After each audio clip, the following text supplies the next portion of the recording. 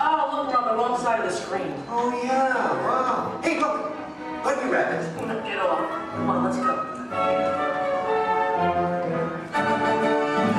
Oh, hi, there you are. Hello, I'm Rosie. And I'm Colin. And we've got 5 or 6 hours of vacation slides to show you. No, you don't, actually. We're here to tell you all about sourdough bread. We are? Yes. Okay, let's get started. Did you know that the traditional sourdough baking process goes back to the California Gold Rush? You're reading this, aren't you? No, of course not. I did some research. I made a few notes. So, my little encyclopedia, what exactly is sourdough? Well, it's a type of bread that doesn't use yeast as a leavening agent. These miners had agents? I don't think so. Look at them. Isn't it nice to see the guys helping with the dishes? Now, Colin, did you know to make sourdough bread you need a chunk of what's called starter or mother dough? Wouldn't you need mother dough and father dough? No, just mother dough. These guys here used to carry a chunk of it with them in their bedroll to keep it warm. Well, that's an image I'll carry with me through supper time. Well, we're not talking five-star restaurant here, we're talking grub. They would take the dough, put it on a stick, and cook it over the campfire. Isn't it true they used to strain their coffee grounds through a sock? They hope so. Oh, I love these guys. The Jefferson Airplane. No. This is the Bodine family. And this is Isidore Bodine. He's the one who perfected the sourdough starter. Tastes perfected to me. Yeah. By the way, did you know they are still using the same sourdough starter that Isidore mixed here 150 years ago? Oh, Excuse me? must have made an awful lot of it. You see, you have to save a little bit of the starter dough to mix with the next day's batch of flour and water to keep the fermentation process going. Hey, did you know that the strain of bacteria found in mother dough is Lactobacillus San Francisco? How did you know that? Internet. Hey, can we watch them bake something? Oddly enough, that's what we're here for. Great. You people go on ahead. I'm going to meet you in there. Colin, you stay here and make sure there are no stragglers, okay? Okay. All right. All right, just form kind of a bread line to my right. Good. They're on their way, Rosie. Okay, bye. I'll see you soon.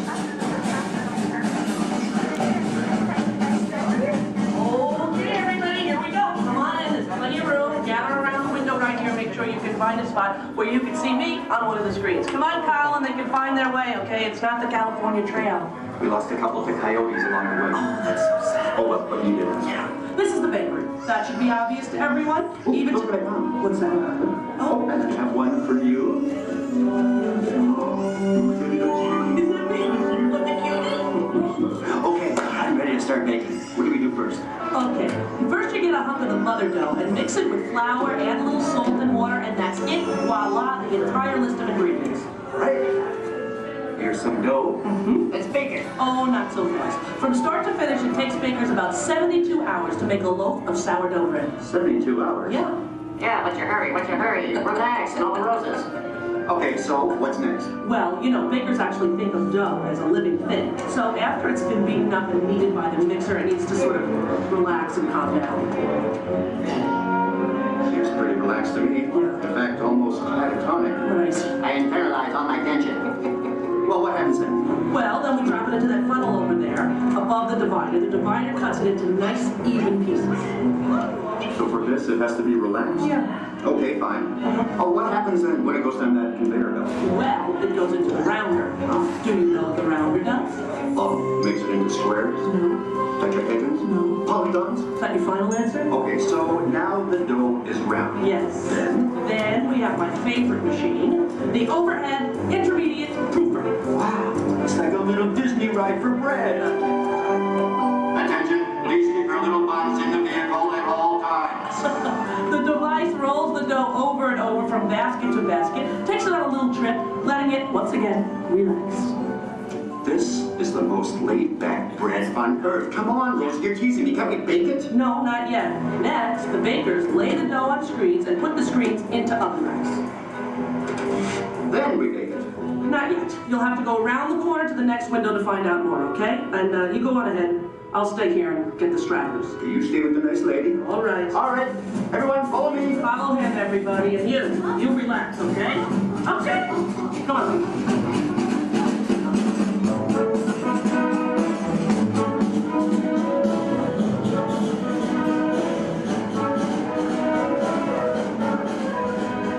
Okay, everybody. Down here. Let's go. Okay, just around the corner. Just spread yourselves out along this window. All right. Everyone, can you see me? Oh, nice shirt. All right. All right. Okay. Well, this, I guess, is the oven. If not, I'm having some incredible hot flashes. Slap some garlic butter on me and I'm ready to go. Hey, Colin. Okay, where were we? We were getting ready to bake some bread. No, we weren't. What, are you trying to confuse me? Let me think. I remember the racks of dough. The racks of dough are taken upstairs to a refrigerated fermentation room. Refrigerator? Yes. Look, I know a thing or two about baking bread. Well, actually I don't, but I'm pretty sure you have to have heat to bake something, right? Sounds right to me. For a technical question like that, I'm going to have to call in an expert. I'd like you to meet my friend, Tony, the baker. Tony! Hi! Are you enjoying your visit? Oh, we're having a great time. We really are. But I'm afraid I have reached my limit of baking knowledge. Tony, call it here. Give us the lowdown. Don't you think we've coddled this dough long enough? Isn't it time to turn up the heat on this baby? Well, no. The dough needs time to ferment in a refrigerated, climate-controlled room. Now that gives the bread a better flavor, texture, and color. It takes about 13 to 16 hours. You know, I like a man who can cook. Then what happens? In the proof box, the dough is slowly brought up to about 95 degrees, 90% humidity. Why not just take it to Florida? All right, so it's baking now, right? Because it's rising. No, it's still fermenting. The dough triples in size now due to the expansion of trapped gases. Hey, listen, we all have trapped gas occasionally. Well, now the bread is scored, so it won't split with its base. Oh, so now I'm almost afraid to ask. It's time to bake it, right? Or do we have to take it out to dinner first? Maybe a bit of a rub-down. It's ready to bake. You're kidding. I hear they spin the bread around when they're actually baking. Is that true? That's right. And a mist of steam is sprayed on it from time to time. This gives the crust a beautiful reddish golden color. Oh, so I'm thinking I probably couldn't do this at home in the toaster oven. No, I don't think so. Listen, Tony, thank you so much. Yes. You were superb. I feel enlightened, enriched, fermented. My pleasure. Bye. Bye. Cute. You know what? I'm going to spray you down because I think you could use some of that golden Okay, just a color. little on the. Okay, that's enough. All right, the hair. You know what, deep frizzy. Ladies and gentlemen, the moment you've been waiting for, a masterpiece of the baker's art. What are you doing? Hey, what are you? Waiting for that. That's not yours. Tony gave it to me. Look right at me. He didn't look at you. That was ours to share, Colin. No, it's mine. It's all mine. One piece, please. One little piece? A tiny piece? I'm telling Mickey. All right. Here. Yeah, you see? Here, don't tell Goofy I owe money. You do? Well, don't even ask. I don't even want to get into that. Goodbye, everybody. Have a great time here. Bye. I'm going to go eat. Sharon.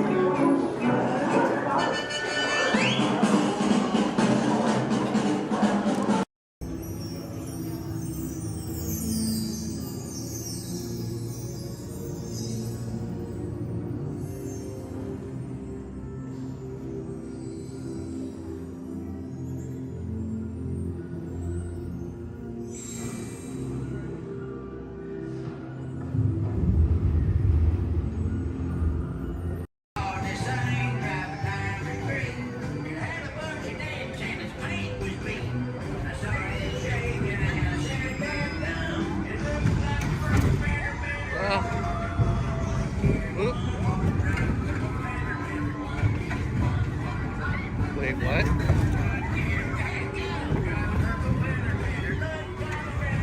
What?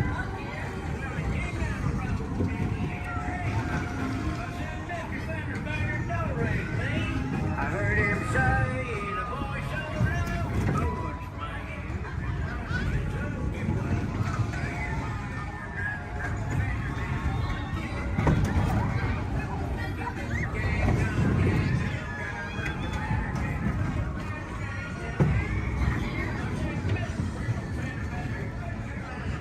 What?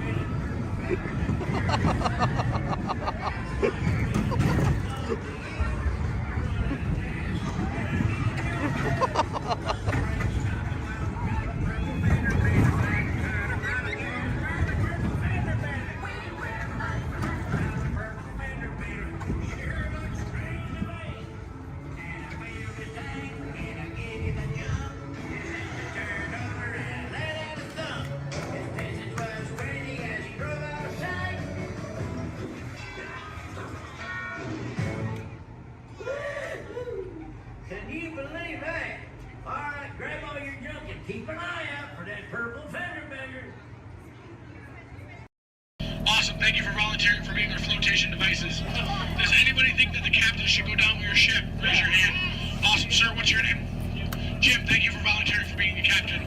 I'm a skipper. I skip out at the first sign of danger. All right, and we are clearly out of my mind. Everybody turn around, wave goodbye to the dock. Now wave goodbye to the nice people on the dock. Now wave goodbye to the skippers. Bye, skippers. You're never going to see them again. All right, ladies and gentlemen, my name is Skipper Jason. For your safety and mine, please remain fully and completely seated, keeping all hands, arms, legs, feet, small children inside the boat at all times. Now, not only am I your Jungle Cruise skipper, I am also your dancing instructor, your cruise director, your lion tamer, your alligator wrestler, and if you don't laugh at my jokes, swimming instructor. All right, guys, we're starting off right here in the Amazon rainforest where it rains 365 days a year. That's almost every single day. That's what makes these bugs larger than life. These beautiful Amazon butterflies, ladies and gentlemen, their wingspan can go anywhere from 12 inches up to a whopping 1 foot. That makes them the rulers of the jungle. True monarchs, true monarchs. And over here, ladies and gentlemen, we have Inspiration Falls. Now, I am told the longer we stare at Inspiration Falls, the more and more we are inspired to go deeper and deeper into the jungle. Everybody say, ooh. Everybody say, ah. Everybody say, ooh, ee, ooh, ah. No, I'm just kidding. Don't do that, folks. Anyway, so much inspiration, we are going to not only change rivers, but jump continents. We are now in the continent of Africa along the Congo River. Now, we're going to see how far we can go in this boat with me behind the wheel. Who here wants to see the world-famous Jungle Book? Raise your hand. Awesome, everybody. Because there it is. Now, up here at the beach, ladies and gentlemen, I have arranged for you a welcoming pygmy party. There's going to be music, dancing, singing, eating, drinking, all sorts of fun, all sorts of game, all sorts of craziness, all sorts of... Oh, I can't see anybody canoe. Guys, the jokes are only going to get worse from here, I promise. I wonder what might have scared off my friends, the pygmies. Anybody see anything that might have scared them away? Yes, that giant python could have done it, princess. They can grow up to 33 feet in length, but don't get too close. They can develop a crush on you. They're really friendly. So let's stop by my base camp, guys, and pick up some supplies. Oh. This is what happens, guys, when you leave your door open in the jungle. You get unwanted house guests, and they break every single thing that you own. Good news, though, guys, they got my Jeep to turn over. I wonder if they used a monkey wrencher called 888. All right, ladies and gentlemen, we are now cruising along the Nile River. It is the world's longest river. It goes on for miles and miles and miles. If you don't believe me, you are in... the Nile. False. You're in disbelief. We are on the Nile River. Right over here, ladies and gentlemen, is Jimbo. He's an African bull elephant. I taught him some tricks. Jimbo, speak. Jimbo, speak. Okay, we're getting the silent treatment. That's fine, that's fine. Esmeralda, speak. Really? What did I do? Come on, guys. Get with the program. There they go. All right, right over here, guys, we got the sandstone rock formation. A lot of people take it for granted, but I think it's still rocks. It's one of our bolder attractions here in the jungle. Now, ladies and gentlemen, we got the wildebeest, we got the giraffes, gazelles, impalas, zebras, and lions. Hey, guys, those zebras in the back, they are the oldest zebras on property. You know how I know that? They are still in black and white. Don't worry about that zebra with the lions, everybody. He's just dead. Dead tired. Dead tired. All right, ladies and gentlemen, over here we're going to say hi to one of my oldest friends in the jungle. Her name is Ina. So as we go by, I want everyone to wave and say hi to Ina for me. Here we go, everybody. Say it. Hi, Ina! By the way, Ina is the zebra in the back. It looks like those guys on that tree are in some trouble. Oh, boy. All right, ladies and gentlemen, we are now cruising along in crocodile country. Crocodile country, there's a lot more dangers than just crocodiles. There's monsoons, there's rapids, and there are these giant things called waterfalls. So if you guys see a waterfall, point it out for me so we can avoid it. We don't want to go over it just yet. We want to go through it later. What's that? Where? Where? Oh, that is Schweitzer Falls, ladies and gentlemen, named after the late, great Dr. Albert Falls. As we go by, I want everyone to lean. Lean. Lean. Don't worry about looking stupid. I'm doing it for you. Lean. Lean. Lean. And we will make it. All right. Ooh, that was close. Man. By now, a lot of people will ask me, Skipper Jason, how is it you became a world-famous Jungle Cruise skipper? And I tell them, quite frankly, isn't it plain to see I took a crash course? Toughest thing about flying, ladies and gentlemen, is the ground. It's totally the ground. So we're going to keep cruising right along, people, into this pool full of hippos. It had to be hippos. All right, right, guys, cover your ears. This is going to get loud. They gave me something to scare away the hippos. Cover those ears. Shoo, hippos, shoo! Make way! Be gone! Be gone, hippo, be gone! I showed those hippos who's boss. Alright, guys, we're now cruising out of this hippo pool and right into headhunter territory. It is not the greatest of places to be headed. If you don't believe me, you can ask my last crew. Those boneheads did not believe me. Wait, you guys hear those drums? Are those warriors dancing? Yes, they are. That can only mean one of two things. They're either going to attack the boat or they've lost the key to the men's room.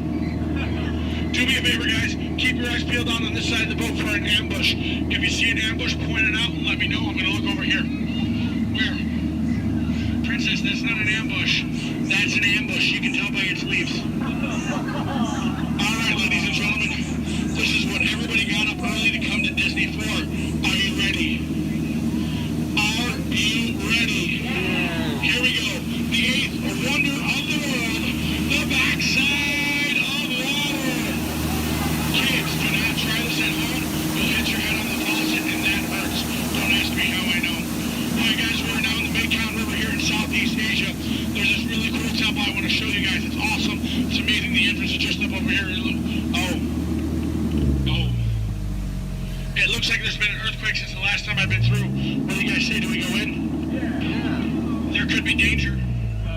There could be adventure. There could be treasure. Or worst of all, it could be another Disney gift shop. Alright guys, stay seated, keep your eyes open. I'm gonna stay seated and keep mine closed. Oh wait, it's just a root canal.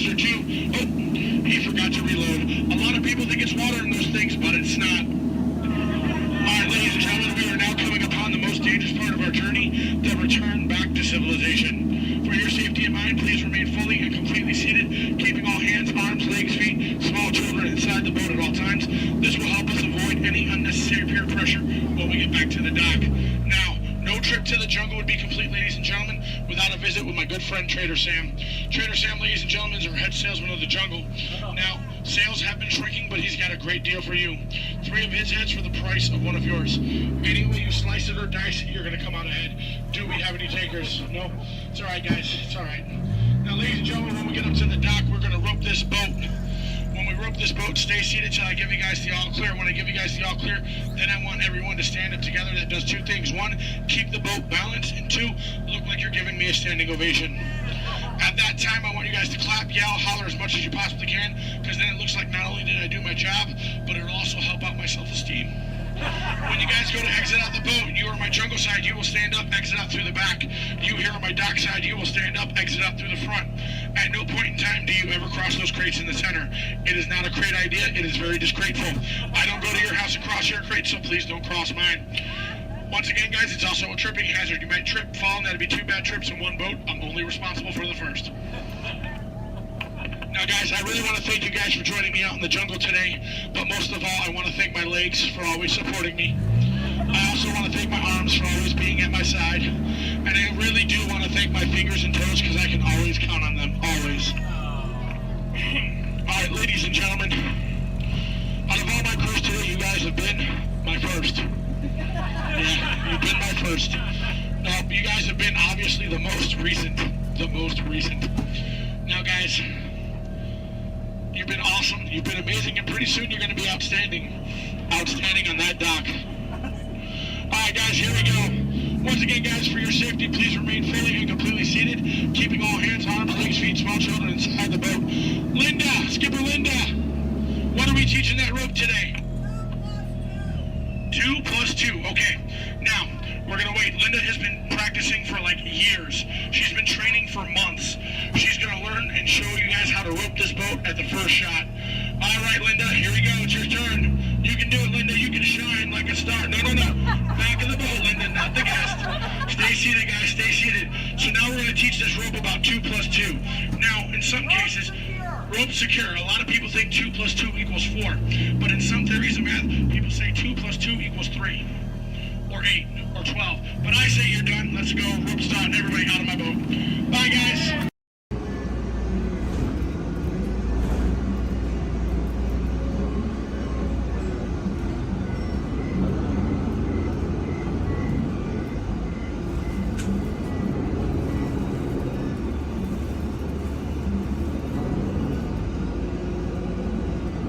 This is Disney's Orleans French Quarter Resort. Please collect your belongings, watch your head and step as you disembark, and take small children by the hand. Thanks for riding with us, and welcome home. Please remain fully seated.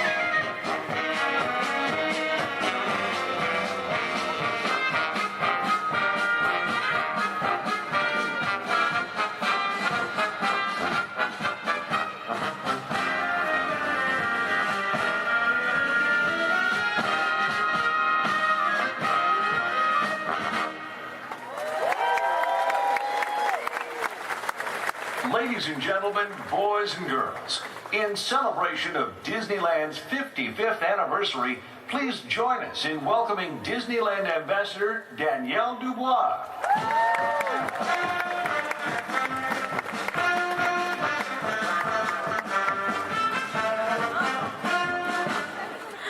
Good afternoon, everybody. Everybody way back there, too. Thank you so much for joining us. Everybody waved back. That was really great. Thank you. Well, thank you so much for joining us today for today's very special milestone, 55 years. Now, with us today, we do have representatives from a variety of organizations with whom we've partnered over the last 55 years. And these include the City of Anaheim. We have nonprofit organizations that include CHOC, YMCA, Assistance League of Anaheim, Goodwill, Philharmonic Society, and the Red Cross. And community leaders from an array of diverse organizations who've helped shape our culture and our livelihood. Representatives also of Club 55. Those are cast members who worked at Disneyland in 1955.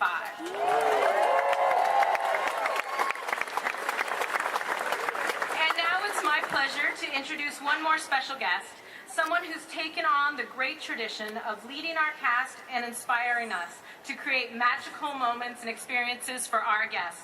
Ladies and gentlemen, please give a warm welcome to the president of the Disneyland Resort, George Calagrinas.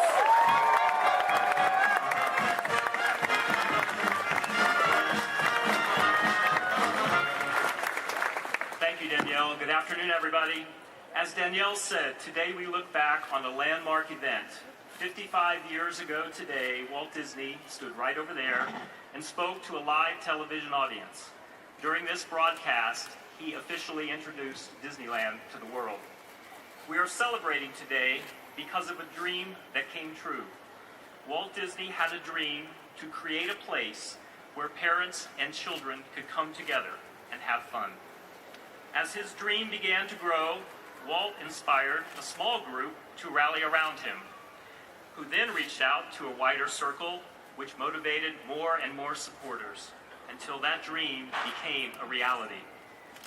Today, 55 years later, Walt's inspiration has become the dream of millions, and now the sun literally never sets on a Disney park.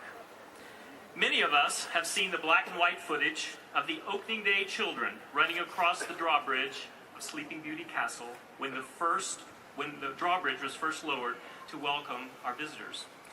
Believe it or not, one of the very first people to make his way across that drawbridge as a child is still with us today as one of our valued and respected security cast members. We've asked him to share his memories of that special day 55 years ago. Ladies and gentlemen, please give a warm welcome to our very devoted cast member, Rob Fishley.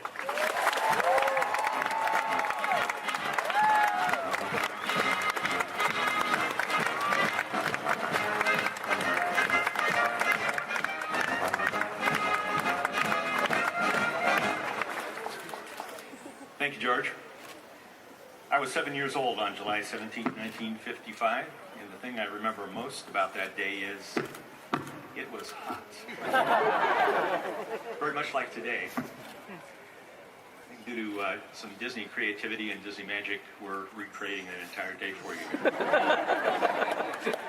Actually, I grew up not too far from here on a 2-lane country road with orange groves all around it, just 2 miles right up the street here. Prior to the big day, we knew that something big was coming to our hometown. As a matter of fact, we saw it coming together every Sunday night at 7 o'clock on our state-of-the-art 10-inch black and white TV. We also managed to sneak a peek or two into the construction site from time to time, but none of that could have prepared me for what I saw and felt when I stepped into the park for the first time. It was absolutely magical. On the morning of July 17th, our church group was brought over in an old-style school bus and set up backstage behind the castle. The friendly Disney folks in charge told us to run across the drawbridge when they gave the signal. and that once we got into the castle, they would funnel us into the various attractions. So away we went, right past our Linkletter, and my group was steered onto Mr. Toad's Wild Ride, my first ever Disneyland attraction. Behind the wheel of an out-of-control car, crashing across the countryside, bumping down railroad tracks and colliding head-on into an oncoming freight train. That was every 7-year-old driver's dream. I began my Disney career in 1972, and it's been extremely rewarding. In fact, my wife and I met as cast members, but not in the way you might think. You see, even though she grew up just 10 miles from here, it wasn't until we were both on assignment at Tokyo Disneyland in 1982 that we met and began dating. I often say I had to travel halfway across the world to meet her, and believe me, it was worth the trip. I'm happy to report that in true Disney fashion, we are living happily ever after.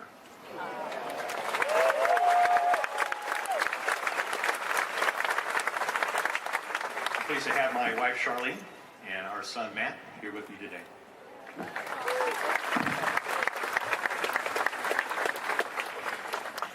I often think back on that group of us kids, and that's me right there in the middle, by the way.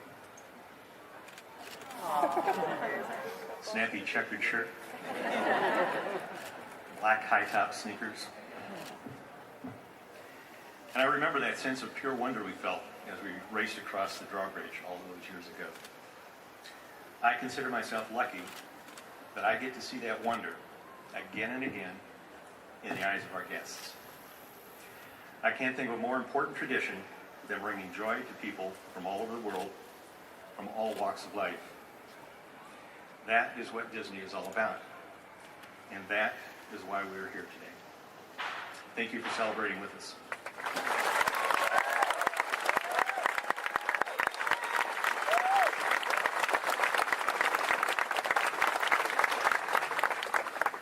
Thank you, Rob, for sharing those great memories. Here at Disney, we take inspiration from our rich past, but at the same time, we are always looking toward the future. After all, like Walt once said, Disneyland will never be complete as long as there is imagination left in the world. With that in mind, we are in the middle of a multi-year expansion of the Disneyland Resort, maintaining Walt's vision to create happiness and make dreams come true.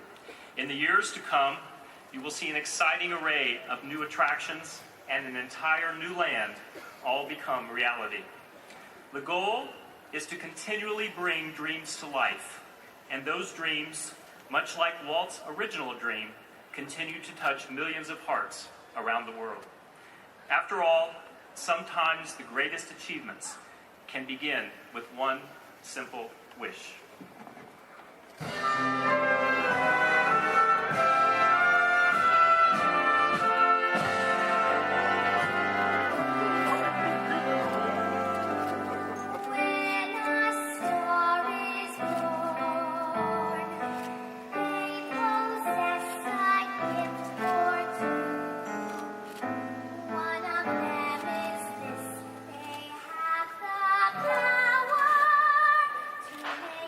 Away.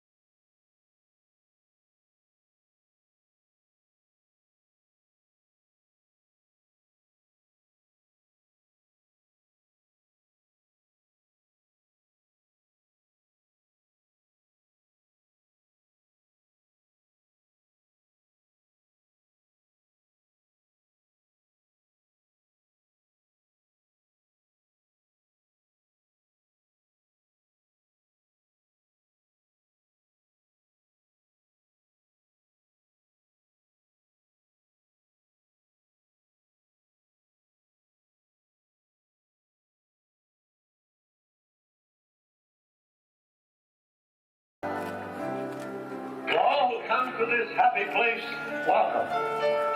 Disneyland is your land. Here age relives fond memories of the past, and here youth may savor the challenge and promise of the future. Disneyland is dedicated to the ideals, the dreams, and the hard facts that have created America, with the hope that it will be a source of joy and inspiration to all the world.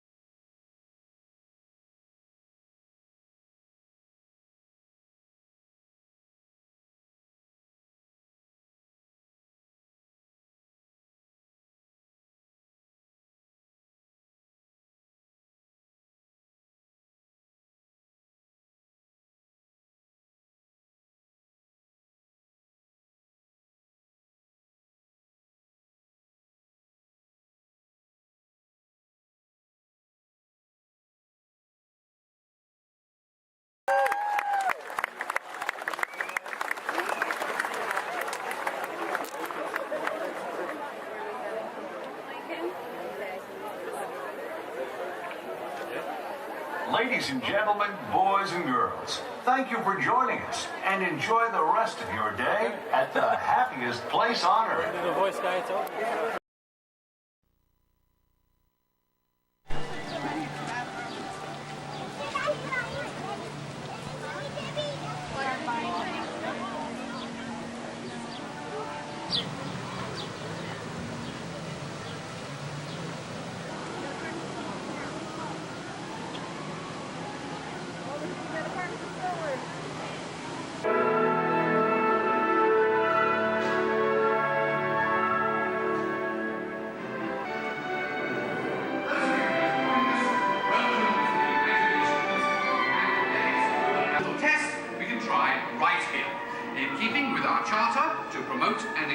The imagination and become because it has been clinically proven that certain types of music can actually make you smarter. A little Mozart, please.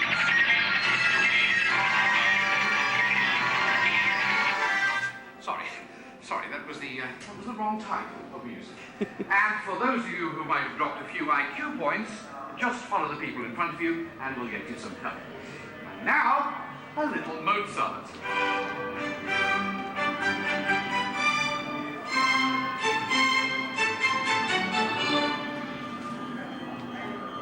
Dr. Chang, please pick up line 4, line 7, and 9.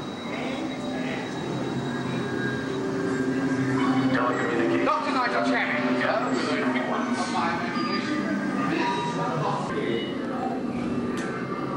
Please remain seated with your hands and arms inside the vehicle at all times. Please remain seated with your hands and arms inside the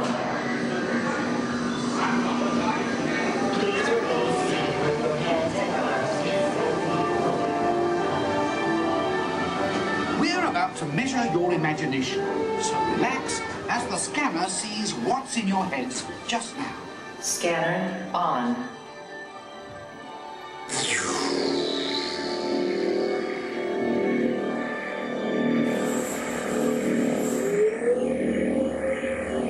Well, as you can see, there's not much going on upstairs, imagination-wise, but that's just perfect for our experiments. Yeah, I got the same ring at bottom, the mark right there.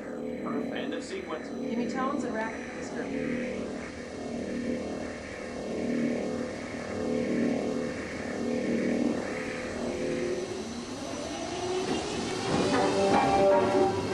We begin with an exercise in sound.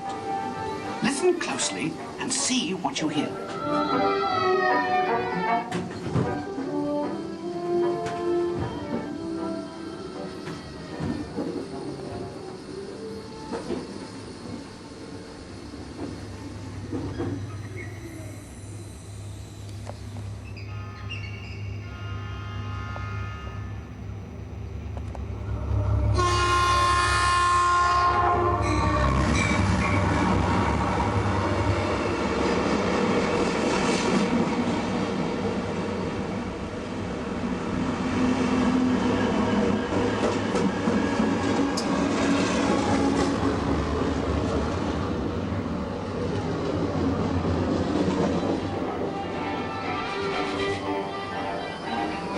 Is this looking glass actually magnifying, or is it your imagination?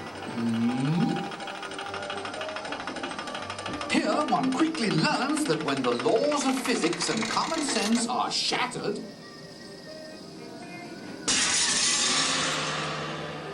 imagination takes over. Welcome to the Illusion Lab, where things are not always what they seem. Looks can be deceiving, can't they? Well then, take a second look. Now what do you see? When you use your imagination, nothing can truly hold you back.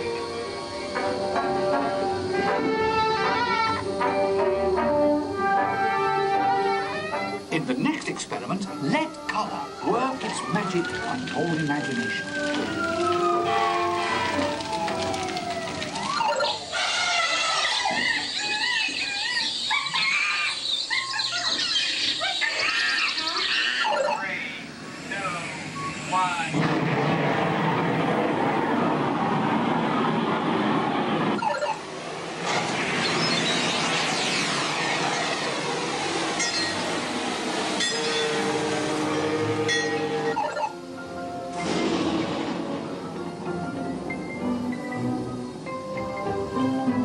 And now an exercise all about making connections.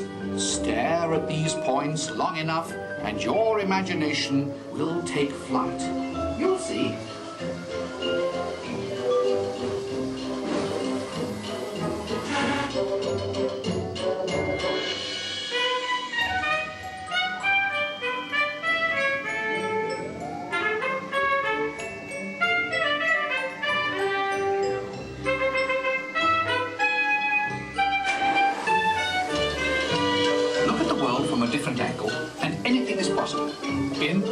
Gravity Land.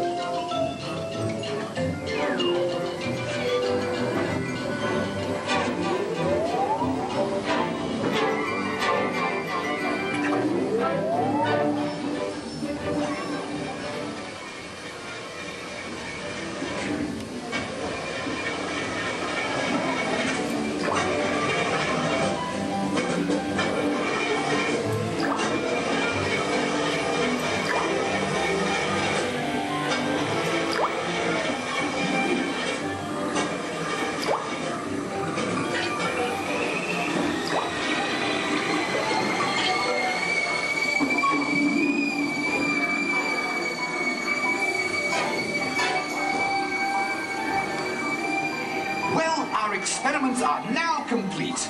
Time to run you through the scanner once again. Who knows what we'll find in your imagination this time? Scanner on. Initiate feedback program. This is John. Receiving this. Recalibrate for a wider scan. Interesting. Stand by. Recalibrate. Settings at full. Scanner readings at 150, 175. Test on 850 performance level at optimum. You've pushed the scanner to the limit. This is absolutely unbelievable. Fantastic! Look what your imaginations have created.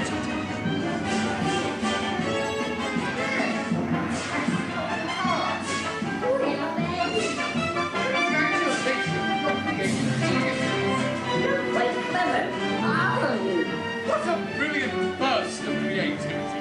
Incredible, awesome, absolutely fabulous. I couldn't have imagined a better...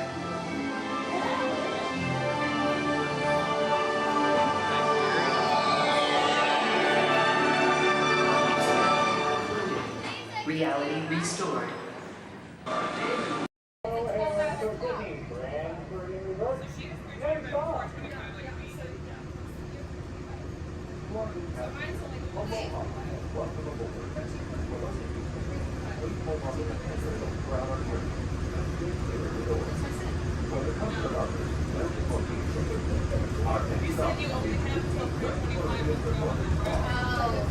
Sorry, I thought we were talking about. Okay, well, now I'm confused. Which one should we do first?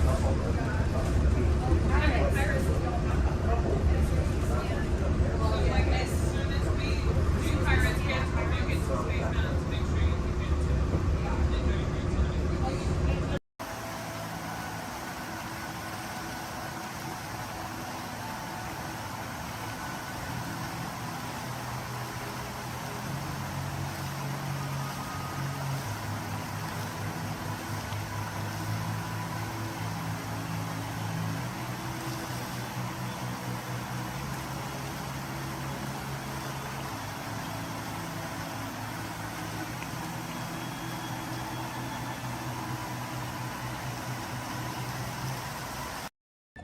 Look inside yourself.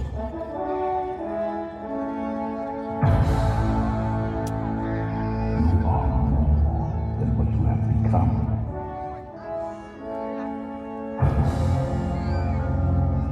Remember who you are.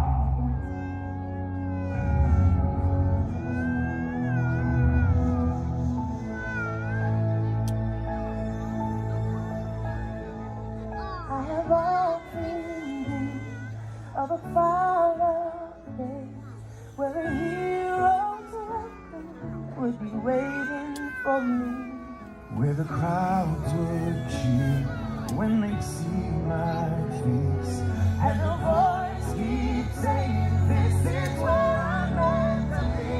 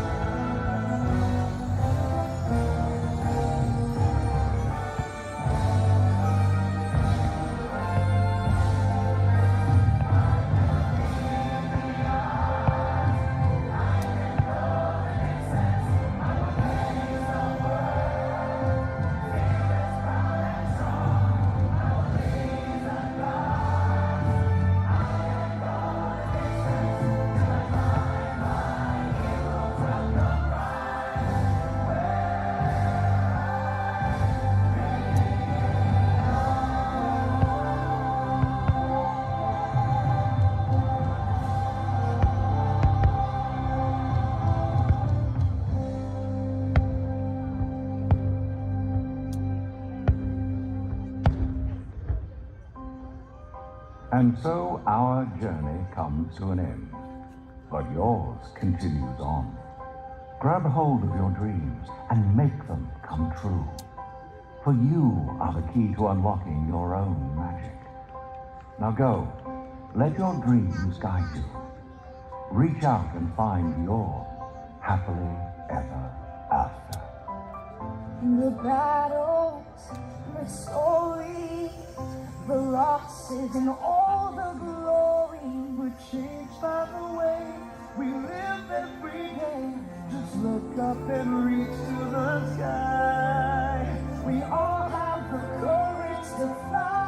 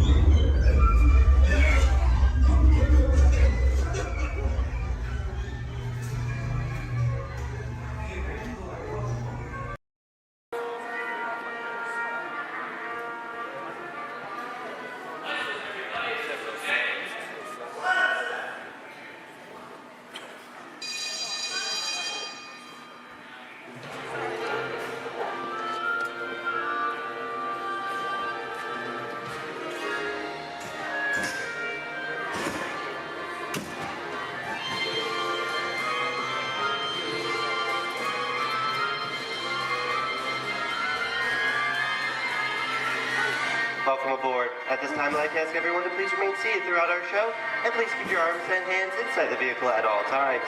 For the safety of our cast, we ask you please refrain from the use of flash photography and external video lighting. Now that we've taken care of business, let's talk about me. My name is Patrick, and I'll be your guide on this magical journey into the movies. It's the perfect job for me because I love movies. Is everybody ready? Yeah! Great, because it's showtime. Ready when you are, CB?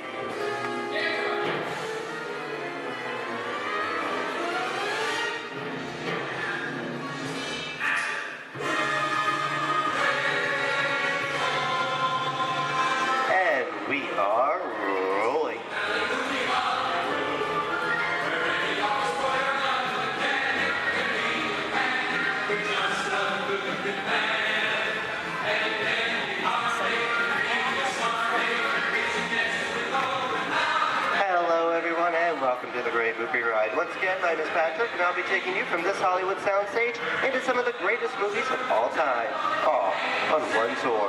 But between you and me, this is no ordinary tour, because the Great Movie Ride brings these movies to life and puts you right in the middle of the action.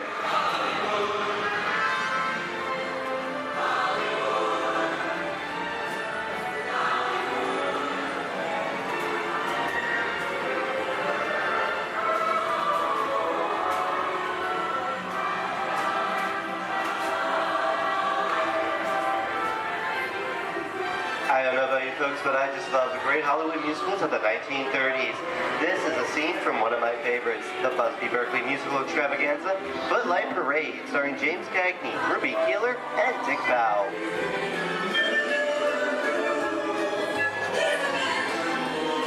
In 1952, Gene Kelly was Singing in the Rain with Debbie Reynolds and Donald O'Connor. Did you know that Gene Kelly co-directed this movie? Who can tell me what movie this is? That's right, it's Walt Disney's Academy Award-winning film from 1964, Mary Poppins, starring Julie Andrews and Dick Van Dyke. Julie Andrews won an Oscar for her portrayal of the nanny, who was practically perfect in every way.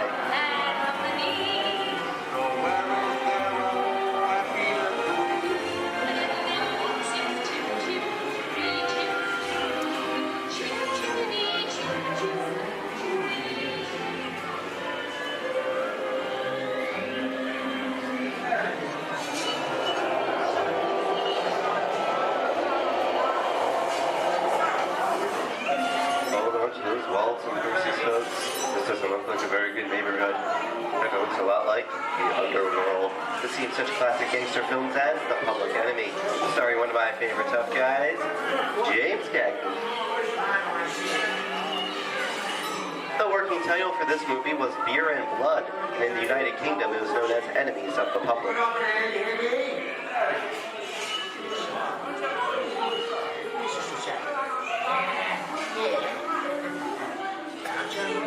Very nice time. Judge comes around, he's going to leave you some beer. You're going to check it. And you're going to kick in with the dog.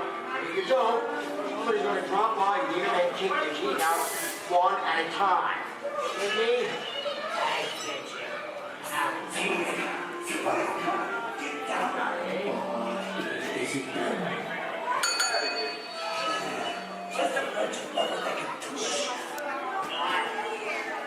Sorry about the delay, folks, but I don't want to run a red light, even if it is just a movie. You talking to me? You talking to me? I'm talking to the demon putting enough of the day. I'm talking to me. I'm not supposed to leave my vehicle. I say get away. Oh, okay, Monkey, whatever you say. Hey, don't you know my name anyway? I've seen this movie before. Oh, I've seen you fancy cats like making out of some babies. You're making executive decisions. Come out of here. You gotta get out of here. You can't do that little movie. I'm beating you, son. Here they come, boss. Get out, you grinders.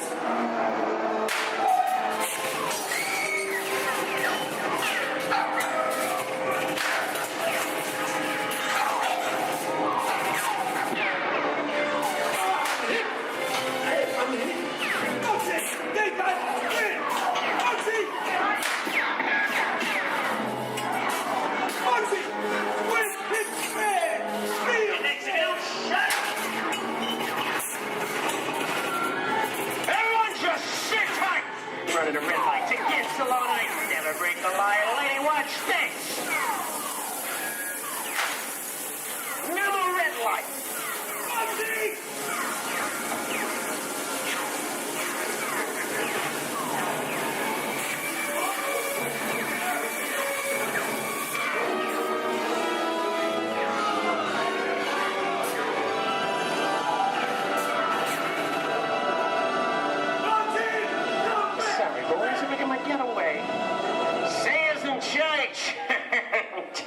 What are you looking at? Everyone mind your P's and Q's, and maybe you won't get hurt. What is this?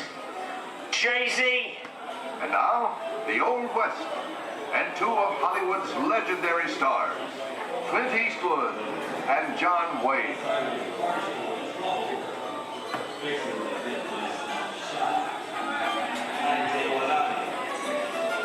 Go right ahead if that's what you're going to do. A long time ago, I made me a rule. Let people do what they want. Sleepy little bird. Well, that's some mighty tough territory you're heading into, Pilgrim. I'd think about turning back if I was you. That is, if you want my opinion. Well, to be clear, it's a perfect time for me to collect up all your valuables. Starting with the jewelry, going on to the cold hard cash. Perhaps work... Hey! It's the big brother. Don't let him get... I don't even like this neighborhood, Kappa! This is nuts. Nuts! Tell us I'm getting out of here. Go, little man. Get yourself up. Look at it this way. Can't get any worse.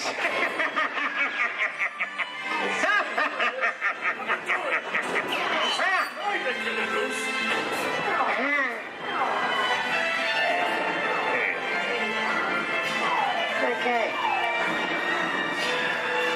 It's Weiss.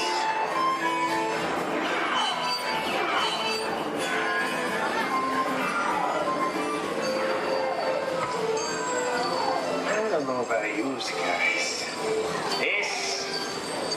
This is kind of creepy. What is this? This is Alien. You are with Sigourney Weaver aboard the spaceship Nostromo. Something has gone wrong. One by one, the crew has vanished. And somewhere in the ship, a terrifying creature waits to claim its name. Well, pal, I ain't no victim. Warning, remain in your vehicle. The area you are entering is extremely dangerous. Proceed with caution.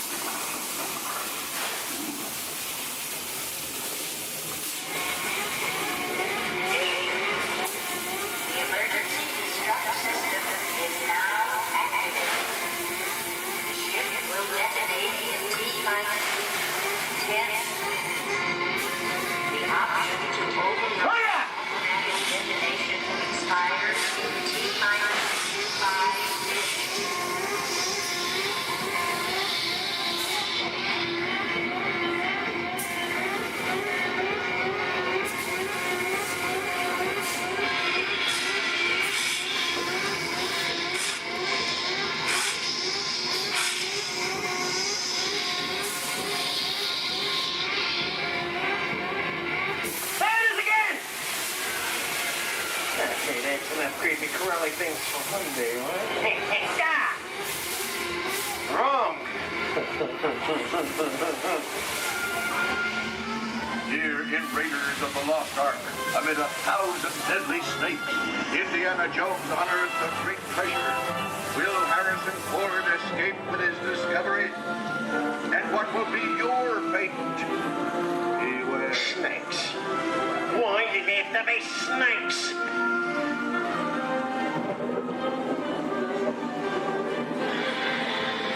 Dust of 3,000 years lies up the surface in this ancient burial chamber. And on the chest of the great stone god, a priceless Get over that chunk of ice. Time for me to get back to work. Don't nobody move while I go get the goods. I don't think they'd notice a few extra bodies around here. Know what I mean? But the jewel is guarded by a curse. And those who dare defy that curse must pay with their lives.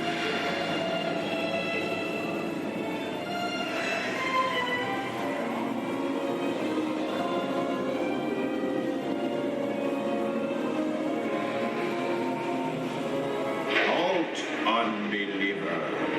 Disturb the treasure of the gods, and you shall all pay with your lives.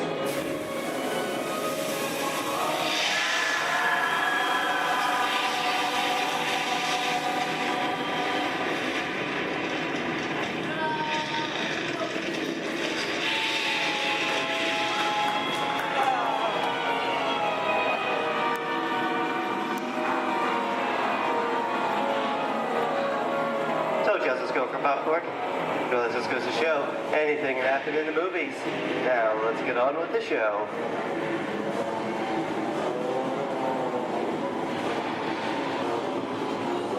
Ooh, I see dead people.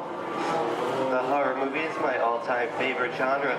Some of the best horror films were made back in the 1930s and 40s, but monsters, mutants, and maniacs are still audience favorites and continue to haunt us today. And that's what I call a wrap.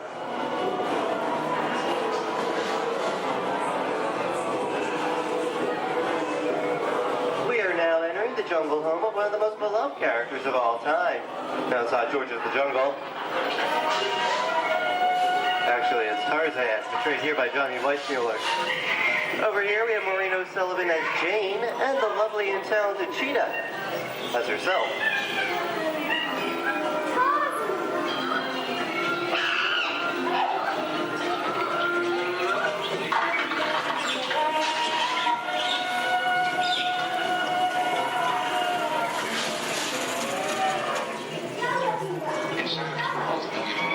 Zoe, I think this is the beginning of a beautiful friendship. Best last line of a movie ever.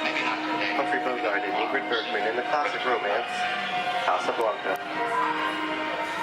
Always have passed. You didn't have me. You lost it until you came to Casablanca. You got it back last night.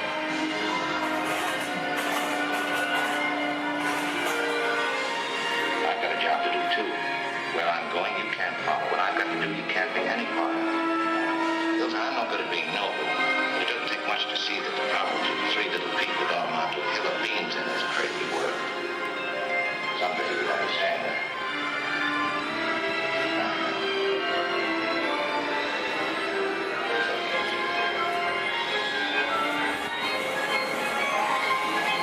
And here's one of my favorite movie stars, Mickey Mouse, in one of his greatest roles, the Sorcerer's Apprentice in Fantasia.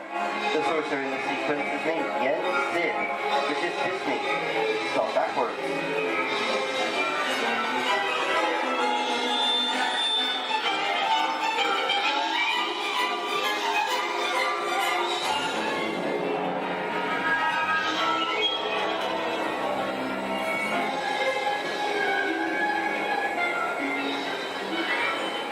Toto, I have a feeling we're not in Kansas anymore.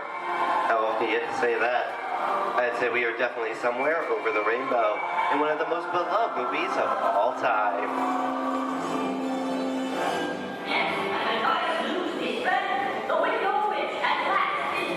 The Wizard of Oz.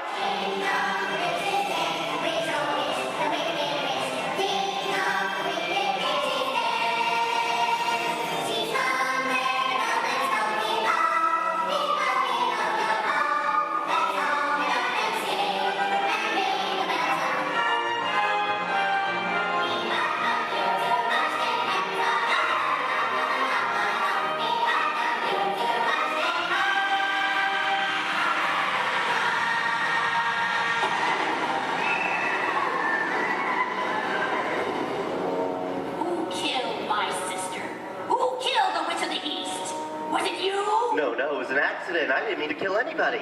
Well, my little pretty, I can cause accidents too. Oh, rubbish. You have no power here. Be gone before someone drops a house on you, too. Very well. I'll bide my time. But just try to stay out of my way. Just try. I'll get you, my pretty. And your little dog, too. I wonder how we get out of here. What do you folks think? Which way should we go? Follow the yellow brick road. Follow the yellow brick road? No, what I think of that. Bring along, folks. You know the way.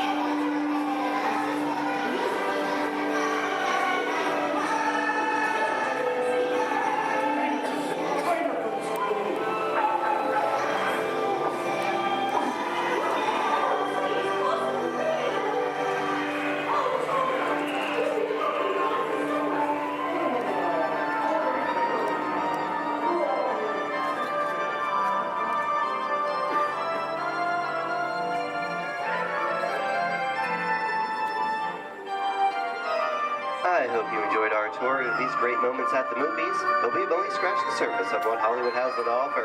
There are thousands of great movies out there just waiting for you to discover, and here are just a few of my favorites.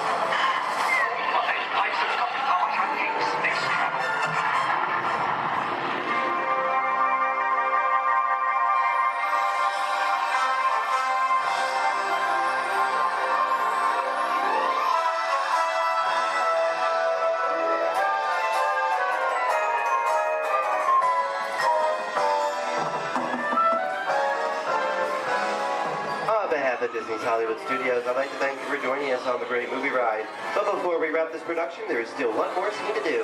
It's called The Exit. The action begins with you remain seated until we come to a complete stop. Then gather all your personal belongings and take small children by the hand. When these doors open, rush dramatically to your feet and make a grand exit directly to the rear of your vehicle.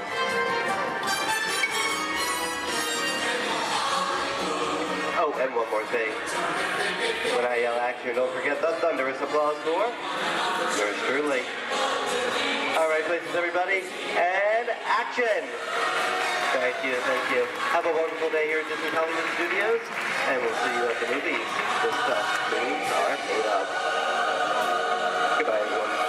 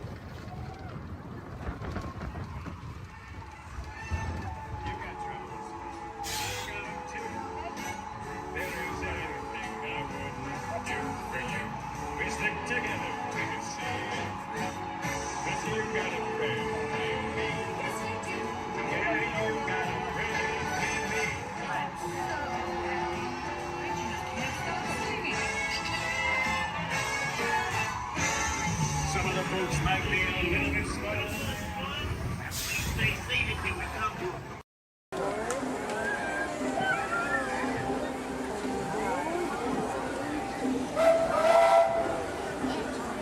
Do you hear that? I say choo-choo. Whoa!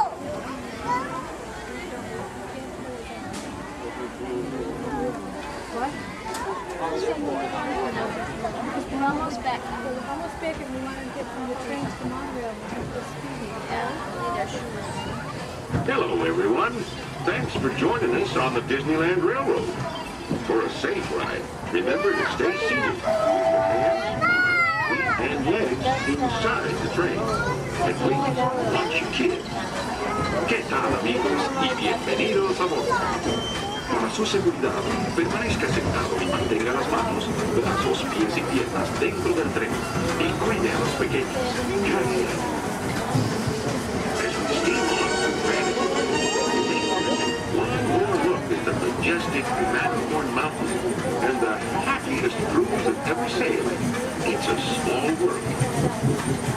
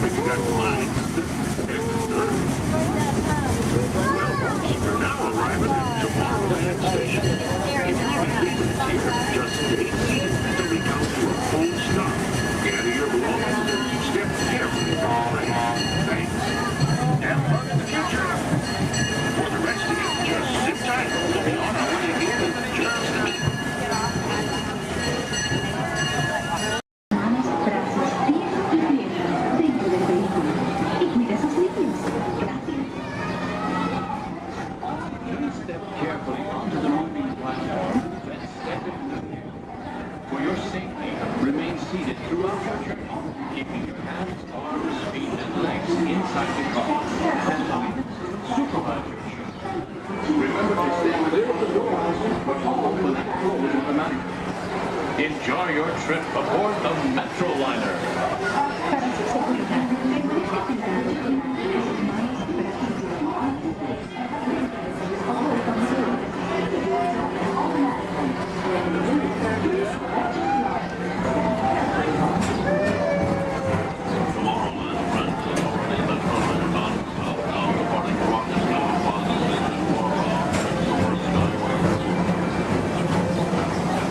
Welcome aboard, TTA travelers. We hope you enjoy Tomorrowland Transit Authority's Super Skyway.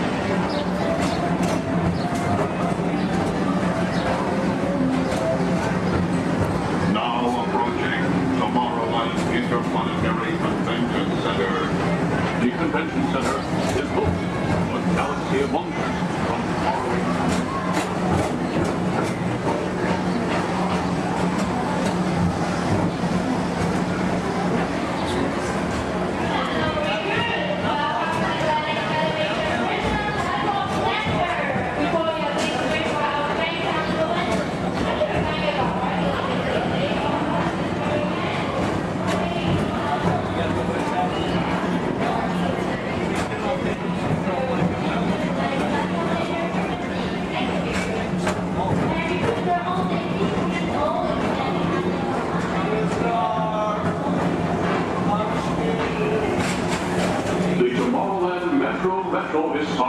Society presents Walt Disney's 20th century vision for the future. This model city dared to dream the perfect community in which to work, live, and play.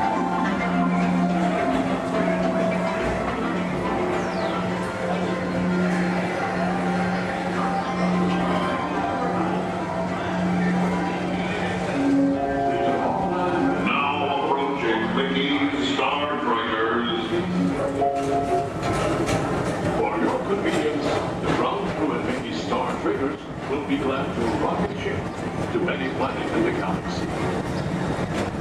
Hi there, Tomorrowland travelers. This is Mr. Johnson and Sky Eagle Hovercraft One, bringing you the latest Tomorrowland traffic report.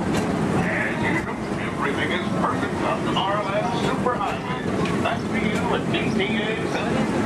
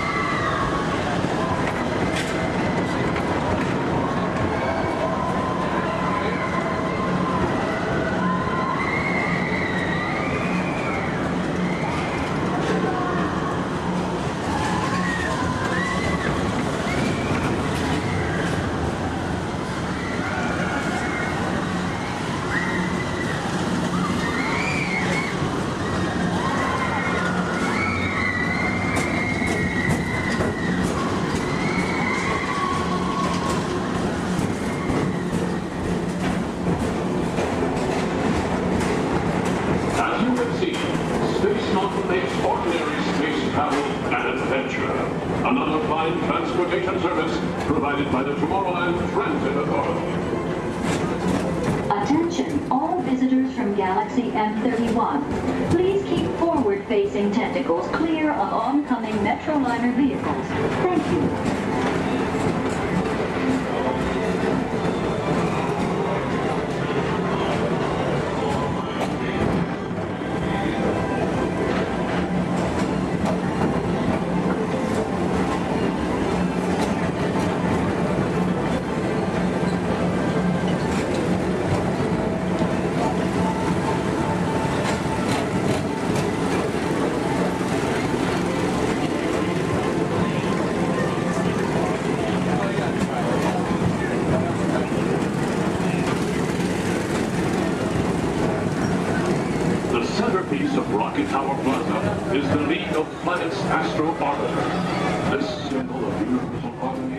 Interplanetary fellowship provides all beings with an exhilarating spin around the planets.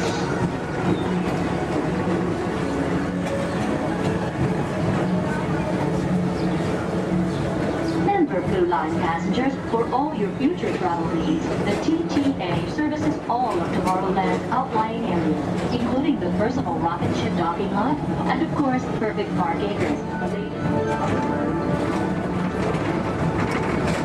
Paging Mr. Morrow, Mr. Tom Morrow. Your party for the Saturn has arrived. Please give them a ring.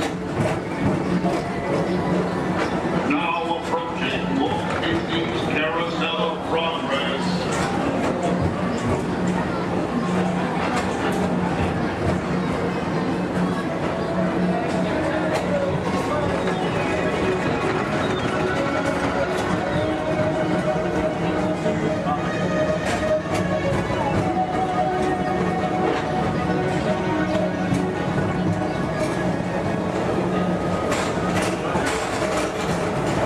Citizens of Tomorrowland, join Buzz Lightyear on a daring space mission to save the universe from the evil Emperor Zurg. Report to Star Command and Buzz Lightyear, Space Ranger Spin!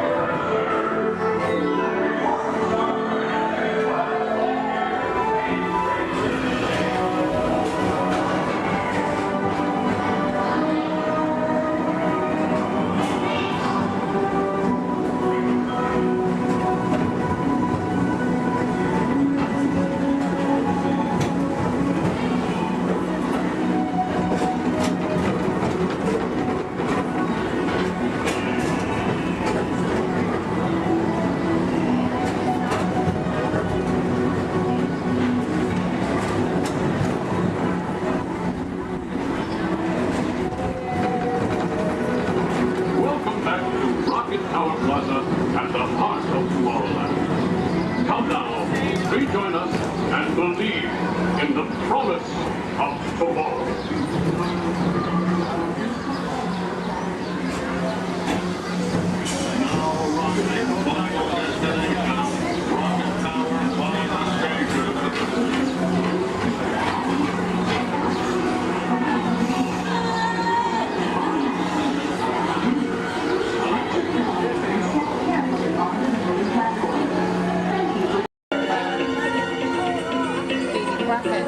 Robots have been a part of our imagination for longer than you might think. The idea dates back to ancient times, when Egyptians created talking statues to serve and protect people. And Greek engineers built water clocks with moving mechanical figures. As centuries passed, inventors built many mechanisms to imitate human movement. These early robots captured everyone's imagination. Who knew? Perhaps one day, a mechanical being might really be able to walk, talk, And here he comes, ladies and gentlemen, walking up to greet you under his own power. even help people. In 1920, a Czechoslovakian writer was the first to call these automatic helpers robots. From then on, robots became popular in stories, art, and especially in the movies.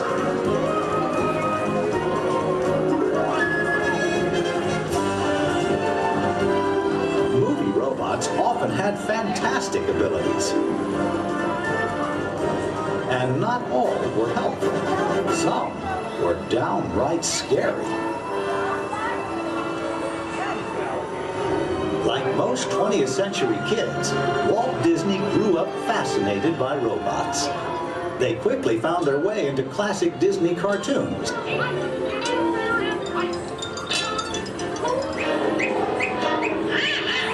Walt's passion for robots soon took them out of cartoons and into real life. Whatever the man in the harness does, this figure will respond simultaneously in the same manner. But you care for your life. I don't think we better go smoking on the stage.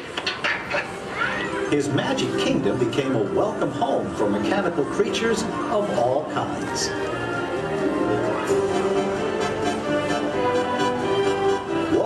pioneering work in audio animatronics made robots familiar entertainers at Disneyland, delighting millions of visitors. Meanwhile, in the world of science, advances in hydraulics, microcircuitry, and digital computers were turning science fiction into science fact. Robots had stepped out of the realm of imagination. Today, they are everywhere we and they look. In outer space, in factories, even in our homes. For years, the biggest challenge robotics engineers faced was something we usually take for granted, the simple act of walking. Of course, walking on 2 feet isn't always so simple, especially when we're young. Even as adults, walking has its ups and downs, because it requires well-developed balance and coordination. Making a humanoid robot walk on its own 2 feet is very complicated. Yet this is the challenge that Honda, the mobility company, took on almost 20 years ago. Honda's first prototypes walked in a straight line only, and falling down was a big part of learning.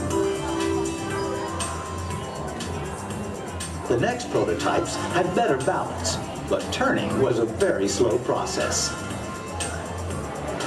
Step by step, the engineers persisted.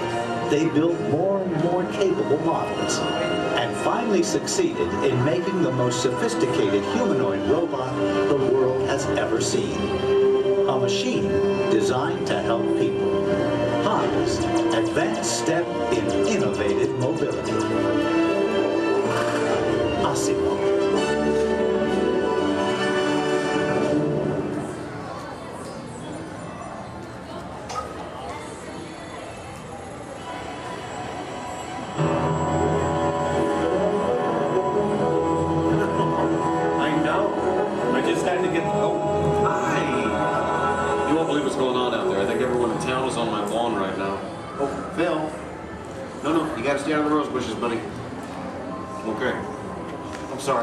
Welcome to the McGuire household. You see, we've been chosen as the first family to test the new Honda Asimo robot, and I just sent it out to go check on the mail. It was so much fun watching the neighbors' faces when they first see Asimo. Like, they all... No, you can't borrow the robot. Just... Okay. Now, if you're not familiar with Asimo, you're going to be amazed at the way it... You know what? You're just going to have to see it to believe it. Of course, when we first met Asimo a couple of weeks ago, we learned that its name stands for Advanced Step in Innovative Mobility. And, oh, here it comes now. Everyone, say hello to Asimo.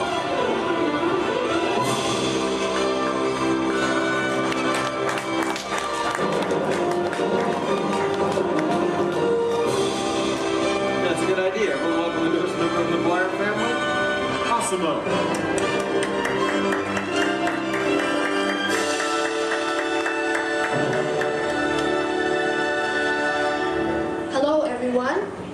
Oh, Asimo. Did we have any mail? No, but her neighbor gave this to me. Ooh, I wonder if it's from Phil. Oh no, it's an invitation to Cassidy's birthday party. My kids will be very excited, Asimo. Thank you, that was great.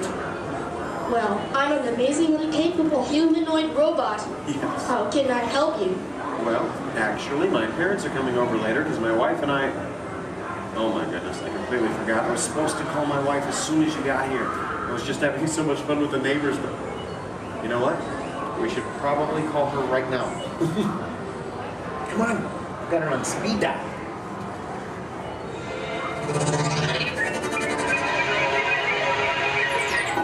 Hi, honey. Hi, hey, look what just arrived. Asimo. Yeah. Can I keep it? Sure. Hello. Hi, Asimo.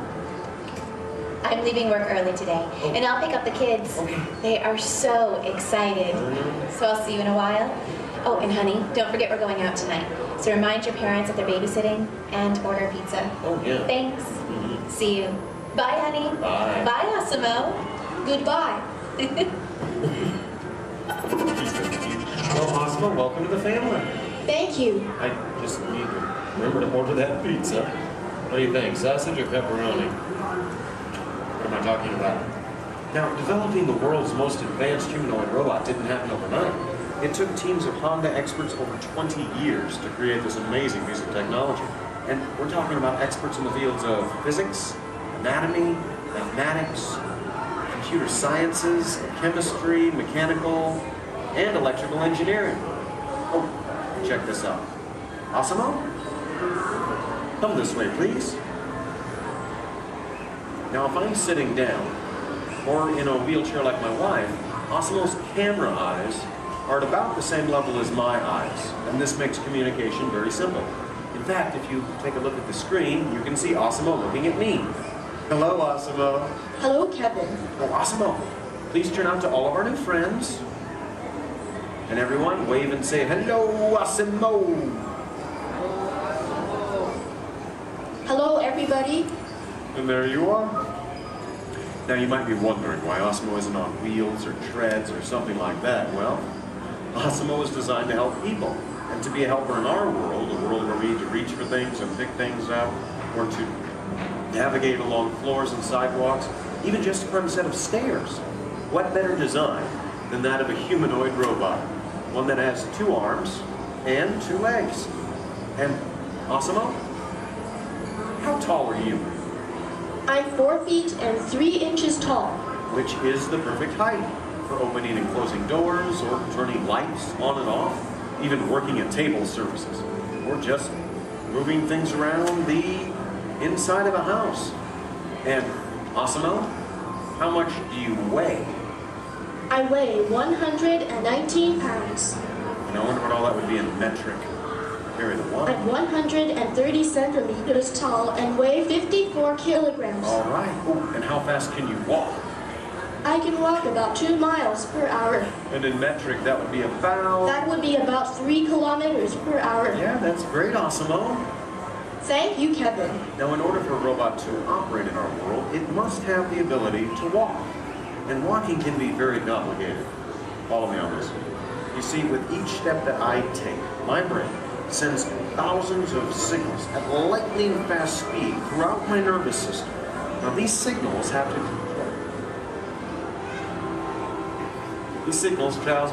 to the muscles, tendons, and ligaments in my legs, hips, arms, and shoulders, which all have to move in sync just for me to keep my balance. But the really amazing thing is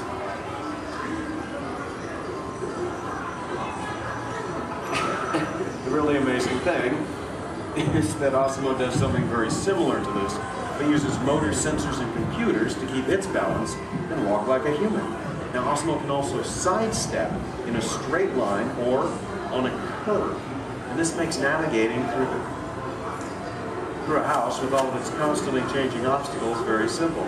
And believe me, Asimo, that move's going to come in very handy with my kids and all of their constantly changing obstacles. But what's even more impressive, not only can Asimo walk forward, but Asimo can also walk backward as well, constantly adjusting its center of gravity with each step, just like us. And Asimo's balance is so good, you know what? Let's just show them. Asimo, please balance on one foot, like this. Yeah. Now Asimo makes it look easy. How about the other foot? All right. And Asimo must constantly analyze the data from all of its sensors and 34 separate servo motors. Well, Asimo, I guess it's true. There's really nothing you can't do, except fly, right? But I could play soccer. Yes, you can. You know, I think Molly left her soccer ball here, so yeah. Why not show everyone? Oh, hold on just a moment. Let me get some gold posts so we can make it official. All right, Asimo, bend it like Beckham. And that's a goal. Very nice, Asimo. Yes. Now, it looks simple, but kicking the soccer ball actually requires some technically advanced balance, stability, and coordination. But you know, Asimo, With your ability to understand vocal commands and navigate effortlessly through the environment, it's easy to see how helpful you're going to be around the house. Oh, telephone. Okay, Osmo. I'll get it.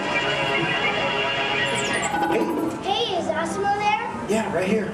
Hello. That is so cool. Osmo, we'll be home in like 5 minutes. Osmo, I told everyone in school they can come over and meet you. And I invited everyone in the neighborhood. Hold on. Also your video. Yeah, Osmo, you're a star. Bye, Osmo. Okay, my kids. I know. How about a bye, Dad? Bye, Dad. Love you. You're cool. Well, Osmo, looks like you're pretty popular with my kids. Oh, come on. You know what I'm talking about. Actually, what my kids are talking about is Osmo's DVD, Step to Safety with Osmo, in which it shows how we can use Osmo's unique walking ability to help teach young children safe ways of crossing the street. But Osmo can be helpful in many different ways. In fact, Osmo, did you use your wireless networking capabilities to go online and look for tonight's weather forecast? Yes, I will go online. Great. My wife and I are going out for our anniversary tonight, so good. Yeah. Partly cloudy, with a high in the mid-60s. Perfect. I'll just remind her to bring a sweater. We can have dinner on the patio. Now, even though Osmo's current role is to help her in the home today, someday Osmo might be able to work in dangerous situations, like fighting fires or working in unhealthy environments, cleaning up toxic spills. And there's even the possibility... But I'm not only designed to help, I can also have fun. I think I know what you're talking about. Everyone, would you like to see Osmo dance? Yeah? All right, how about this, Osmo? You lead, I'll try to follow. Go ahead and kick it.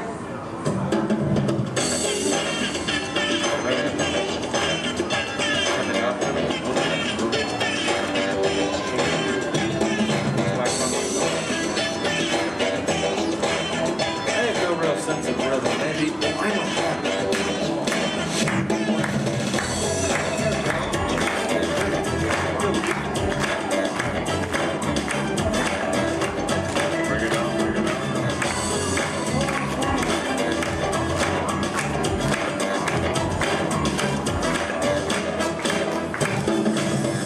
Very nice, Osmo. Take a bit. Hey guys. It's on, Dorothy. Hello. Oh, hi dear. Hi, Mom. What are you doing? Trying to keep the rhythm. Tell them to be over in a while. Oh, your father says to tell you we'll be over in a while to watch the kids. Okay. Ask about the robot. Oh, did that cute little robot arrive? Yes, Mom. Osmo's right here. Oh, good. Well, we'll see you soon. Okay. Make sure our room is ready. Make sure our room is ready. Dad, I can hear you. We can all hear you. So. Can hear you, girl. We're good. Okay, honey. Bye. Bye. How do I turn this thing off, girl? Use the remote. Use the button on the right. My parents and technology don't always mesh well. There you go. Although, you know, this is the first time in a long time my parents have actually volunteered to watch the kids. I wonder why. It's a mystery. Anyway, if you'll excuse me a moment, I need to go check on them. A second, Osmo? Could you do me a favor? Yes, Kevin. Could you go upstairs and look into the room on the right to see if it's ready for my parents? Of course. Great. Now, what you're about to see is one of Osmo's most challenging maneuvers, made possible by combining all of its onboard technology. The ability to climb a set of stairs with balance and precision is a culmination of over 2 decades of research and development. Now, first, Osmo stops momentarily at the foot of the stairs and adjusts its position by reading a mark on the floor using the sensor in its torso. Oh, are you all ready, Osmo?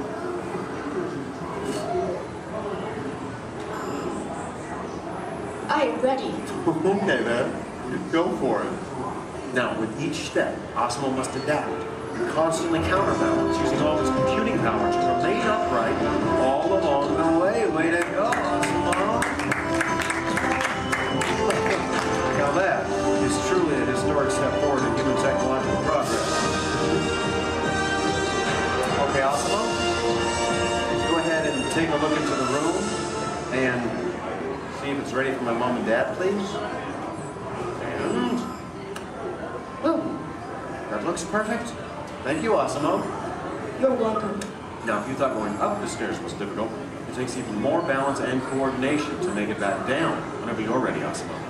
Once again, Osmo will find its position by reading a mark on the floor using the sensor in its torso. And when it's ready, it will descend the stairs, constantly adjusting with each step.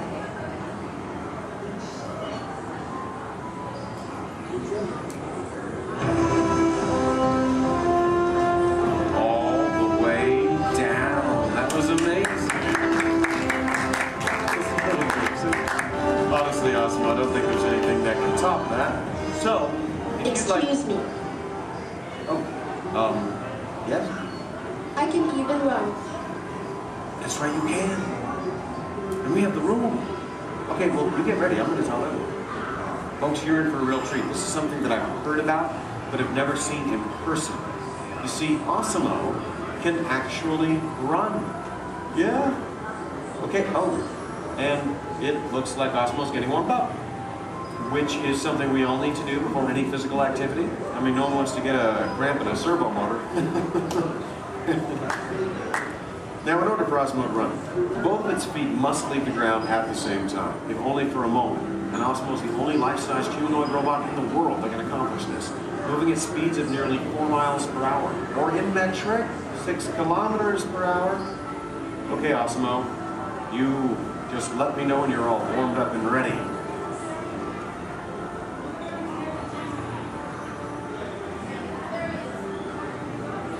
I am ready. Alrighty then. On your mark, get set, go!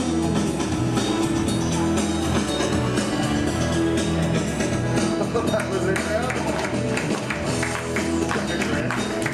Osmo, turn around. I want to show this to you in slow motion. Now this is truly an amazing accomplishment. Osmo's airborne, meaning both of its feet leave the ground for about 0.08 seconds, running very similar to that of a human. Very impressive, Osmo. Thank you, Kevin. Now, if you'd like to learn more about Osmo, please visit the website, osmo.honda.com. As for you, I think it's time to get you ready to meet the rest of the family. So, why don't we say goodbye to all of our new friends? Excuse me. Yes? Please do not forget to order the pizza. Pizza for the... That's right. Thank you, Osmo. You're welcome. You know what, Osmo? I think this is going to be the beginning of a beautiful friendship. All right. And the kids are home. I hope you're ready to meet them. But before we go, let's say goodbye to all of our new friends. Goodbye, everybody. And everyone, let's hear one more time for Osmo.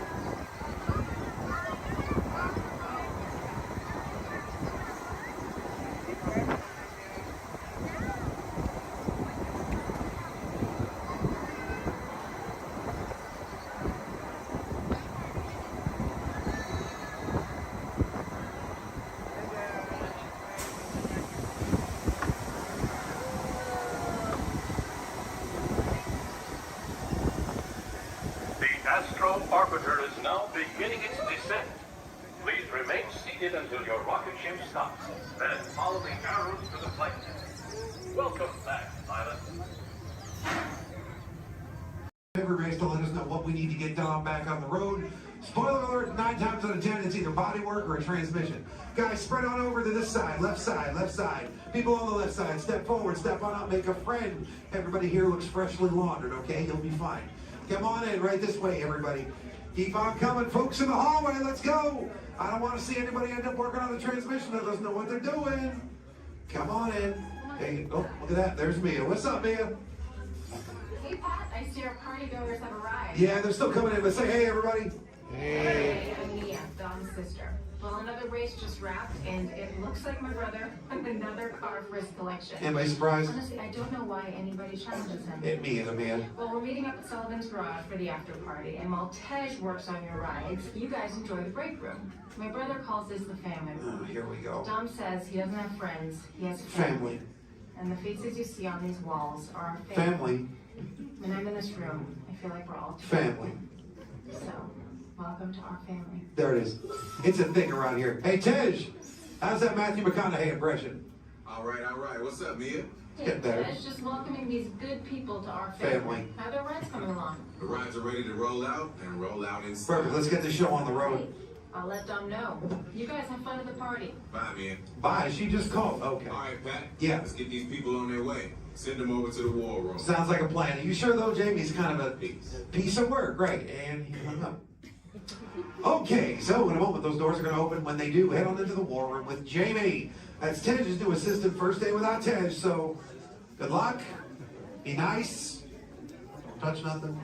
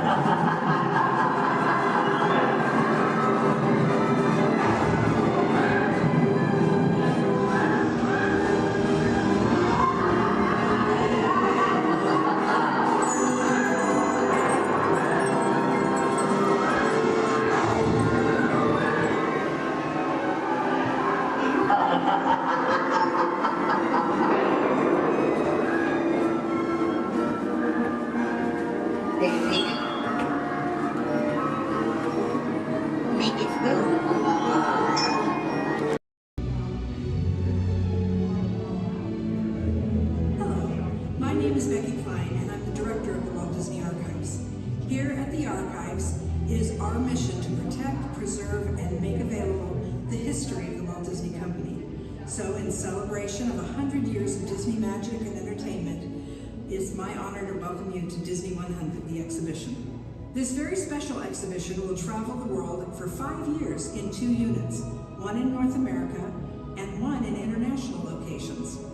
Both units feature hundreds of iconic Disney artifacts from throughout its history, including props, costumes, models, attraction vehicles, and artwork, as well as our original immersive activities that are sure to please visitors of all ages. We hope you'll enjoy your visit today and look forward with us to the next 100 years of Disney magic.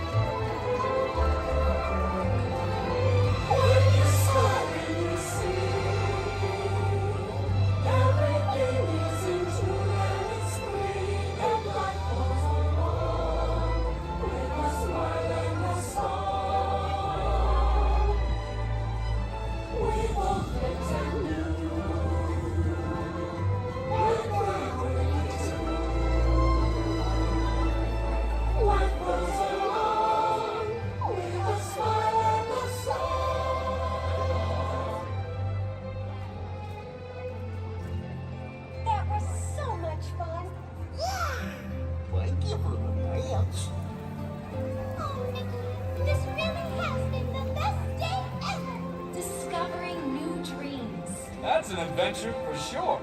Uh-huh. Trying something new. And having a swinging good time. You bet.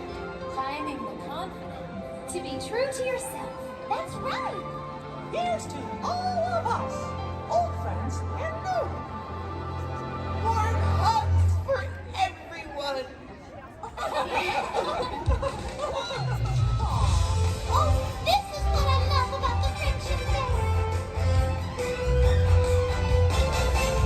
Wherever you are and wherever you're from, we're so glad you're here. The best is yet to come. To really make history with our friends, family. We've just begun. Once in a lifetime, a chance to explore. The future is waiting, like an open door. Open a wish, and off we go to the place we all belong. We're the one missing you and me. We just need to believe. Like a shooting star, we in the heart. Every dream, breaking free. It's a baby that you hold inside. It's a friendship yet to unfold. We will celebrate where the magic feels like home.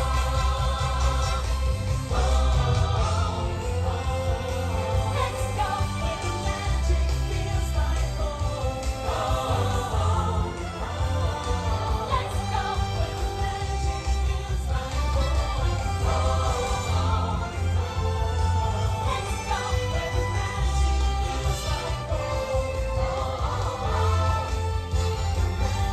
feels like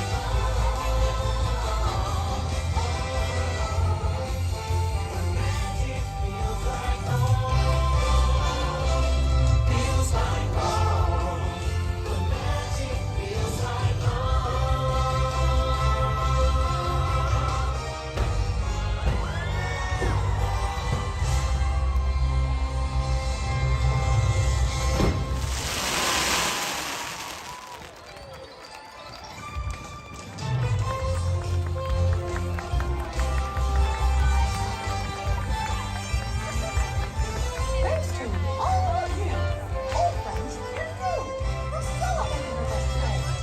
See y'all real soon.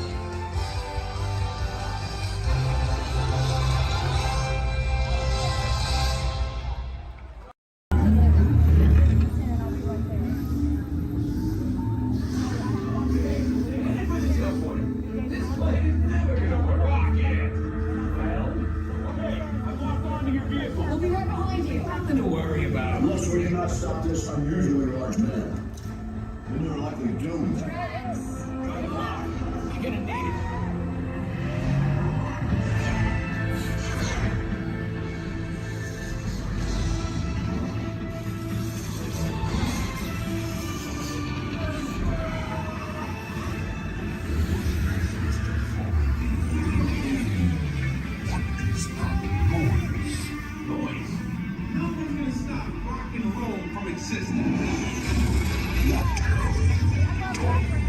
What have we done?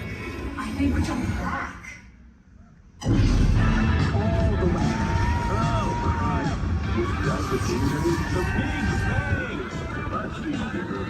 Gotta get that generator. It's the only way back. We got the generator.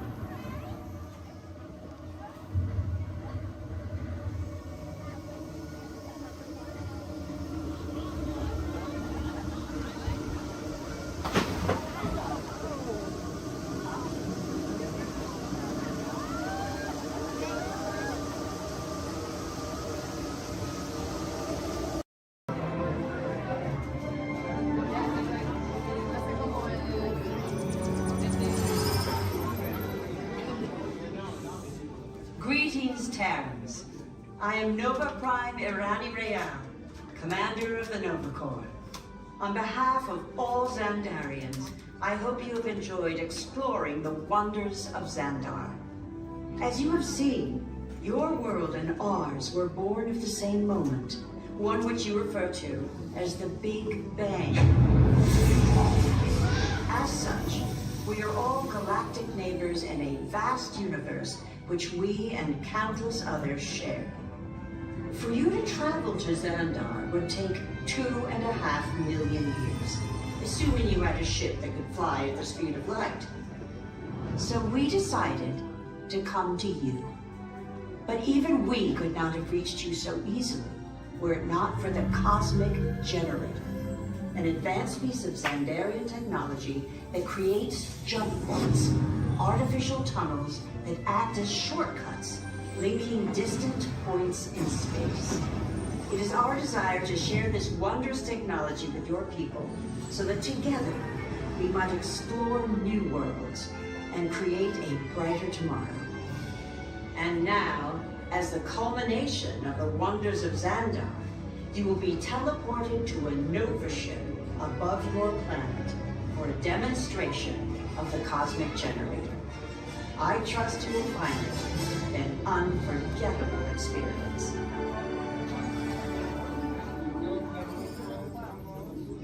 Welcome, people of Epcot, Epcoters, Epcotians, citizens of Epcot. Does anyone know what they call themselves? What? I'm on? Someone needs to tell me when I'm on. Welcome, Epcot-tarians. I am Centurion Tal Merrick, and we're just about ready to teleport you up to the ship for the demonstration.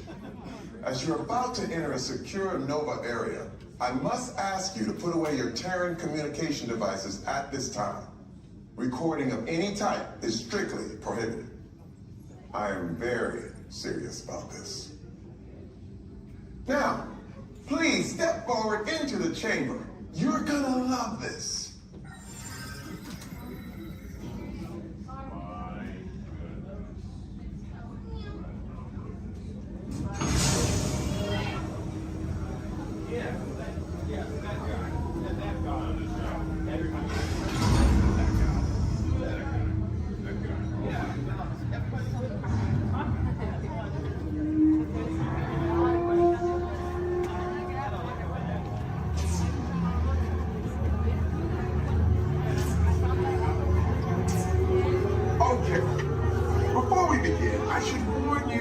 Never teleported Terrans before.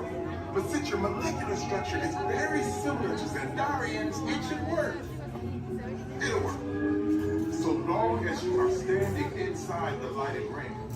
You do not want to know what happened last time someone did not stand where I told them to, okay? Please make sure you're all the way inside that lighted ring on the floor. We must teleport you till you're all the way inside that lighted ring.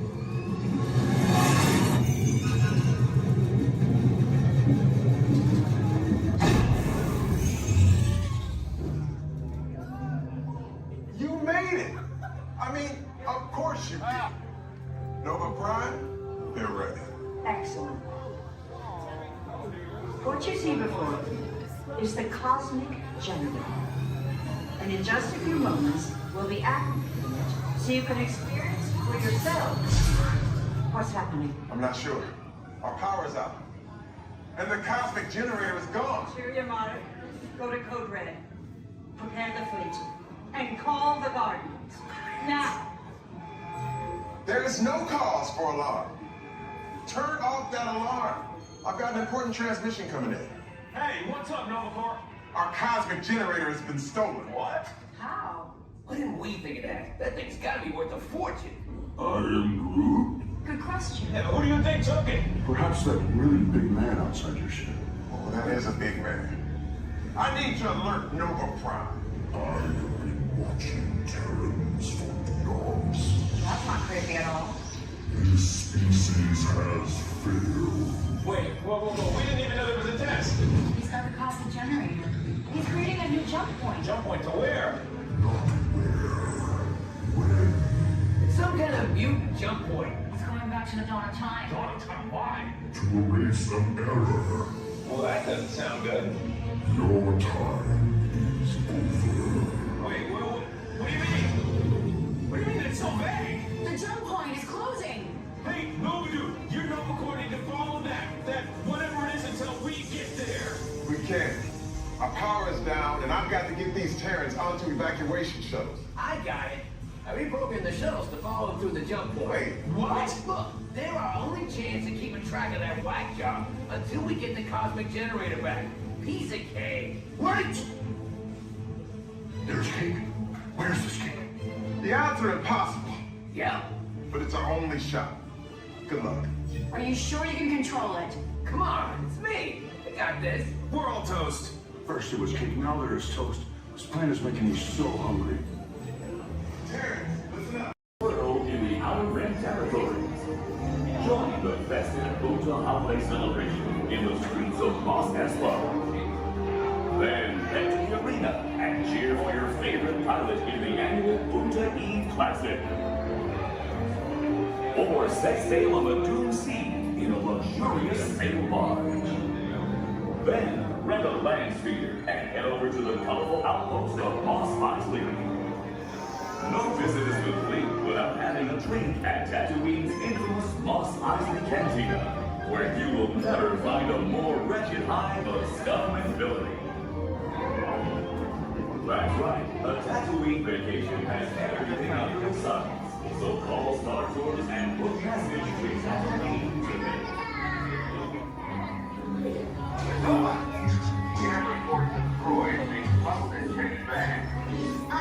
I can honestly say that I have not seen a thing. Honestly. As if anything would ever get past me.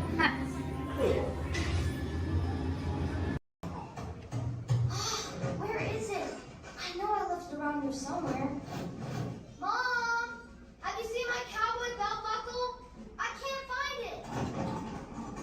Never mind. Yeehaw! It's rodeo time. Well done, cowboy.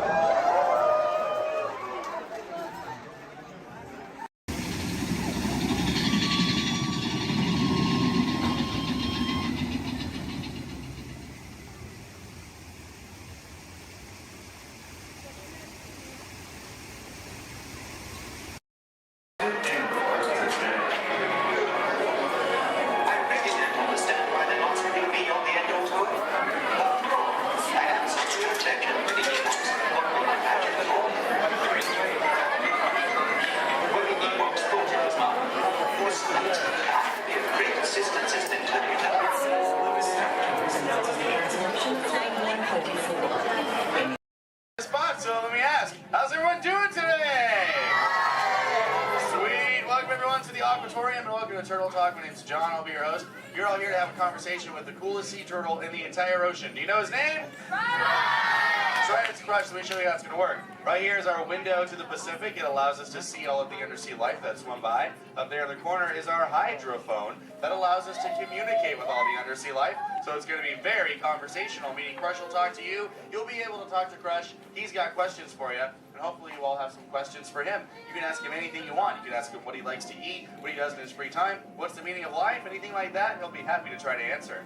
If you do need to leave at any time, it's okay. Just use the doors on the opposite side of where you entered or right back here. Back there's my pal Brian. Everyone say hi, Brian! Hi! Brian will be back there to assist you if you should need any assistance during the show. I'm going to lower the lights and lower the music here so we can see and hear just a little better. My friends the Moonfish are going to be coming out here and showing you some rules. First rule inside, please no eating during the show. And no drinking. No smoking. And the last one, take all the pictures and video you like, just please no flash photography or video lighting. Round of applause for the Moonfish! Excellent. All right, Crush is up there serving. He said when you're ready, just call him down. So on the count of three, yell, hey Crush. Ready? 1, 2, 3!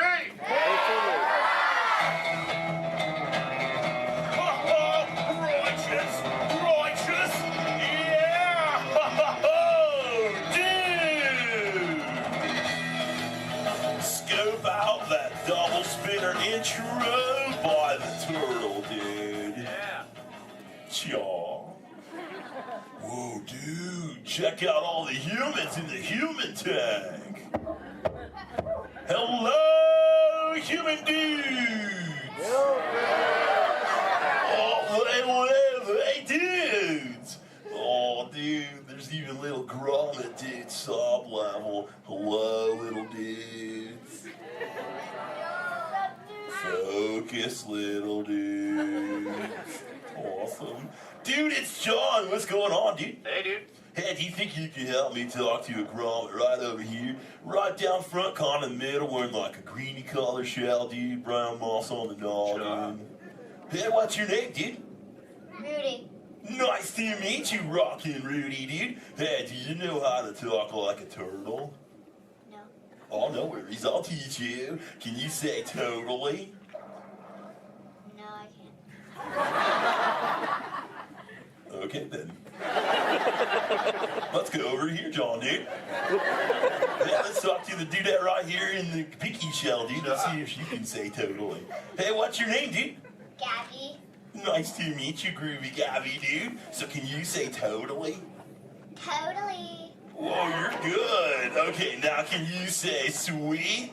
Sweet. Okay, put both those words together, Groovy Gabby, and say totally sweet. Totally sweet. Whoa, dude, human dude, put your fins together for Groovy Gabby for totally talking turtle, dude. Dude, you're like bilingual. Hey, so like, where do you come from, Gabby, dude? Where do you live? Canada. Ooh, dude, you come from Canada, dude. That's excellent. I have no idea where that is. So how's the surf in the Canada, dude? Why are we whispering? Well, no worries, dude. Hey, so like, who brought you here on this fine day from the Canada, dude? Who'd you come with? With my family? Oh, excellent, dude. You brought the whole familia. Wouldn't it be cool if I talked to, like, your parental units? Totally say chaw. Chaw. Awesome. Okay, let's find out where they are. Parental units of Groovy Gabby, where are you at? Raise your fin. I want to talk to you. Over here, dude. Oh, dude, excellent, dude. They're, like, way over there. They're, like, taking a mini vacay from the little one over there, dude. Hey, what's your name, dude? Walt. Nice to meet you. What relationship are you to the Groovy Gabby, dude? Father. Oh, you're the Papa Bear. Excellent. Hey, so how many little ones do you have? 2. Oh, you're just getting started. Excellent. Dude, the Crush Man's got 65. You should totally try that.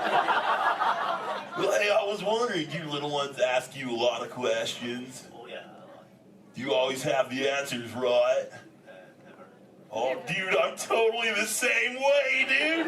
My youngest son, Squirt, dude, he asks me questions all the time, and I'm like, I do not know. In fact, human dudes, that's totally why I'm here today, to answer all those questions Squirt has about you human dudes. So if you can help me, and so I can take it back to him, totally say chaw. Oh, dude, you so totally rock! Dude! Whoa, dude, we got some advanced turtle talkers out there. Excellent. But for the rest of you dudes, whenever a green sea turtle says you so totally rock, you reply by saying, dude, really loud. So, you so totally rock. Dude! Excellent, now you're all talking turtle. Let's move on to Squirt's first question. Numero uno. Squirt saw you human dudes at the beach the other day, and he wanted to know what you dudes do when you go to the beach. So shout it out, human dudes. What do you do when you go to the beach? Dude, kill the motor, dude. I heard some surfers, swimming, tanning. One little dude over here was like, boogie board. That was awesome. Well, let's see you swimmers out there. Raise your fin if you know how to swim. Oh, not many adults know how to swim. Okay, this is muy importante, human dudes. Raise your fin if you've ever swam or swummed or swam it in your entire life, dude.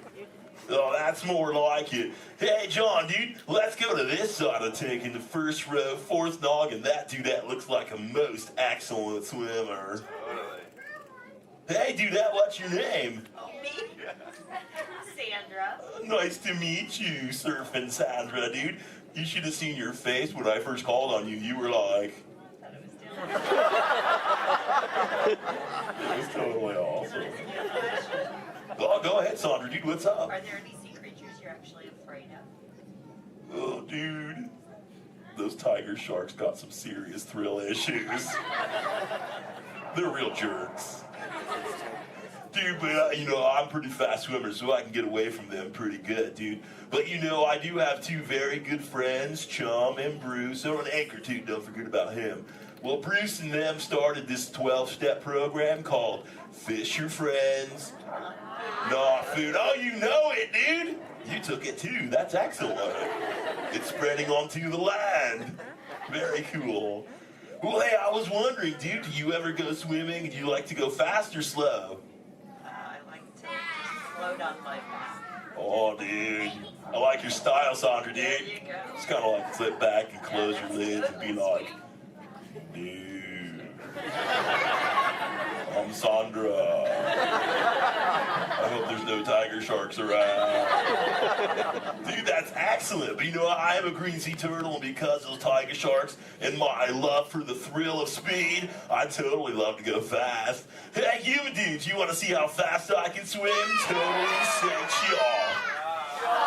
Excellent. I'm going to go get my motor running, and human dudes, I need you to time me. So start counting when I say go, and count nice and loud so I can hear you, okay, dudes? Ready, set, go. 1, 2. Back, dudes. Dude, I just swam all the way around the world. I did, dude. Right through Canada.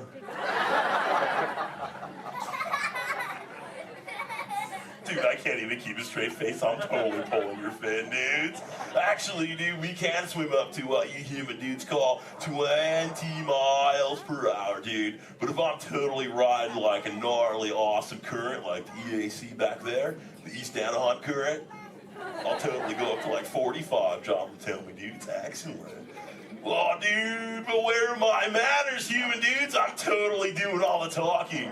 So if you have a question for me, dudes, totally raise your fin nice and high, human dudes. And keep your fin high so I can totally see it. Excellent, dude. All right, hey, John, dude, let's go to this side of the tank. Right in the top part of the lily pad looks like a little dude with a stripy colored, multicolored shell, dude. Totally, dude. Excellent. Hey, dude, what's your name? Robert? Nice to meet you, Rockin' Robert, dude. So what's your question? Do you have a favorite toy? A toy? Dude, what's a toy? I don't know. Something you play with? Oh, dude. Yeah, dude, when I first got into the ocean from the beach, dude, I totally loved to play with this sea star, dude. It was excellent. We used to, totally have fun together. Do you have a favorite toy, dude? Yeah. What is it, dude? A stuffed animal?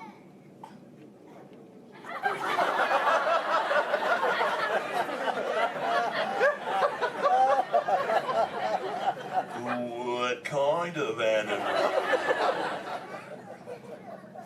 One from Disneyland? What's Disney? You know what, dude? You got some serious thrill issues, dude. We're just gonna stop it right there before I go any further. Dude, that's excellent. Hey, actually, dude, do you think you can help me with something? Say chomp. Chomp. Okay, the other day I found this thing. I don't know what it is. It's hoping you can tell me, dude. What is this, dude? A Buzz Lightyear toy. Oh, dude, so this is a toy, dude? Excellent, dude. So, what does he do? He flies. No way. Let's see if I can make him fly. Dude, that was awesome! Dude, the other day when I found this little mini man, he started talking to me, dude. He was like, I don't know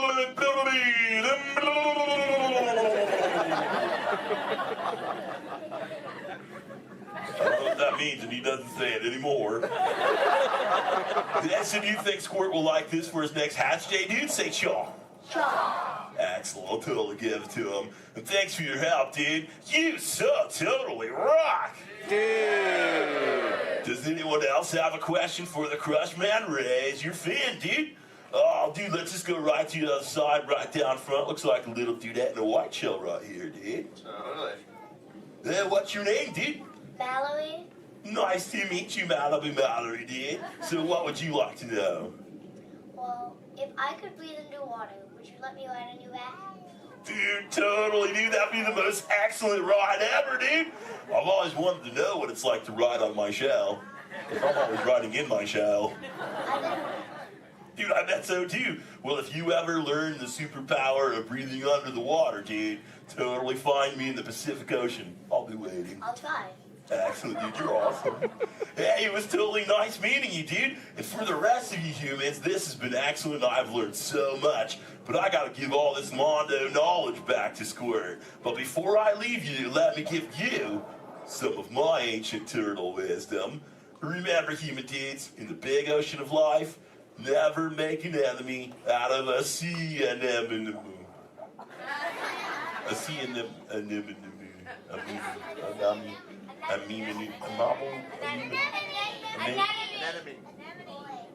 Stay in schools, dude! And remember, you so totally rocked! Give it up for the Crush Man!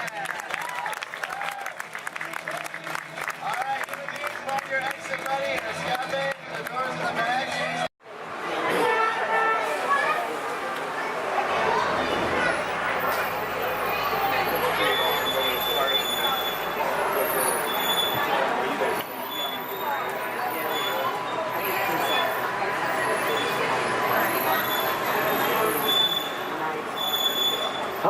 My name's Don, and welcome aboard. We're heading into the back lot of Disney's Hollywood Studios. This production area was built in 1988 as a Florida counterpart to the Walt Disney Studios in Burbank, California. We included sound stages, recording studios, high-tech editing rooms, all the tools needed to create movies, TV shows, and radio broadcasts. We've even got our very own water tower, too. It's up ahead on the left side of our shuttle. We call it the Earful Tower. It's inspired by the water tower Walt Disney had built for his Burbank studio in 1939. Our Florida tower stands a lucky 13 stories high, and we added our own creative touch, a giant set of Mickey Mouse ears.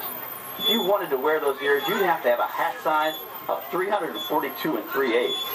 Up ahead, after the next bend in the road, you'll have a perfect opportunity to take a picture of this famous icon. In the world of entertainment, every project starts with a screenplay and a lot of creative ideas.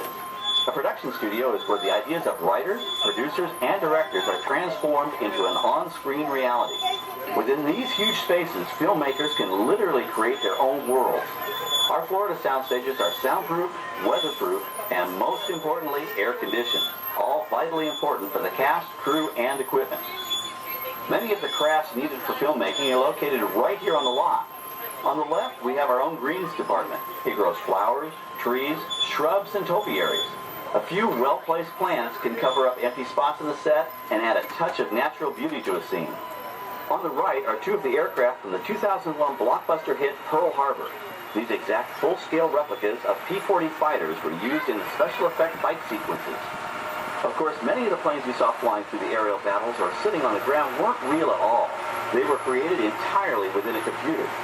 Oh, keep your cameras focused to the right. We're coming up on that perfect angle of the Earful Tower I told you about. It's a true masterpiece.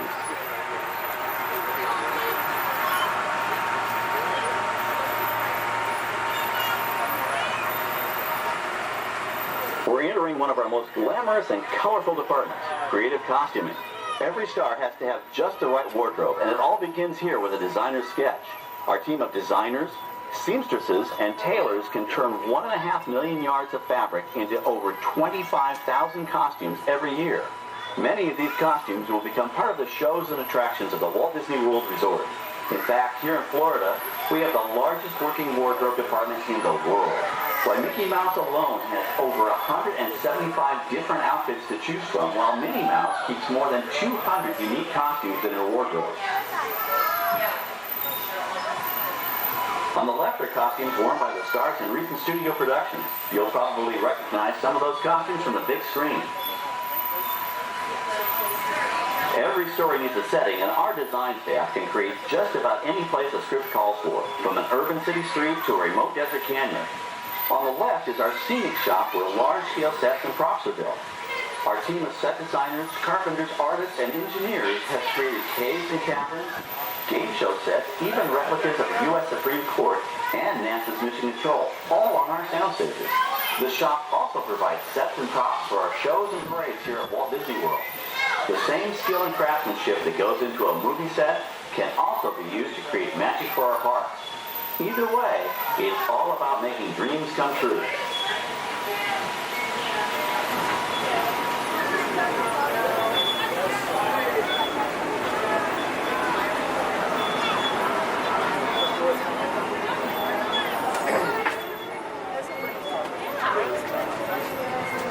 Now we're entering a zone we call the Boneyard.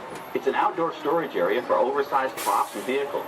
Cars, trucks, boats, planes, we often save these props in case we need them for future productions. In this backlot collection, you may find real working vehicles, non-working mock-ups, and even large-scale miniatures used in special effects shots. Large-scale models create a more convincing illusion on camera. We even place small cutout passengers in the windows of the plane.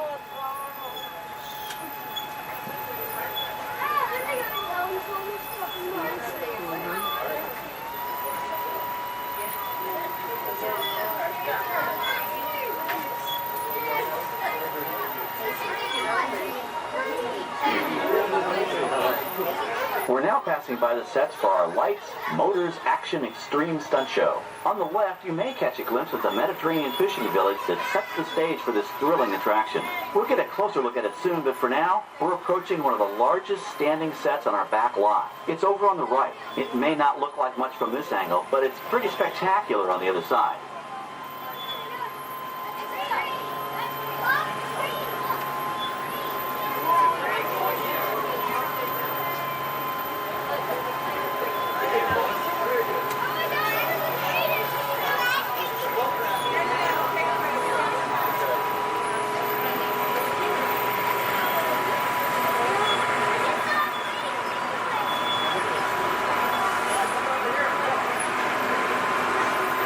This is great, folks. The production crew has just given us clearance to enter the set. Hello, Backlot Tour. I'm Amy, a production coordinator here at the studios. I can see your shuttle heading toward our canyon set. I've given your driver permission to come in and take a look around. I'm up here with our effects crew, and we're getting ready to shoot a test sequence. Oh, on the way in, you're going to be crossing a wooden bridge, and things may get a little bumpy, so please, hold on to your belongings, especially hats, cameras, and glasses, and keep an eye on any small children in your party. And of course, please remain seated at all times. Welcome to the set. As you can see, we brought the bare, dry deserts of Southern California to green, typically humid Central Florida. This set is based on real locations that our production designer took pictures of. Our set crew spent about 6 months building the canyon, but we've used it for a number of TV shows and specials over the years. For our upcoming production, the script called for a tanker truck. We found this one in our boneyard, but it was too big to drive into place. So we picked it up with a crane and set it down here. We're up on the overhead platforms, and I see our director has arrived. As soon as the rain effect is ready, we'll begin the sequence. This set of shower is really just a special effect. We rigged up a series of water nozzles just above your trim. The water sprays in a crisscross pattern to create a sense of depth. But this storm only covers the first few feet.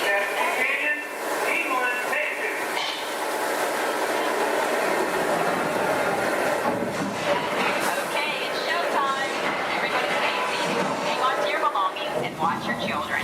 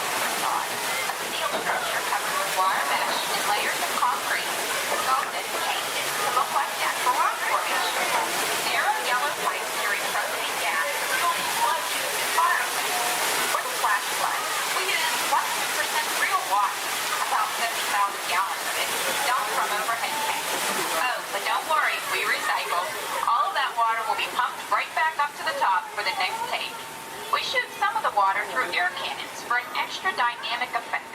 Those air cannons are powerful enough to shoot a basketball over the top of a skyscraper the size of the Empire State Building. To top it off, our shuttle was sitting on hydraulic shaker tables.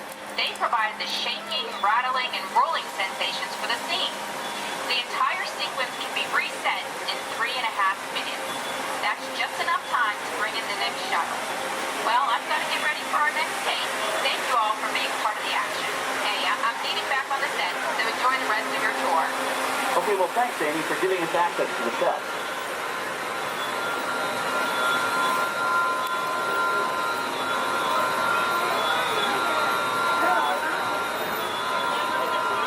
On the right, we have an authentic piece of Disney history.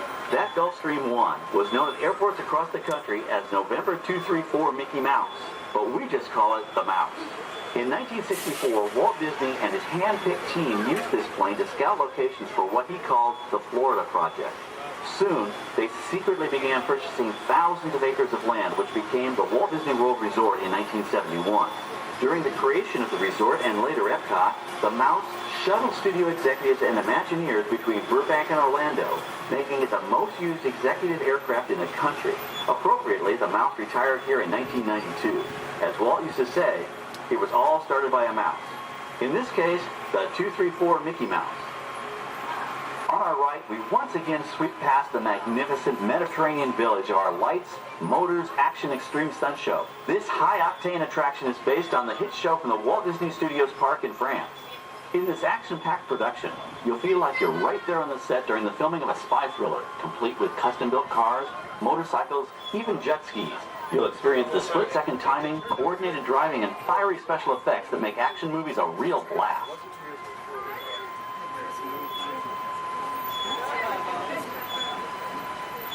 The staging area to our right is known as Acceleration Alley.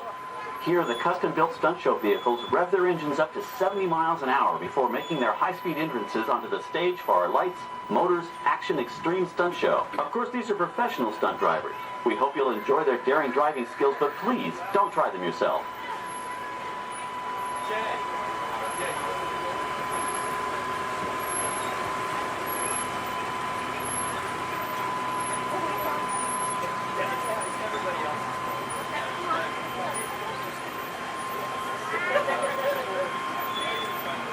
On the left, we've reached our second boneyard with more historic props and vehicles. When we reuse older props in a new production, they're often refitted with custom parts and given a whole new color scheme. You might not even recognize them the next time you see them on screen. For instance, coming up is our friend Herbie the Love Bug. He went through a special demolition derby makeover. Those dents and dings were added on purpose, but he can be polished up as good as new for his next starring role.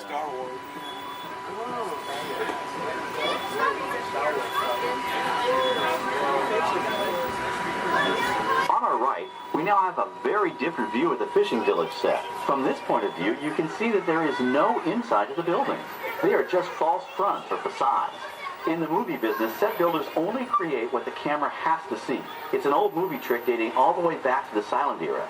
To add to the sense of realism and avoid the cost of set building, many of today's television shows and movies film on location in cities and towns across the U.S. But out in the real world, you've got to contend with noise, traffic, crowds, and various visual elements that may or may not belong in your film. Here on the backlot, we can avoid these problems because we created our very own flexible urban environment. Our Streets of America facades can stand in for a small town or a giant metropolis. As we come around the last corner on our route, you'll see the skyline of New York City in the distance. It's really a series of painted flats, expertly designed to fool the eye and the camera. We can dress and decorate these streets to look like any city we want, from Chicago to San Francisco. Depending on the choice of vehicles, props, and costumes, we can even turn back the clock and set our story in a different time. And what's more, these sets are built with Florida weather in mind. They're made to withstand 100-mile-an-hour winds. You're welcome to visit our Streets of America anytime during your visit today and get an up-close look at the skills of our set designers and builders. We've just about reached the end of our tour. Our final stop is the American Film Institute Showcase, where you can see the actual costumes and movie props used in some of Hollywood's most famous films. There are some pretty amazing items in there, so feel free to take all the time you like. Please stay seated until our tram comes to a complete stop and check around you for any personal items that may have fallen during our trip. Well, as they say in Hollywood, that's a wrap. Thanks for joining our backlot tour, and we hope you'll come back to visit us again soon. All right, we're going to stop up here in just a moment. I'll open these doors. And we're going to exit out through those blue automatic doors into the AFI showcase tour.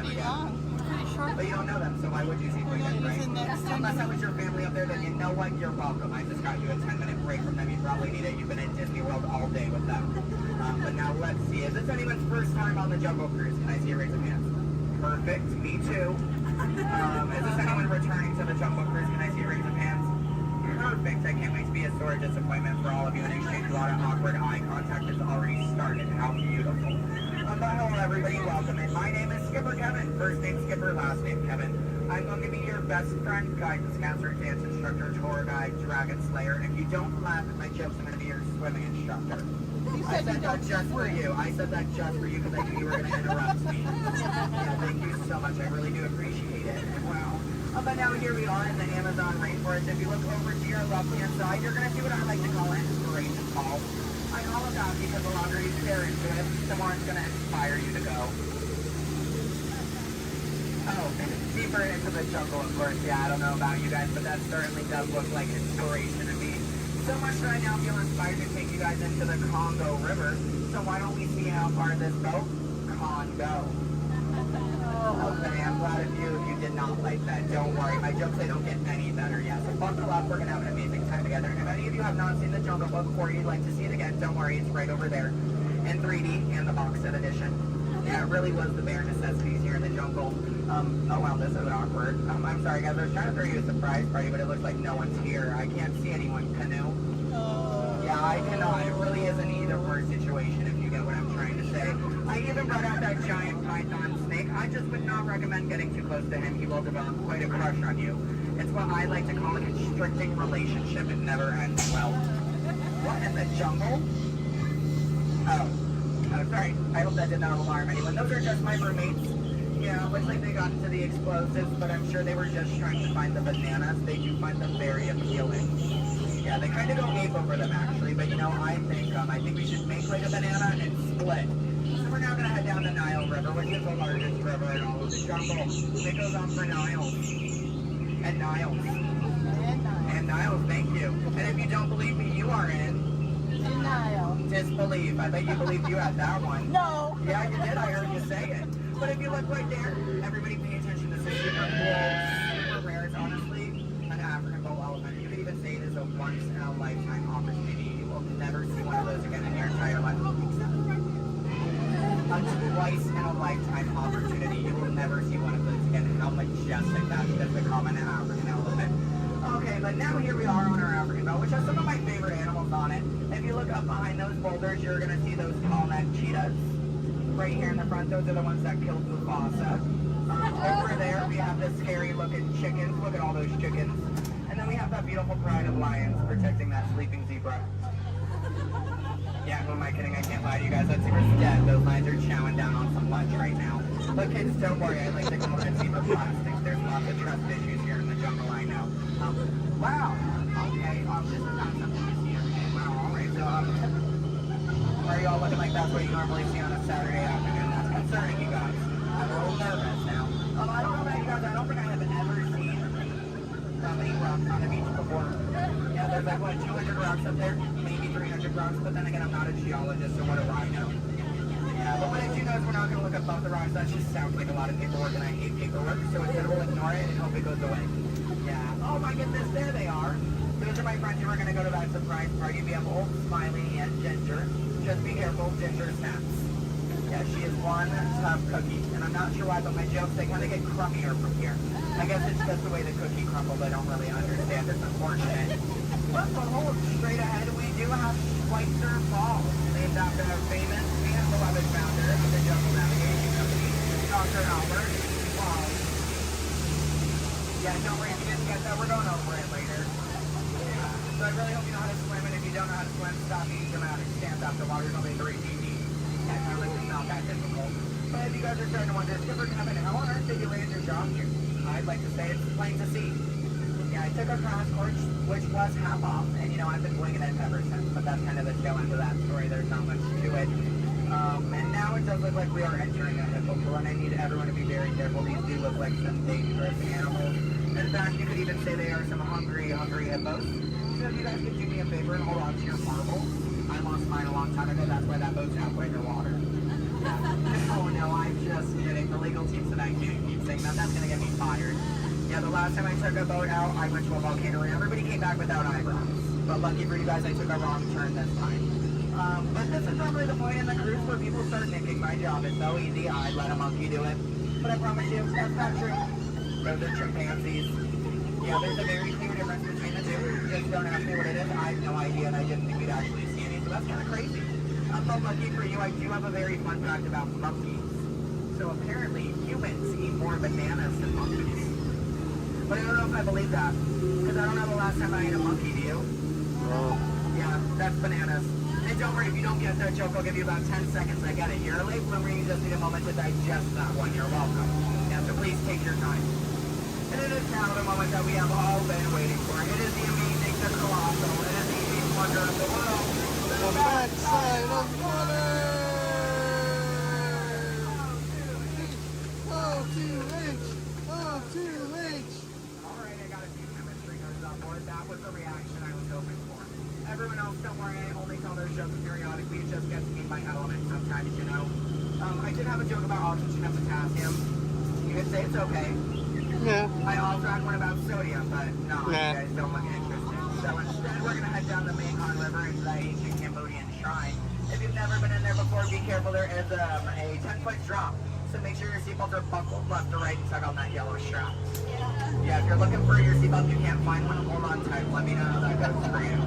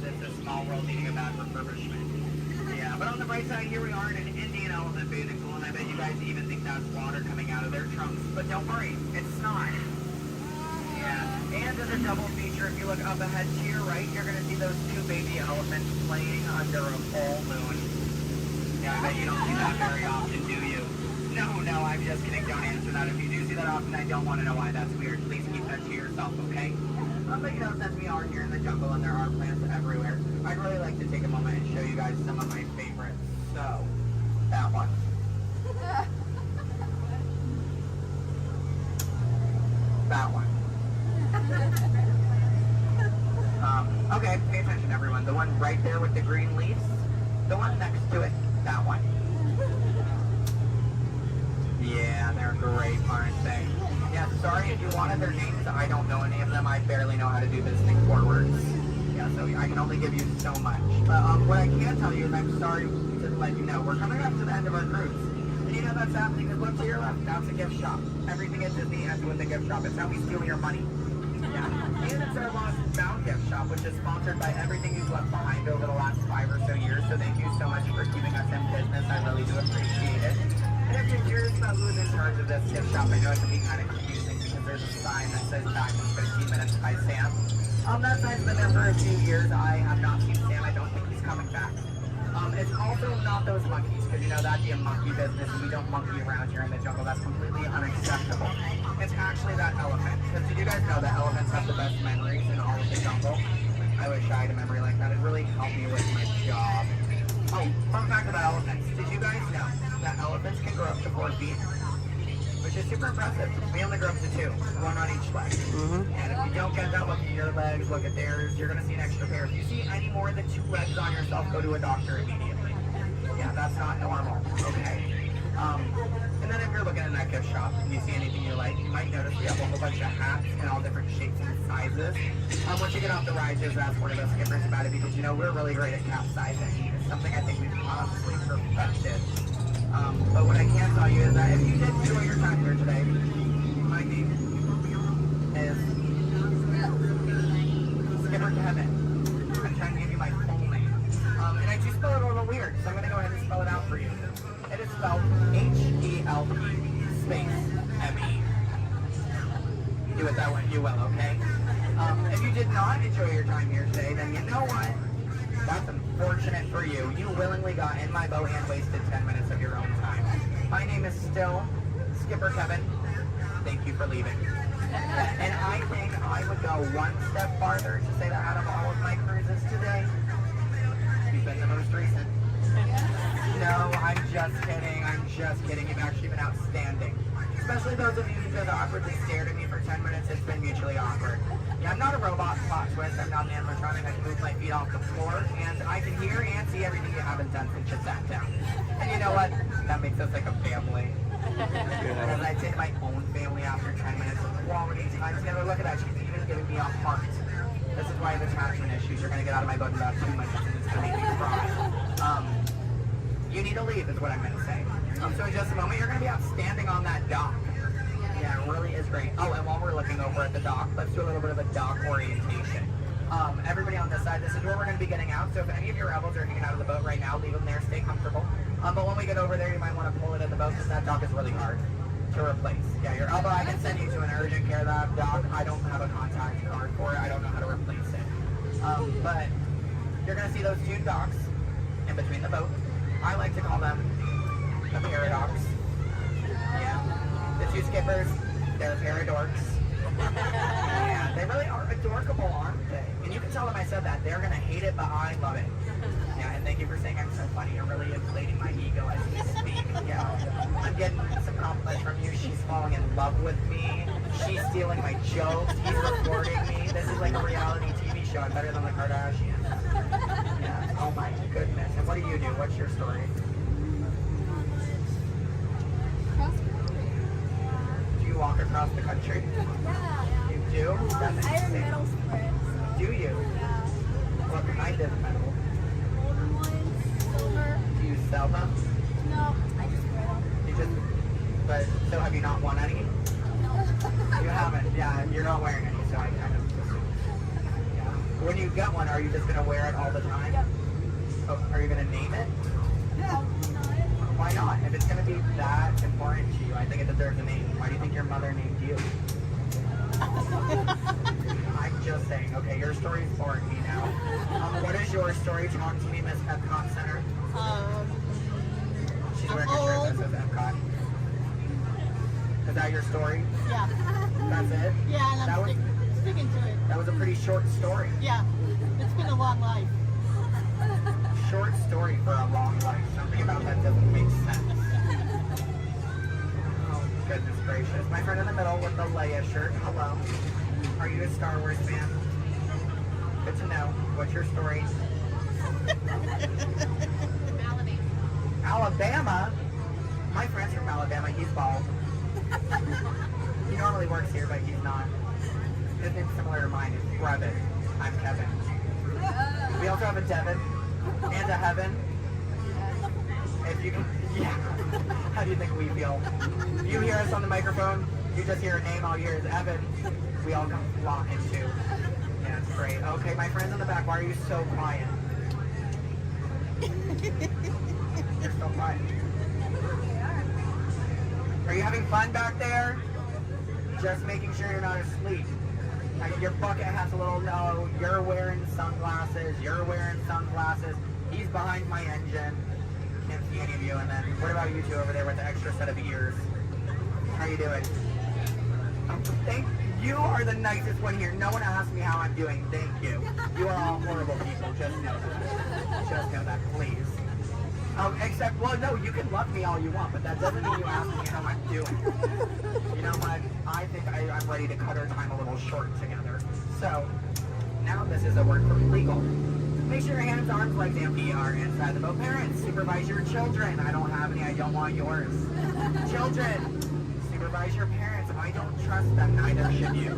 And that number 2 they're holding on means that we have to do this 2 more times because you guys just didn't make me feel good enough about myself. So hello everybody, welcome aboard the world famous Jungle Cruise. My name is Skipper Kevin and I would never do that again. That's treacherous. The only thing I'm going to do is make you 2 times farther from the exit for your inconvenience. You're welcome. And I really would like to tell you what my parents told me on my 18th birthday. They looked at me and they didn't say, Skipper Kevin, happy birthday.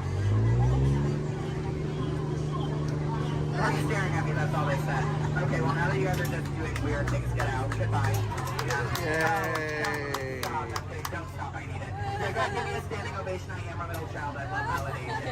Yeah, thank you.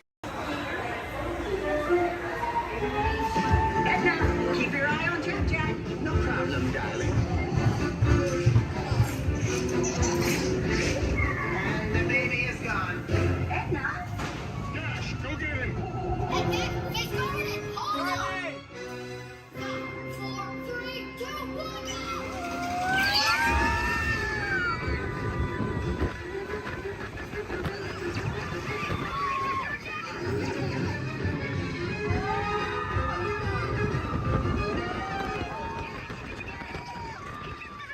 The baby has teleported to the next tunnel. Got it.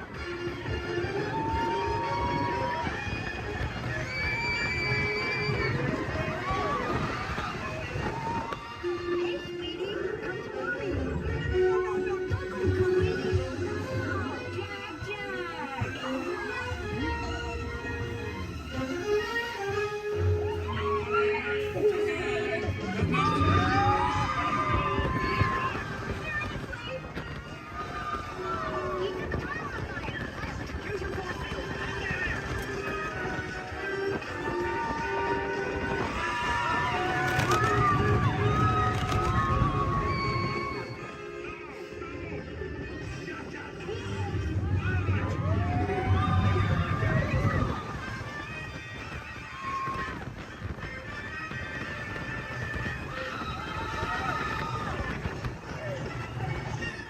Now he's multiplying.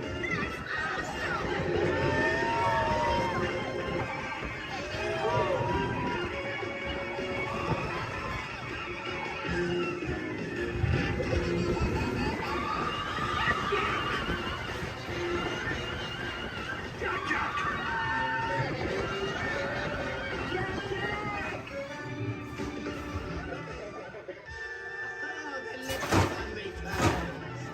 Thank goodness you're tremendous, darling.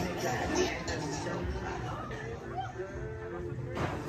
Sorry that got a little crazy. Babies can be unpredictable. Yeah, Mom. Super babies. Please remain seated until the coaster comes to a complete stop. Remember to gather your belongings. And safely exit area. Have an incredible day.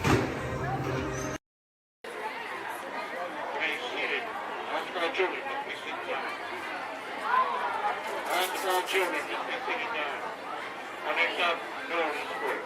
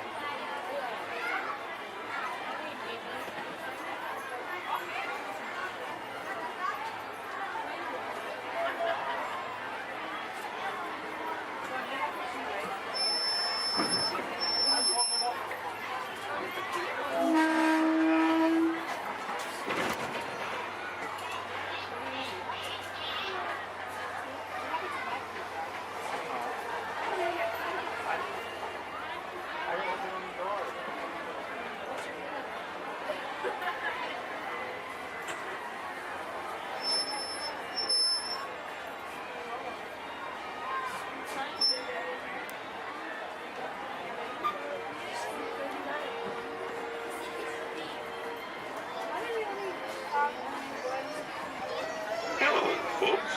Welcome aboard the Disneyland Railroad. We're now embarking on a grand circle tour of the Magic Kingdom, with stops at New Orleans Square, Mickey's Toontown, and Tomorrowland, followed by a visit to the Grand Canyon and Primeval World. We got a lot of traveling ahead of us, so remember, for a safe trip, you need to stay seated, keeping your hands, arms, feet, and legs inside the train. And please, watch your children. Bienvenidos a bordo del Disneyland Railroad. Para su seguridad, permanezca sentado y mantenga las manos, brazos, pies y piernas dentro del tren. Y cuide a los pequeños. Gracias.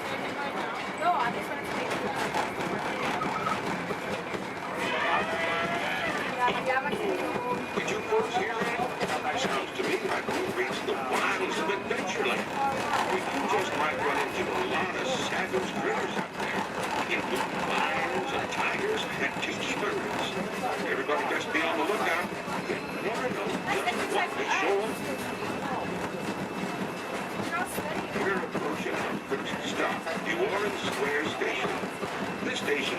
Frontierland, New Orleans Square, and Union Country. If you'll be leaving us here, remain seated till the train comes to a complete stop. Then watch your step or get lost. Have a good time at the Frontier, you hear?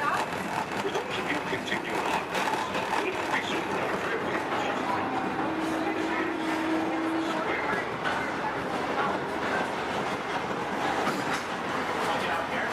Mom, you want to get up here?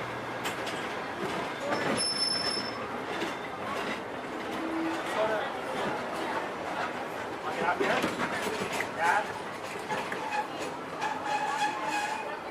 Next stop is Toontown. Next stop is Toontown.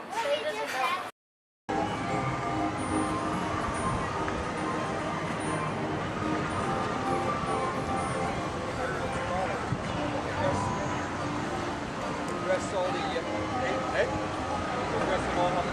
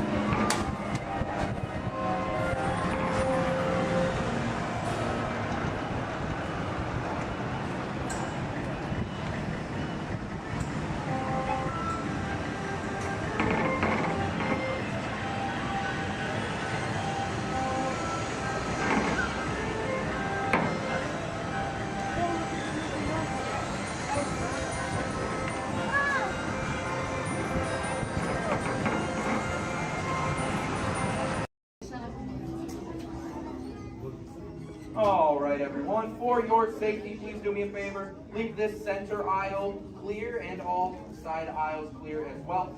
If for any reason you need to leave the theater, you can do so through these two right rear exit doors. That's if you're looking to leave. Please do so through these two right rear exit doors. They're a little bit heavy. Just give them a big old push and they'll open right up for you.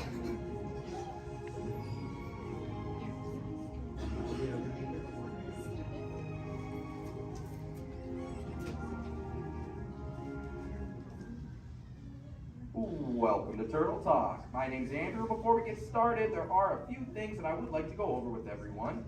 Now, here at Seabase, there is absolutely no eating, no drinking, no smoking or vaping, and no flash photography. Thanks, guys. Now, this piece of equipment here is known as a hydrophone. It allows us to hear sounds from beneath the sea, and it's also going to allow us to hear from our very special guest today. Does everybody know who our special guest is? Please shout it out. Crush is coming to talk to us to learn more about the human world, and we're going to get the chance to ask him a couple questions about the turtle world. So, little ones, be thinking of questions that you may get to ask Crush, okay? Now, it does seem like Crush is off surfing at the moment. In order to call him out, we need to yell, "Hey, Crush!" on the count of 3, all right? 1, 2, 3. Hey, Crush!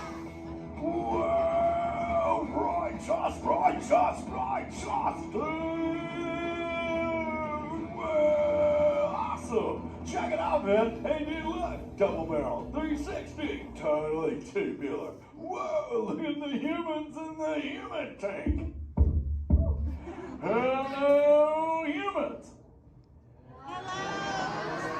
Righteous, man! Oh, dude, speaking of most righteous, look at this, bro. Hatchlings, grommets, offspring, totally chillin' sublevel. Look at this, right next to you, you got a little dudette, blue shell, brown noggin, goggles, and extra ears. Yeah, right there on the coral. Hey, bud, what's your name down there, dudette? Bella. Hey, what's up, bud? Are you having a good day, man? Yeah. Awesome. Can you talk like a turtle? No. Oh, I got your back. It's really easy. Just say, awesome. Awesome. Nailed it. Try this one. Say totally. Put them together. Say totally awesome. Totally awesome. Give it up for that dude. That righteous. Good job, bud. Totally good. You talk like the turtle. Hey, I got a dude over here with a gray shell, curly noggin, and goggles too. Sweet. Hey, man, what's your name down there, bud? Gustavo. Hey, where are you from, Gustavo? Where are you from? New York. Whoa, dude. Who brought you here today? I went Oh, we'll find out together. Don't sweat it. Hey, dudes, is there like maybe a parental unit, a life guardian of the Gustavo? If anybody's with them, right? Okay, let's talk to that chick and see what's up. All right, awesome. Hey, dude, what's up, bud? What is your name? Karen. Hey, Karen, what's up? How many kids you got? My English is not good. I'm from Brazil. Oh, I don't speak English either. I talk turtle. Karen, does it freak you out Gustavo has no clue you're here? Don't worry, Karen. They come back when they get hungry. Karen, did you feel it, bud? Did you feel it? We're sharing a moment.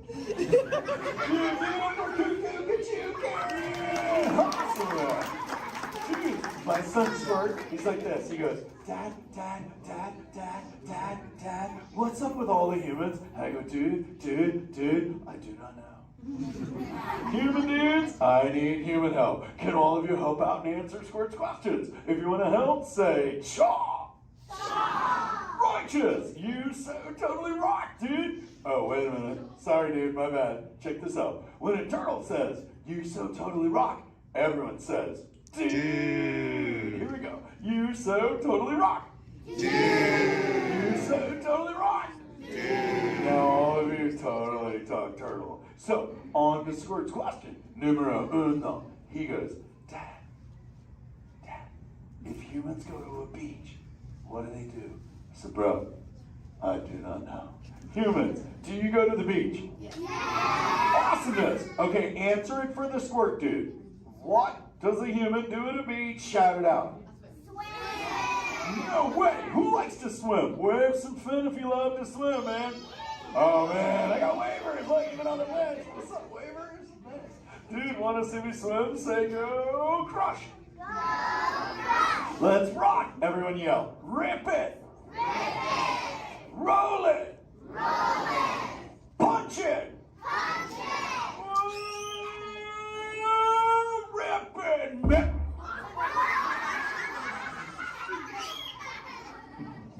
Hey, Crush, watch out for the glass. Hey, dude, thanks, Hank. How long has that dude been there? Oh, no, man. My bad, bro, my bad. Where are the manners? I've been asking the questions.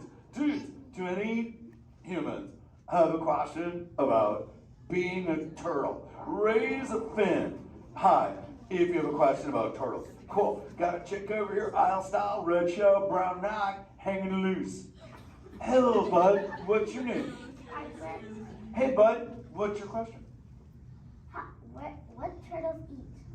Oh, dude, we're chowing green seagrass and green sea kelp. Big dudes, you're sitting on green seagrass benches. But check it out, Harper. We only eat green stuff, and so it actually turned this green. So, like, I'm green, and my kids are green, and my parents are green. Oh, and my wife's green, and my favorite color ever, purple. He's pulling your fin. It's green. Hey, there's a purple chick over here with like a jellyfish lid. Let's talk to this one on this side. Hey, bud, what's your name down low? Scarlet. Hey, cool name, Scarlet. What's your question? My name's not Scarlet.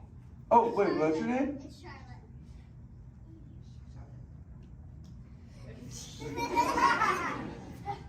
You don't have to tell me. Okay, what's your question, little bud? My name's not bad. Okay. Hey, let's head over here. We got like a little friend on this side. Looks like a light blue shell, brown noggin. Let's talk to this bud. Hey, what's your name, dude? My name's Marley. Hey, Marley, what's up? What's your question? What's your favorite food? Oh, dude, besides eating green seagrass and green sea kelp, we totally chow on the jellies. Yeah, they're like so tasty. Hey, wait, Marley, do you eat food and sleep and stuff? Yeah. Do you know how to swim? Yeah. You're a turtle. Because all we do every day is eat, sleep, and surf. Hey, we got a bud by the bench. He's got a red shell curly noggin. Let's talk to that guy. Sweet. Hey, big man. What's your name, dude? Ezekiel. Hey, Ezekiel. What's your question, friend? How do turtles breathe? Okay, here's the deal. We have to go up every 15 minutes, bud, because I'm like you. I breathe oxygen. But here's the deal. We have to go up every 15. But when I sleep, Ezekiel, we can go in this little cave right there. See the green shelf sticking out over there? We got to tuck under, and we can sleep 5 hours straight and absorb oxygen out of water when we're underwater. Who else has a question? This is kind of cool.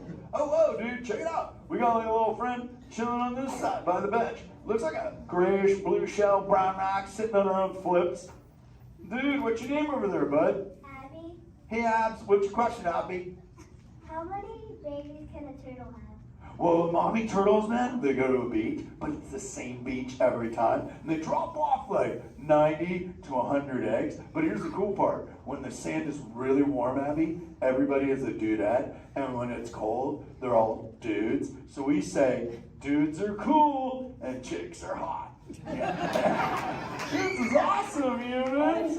Hey, the Jelly Man. I was talking about you, buddy. Oh, Crush. Hey, man. I'm trying to get away from a turtle pile. Marlon, turtle piles are a celebration. Everyone yell, turtle pile!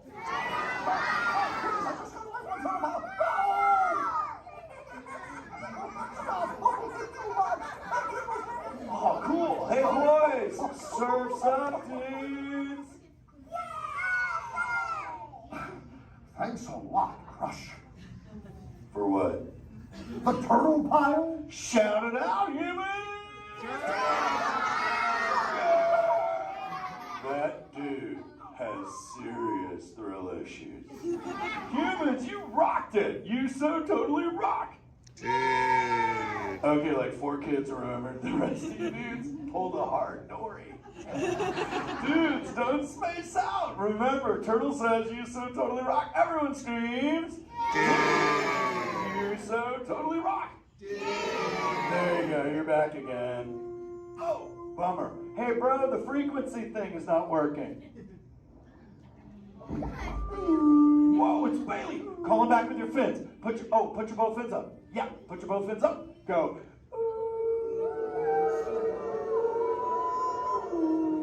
Crush. Hey, Bailey, look at my friends. They're humans. Oh my goodness, funny looking humans, huh? Hey, dude, stop. That's not cool. Those are my friends. They can hear you. No, they can't. Watch this. Hi, humans. Oh, okay. Why didn't you tell me? Dude, I tried, man. You got stoked out. Wait. Ooh. Yeah, that thing. I'm getting something. Ooh, wow. Some of you have 4 ears. Weird. I'm not judging. Humans.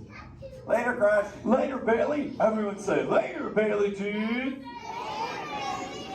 Bailey's echolocation's awesome. We're going to do it. Everyone, both fins up. Go. Okay, sub-level. Really good. Back bench. Solid.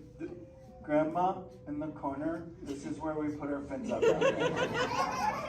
Good job, Grandma. Good job. Fins up. Eyes closed. Go. How many fins am I holding up now? No, you gotta go. Yeah, you so totally rock. Squirt, come here. Squirt, look at this.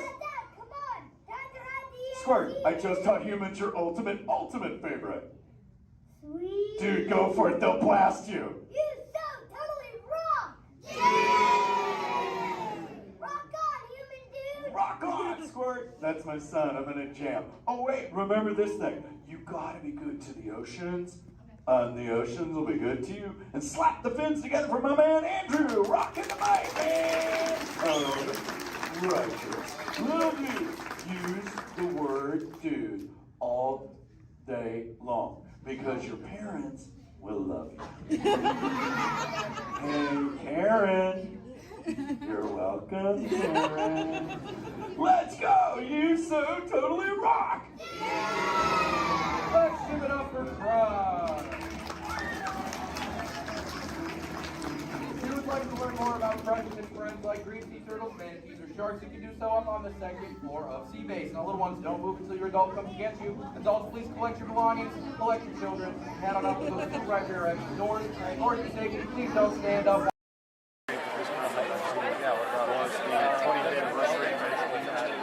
Oh my God, that was the most amazing celebration it's like I've never seen them do it. What they do? You talking about the It Tinkerbell was dancers? I think they're sold out in the dancers, park, but they've still got it was like 200 dancers on the street, and then 3 different marching bands. And the full day of the answer, you just get nothing going on. Walt Disney standing at the park where his dad had stood, reading the dedication synced with his dad. I was the only one that got that joke. Then the celebration really began. Nothing to see here. Ladies and gentlemen, boys and girls, 55 years ago today, Walt Disney dedicated the happiest place on earth. Since then, Walt's dream has brought joy to millions around the world. Join us now as we go back to that memorable day, July 17th, 1955. To all who come to this happy place, welcome. Disneyland is your land. Here age relives fond memories of the past. And here you may savor the challenge and promise of the future. Disneyland is dedicated to the ideals, the dreams, and the hard facts that have created America, with the hope that it will be a source of joy and inspiration to all the world. And now, let's all join together in singing Happy Birthday to Disneyland. Are you ready?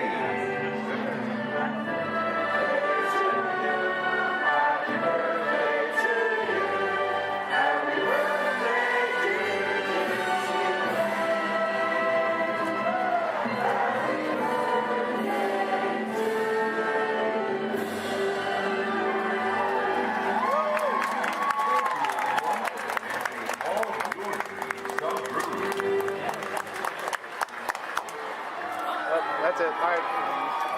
Everyone go home. Oh, dancing.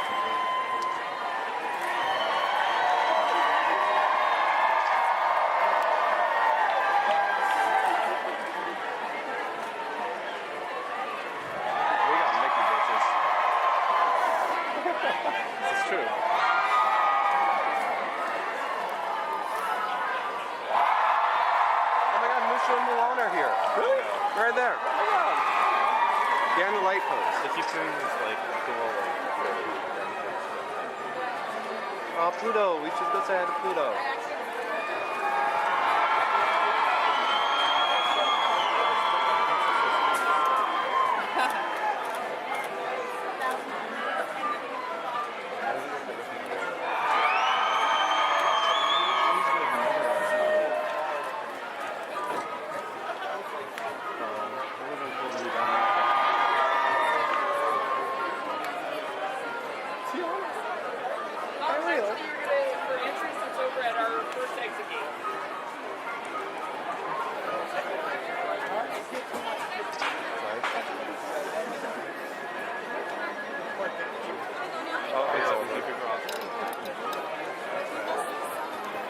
Some of them are leaving now.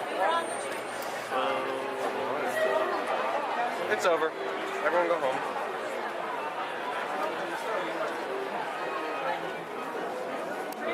Every race to let us know what we need to get done back on the road. Spoiler alert, 9 times out of 10, it's either body work or a transmission. Guys, spread on over to this side, left side, left side. People on the left side, step forward, step on up, make a friend. Everybody here looks freshly laundered, okay? You'll be fine. Come on in, right this way, everybody. Keep on coming, folks in the hallway, let's go. I don't want to see anybody end up working on the transmission that doesn't know what they're doing. Come on in. Hey, oh, look at that, there's Mia. What's up, Mia? Hey, Pat, I see our party goers have arrived. Yeah, they're still coming in, but say hey, everybody. Hey, I'm Mia, Dom's sister.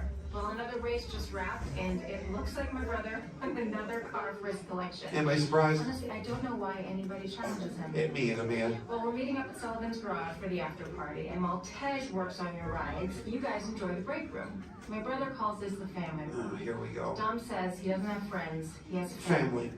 And the faces you see on these walls are our Family. When I'm in this room, I feel like we're all Family. So, welcome to our family. There it is. It's a thing around here. Hey, Tej, how's that Matthew McConaughey impression? All right, all right. What's up, Mia? Hey, better. Tej, just welcoming these good people to our family. How are their rides coming along? The rides are ready to roll out and roll out in style. Perfect. Let's get the show on the road. I'll let Dom know. You guys have fun at the party. Bye, Mia. Bye. She just called. Okay. All right, Pat. Yeah. Let's get these people on their way. Send them over to the war room. Sounds like a plan. Are you sure, though, Jamie's kind of a piece of work? Right. And he hung up. Okay, so in a moment, those doors are going to open. When they do, head on into the war room with Jamie. That's Tej's new assistant. First day without Tej, so good luck. Be nice. Don't touch nothing. Too much last night, so bear with me. Tej left me alone today, so yeah, that's pretty much it, you guys. In just a moment, these doors will be closing, and okay, so yeah, you guys want a tour of the war room?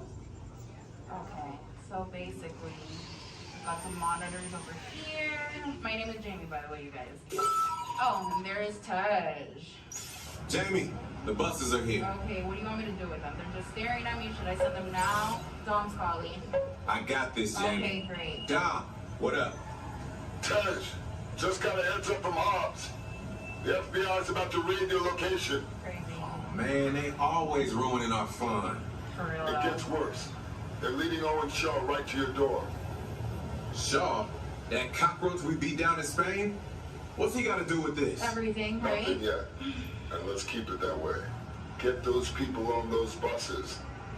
You need to start plugging out right now. And get that turbo truck ready. I'm sending Letty there to pick it up. I'll call Letty. I'm on it. Never mind then. Hobbs needs our help. He needs our team. Spread the word. Spread the word, you guys. But keep it in our family. Never mind. Don't listen to me. And keep it quiet. Just keep it in the room. Oh, the other bald guy's It's calling. Hobbs, my man. What up? Sorry, Brother Tej, no time for chit-chat. I just sent you a brief on FBI agent Novak. Has Toretto filled you in? Yeah. He wants us to get everybody over to the party at Sullivan's. Sounds like a plan. That party is a ready-made diversion. Keep it going. We need to discuss how you're going to get all those civilians out of there without tipping off the FBI. Crazy. Okay, hold on. Let me get everybody squared away, and we'll talk offline. Copy that, Tej, and let everybody know. Shut off your cell phones. Don't listen We to don't him. want Shaw tracking your He's locations. overreacting. Just put it on silent. Okay, Jamie, Yeah. you heard the man. I heard him. It's about to go to a whole nother level. Crazy. Send everybody to the loading dock. All right, you guys, we heard it. Have fun. If anything happens, my name isn't Jamie, okay? Peace. Warden, that means thank you. Another word that we say here on the reserve is twin day, and twin day means let's go. Jumbo everyone, my name is Selena. I'm going to be your safari guide here today. Before we get out in the reserve, I do have a few safety reminders. Please make sure that we keep our hands, arms, feet, and legs inside the vehicle at all times so that we remain fully seated throughout our entire journey today. Now, if you take a look above your head, we have an animal spotting guide. You can use that guide to help me spot some animals out here on the reserve. I can't promise that we're going to see all of them, but I usually have some pretty good luck. Now, we're going to be heading into the Little Aturi Forest here first. And this area is home to animals that tend to be shy. They like to use camouflage to blend in with their environments, but we're going to see what we can find today. And already see, looks like we're going to see that saddle-billed stork. They're high up on that left-hand side of the road there. And the saddle-billed stork gets its name after the little yellow patch that's on its beak. It's shaped like a saddle. Those birds are 5 feet tall and have a wingspan of 9 feet, about the same width of the canopy that's above your head. Now on that right-hand side there, we have the okapi. And the okapi have stripes on their legs that make them look like they're related to the zebra, but they're not. They're actually related to the giraffe. They have long, prehensile tongues that they use to grab vegetation. Their tongues are so long to touch their eyeballs and clean their ears. As we're looping around here, you can see we have some greater kudu way up there as well as the bongo. Now, the bongos are going to have that deep, almost penny color coat to them, with those antlers over there, and then the greater kudu, the tan colored coat right there. Now, the bongos are known as the ghosts of the forest because of how rare they are to spot in the wild. And their antlers, they angle backwards, and that's to help them get through thick vegetation and underbrush very quickly. Now, the raider kudu that we see right there, the raider kudu are one of the tallest antelopes in Africa, or the second tallest. Rhinos are the smallest rhino in Africa. They weigh about 3,000 pounds. Rhinos are poached or hunted for their horns. Some people believe that they have medicinal value, but they do not. Their horns are not valuable at all, made out of keratin. And that's the same thing that our fingernails are made out of. Really good view of that bongo there on the right-hand side as we're passing by here.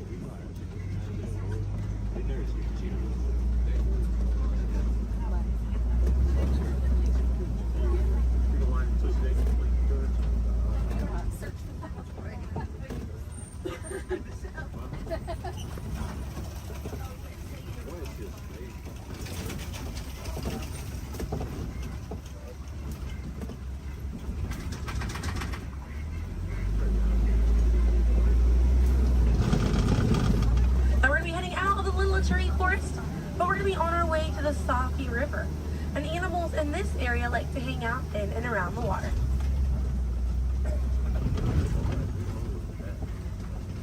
Now coming up on the right hand side, we're going to see some pink-back pelicans.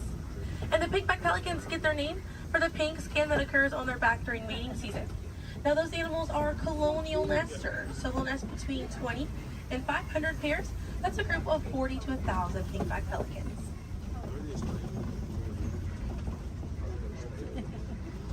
A view of the Savi River coming up on the left, and we have some Nile hippopotamuses. Now a group of hippos is called a bloat, and they spend most of their time submerged in that water to avoid overheating, but they will come out to graze. And they can stay submerged in that water up to 8 minutes at a time. And instead of swimming through the water, hippos will actually walk or run along the bottom of the riverbank, helps them glide through that water right there. One of the ways you can help out your waterways is by checking your sunscreen to see if it's reef safe. Another way is just being aware of how much water that you use and trying to conserve as much as possible.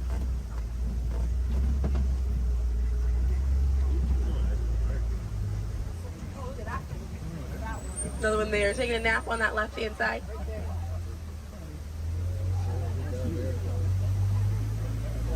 Now coming up on the left, we're going to see the Nile crocodiles.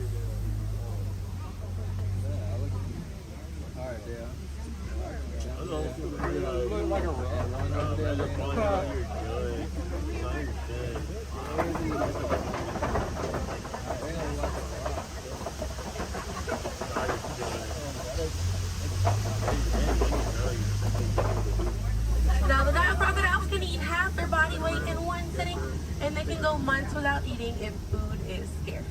Now mother and father crocodiles are great parents, and they'll gently roll their eggs in their mouth. It softens up their shell and it makes it easier for their babies to hatch. But we're going to be heading into the savannah now, and the savannah hosts millions of migrating animals every year. And it's home to Africa's most well-known animals, such as zebras and giraffes. I'm hoping that we'll be able to spot some today, but as we're getting out here, we have a pretty good chance to identify some animals with that animal spotting guide. We have lots of wide open spaces.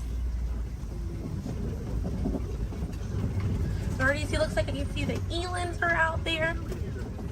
Wondering what other animals. I'm hoping it'll be a pretty busy day out there.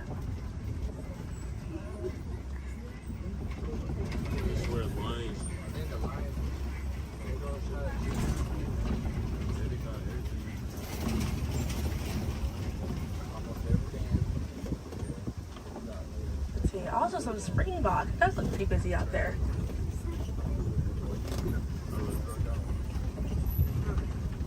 So we're still looking around here. Keep an eye on the right. We're going to be past this kind of rocky area.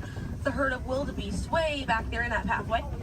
And the name wildebeest means wild beast in Afrikaans. And they'll travel in groups of 1.5 million, and they'll go about 500 to 1,000 miles every year.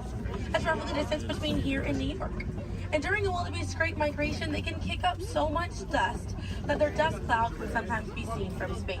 Now, wildebeest are very impressive animals. They're able to run about 15 minutes after they're born. But this group of trees there on the right-hand side, they're all kind of pruned underneath to the same height, and that's about as far as those giraffes can reach. Looking at the vegetation on these trees all around this area here. Now that's going to be the Maasai giraffe, and the Maasai giraffes have an irregular coat pattern. They don't have those clean lines around their spots like the reticulated giraffe that's on your animal spotting guide does.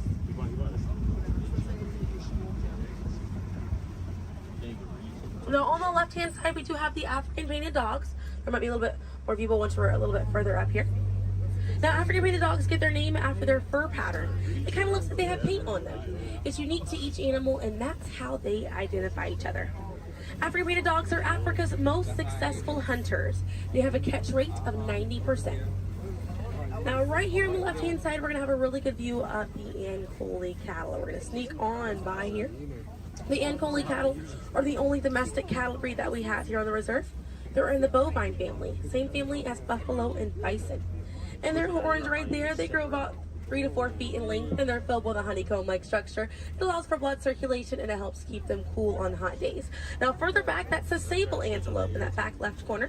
And the sable antelope are very special because of the symbol of the Harambe Wildlife Reserve, because of how courageous they are.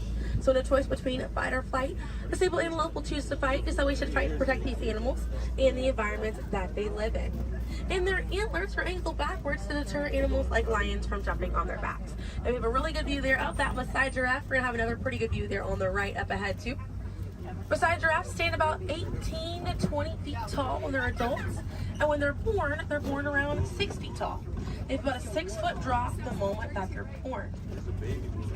And just like the okapi, they do have those long prehensile tongues that they use to grab vegetation. They kind of use like how we use our fingers to grab food.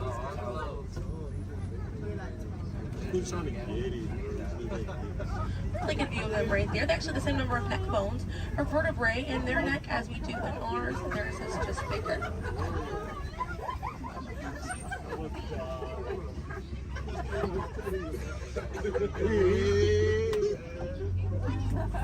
Group of giraffes is called a tower.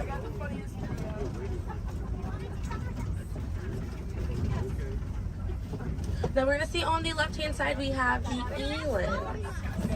Now the elands are right next to the springbok. The elands are the tallest antelope on the reserve. They're seen at 6 feet tall at their shoulder. One of my favorite eland facts is they'll make a flower crown with their antlers to impress the females during mating season. Now it's not a perfect flower crown, they'll kind of root up at plants and bushes, but it's the thought that counts. Another eland right there, a couple of elands right there. And then we have the springbok, and the springbok are the smallest antelope on the reserve. They're able to jump 6 feet straight up into the air repeatedly and about 13 feet forward. And they're a symbol of a lot of sports teams over in South Africa. Now those elands right there, they can weigh up to 2,000 pounds.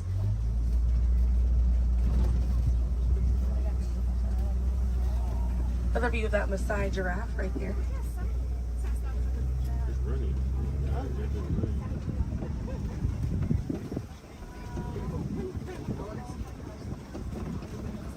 See what else we have waiting around the corner for us. Another Maasai giraffe there. But a bitch big for these giraffes.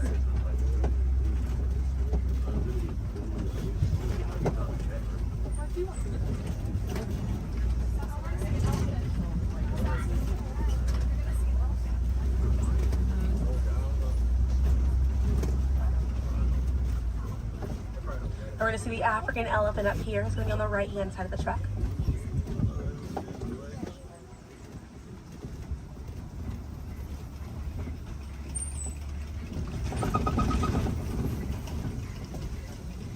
Really good view of that African elephant there on the right-hand side.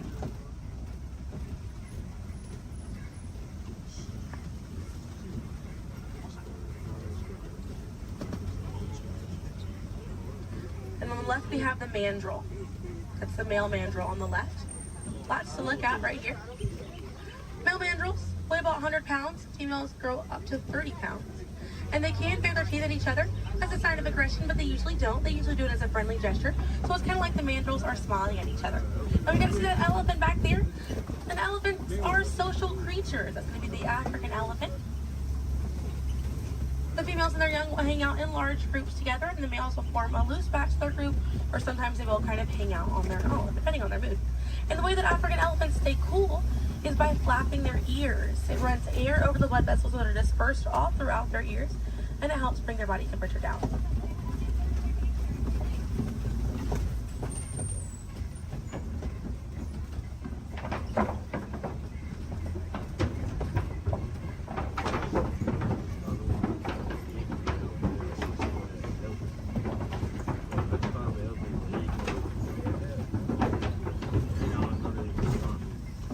We're going to be looping around this area here. We have lots of red clay on this right-hand side. And if you keep an eye out, we're going to be able to see some tusk marks right around the corner here.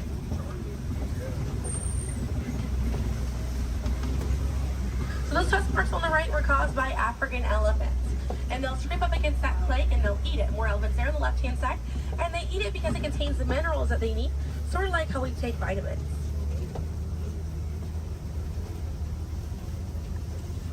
They're way out there on that left-hand side. They kind of look kind of tiny from here. We'll see if we can get another view of them a little bit further out.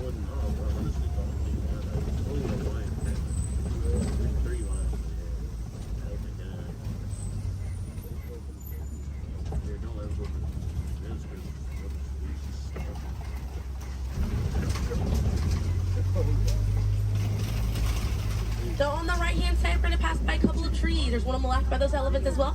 And these trees are baobab trees. And baobab trees survive by storing water in their trunk, and they stay leafless about 9 months out of the year. Now, baobab trees have a few different nicknames. One is the upside down tree, and the other one you might be familiar with is the tree of life.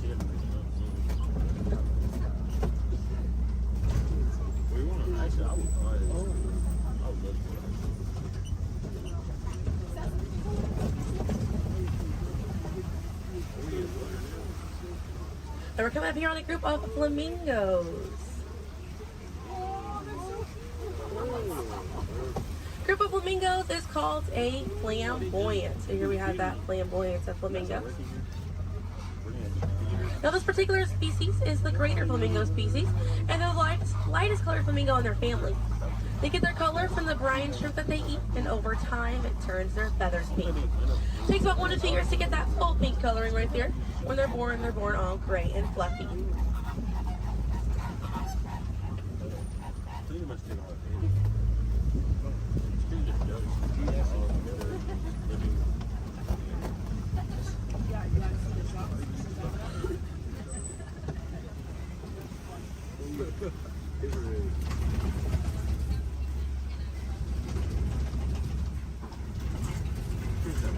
We have some white rhinos right around the corner here.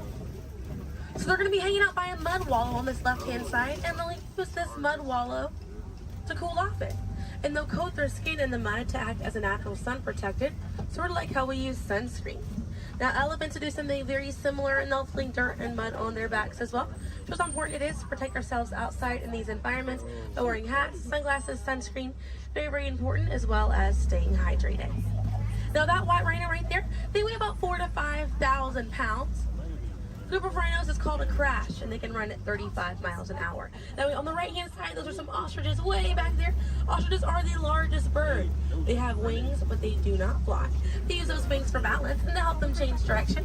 Comes in handy because ostriches can hit speeds up to 40 miles an hour.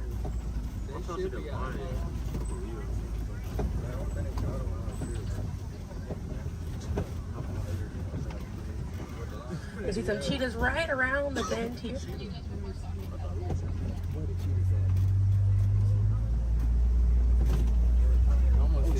Really good view of that cheetah here on the left. Now cheetahs are the fastest land animal. They run a little over 60 miles an hour. And they have 2 black lines on their face. Those black lines are called tear marks. And they help reflect the sun. Benefits cheetahs because cheetahs are daytime hunters. Now cheetahs do not roar. Instead of roaring, they'll meow and they'll purr. And their claws are not retractable, so they're out all the time. Now we're coming up here on some Kopi rocks. And Kopi rocks are rocks that jut out from the savannah. And a lot of times animals like lions will use these Kopi rocks as a vantage point to kind of scope out their territory and their prey. Really beautiful view of that male lion right there. Now at full volume, their roar can be heard up to 5 miles away. And they can sleep about 16 to 20 hours a day. Really impressive view of them posing right there. Now, female lions will do most of the hunting for the group, and the male lions will stay back and kind of guard the territory and guard their cubs. And the Swahili word for lion you're probably already familiar with. The way that you say lion in Swahili is Simba. And we're going to see some more ostriches. We have some white rhinos over here too, and the lioness is there on the left. Looks like she's posing for us as well. Really cute view of that white rhino as well on the left here. Or, excuse me, yeah, the right hand side. I think that's what they have like wild dogs, so they can't even get it. They really try. I can see some warthogs right around the corner because it wouldn't be a safari without them. Few of them over here. Warthogs are in the same family as domestic pigs. They're really intelligent animals and are the largest burrowing animal as well. And oftentimes they'll reuse burrows made by other animals and they'll back themselves into it with their tusks spacing out for protection. They're pretty fast. They can also run at 35 miles an hour. They're kind of rooting up over there. And they also have a mud hole that they use to cool off and to coat their skin in it to get some relief from bugs and insects. Also have a really good view of these white rhinos again on that right hand side. Now the way to tell the difference between a white rhino and a black rhino because they're both the same color. So the shape of their mouth. White rhinos have a wide mouth and black rhinos have a V-shaped or pointed mouth. Original word for white rhino was vite. Vite means wide in Afrikaans, but over time it was misheard and mispronounced and it turns into the white rhino. Another view of those warthogs as we're passing by on the left-hand side, but on the right we're going to see some ostrich eggs in that tall grassy area. And each one of those eggs right there weigh 3 pounds, and it's the equivalent of 2 dozen chicken eggs. Now those shells are so strong that the average man can stand on them and they will not break.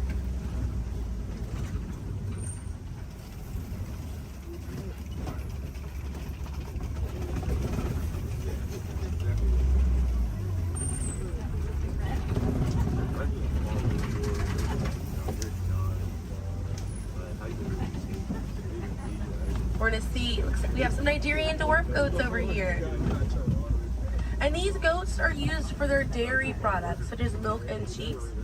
So they take up a lot less land than cattle, so they're easier on the environment, and they're very cute.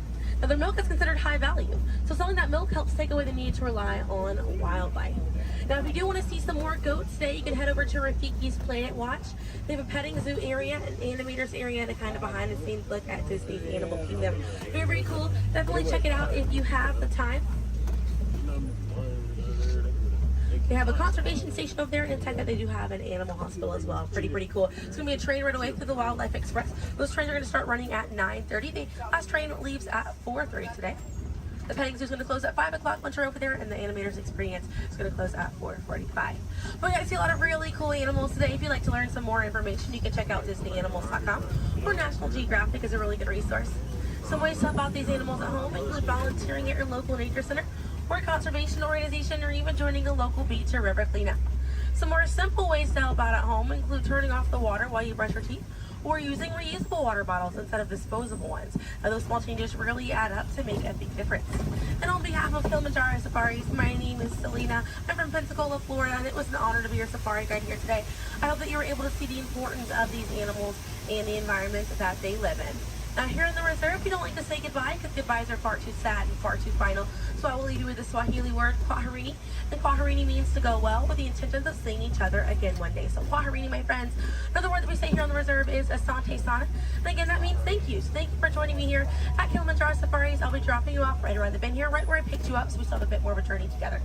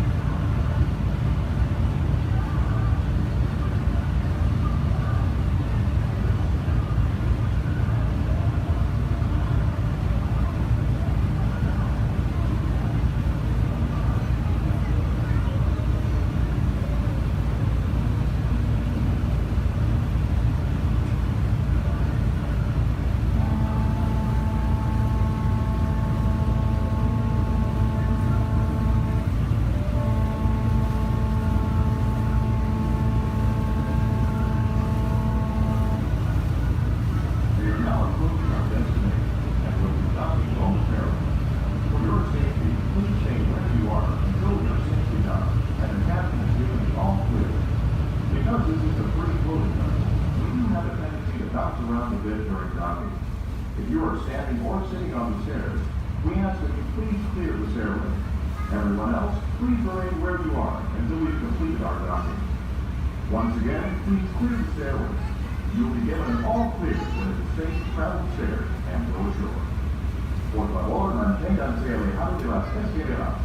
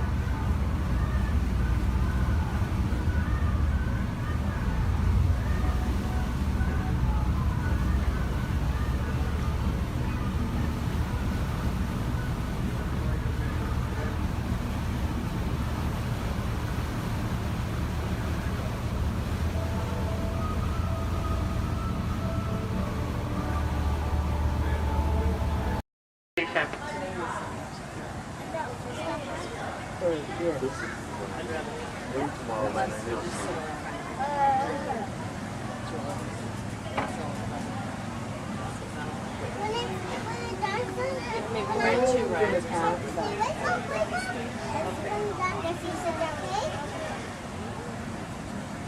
should go get the fast pass. Oh, Lord!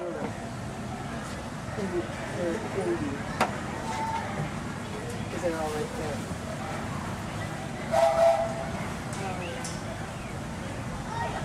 And folks, on our way to Main Street Station, we'll be passing through the Grand Canyon and Primeval World.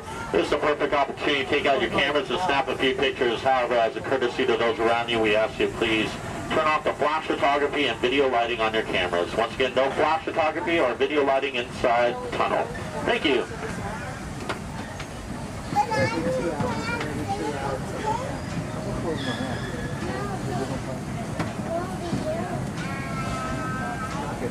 To those joining us, welcome aboard.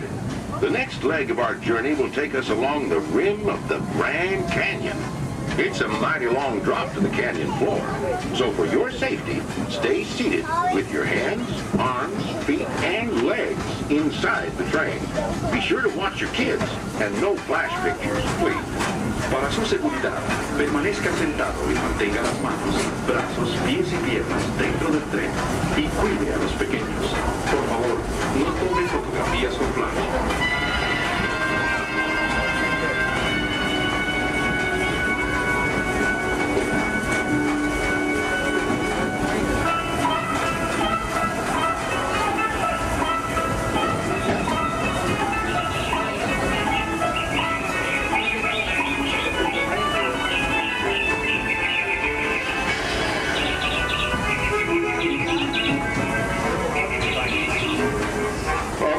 Everybody to please remain seated at all times. Thank you.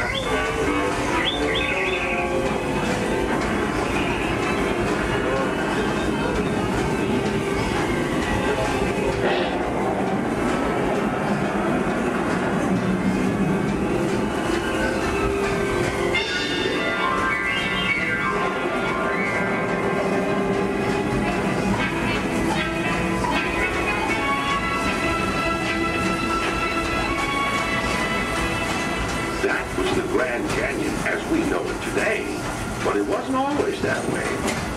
Right now, as we travel back in time, back to the fantastic primeval world, land of the dinosaurs.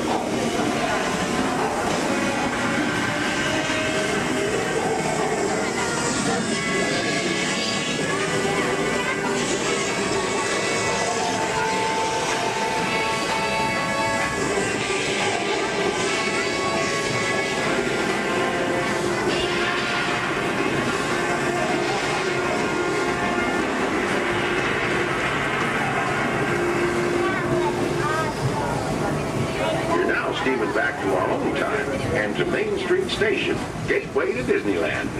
If you'll be leaving us here, stay in your seat till we come to a full stop. And remember to gather all your personal belongings, including the youngest if you got any, and step carefully from the train. I'd especially like to thank those of you who've been with me for the Grand Circle Tour of Disneyland. We surely hope you enjoyed your travels with us and that you'll come back and see us again real soon. For those of you traveling on, we'll be on our way again in just a few minutes. This is Main Street Station, Main Street, USA.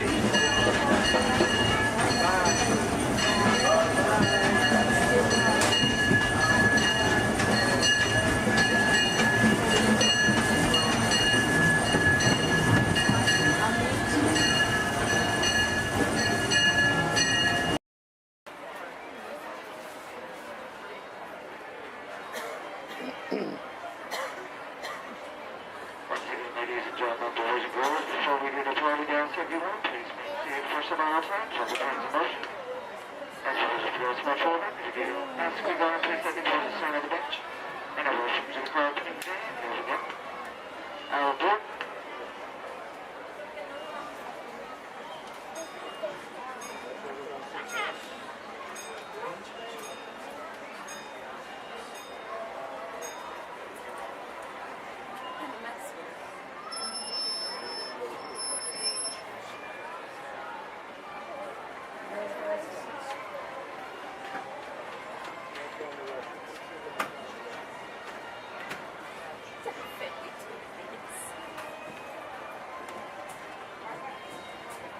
Hello, folks.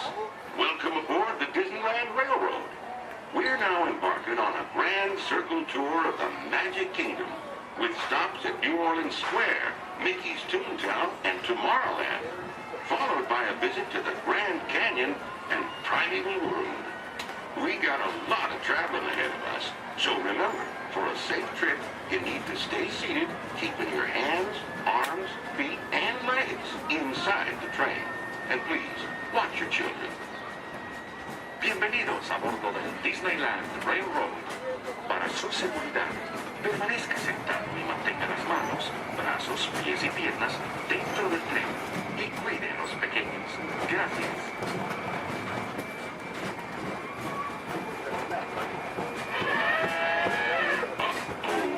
Did you folks hear that? Sounds to me like we've reached the wilds of Adventureland, where you just might run into a lot of savage critters out there, including lions and tigers and tiki birds. Everybody best be on the lookout. You never know just what may show up. We're approaching our first stop, New Orleans Square Station. This station serves Frontierland, New Orleans Square, and Critter Country. If you'll be leaving us here, please remain seated till the train comes to a complete stop. Then watch your step while getting on. Have a good time at the Frontier, yeah? For those of you continuing onwards, we'll resume our journey in just a moment. This is New Orleans Square.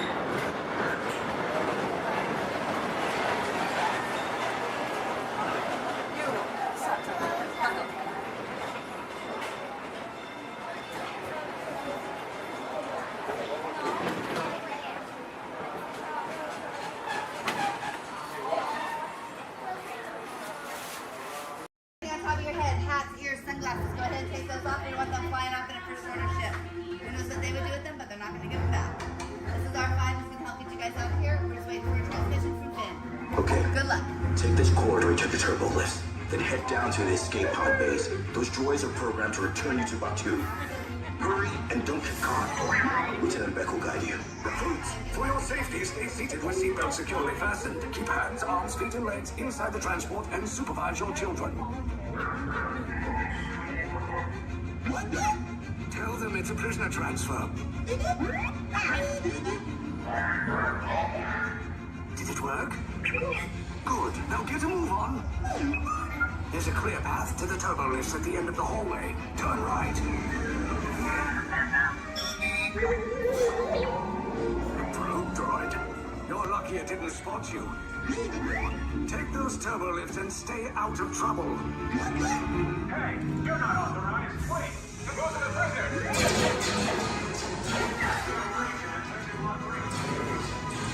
Your cover is blown. Find an alternate route. Who picked these two droids anyway?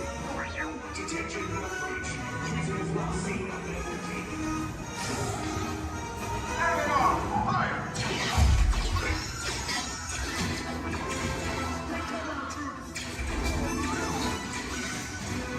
Escape pod just below us. Hurry! No, not up! I said down!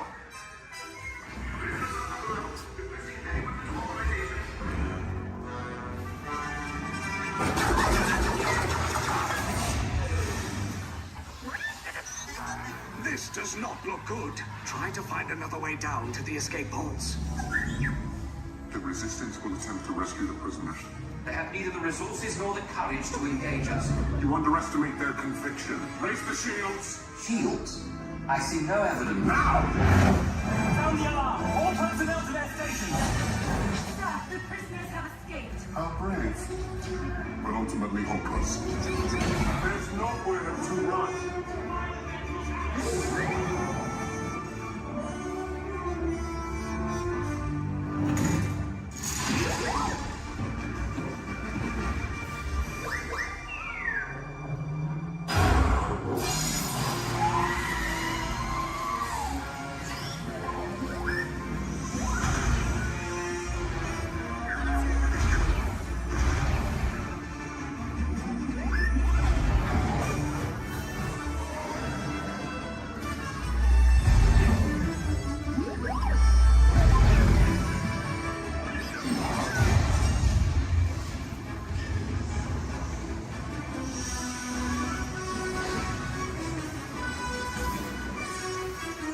Attention, all resistance personnel. Abandon ship. I repeat, abandon ship. This destroyer is about. There's no escape. You will tell me the location of the secret base, and then I will destroy you and the resistance.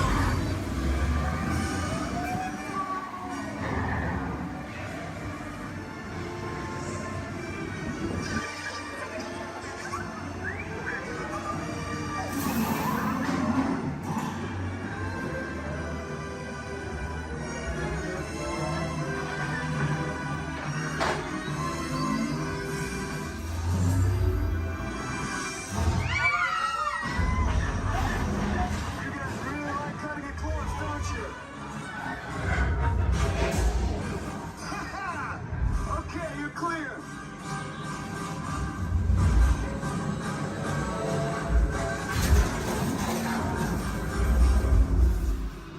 Your escape pods came in a little off target. Ground crews will meet you outside the wreck. All right, nice job, recruits. Not what you signed on for, but hey, you're resistance now. I think I have that authority. Right, Beck? Where's the lieutenant? I need eyes on Beck. Rhino, scout for his cockpit. More escape pods down in Sector 4. Verification pending from key command personnel. Where's the lieutenant? I need eyes on Beck. Lieutenant back here. Beck! You're alive! I should hope so. Great job, recruits. Thanks to your heroism, the location of the resistance base is secure. Bravo! Yes, R5, you too.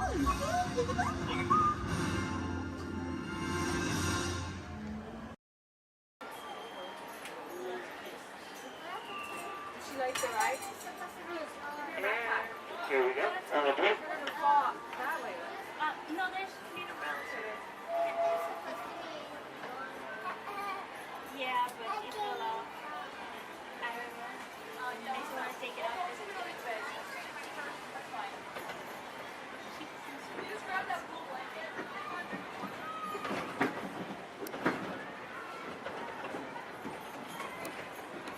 Hello, everyone. Thanks for joining us on the Disneyland Railroad. For a safe ride, remember to stay seated with your hands, arms, feet, and legs inside the train. And please, watch your kids. ¿Qué tal, amigos? Y bienvenidos a bordo. Para su seguridad, permanezca sentado y mantenga las manos, brazos, pies y piernas dentro del tren. Y cuide a los pequeños. Gracias. As we steam on through Fantasyland, you may want to take one more look at the majestic Matterhorn Mountain and the happiest group that ever sailed. It's a small world.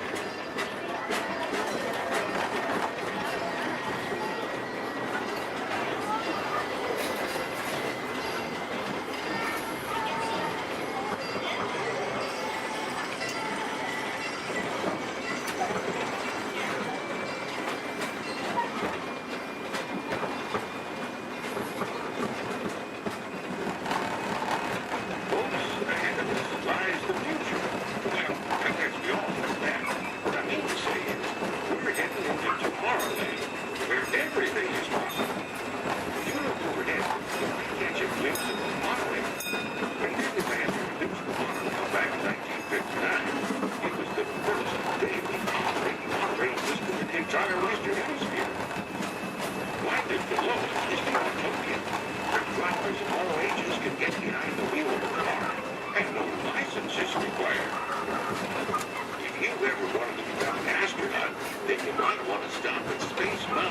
Star Tours, where they got some new flying spaceships that launch you into the deepest reaches of space. You can ride them if you got the mind, and the nerve. Well, folks, we're now arriving at... All kids need to be seated all the way down the bench. Let those with the pink ears on. To them, please. The belongings and step carefully from the train. Thanks. Have fun in the future. For the rest of you, just sit tight. We'll be on our way again in just a minute.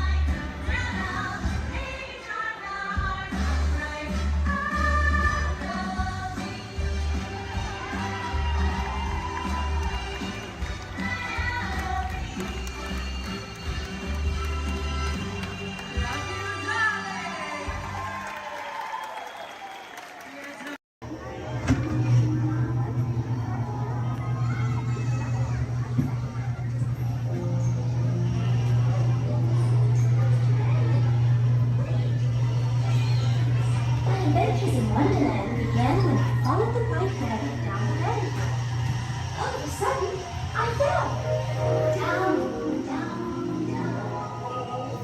Into the white rabbit? Wow!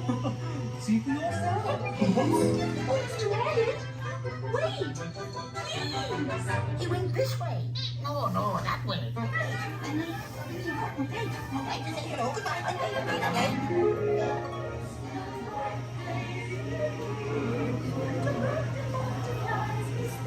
And the sun is like a toy.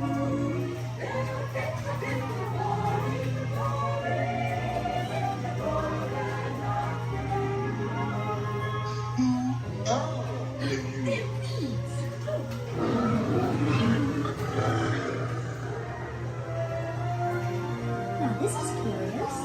I wonder if the rabbit came in here. I'm not sure. Well, I am. But wait! Don't go, please!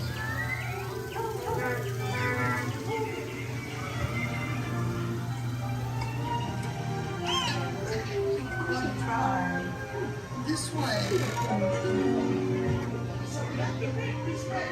They're making a noise And make a cheery shake. because we know They'll cease to grow. in fact they'll soon be dead. No! And yet we go ahead. Making a road to strike. Royal Majesty, the Queen of Hearts, and the King. Shall we play croquet? Rule 42, the Queen always wins.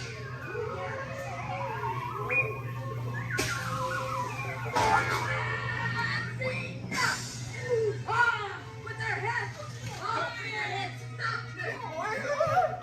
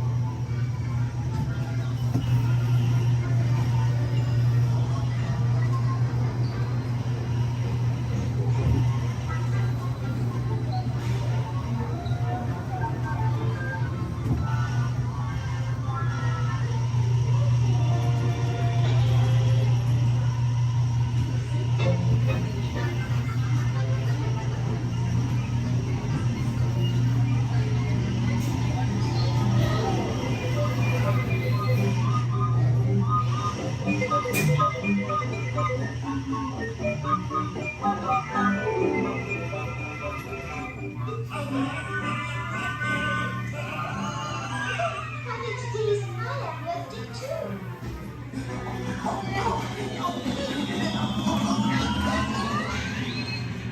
have to clean this up.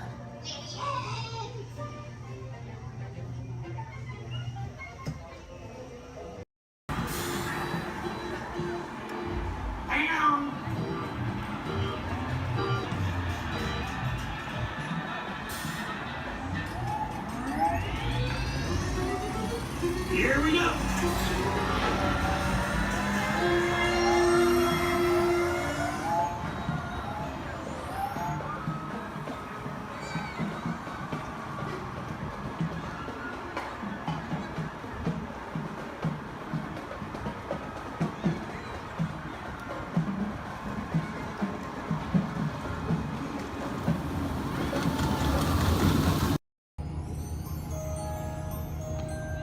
Your attention, please.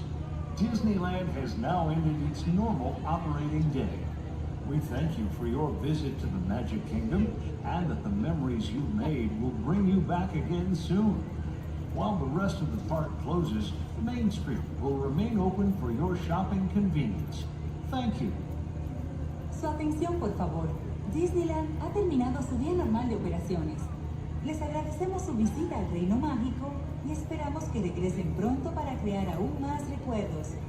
Mientras que el resto del parque comienza a cerrar, las tiendas de Main Street permanecerán abiertas para su comodidad. Gracias.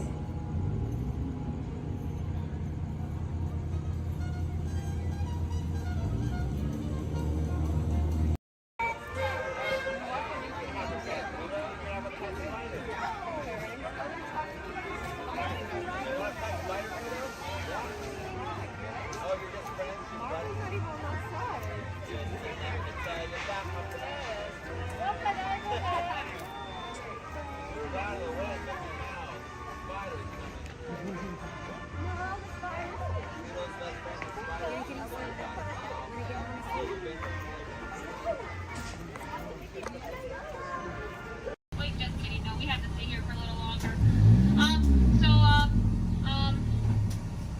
If you look up ahead, you're gonna see a dock on your left. You're gonna see another dock on your right there. We like to call those a ferry dock. I know, exciting, exciting. Now, if you look a little further, you're gonna see some skips up there in khaki. We like to call those a ferry door. I know, it's great stuff, guys. It's great stuff. So right now, you know what we. No, it's in separate.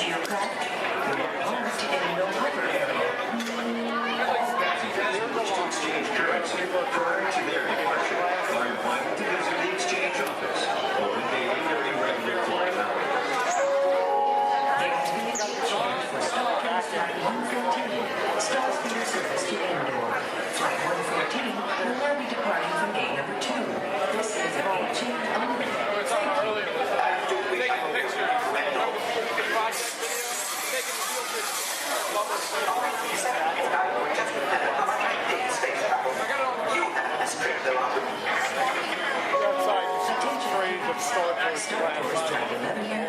Non-stop service to Indoor is now ready for boarding at gate number 1. All passengers, please proceed to the boarding area immediately. Good job, good job. Para ricevere il piano, good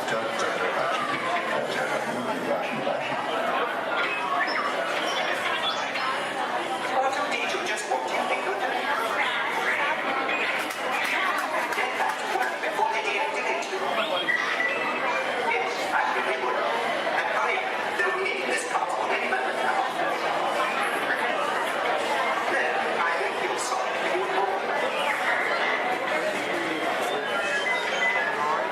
Well, how should I know what's wrong with a ship? I'm an interpreter of an abstract. However, you won't just get the wrong things. Sometimes I think these new transports have a mind of their own. Your attention, please. All interplanetary travelers must have a current passport and the necessary visas prior to leaving the spaceport. Passengers requiring assistance should visit the nearest information kiosk. Thank you. Star Tours is now offering convenient daily departures to the exotic moon of Endor. Come spend an afternoon or the entire day with the lovely Walts in their charming tribal villages.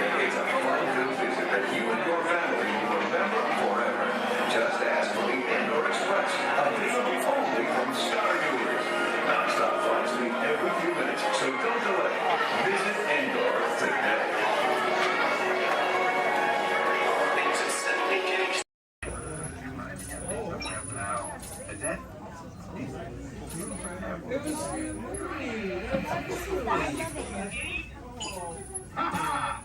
Gotcha. Oh! What are you guys still doing here? Tour's over. The cages are open and the creatures are loose. You gotta get out of here. Wait. Don't get out of here. I could use a hand. My little pal Groot is lost in the fortress somewhere, and I need to find him before he gets ate. I found his tiny little heat signature, see? All those other heat signatures are, well, don't worry about them. Listen up. You guys can be a big help while I look for my pal.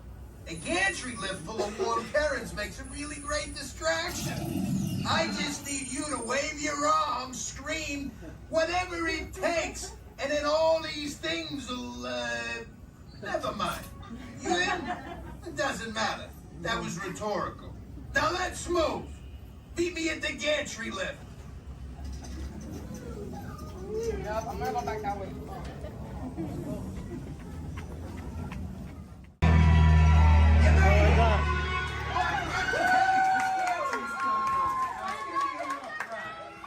Remember, if you see a scary creature, scream real loud and look delicious.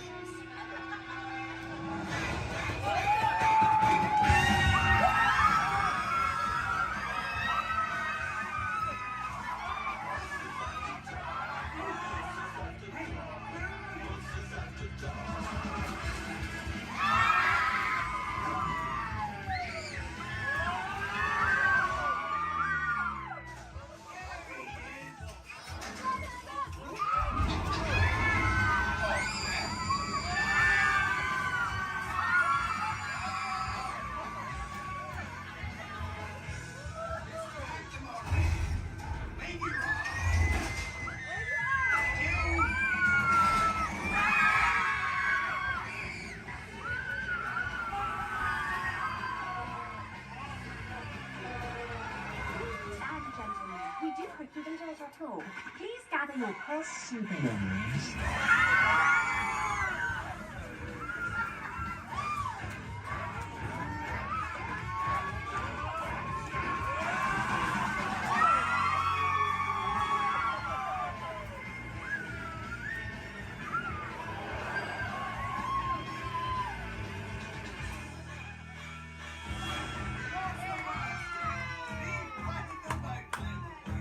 Spit that out, it's not candy.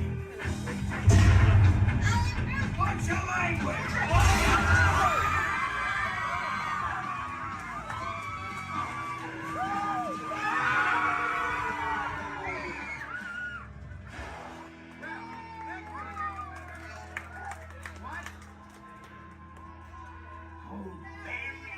Very still.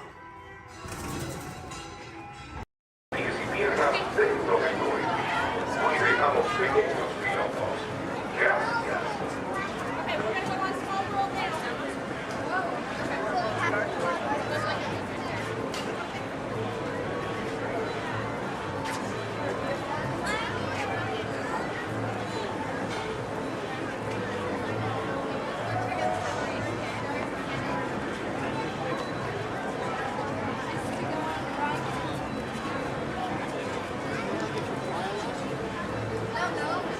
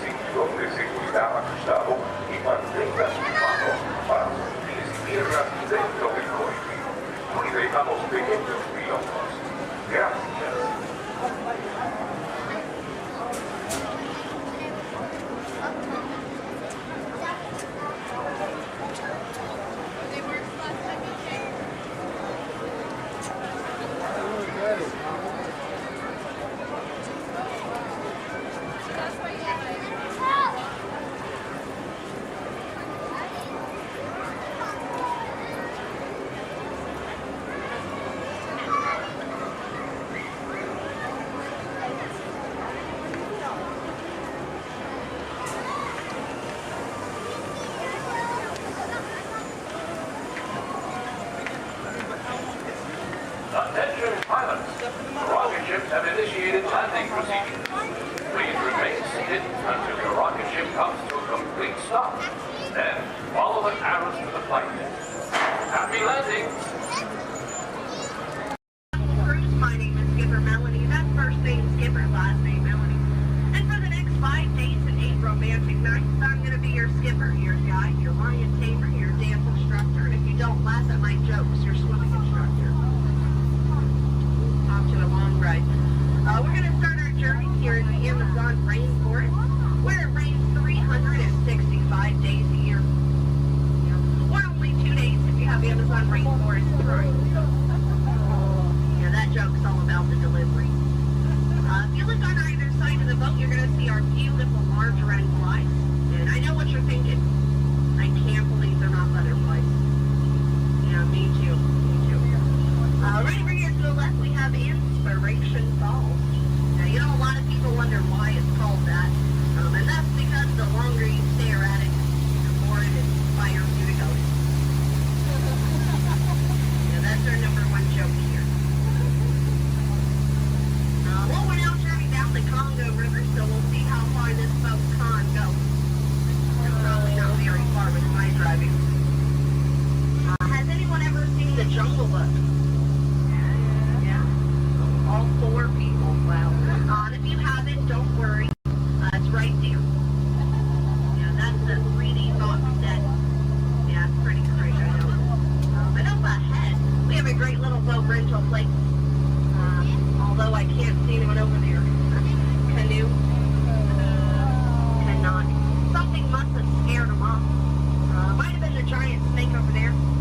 Does anyone know what kind of snake that is? It starts with a P. It's a good guess. It's actually plastic. Sorry, kid. Oh no. Looks like I have some uninvited house guests. But you know, it's not all bad. I could not get that Jeep started this morning. Yeah, looks like they got it to turn over. Yeah, probably called AAA. I should have thought of that. Yeah, or used a monkey wrench, I don't know. But we're now turning down the Nile River. It's the longest river in the world. It goes on for miles and miles and miles and miles and miles and miles and miles. And if you don't believe me, you're in disbelief. Right over there, we have an African bull elephant.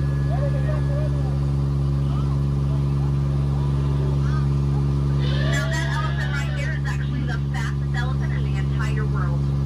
Yeah, he's already over here. Wow, Disney magic, right? And right in front of us, we have the star of the new Jungle Cruise movie. It makes the way. Yeah, we're really excited about it. And we're now in the African belt where all the animals came together. We have some long-necked cheetahs, some 1970s impalas. Oh, look at those lions protecting that sleeping zebra. He's dead. Tired, dead tired. You know, it must be hard to eat a zebra. Yeah, because it's like white meat, dark meat, white meat, dark meat, white meat, dark meat tail. You know? Oh, but there's the lost safari everyone's been looking for. You know, I tried to tell them that they could not outrun the animals here in the jungle, but what a rhino, right? I guess they'll get the point in the end. But that's my best friend right over there. Her name is Ina. Everyone say hi, Ina. The jokes do not get better from here. But that was a great time to point out some of my favorite plants, so I'll go ahead and get started.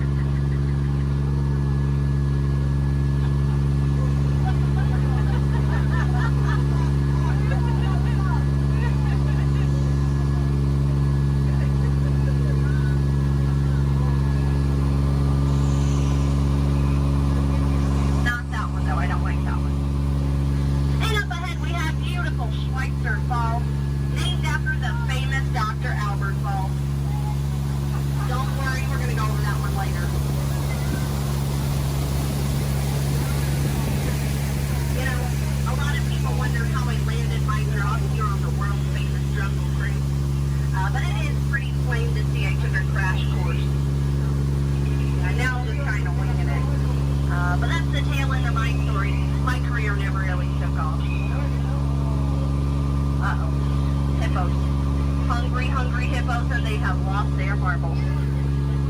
These hippos may look cute and friendly, but they can actually capsize a boat just the size of this one. But don't worry, everybody. I have a great technique that'll scare off anyone. I love you. I work at the Jungle Cruise. Yeah, that normally does the trick. I just wanted to live happily ever after, whatever. Someone once told me that my job was so easy a monkey could do it. Yeah, I only halfway believed him. I didn't really find it too appealing, so let's just banana split out of here. And if you look right over here to the right, you're going to see absolutely nothing. Yeah. Well, guys, stop monkeying around. This right over here has been really bugging me. Those butterflies are just not what they used to be.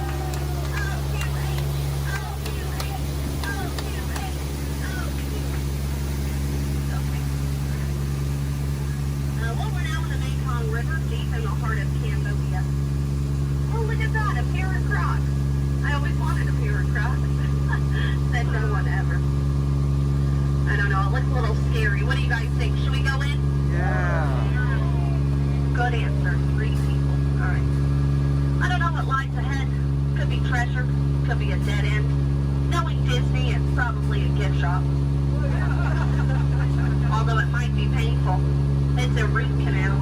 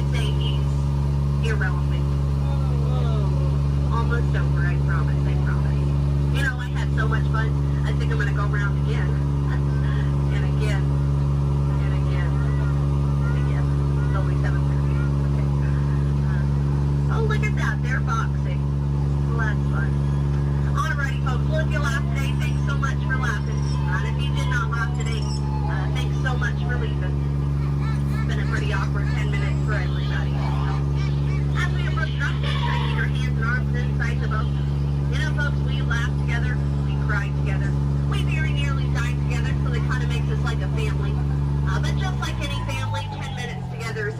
so you know what they say. Get out.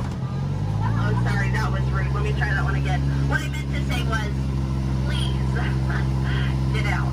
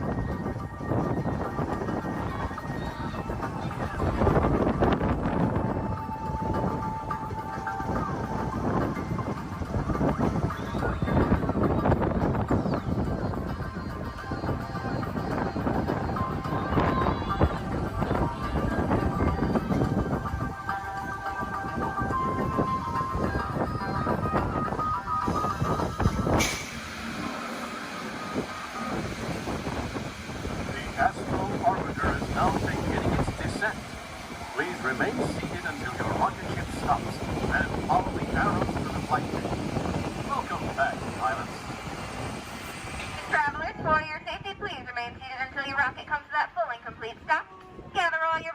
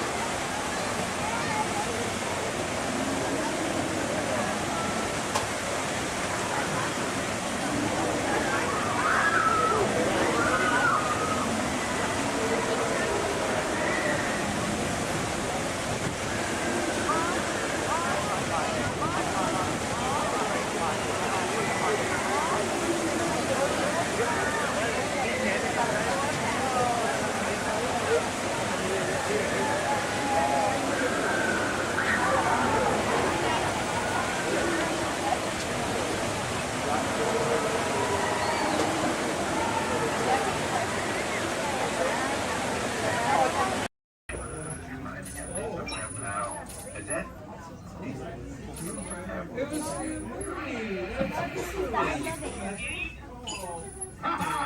Gotcha. Oh! What are you guys still doing here? Tour's over. The cages are open and the creatures are loose. You gotta get out of here. Wait. Don't get out of here. I could use a hand. My little pal Groot is lost in the fortress somewhere, and I need to find him before he gets ate. I found his tiny little heat signature, see? All those other heat signatures are, well, don't worry about them. Listen up. You guys can be a big help while I look for my pal. A gantry lift full of warm currents makes a really great distraction. I just need you to wave your arms, scream, whatever it takes, and then all these things will, never mind. You in? It doesn't matter. That was rhetorical. Now let's move. Meet me at the gantry lift. Yeah, I'm gonna go back that way.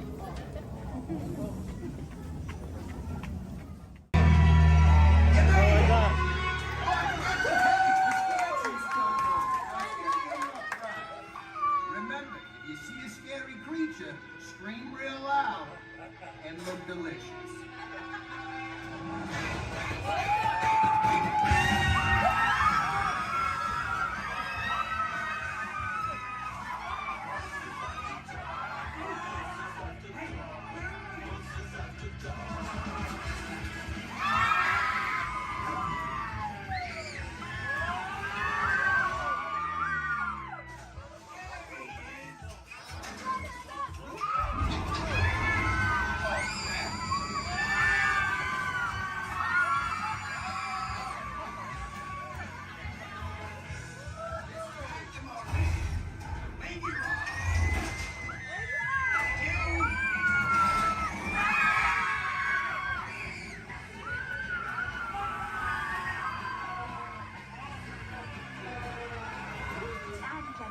We do hope you've enjoyed your tour.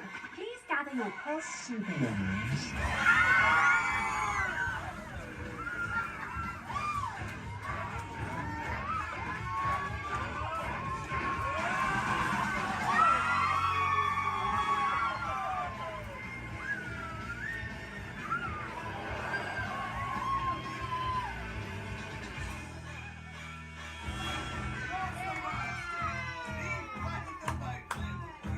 Spit that out. It's not candy. What's your language?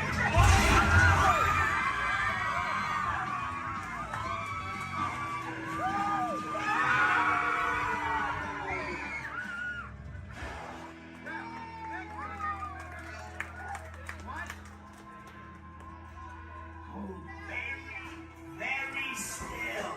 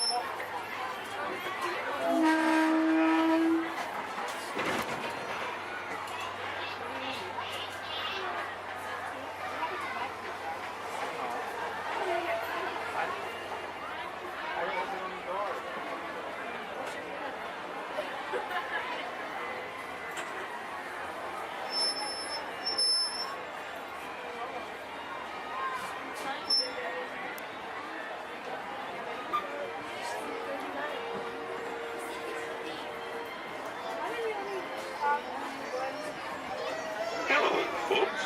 Welcome aboard the Disneyland Railroad. We're now embarking on a grand circle tour of the Magic Kingdom with stops at New Orleans Square, Mickey's Toontown, and Tomorrowland, followed by a visit to the Grand Canyon and Primeval World. We got a lot of traveling ahead of us, so remember, for a safe trip, you need to stay seated, keeping your hands, arms, feet, and legs inside the train. And please, watch your children. Bienvenidos a bordo del Disneyland Railroad. Para su seguridad, permanezca sentado y mantenga las manos, brazos, pies y piernas dentro del tren. Y cuide a los pequeños. Gracias.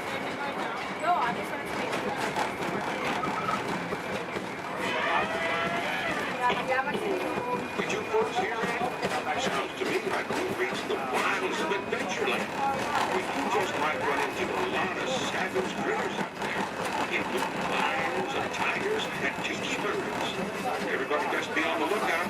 You never know just what may show up. We're approaching our first stop, New Orleans Square Station. This station serves Frontierland, New Orleans Square, and Union Country. If you'll be leaving us here, you ain't see until the train comes to a complete stop. Then watch your step while getting off. Have a good time at the Frontier, you hear? For those of you continuing on, we'll resume our trip in just a moment.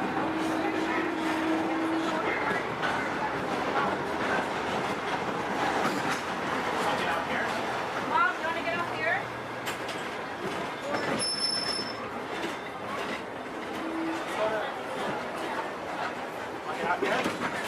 Dad?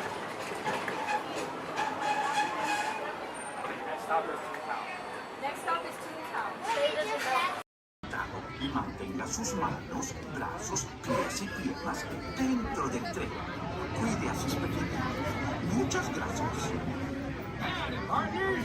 For your safety, remain seated with your hands, arms, feet, and legs inside the train, and be sure to watch your kids.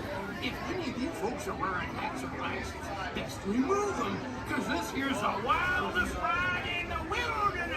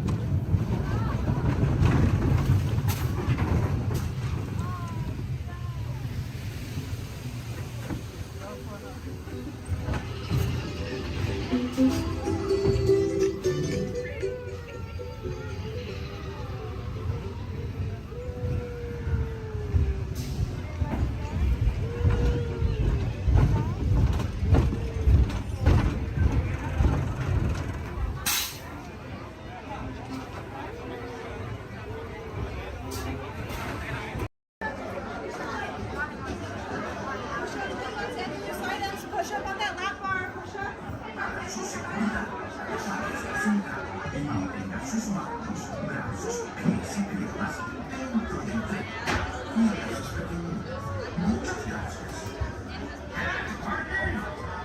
safety, remain seated with your hands, arms, feet, and legs inside the train, and be sure to watch your kids.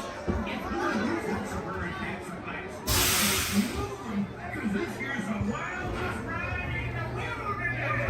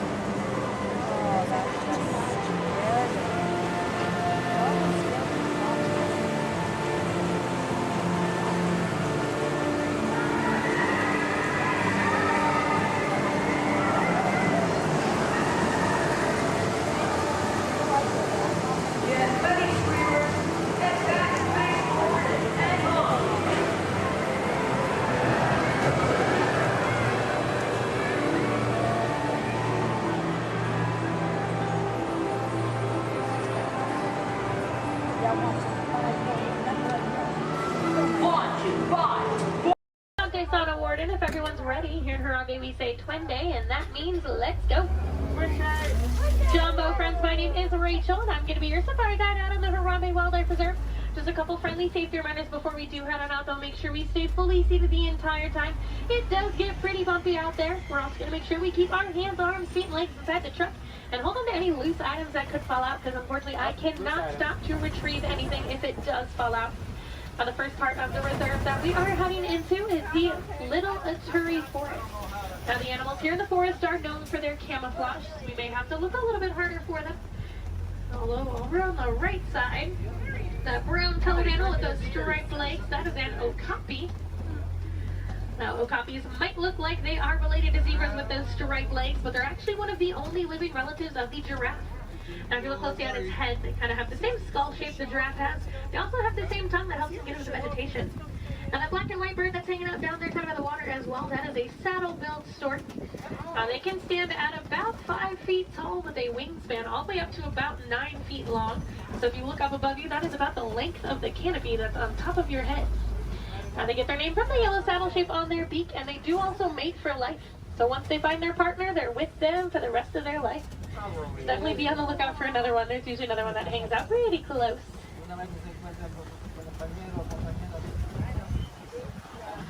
Looking a little bit quiet on this part of the forest. Well, let's see if we can head up, see what else we can find. Well, looks like there is some movement up ahead, so I'm going to head over that way.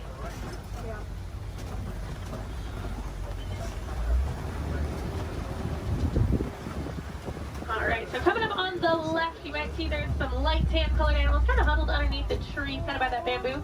Those are greater kudus, and then actually up kind of under the trees, and then also at the top of the hill up there, those darker brown-colored animals with those horns on top of their head, those are bongos. Now, bongos are very shy and reclusive animals. That is how they get their nickname, the ghost of the forest. Both males and females do have those horns on the back of their head. And if you notice, they're angled backwards. That stuff won't get through any of that thick and tangled brush here in the forest they usually live in. Alright, it looks like we're going to cross over some water, so that means we're heading out towards the Safi River. You're going to want to keep your eyes near the water, looking for any kind of shadowy figures. A lot of times you'll see Nile crocodile or even Nile hippos. Now, hippos will spend most of their time in the water, and even spend about 8 minutes at a time underneath the surface. The average male hippo does come in at about 5,500 pounds, and they do kind of float to the bottom of the water and walk along the bottom rather than swim. Although to be fair, if I was 5,000 pounds, they'd probably do the same thing. It takes quite a bit of energy for them to swim around. I haven't seen any yet, but they do have a couple spots here in the river, so we'll head up. Now, those white and gray birds that are hanging out on the island, those are pink-backed pelicans. They do get their name from the pink coloration that their feathers get during mating season. That's not actually the feathers that turn pink, though. It's their skin that turns that color. It kind of makes their feathers look good.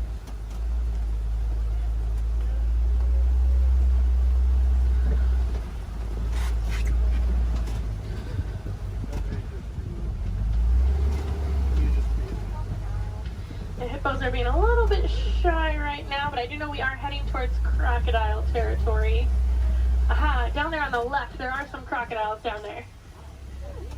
Now, the average Nile crocodile does come in at about 16 feet in length, weighing about 500 pounds. Although they can grow to be about 20 feet long, and I do know there's at least one down there that's a little bit over 700 pounds. Now, when it is super hot, you will see them hanging out with their mouth open. That's because, unlike you and I, they can't sweat.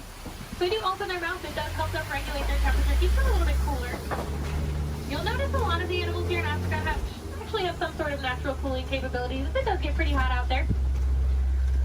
Now, we are going to start making our way out towards the savannah. That does happen to be one of the largest parts on the reserve. It's also home to some of the more famous animals like lions, elephants, and giraffes. So hopefully we'll see some of those out there today. Now, coming up on the right side of the truck now, this tree that almost looks like it was planted upside down. That is a baobab tree, also known as the tree of life or the upside down tree. And they will remain leafless or dormant up to 9 months out of the year, and that's to help conserve any kind of water or energy the tree does have. I'm already seeing quite a bit of movement down there, so we're going to head down, get a little bit closer to everything. Now, unlike the animals in the forest, the animals out here on the savannah do rely on speed and agility to protect themselves. Even giraffes can run at about 30 miles per hour. That is a pretty funny run if you've ever seen it. Kind of see the head move way before you see any other part of the body move. Alright, coming up, those animals with those really big horns hanging out there on the right, those are Ankole cattle, also known as the Watusi cattle, after the Watusi tribe that did first domesticate them. They are one of the only domesticated animals here on the reserve, and those horns might look really big and heavy, but they are actually mostly hollow with kind of a honeycomb structure on the inside, so they are fairly light. Now these zebras that are hanging out here pretty close, these are Hartman's mountain zebras. If you look closely underneath their neck, you'll see a little flap of skin. That is called a dewlap. Now that does help them regulate their temperature. They're also the only zebra species that has it, so it does help us identify them as Hartman's mountain zebras. Now a group of zebras is called a dazzle. And if you've ever wondered if a zebra is black with white stripes or white with black stripes, just look at their nose. If they have a black nose, they're black with white stripes, and if they have a white nose, they are white with black stripes. Alright, we are going to slowly start making our way towards those giraffes.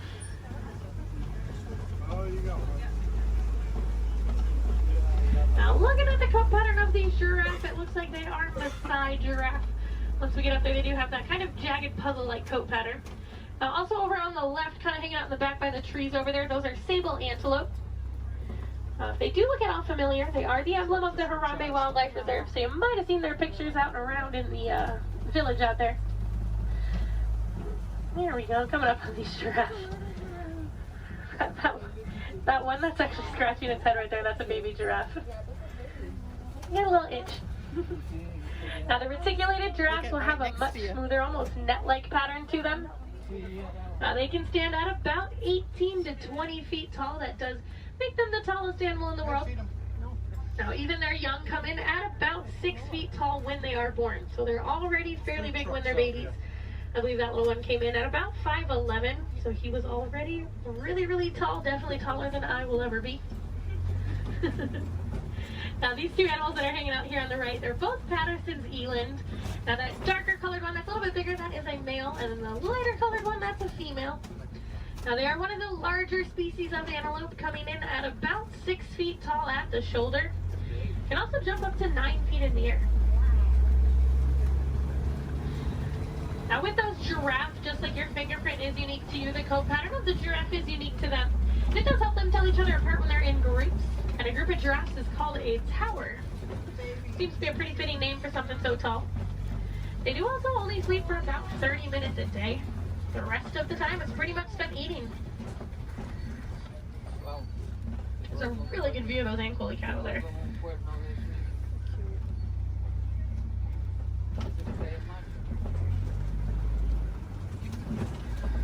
Alright, let's see if we can head up a little bit farther into the savannah, see what else we can find.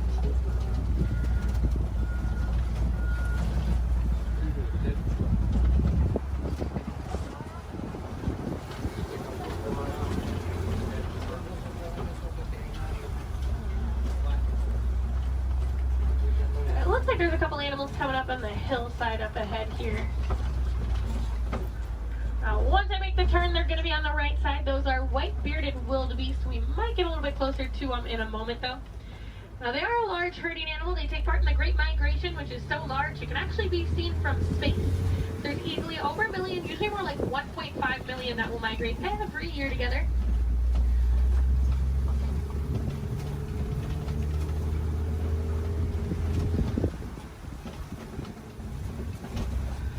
There they are. You can kind of see them there. Now we are also coming up on some knockdown trees just up ahead, so we're going to head over that way. Usually that is a pretty good indicator that there's an elephant or two nearby. Now elephants are known as nature's bulldozers, so you can always kind of assume. Actually, it looks like there is one up ahead of us. I'm going to see if we can get a little bit closer to it.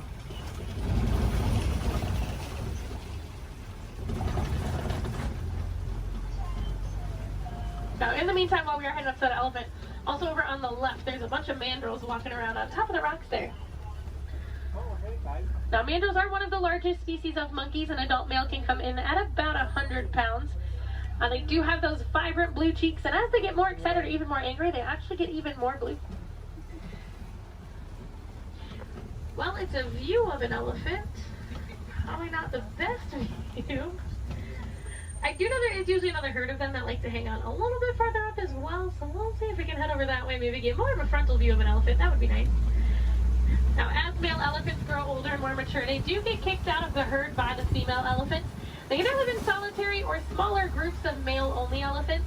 They do tend to get a little bit too rough with the young ones, and the females are not a huge fan of that. Well, I can kind of see that one a little bit better. Now, we can also tell that's an African elephant, not only because we're in Africa, but if you look at the ear shape, it almost looks like the continent of Africa. Makes it super easy to identify. Let's see if we can head up and find the herd.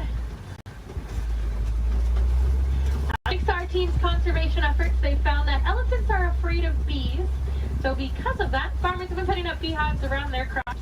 It's a much safer alternative for the elephants. It keeps them farther away from the crops, but it also keeps our locals and our farmers happy.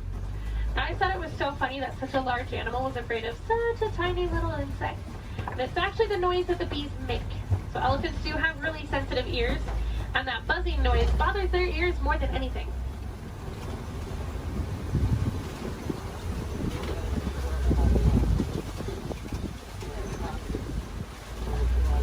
And I am seeing some tusk marks in the red clay, so hopefully that is a good sign that the herd has moved through here fairly recently. Now, just like you and I might take a multivitamin every day, the elephants do eat that red clay. It gives them a little more nutrients they may not always get from their daily diet. Female elephants do also have one of the longest gestation periods, coming in at about 22 months. So I'm not sure I blame the females for wanting to kick the males out after a while. Personally, I might do the same thing if I had to go through that. Looks like there were a few of them moving up ahead, so we're going to see if we can get a little bit closer to them.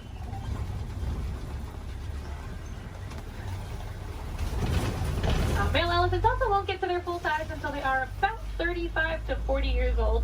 That is about half of their lifespan.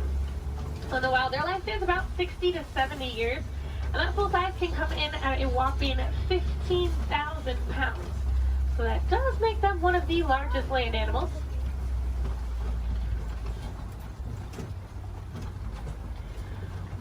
Now, they do also have really sensitive skin, so you will see them throwing dirt and mud up on their back. That acts as a natural sunscreen for them. You're also going to see them flapping those really big ears that they have, as those ears are home to a bunch of blood vessels on the inside. So just doing that, it does actually activate those blood vessels and can even cool their body temperatures down about 10 degrees. We might be able to see when we start going around this curve here. Now, in the meantime, we are coming up on some greater flamingos as well. Now, those greater flamingos actually start out as a gray color, and as they get older, they get their vibrant pink color from their diet, which does consist mostly of beta-carotene, like brine shrimp. If you actually look on a couple of them, the back of their head and neck, you can still see some of the gray feathering on some of them. But they are one of the lighter colors of flamingo species, as well as one of the largest. You might have seen their cousins, the lesser flamingos, out on Discovery Island when you were coming in today. They're quite a bit brighter in color than these ones, but they're also a little bit smaller. And if you didn't see them, they like to hang out the very front of the tree line, kind of down to the left-hand side.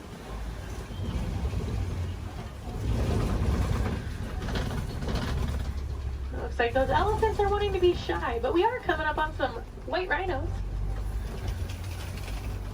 Now, white rhinos don't get their name from their skin color. They get it from the Afrikaans word weit, which means wide. Now, if you look, they have a very wide mouth.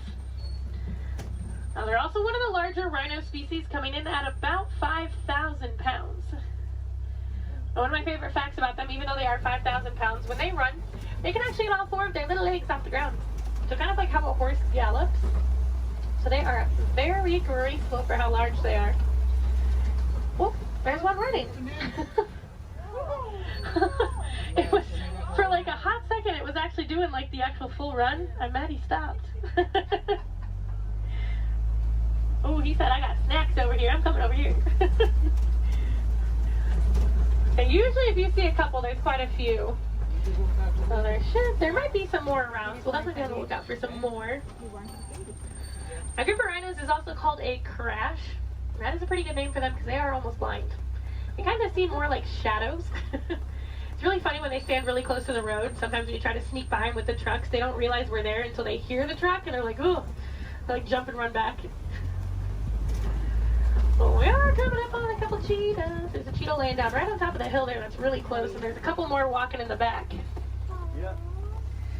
Now, cheetahs are one of the fastest land animals. They can go from about 0 to 60 miles per hour in just about 3 seconds. Now, they do get to that speed fairly quickly, but they can't actually maintain it for very long. It's more like a short sprint of a couple hundred yards. Looks like there's a couple more walking up ahead here. Now, they will use that long tail of theirs, kind of works as a rudder to help them turn. Their nails also don't retract, so they do stay out. It does help them gain traction when they are running those speeds. And unlike most big cats, they will do most of their hunting during the day and do tend to be way more active during the day. They're also one of the only big cats that can purr. So kind of like your household cats, just a little bit bigger.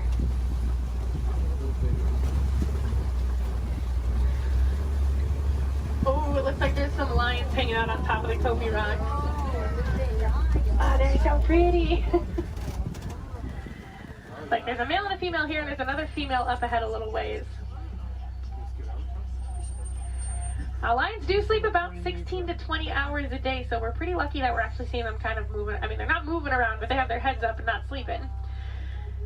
Now, they do tend to be more nocturnal and will do most of their hunting at night, and it's actually the females that will go out and do the hunting while the males stay back and protect the pride. During the day, their eyesight is pretty much identical to ours, but at night, it gets about 6 times better. So they have super good eyesight at night. Now, when they vocalize, they can vocalize up to 5 miles away. You can hear it. So if you do plan on staying here all the way up until park close, I highly recommend while you're walking out to your car, keep your ears open because sometimes you will actually hear them vocalizing. It's really cool. Now, I know everyone's excited about the lions, but there's a really cute little brown and white animal over on the right. And that is a Bontebok. Now, he's related to the white-bearded wildebeest that we saw earlier, and within 5 minutes of birth, he can stand. Within about 10 to 15 minutes, they can also walk and run. That's a super good survival technique for them. That way, once those little ones are born, they can get up and get on the move as quickly as possible. Now, also hanging out in the trees there on the right, those are waterbuck. Now, waterbuck do drink an excessive amount of water, hence the name waterbuck. But they also have kind of an oily, greasy feel to their fur. Now, that is supposed to help them be a little more waterproof when they are hanging out in the water.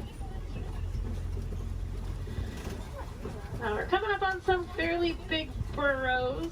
We'll be on the lookout for warthogs. Actually, down in that burrow there on the left, there is a warthog. Now, warthogs are one of the largest land burrowing animals. They like to back up into their burrows, just like that one's doing. That way it keeps their tusks out, so if anything tries to sneak up on them, they can try to deter that animal. They've also been known to recycle other animals' burrows, so they might find when an animal has abandoned and call it their home. Isn't the ever so lovely ostriches over there, too? Now, while we are heading over there, it looks like those ostriches have also dropped some eggs there on the right. Now, individually, each one of those eggs can weigh about 3 pounds, and they are so strong that just about any one of us can stand on them, and absolutely nothing would happen. Are you guys gonna stay off of the road, or no? Okay. Now, ostriches are the largest species of bird. They are flightless birds, though. They use those wings to help them turn, kind of like how the cheetah uses its tail. They can run speeds of about 30 to 40 miles per hour, so they are fairly quick. They always look so confused, too. Makes me laugh. They are notorious for long animal stops, so when you can sneak by them when they're that close to the road, it's your lucky day. Alright, it looks like the warden's post is coming just up ahead of us. That does unfortunately mean our safari is coming close to an end. But the warden has adopted some Nigerian dwarf goats that like to hang out here. Now, they do help our warden keep the grass looking nice and the weeds down low, and in return, they produce some milk that the villagers here find very sweet and actually high in value. So that does allow the village to rely less on the wildlife out there. They are small, but they won't get any bigger than that. They are full-grown adults. And they are one of the many examples of how humans and animals can live in harmony together. It just takes a little bit of effort from us. Some small things that you guys can do at home but make a huge difference for these animals. Planting some native trees or plants in your yard maybe building a few bird houses here and there, or even some bat boxes. A lot of these animals, including the elephants that we saw, are losing their habitats due to mining for metallic ore, otherwise known as coltan. And that's found in many of your small electronics, so things like cell phones, laptops, tablets, anything like that. So next time that brand new shiny iPhone comes out and you guys decide to go and purchase it, just make sure you recycle the old one. That will help keep mining down to an absolute minimum and saving those habitats for those beautiful animals out there. And if I have any wilderness explorers on board, you guys have been on board the Simba 1. That's SIMBA 1. And I am going to get you guys back up to that dock that we originally came from, so you're going to have to bear with me for just a little bit longer. Hopefully we should be able to buzz through some of the docks fairly quickly.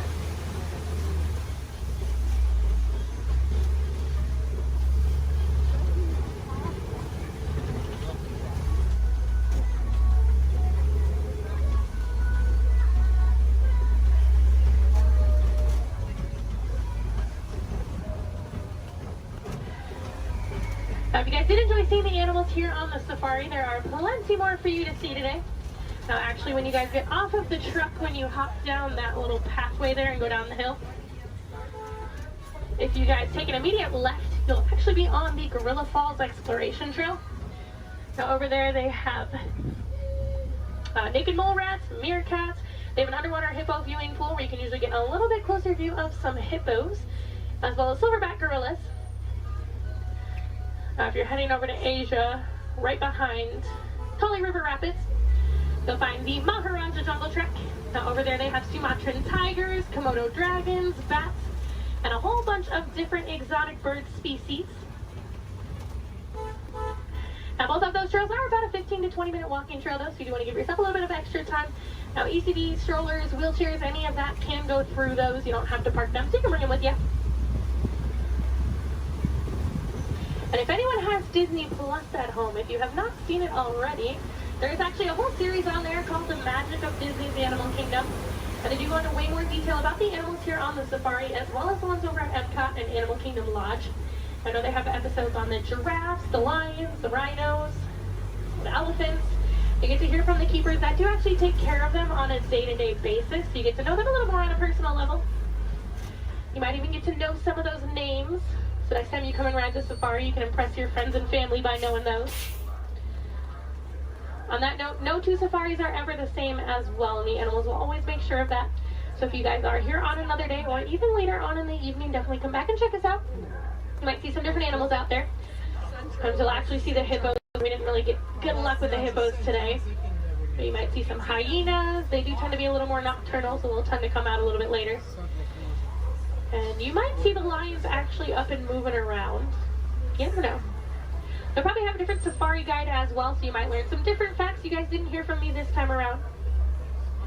As you guys are walking around the park too, I encourage you guys to be super aware of your surroundings. A lot of times you'll walk past different animal habitats and you guys won't even know it. On front of the trail life, you'll see those lesser flamingos that I kind of touched on a little bit. You'll see some kangaroos hopping around, some vultures, all kinds of stuff. And then towards the front of the park, actually one of my favorite animals likes to hang out there, the giant anteater. Now that's like if you're heading out of the park when you go over the bridge and there's like the spot where you can go on the left side and the right side to exit. She likes to hang out on the right side. So if you go down there, she tends to kind of hide those. So you have to look into her habitat a little bit to see her. But she's usually there. Alright, it looks like this truck ahead of us is just about loaded, so they should be on their way. So it's a really good time. Double check your rows. Make sure you do have everything. You don't want to leave anything behind because I will be heading out on another safari as soon as I drop you guys off. So it'll take a little bit of time to get those items back to you. The warden knows we are on our way, so we should be able to get cleared up in that dock here fairly quickly.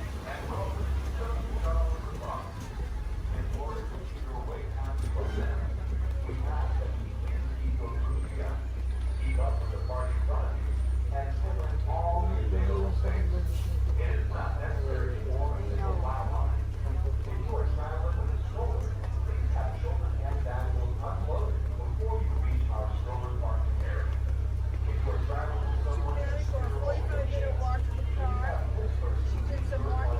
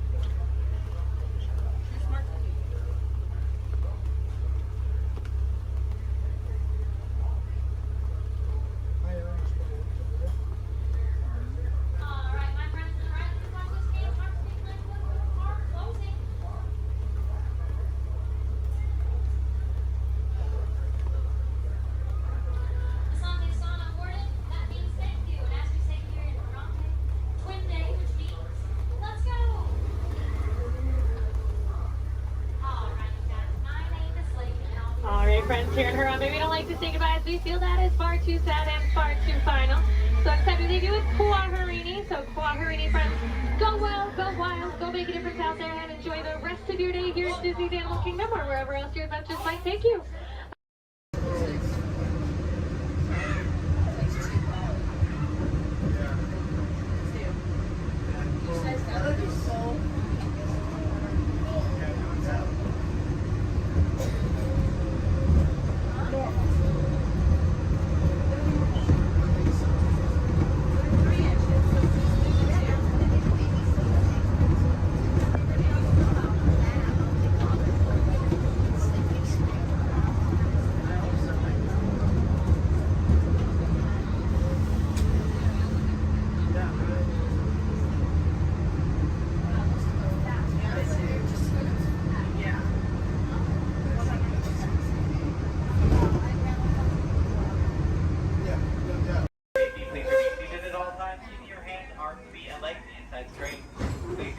Children, making sure they're seated away from the train openings, either fully on a lap or on a bench. Our next stop will be New Orleans Square Station. Do we want to discard? Do we want to stop at the door? No, do you want to go all the way around?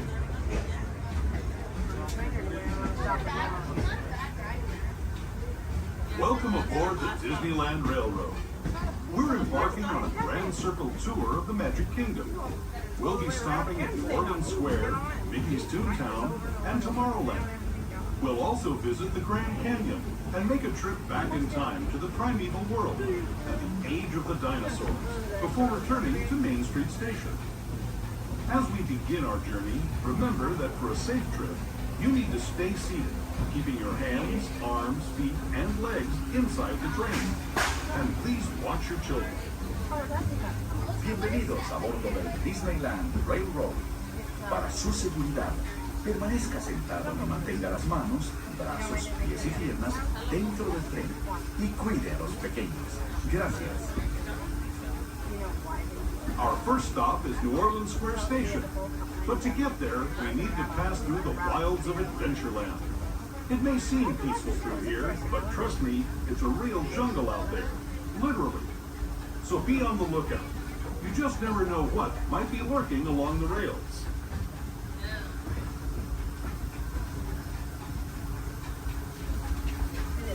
Just ahead is New Orleans Square Station. This station also serves Frontierland and Critter Country. If you'll be leaving us here, please remain seated until the train comes to a complete stop. Then watch your step as you're getting on. For those of you continuing on with us, we'll be resuming our trip in just a moment. This is New Orleans Square Station. New Orleans Square.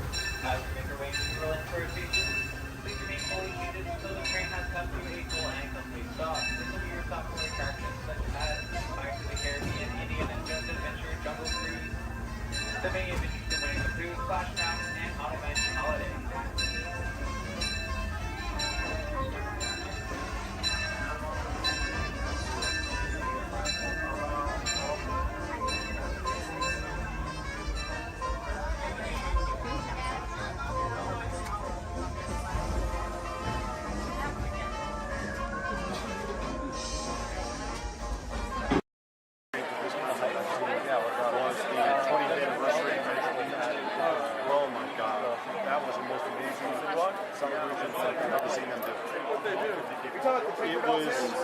I think they're sold out dancers, in the park, but they still got there's like 200 dancers on it. And then 3 different marching bands. And the full day of the answer, you just get nothing going on. Roy Disney staying with his dad at school. Leading his education synced with his dad. That's the only one that got that job. Then, nothing to see here. Ladies and gentlemen, boys and girls, 55 years ago today, Walt Disney dedicated the happiest place on earth. Since then, Walt's dream has brought joy to millions around the world. Join us now as we go back to that memorable day, July 17, 1955. To all who come to this happy place, welcome. Disneyland is your land. Here age relives fond memories of the past. and here youth may savor the challenge and promise of the future. Disneyland is dedicated to the ideals, the dreams, and the hard facts that have created America, with the hope that it will be a source of joy and inspiration to all the world.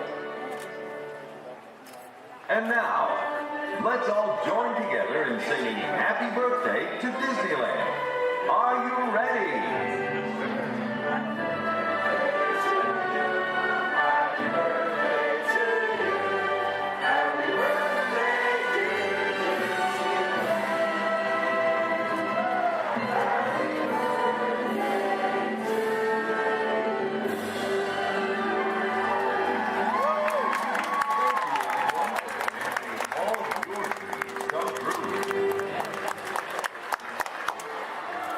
That's it. All right. Everyone go home. Oh, dancing.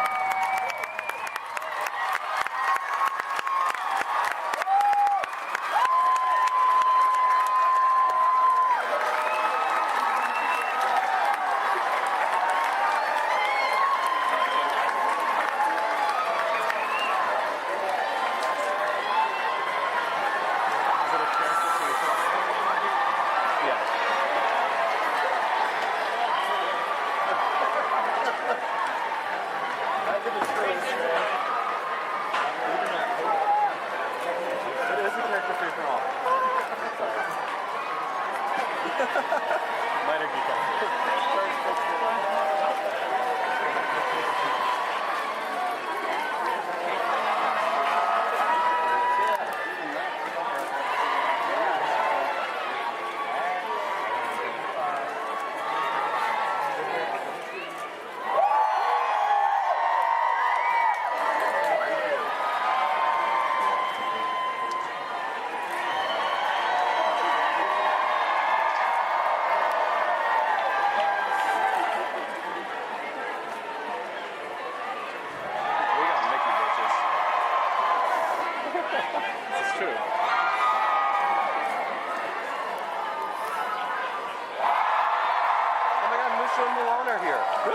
Right there. Behind the light post. They keep doing this like cool Oh, Pluto. We should go say hi to Pluto.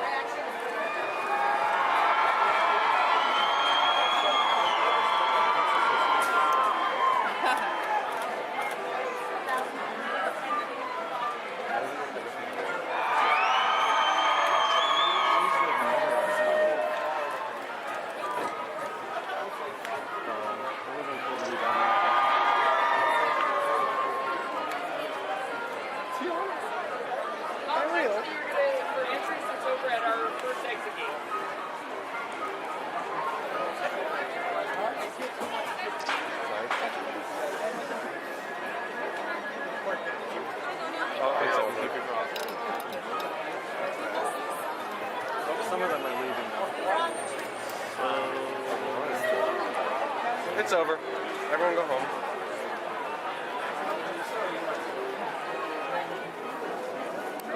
Enemy of the Galactic Alliance.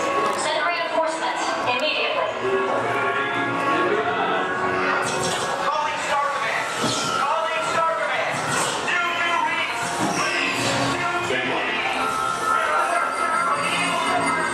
Scanners detecting no trouble in Sector 9. No doubt it's the work of that nefarious coup, the sworn enemy of the Galactic Alliance, the evil Emperor Zurg. His robotic army is stealing crystallic fusion power cells. Without those cells, will all be powerless and at the mercy of Zurg. Star Command picked a fine time to send the new recruits. All right, you junior space rangers, listen up. Zurg is using the stolen battery cells to energize his secret weapon. Our mission is to find his robots and his secret weapon and blast them.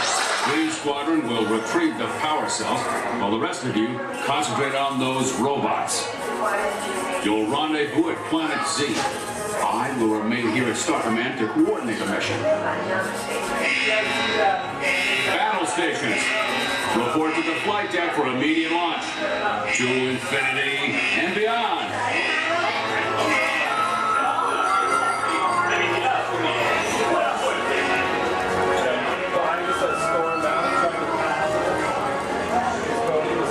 Attention, Space Rangers. This is Star Command. Prepare for immediate launch. Flight safety requires that you remain seated in your cabin while these immediate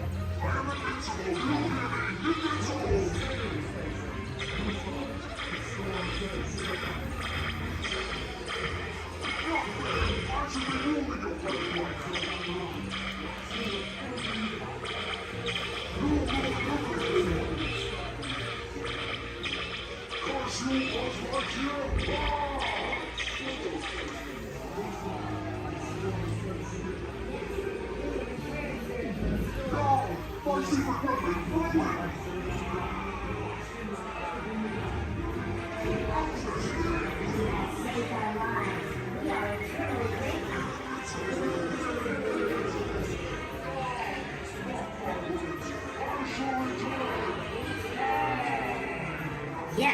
we will return, sir, to the store. He is a bad toy.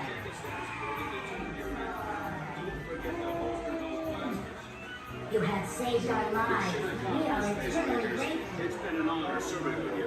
Check the status board to determine your rank. And don't forget to holster those blasters. Mission accomplished, Space Rangers. It's been an honor serving with you. Check the status board to determine your rank.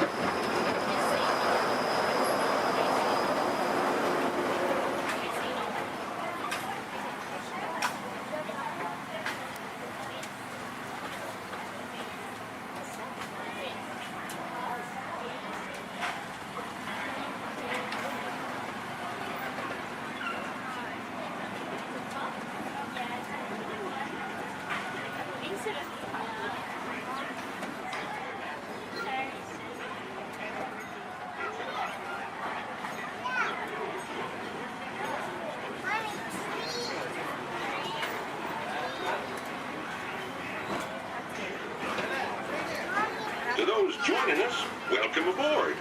The next leg of our journey will take us along the rim of the Grand Canyon. It's a mighty long drop to the canyon floor. Once again, ladies and gentlemen, friendly reminder, no flash pictures. And legs inside the train. Be sure to watch your kids and no flash pictures, please. Para su seguridad, permanezca sentado y mantenga las manos, brazos, pies y piernas dentro del tren y cuide a los pequeños. Por favor, no tome fotografías con flash.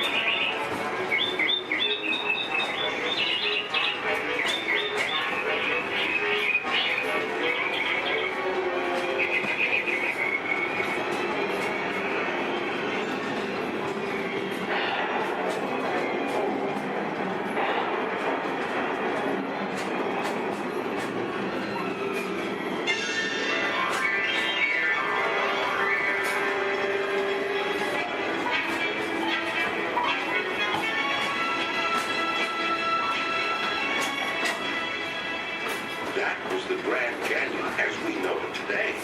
But it wasn't always that way. And now, as we travel back in time, back to the fantastic time of the world, land of the dinosaurs.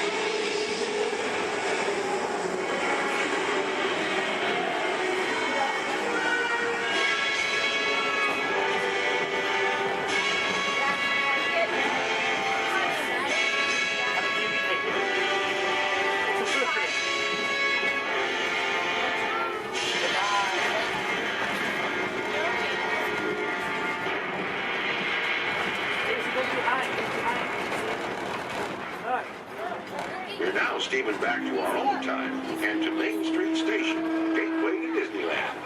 If you'll be leaving us here, stay in your seat till we come to a full stop. And remember to gather all your personal belongings, including the guns if you got any, and step carefully from the train. I'd especially like to thank those of you who've been with me for the Grand Circle Tour of Disneyland. We surely hope you enjoyed your travels with us and that you'll come back and see us again real soon. For those of you traveling on, we'll be on our way again in just a few minutes. This is Main Street Station, Main Street, USA.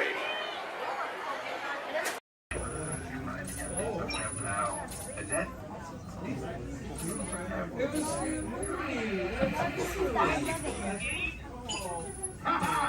Gotcha. Oh, what are you guys still doing here? Tour's over. The cages are open and the creatures are loose. You gotta get out of here. Wait. Don't get out of here. I could use a hand. My little pal Groot is lost in the fortress somewhere, and I need to find him before he gets ate. I found his tiny little heat signature, see? All those other heat signatures are, well, don't worry about them. Listen up. You guys can be a big help while I look for my pal. A gantry lift full of warm parents makes a really great distraction. I just need you to wave your arms, scream, whatever it takes, and then all these things will, never mind. You in? It doesn't matter. That was rhetorical. Now let's move. Meet me at the gantry lift. Yep, I'm gonna go back that way.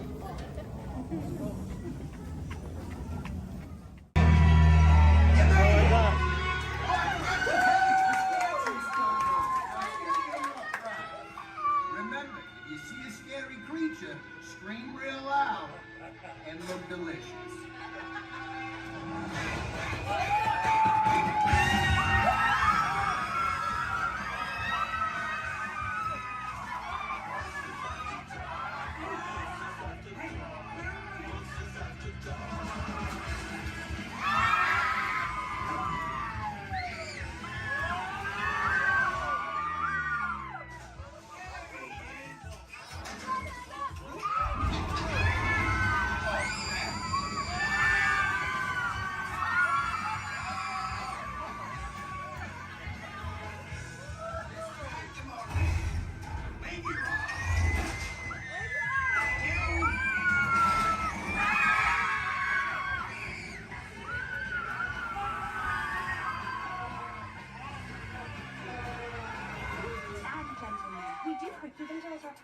Please gather your purse souvenirs.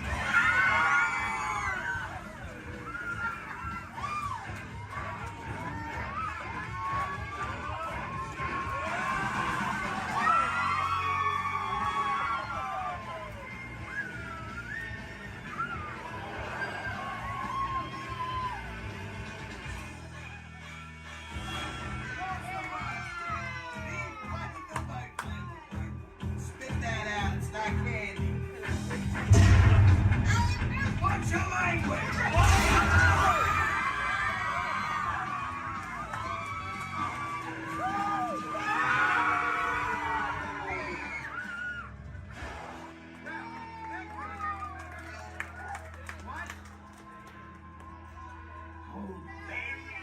Very still.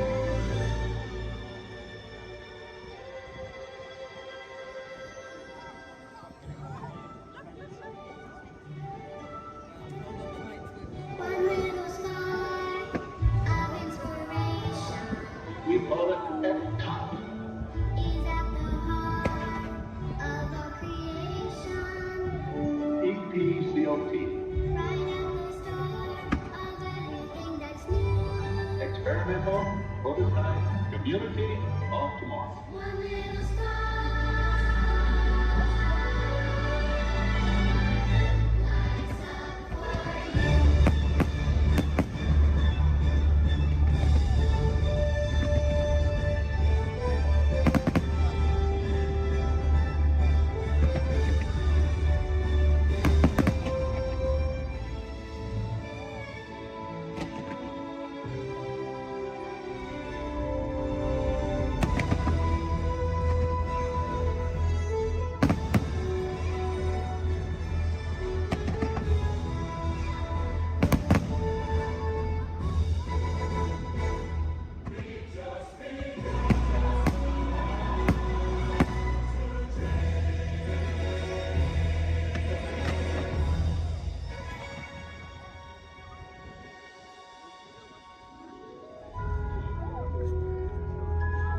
Welcome to the future, or should I say, your future. If we can dream it, then we can do it. Yes, we can.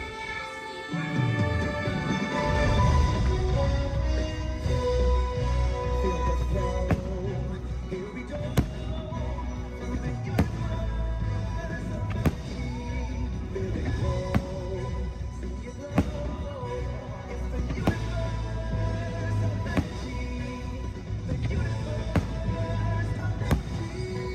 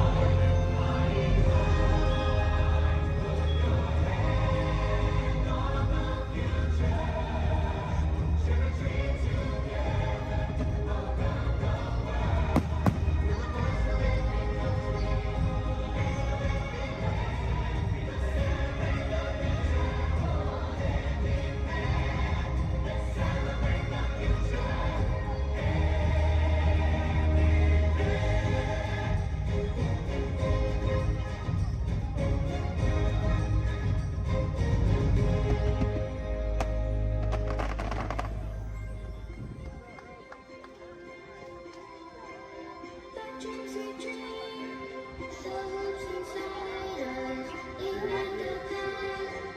We take to guide us, and hand in hand, the future is unfolded from just one smile.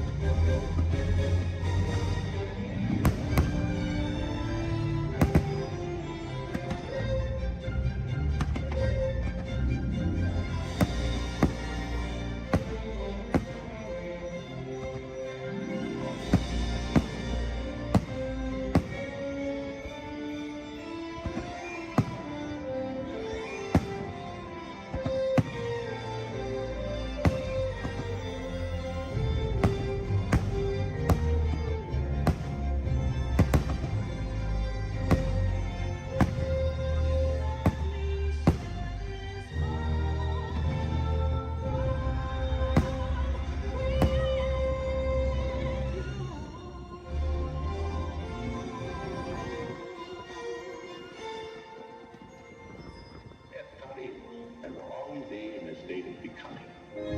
It will never cease to be a living blueprint of the future.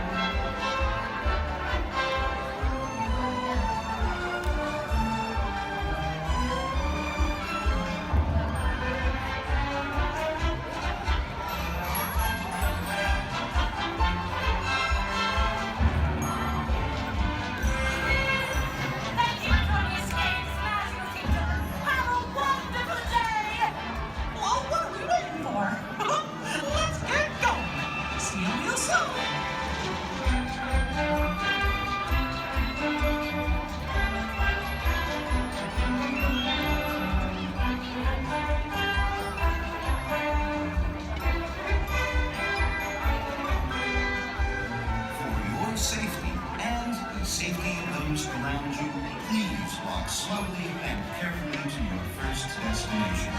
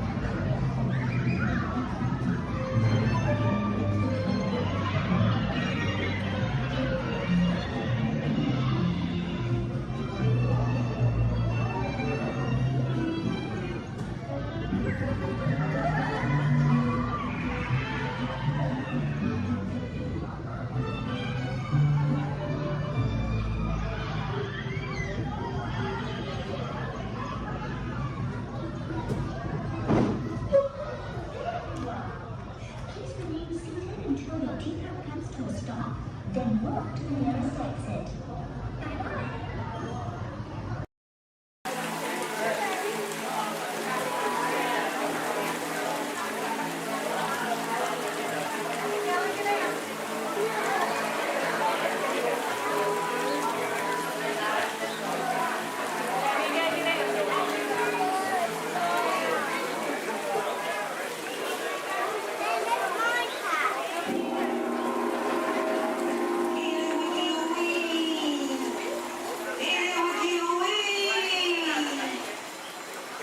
Spirits of the tropics, heed our call. Descend with your rhythms for one and for all.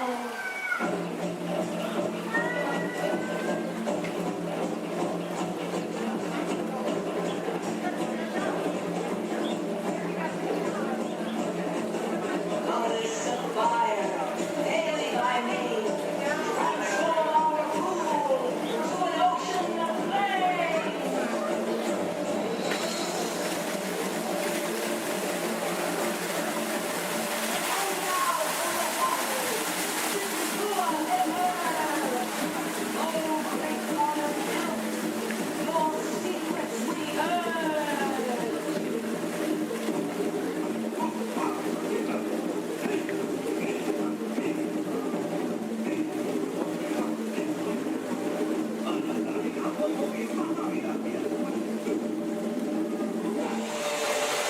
Wowee! Phew, that's almost as much fun as New Year's Eve in the orange groves. My word, we did get a mite carried away, Yeah. I say, look out there across the water. It appears we're a bit of company. Law me, yes. Welcome, you all. Permit us to introduce ourselves. My name is Claude, and my loquacious cousin over here is... I'll introduce myself if you don't mind. Hi there. I'm, well, let's see now. It's right on the tip of my beak. Clyde Birdbrain. Oh, yeah. I'm Clyde Birdbrain. Oh, I say, perhaps you good people have never conversed with toucan birds before. Well, neither did we, till one day we discovered this magic sunshine pavilion. By Jove, yes. I remember just how it happened, many, many bird baths ago. There we were in an explorer's launch on a mysterious river in deepest Adventureland. Off in the distance comes the fierce roar of an African lion.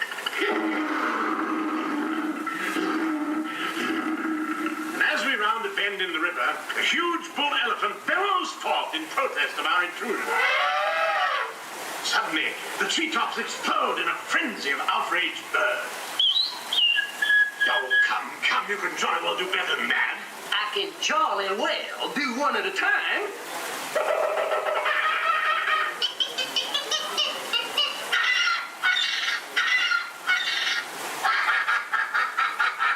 Meanwhile, shifty-eyed crocodiles lurk by the water's edge.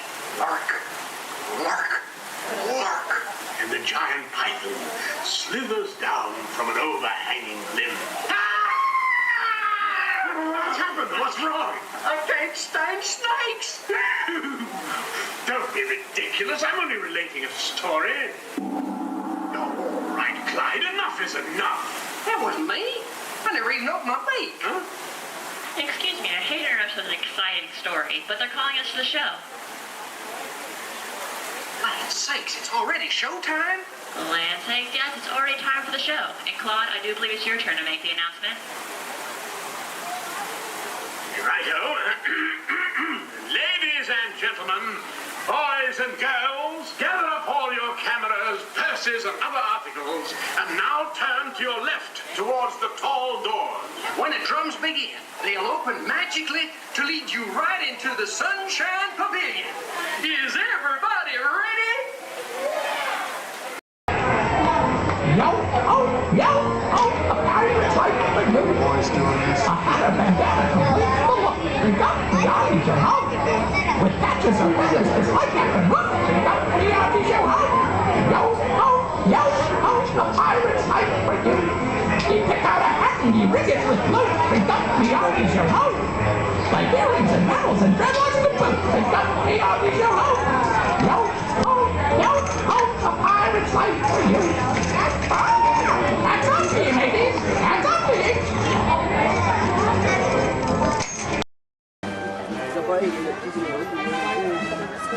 Alright, folks, we'll be on our way up to Sleeping Beauty's Castle Center in the park. Please remain seated. You're in.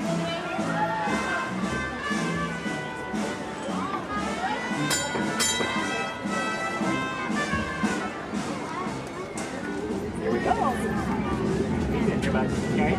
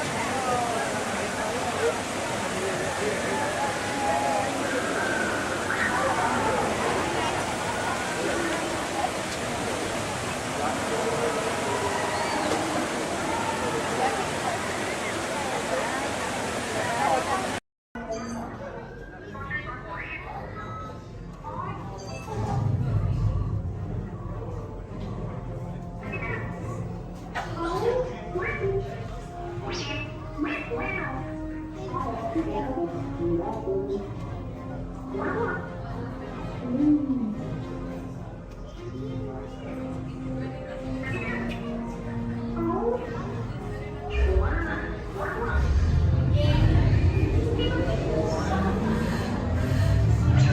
transmission from Ray.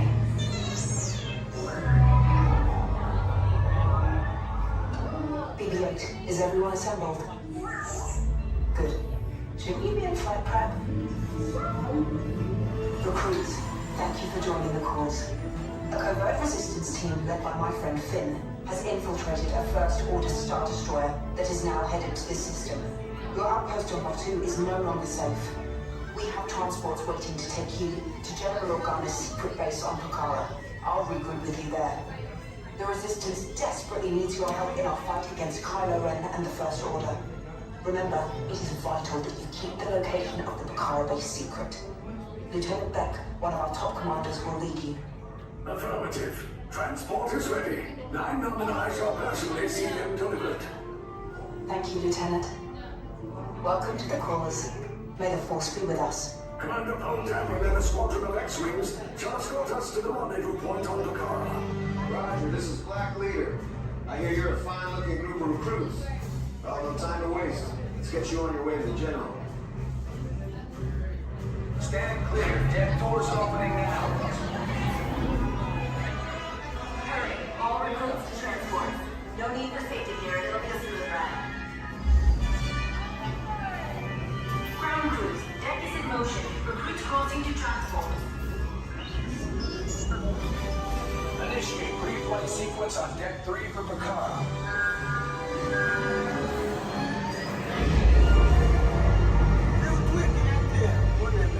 Affirmative. Deck 3, you are clear for launch.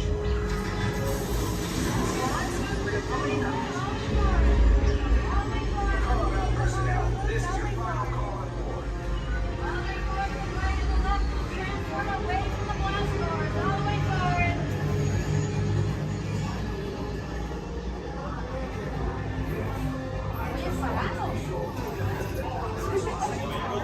Transport is away in 30 seconds.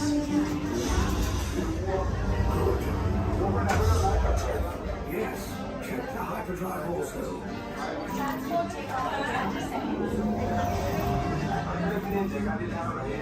Good. Airspeed sensor? Thank you, 9 Black Leader, are you and your team ready? Affirmative. Engines are hot. Red 2, blue 5, reporting. Red 2, check. Blue 5 standing by. Engage repulsors and hold on, recruits. More ships. Launch.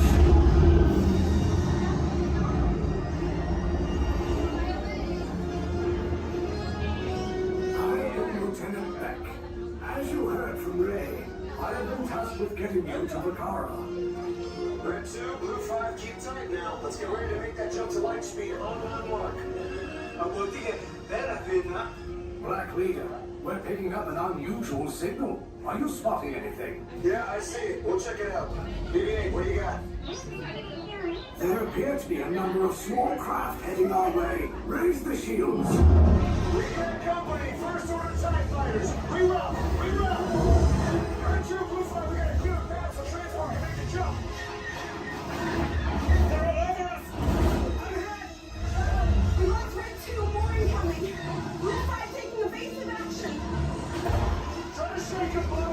I'm trying. We lost blue 5. I'm gonna try to draw out of the way. Copy that. Get us clear so we can make the jump. Be ready. You won't have much time. Where are all those TIE fighters coming from? Star Destroyers.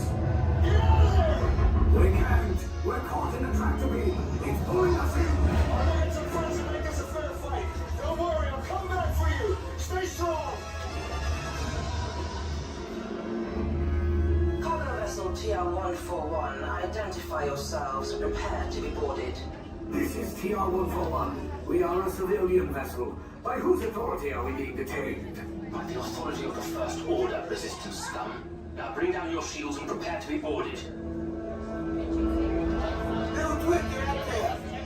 They'll want the location of our secret base. Tell them nothing. future of the resistance is at stake. I have a bad feeling about this. Stand back from those doors. Attention, passengers of the TR-141. You have been identified as enemies of the First Order. You will disembark immediately and prepare yourself for interrogation. Proceed forward, now.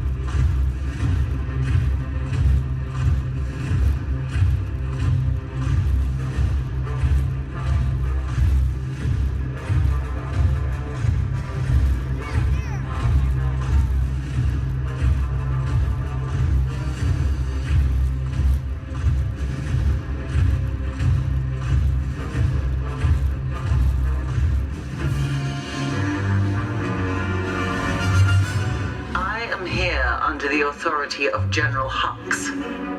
You are here under the authority of me. Stand proud.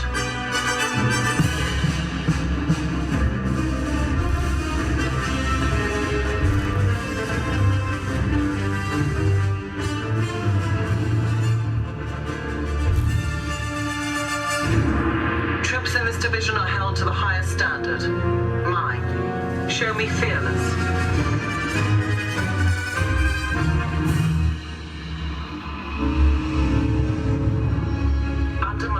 You will be proud to wear the armor of a stormtrooper. You will learn discipline, loyalty, and what it means to be a stormtrooper. Battle starts.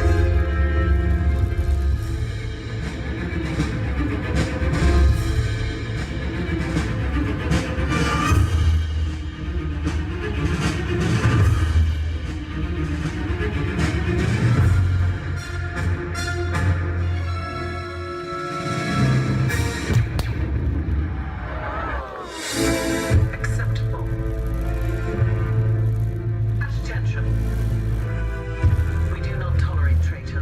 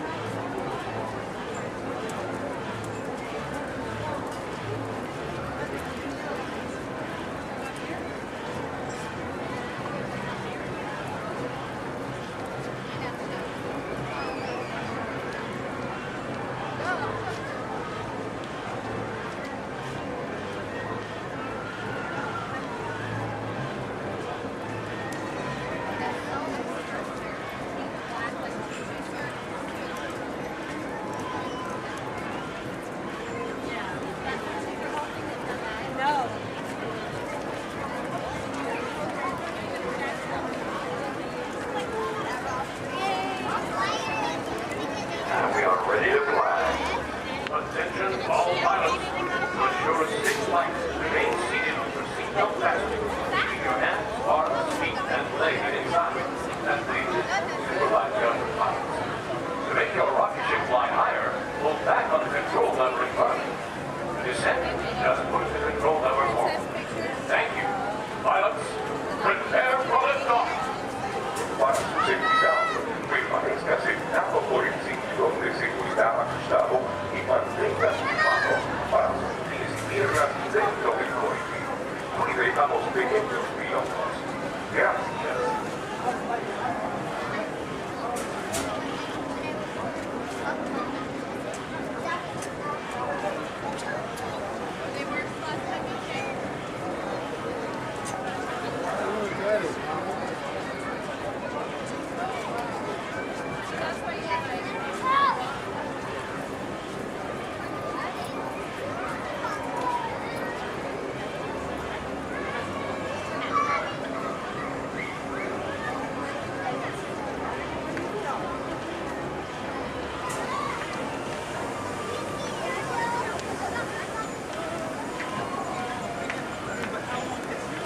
Attention pilots, rocket ships have initiated landing procedures.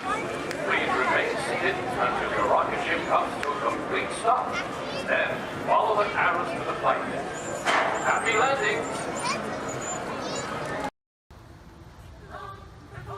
The old Model T, round about the turn of the century, folks discovered a barrel of fun. Taking pictures by the light of the sun. Smile, hug, look at the camera, hold your breath and say cheese. Little did they realize back then they were making memories. Veggie, veggie, veggie, veggie, veggie, making memories, making memories. Taking pictures is making memories. Catching little pieces of time, making them yours and making them mine. Birthday faces and happy faces gradually disappear.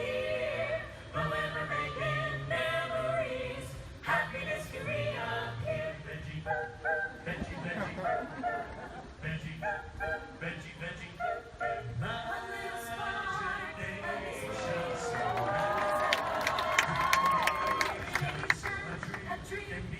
a dream come true. We're just as smart. In me and you, we can dream it, and we can do it. Yes, we can.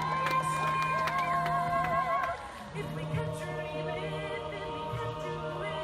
Yes, we can. Yes, we can. And it will be our future filled with care for you and me. A world we all can share. For today holds the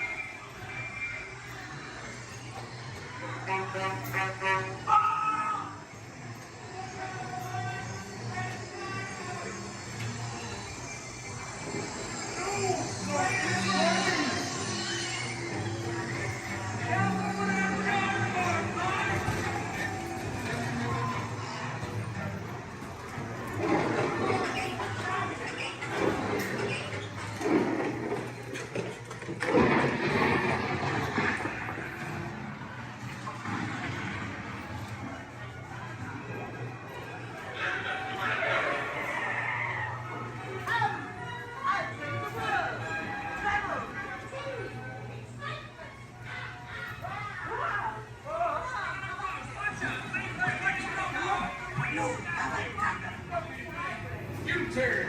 Control, that is all.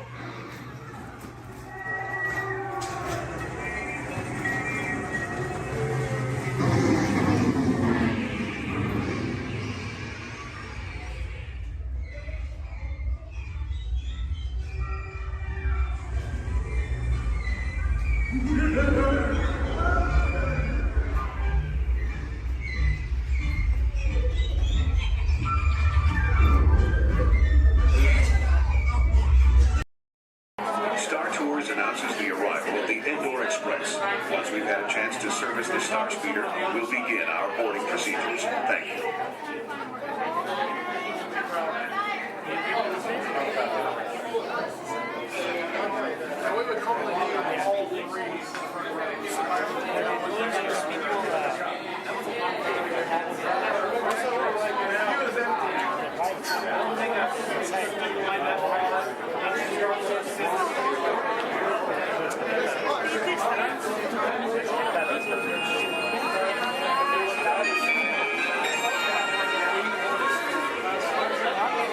May I have your attention, please? At this time, I'd like to take a moment to review our boarding process with you. When the automatic doors have opened, please proceed directly across the ramp into the cabin. Continue to move all the way across the ramp, filling in every available seat. For your safety, all passengers are required to wear safety restraints throughout the flight.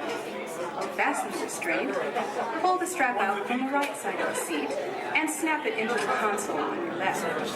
Galactic regulations require that all carry-on items be safely stowed beneath your seat. While on board, flashing towels is not permitted. And please, no smoking at any time. If you have any questions, feel free to ask an attendant. You'll be boarding in just a few moments. Thank you, and have a pleasant time.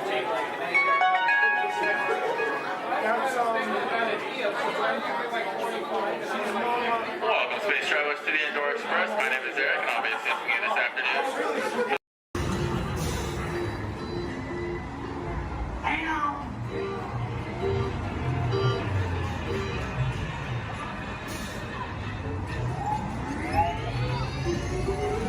Here we go.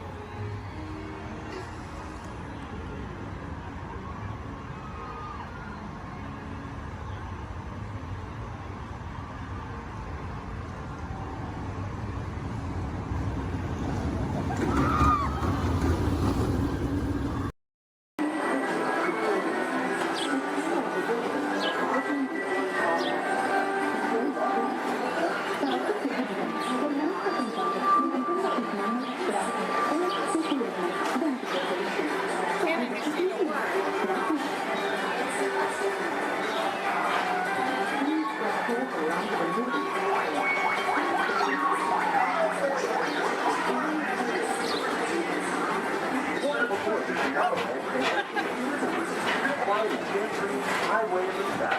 We invite you to sit back, relax, and enjoy your grand little tour of Florida. Along the way, you can preview many of the exciting places you want to be sure to enjoy today while visiting this land of Toronto.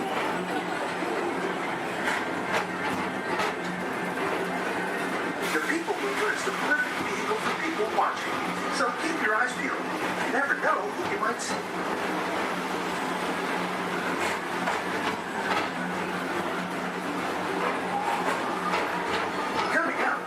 Great Escape, where you can report for duty as a security agent for the Galactic Federation.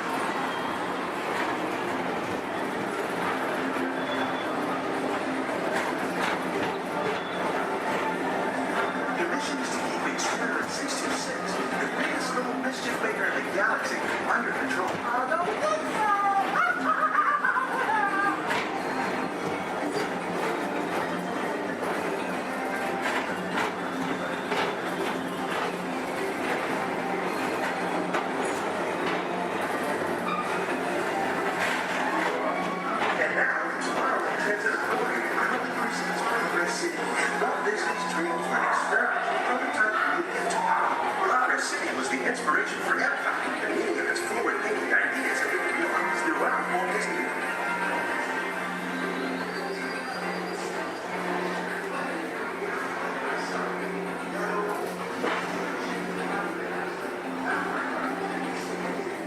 If your future includes shopping, then you'll want to visit Leaky Star Traders, where you'll find the greatest goods from around the galaxy.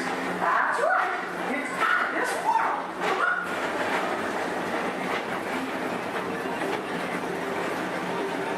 At the Disneyland Speedway, put the pedal to the metal and speed towards the checkered flag in your very own race car.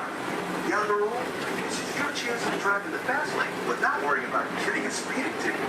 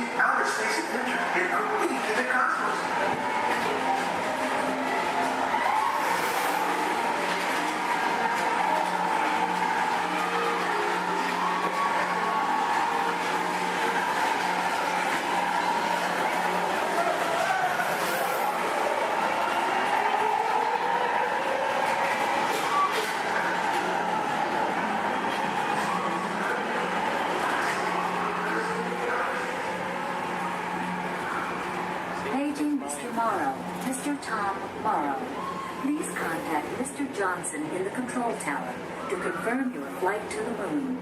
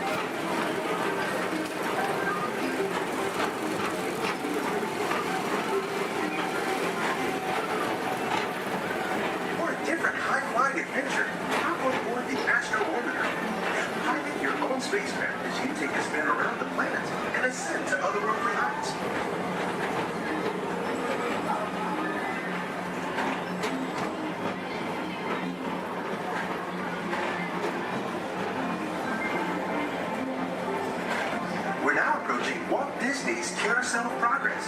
Inside this rotating theater, full families welcome you into their homes of yesterday and today, starting way back at the turn of the 20th century. First presented at the New York World's Fair, this legendary circular theater celebrates the progress that is made on lives better. It's a perfect reminder that there's always a great, big, beautiful tomorrow shining at the end of every day.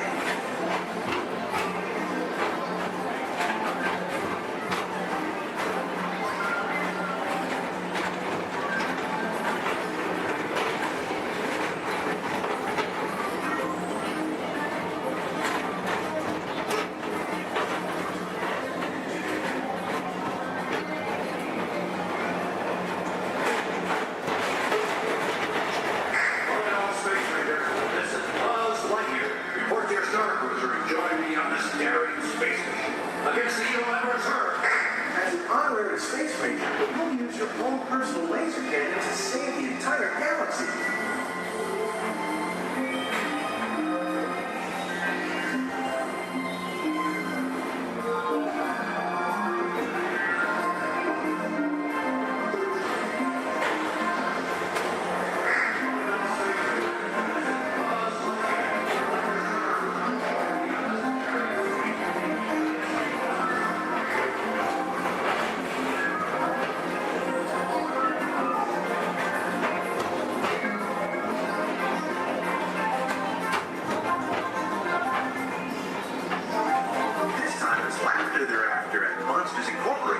So drop in and join Mike Wazowski and all his pals at Monsters Incorporated Laugh Floor.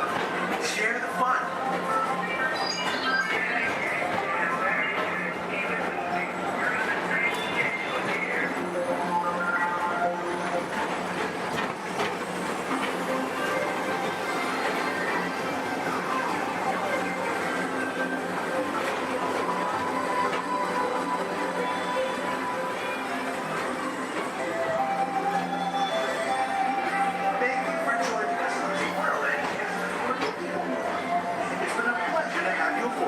Enjoy the rest of your day and have a great, big, beautiful tomorrow.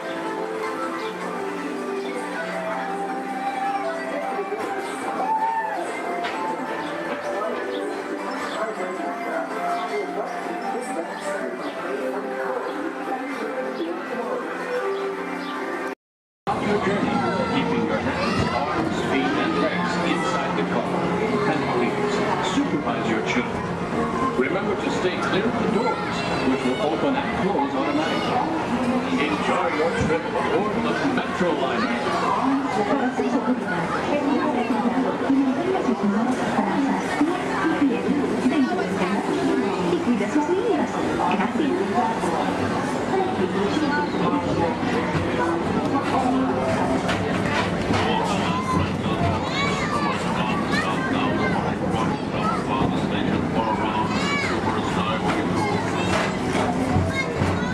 Welcome aboard, ETA travelers. We hope you enjoy Tomorrowland Transit Authority's Super Skyway.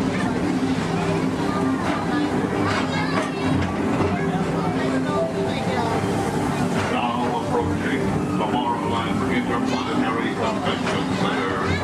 The convention center is host to a galaxy of wonders from the faraway planet.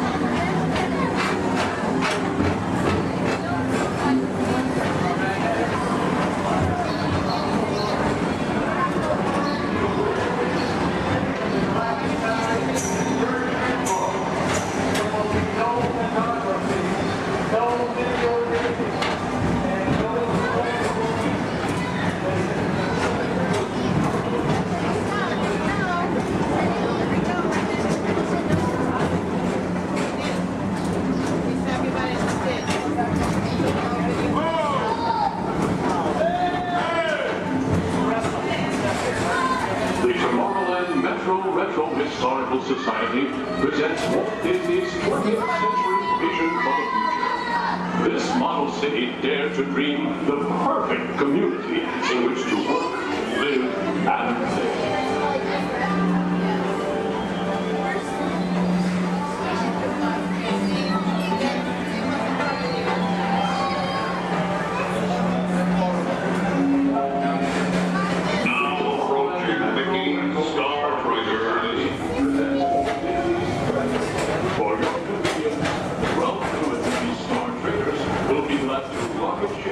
To many planets in the galaxy.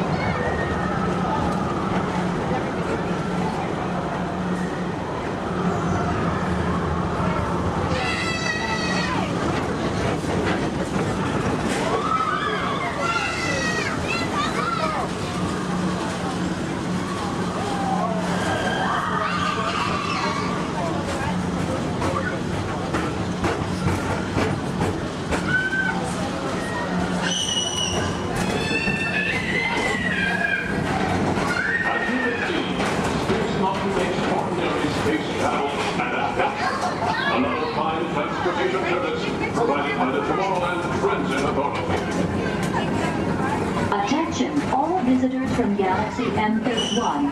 Please keep forward-facing tentacles clear of oncoming Metroliner vehicles. Thank you.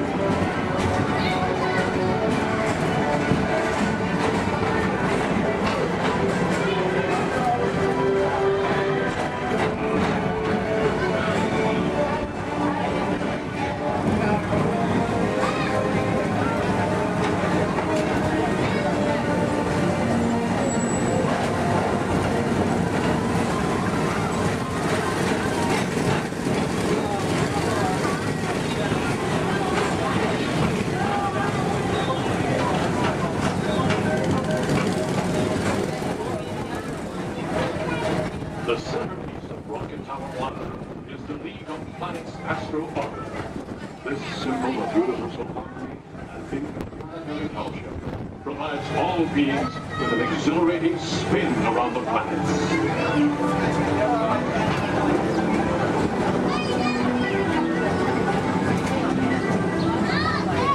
Remember, Blue Line passengers, for all your future travel needs, the TTA services all of Tomorrowland's outlying areas, including the personal rocket ship docking lot, and of course, perfect parking, the latest hoverboard. Paging Mr. Morrow, Mr. Tom Morrow. Your party staff has arrived. Please give them a ring. Now approaching Walt Disney's Carousel of Progress.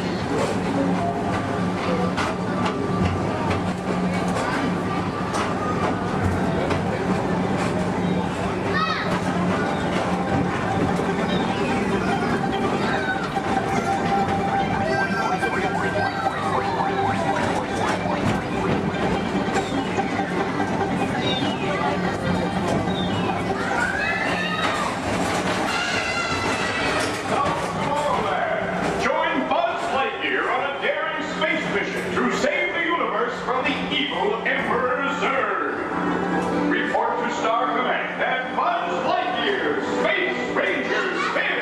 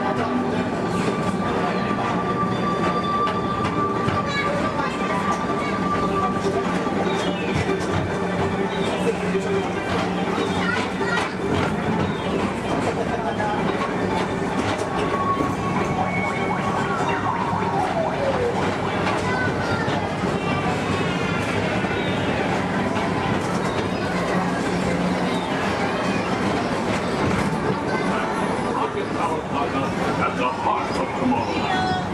Come now, rejoin us and believe in the promise of tomorrow.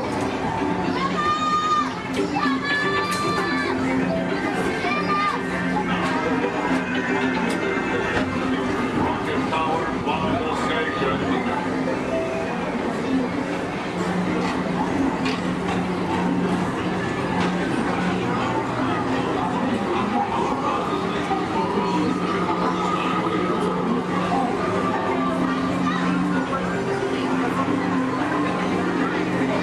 Attention all humans, robots, and intergalactic beings.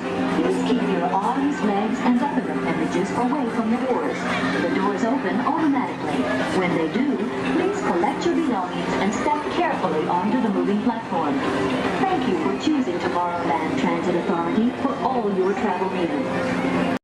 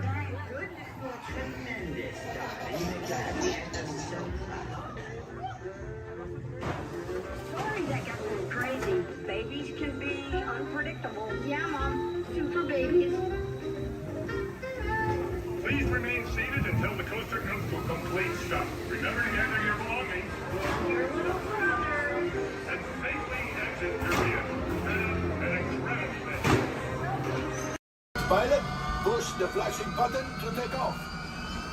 Pilot on the left. Move your stick to fly right and left. Pilot on the right. Pull back on the stick to fly up. And push forward to fly down. Oh, that's it.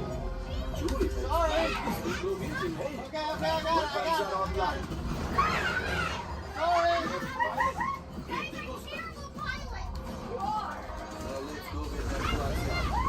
Pilot, make the drop to light speed.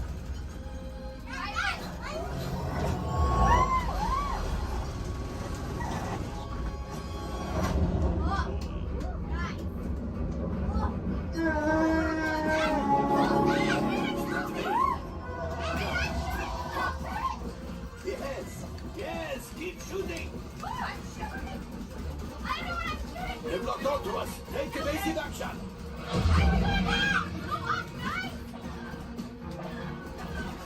Gunners, we need to defend ourselves. Open fire. Gunners, blast away.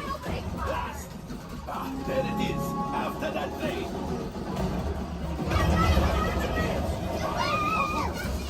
Excellent. Now, gunners, shoot the cargo free. Left pilot, brakes. I can't stop. That could have been much worse. Okay, it's much worse.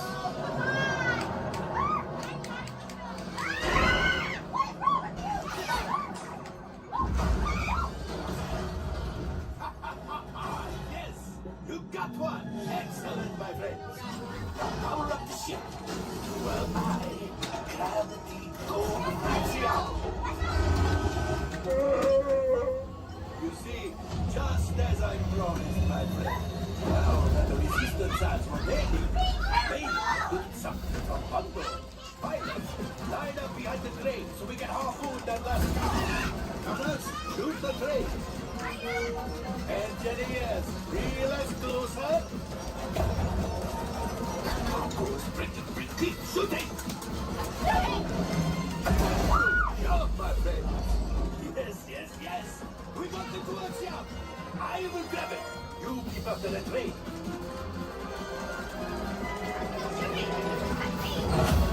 Gunship? Oh, that's ridiculous. We're getting too hot. What distraction? Come on, the missiles at the train. Hurry.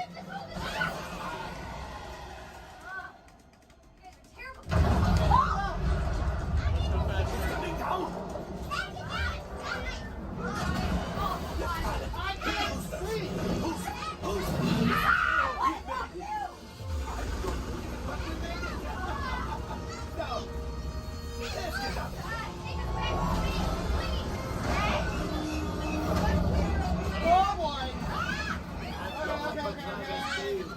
Pilots, evasive maneuvers. We've got company. Who is right? We lead them back and find the resistance. Only 3 left. We're the last. Watch out!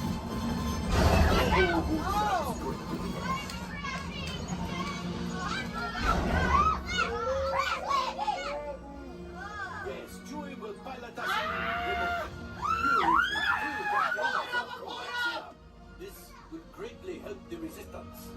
You will earn the first order and made Chewie proud.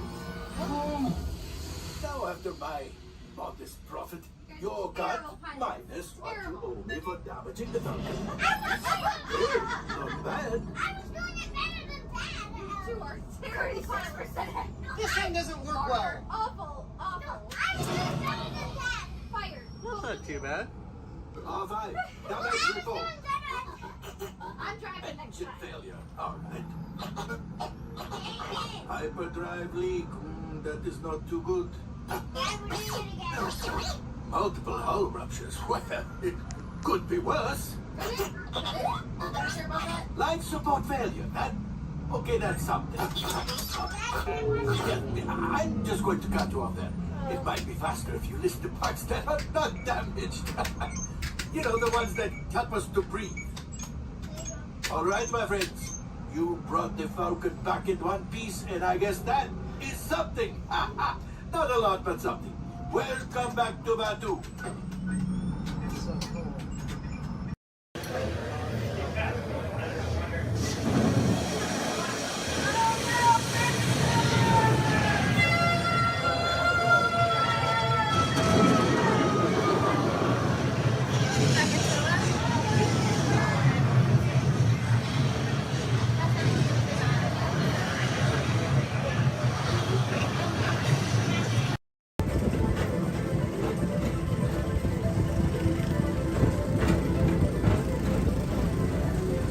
Attention all visitors from Galaxy M31. Please keep forward-facing tentacles clear of oncoming vehicles. Thank you.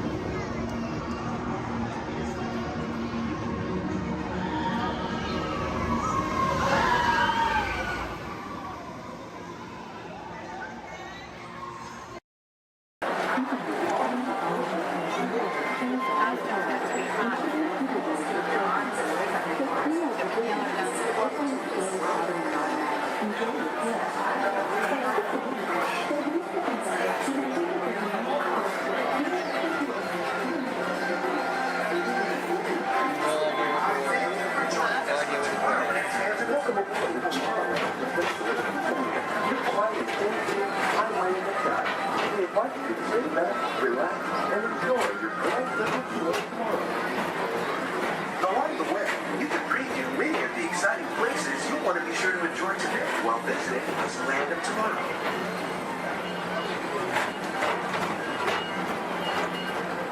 The People Mover is the perfect vehicle for people watching, so keep your eyes peeled. You never know who you might see.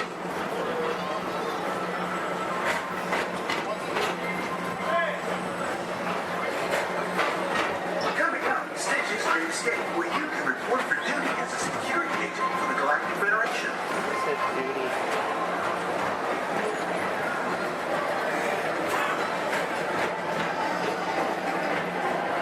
Your mission is to keep Experiment 626, the biggest little mischief maker in the galaxy, under control.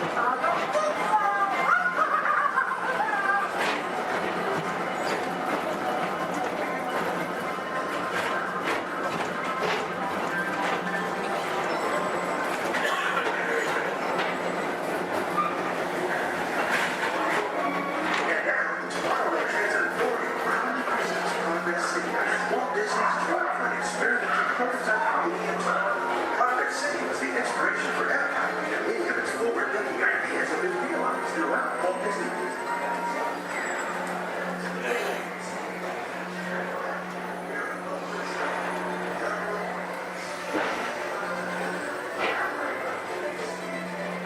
If your future includes shopping, then you'll want to visit Mickey Star Traders, where you'll find the greatest goods from around the galaxy. That's right. It's out of this world.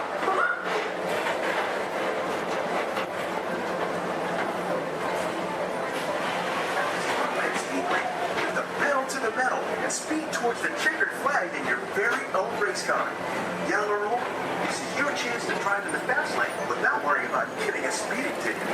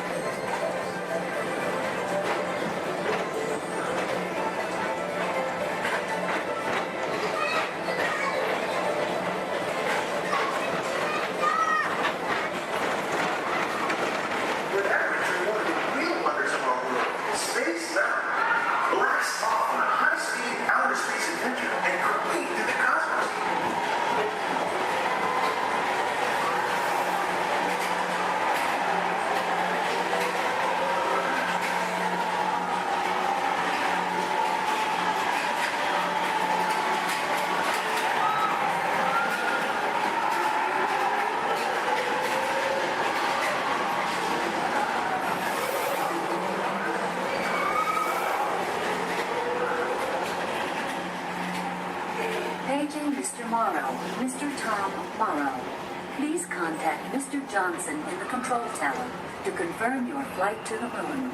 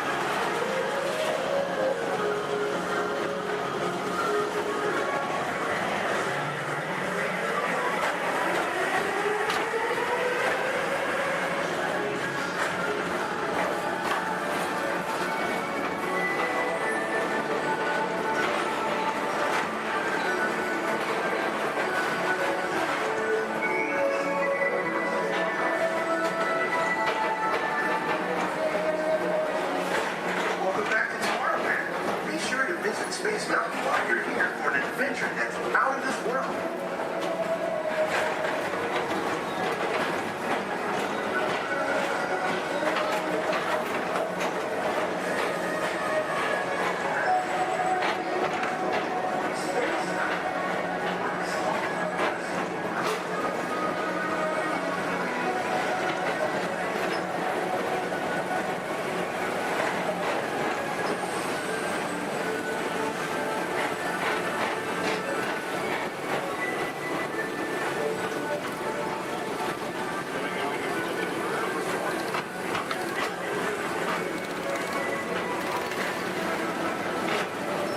For a different high-flying adventure, hop on board the Astro Orbiter and pilot your own spacecraft as you take a spin around the planet and ascend to otherworldly heights.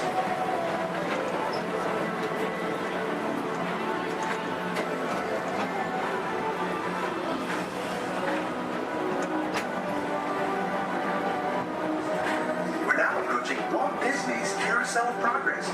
Inside this rotating theater, full families welcome you into their homes of yesterday and today, starting way back at the turn of the 20th century. First presented at the New York World's Fair, this legendary circular theater celebrates the progress that has made our lives better. It's a perfect reminder that there's always a great, big, beautiful tomorrow shining at the end of every day.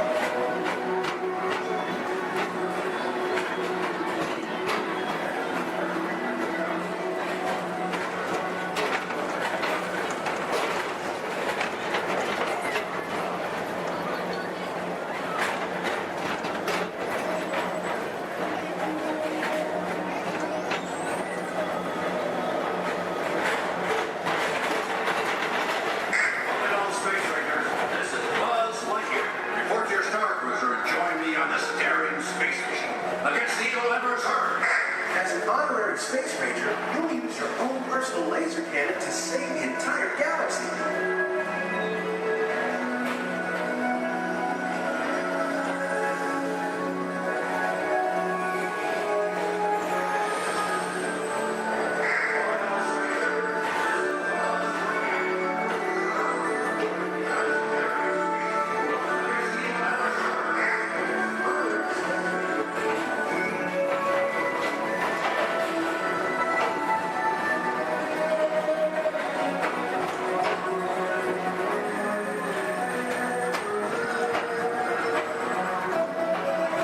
This time it's laughter they're after at Monsters Incorporated.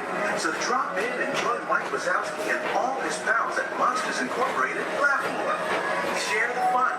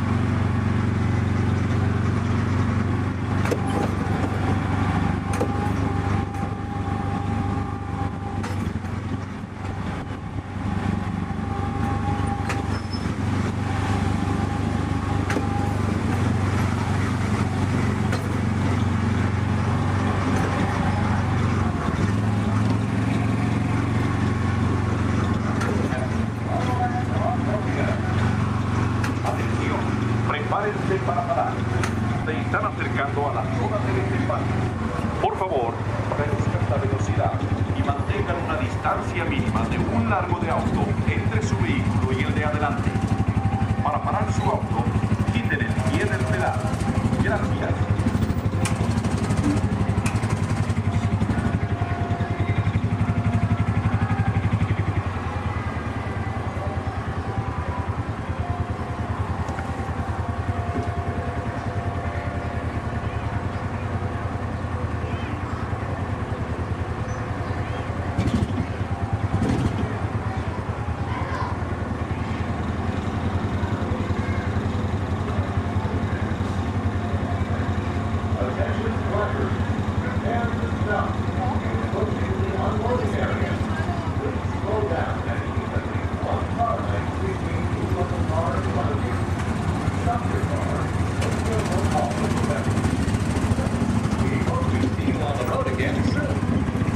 Atención, prepárense para parar.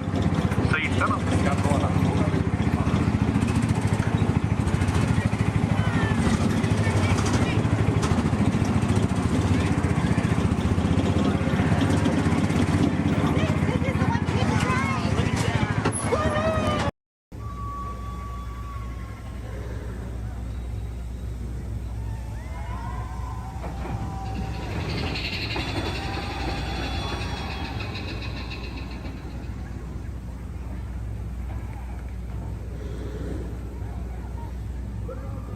Personal, it's in the media, it's not my department, can't touch it. Just saying. Anyway, let's get this game going. You ready, contestants? Our first question from a show called Dancing with the Stars. Here we go, everyone. This is Dancing with the Stars.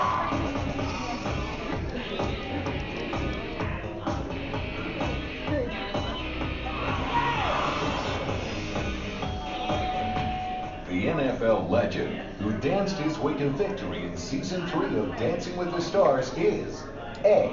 Jerry Rice, B. Emmett Smith, or C. Apollo Antonova. All right, everyone, take it to the contestants. Contestants, what do you think the answer could possibly be? Contestant number 1.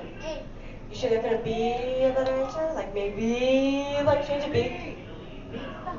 Maybe you'd like to change it to something different? Like maybe you see something. B. Emmett Smith. Okay, how about you, Team 2? What do we think? You sure you don't want to change it to what contestant 1 say? Like, because I think there could be a better answer. Like maybe if you change it. B. Okay, you sure? Last chance. You're sure? All right, contestant 3, what do you think then? B. Emmett Smith. Well, let's find out what we've got. Emmett and Sharon. Sharon, that's gonna be Emmett Smith. Good job, contestant 1. And you get the Shine Star up on your board. Don't worry, still 2 questions left to go. And this one's from a long-time running show. It's called America's Funniest Home Videos. Here we go.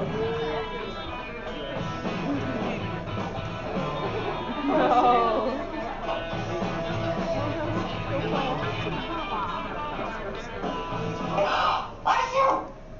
ABC's America's Funniest Home Videos often features dogs doing extraordinary things. In this last video, the dog is going to A. Imitate the woman's sneeze, B. Lick the woman's nose, or C. Fetch the woman a tissue. All right, contestants, you might see a subtle hint up there to help you out with this answer. So who wants to answer first? Hit that button. Here we go. Team number 2. B. B. Lick the woman's nose. You don't see something up there that might change your answer? C. Fetch woman a tissue. Okay, here we go. Contestant 3, what do you think? C. And contestant number 1? C as well. Let's find out, everyone. We've got a sneeze. And we got a tissue. Good job giving all of you a shining star.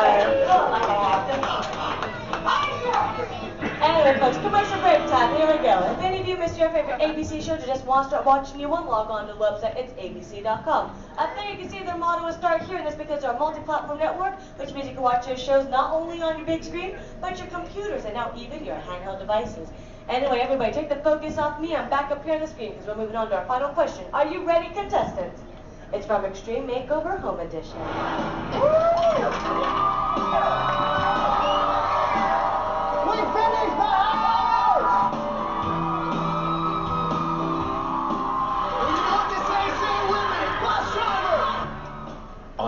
ABC's award-winning Extreme Makeover Home Edition, Ty Pennington is famous for saying these words before every new home is revealed.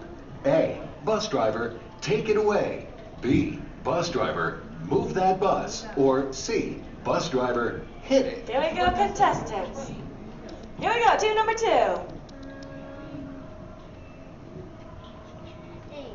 A, take it away. B, move that bus. All right, guess number 3. And guess number 1.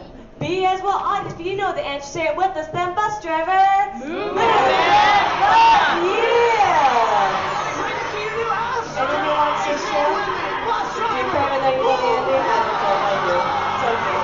Anyway, audience, if you're going right this way, we found ourselves a tie with guess number 1 and 3, which means they watch way too much television. But how about a round of applause for all our contestants for coming on out? Now, folks, I hope you had fun here with me, but we have reached our destination. The Elias Dream Home is there behind us. Everyone, jump onto their front yard and party.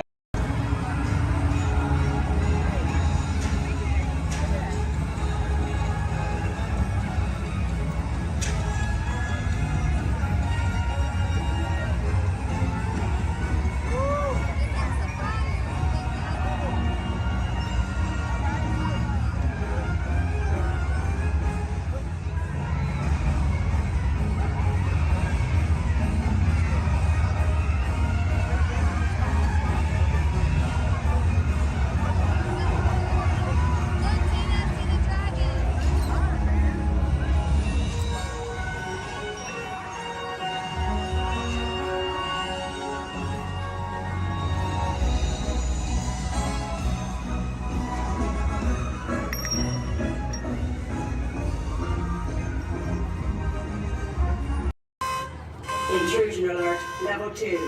Intrusion. Disarmed. Sensor offline.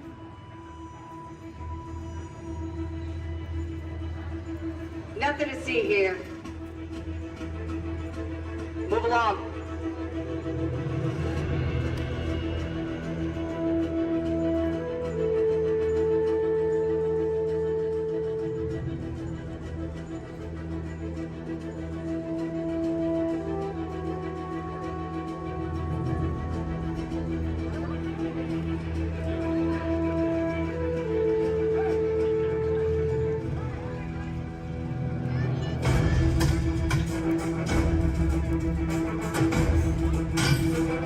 You don't look like recruits.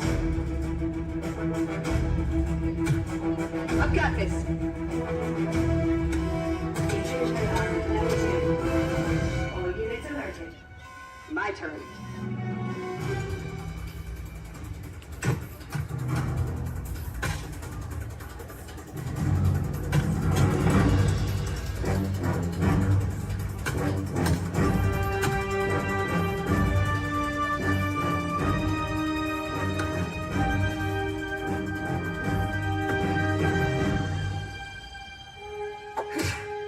Let's try this again. Who sent you? An old friend. System offline. Assets at risk. Reinitializing. Taskmaster. What do you want? HQ back online. Ms. Romanoff, the redundant cargo has been secured safely inside the crate deck. It's in the jet. Let's go.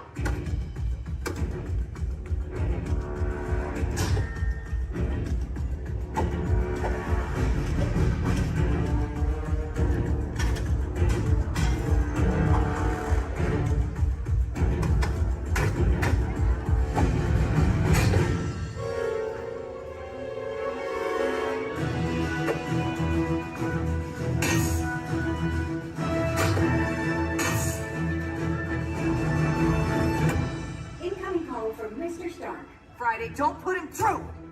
Yeah, she put me through. Hi, Nat. Everything okay? You need help? I don't need help. Yeah, I said no.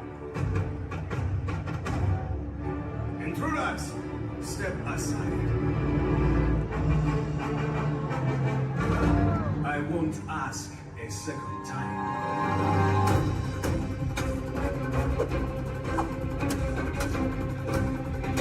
Friday, please introduce Who's our guest? The Taskmaster. Origin unknown. Be ready. Taskmaster has the ability to master and manipulate your fighting skills. It's annoying. This is a fight you cannot win.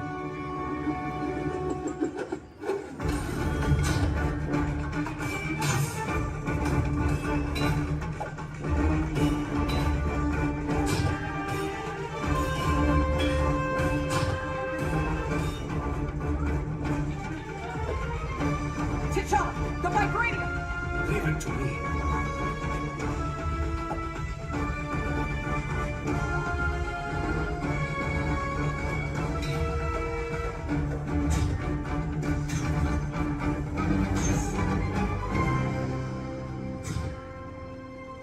We've got it. Let's go. Friday, seal off Bay 94. Yes, Miss Romanoff. Bay 94 secure. This is not going to end well for you.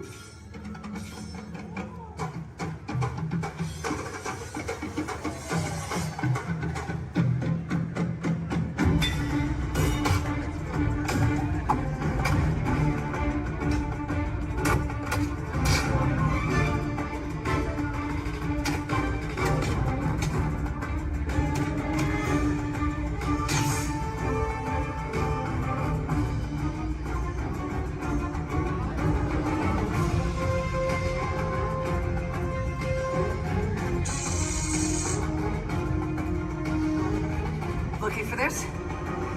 Not today. You know how this ends.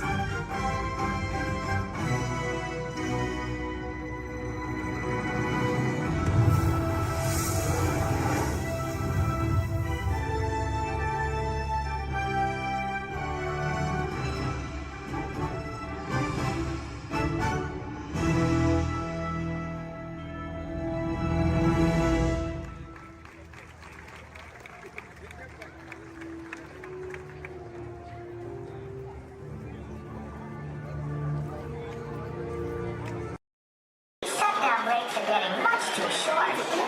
Now, what have we here? Hey, haven't I seen you before? Seems like I'm always fixing this burnout. Oh, let's see now. No, that can't be right.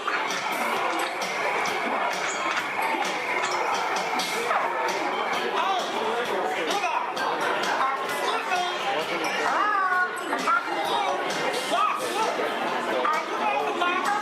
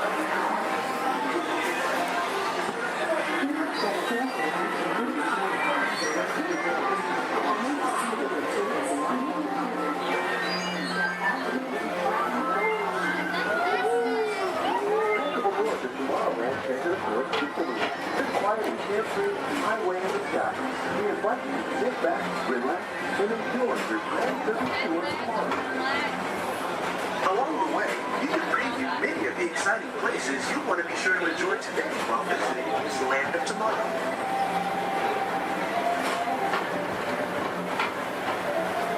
The People Mover is the perfect vehicle for people watching, so keep your eyes peeled. You never know who you might see.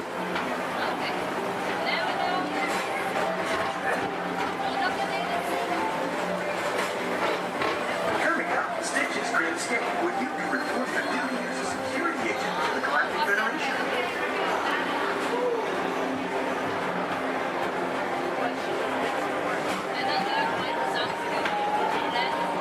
Emissions detecting 366, the biggest little mischief maker in the galaxy, under control.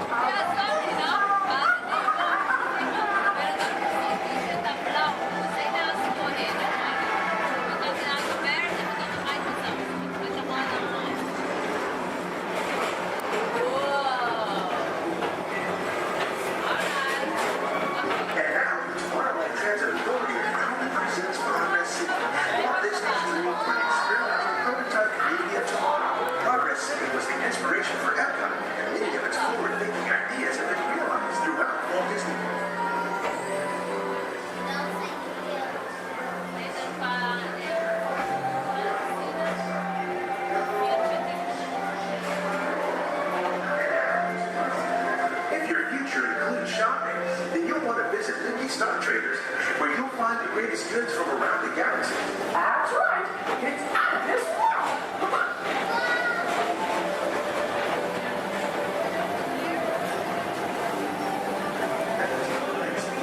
Put the pedal to the metal and speed towards the checkered flag in your very own race car. Young or old, this is your chance to drive in the fast lane without worrying about getting a speeding ticket.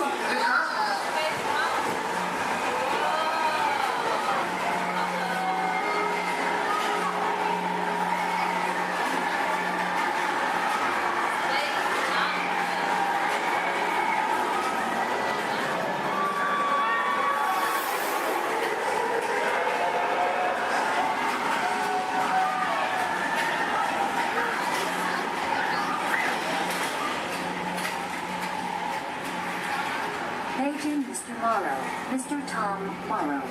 Please contact Mr. Johnson in the control tower to confirm your flight to the moon.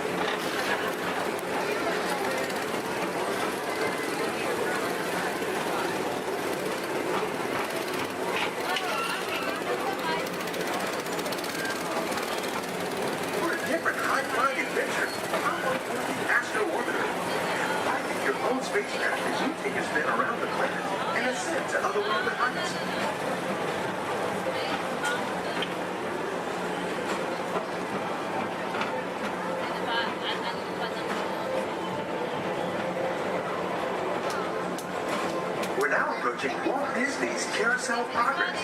Inside this rotating theater, more families welcome you into their homes of yesterday and today, starting way back at the turn of the 20th century. First presented at the New York World's Fair, this legendary circular theater celebrates the progress that has made our lives better. It's a perfect reminder that there's always a great, big, beautiful tomorrow shining at the end of every day.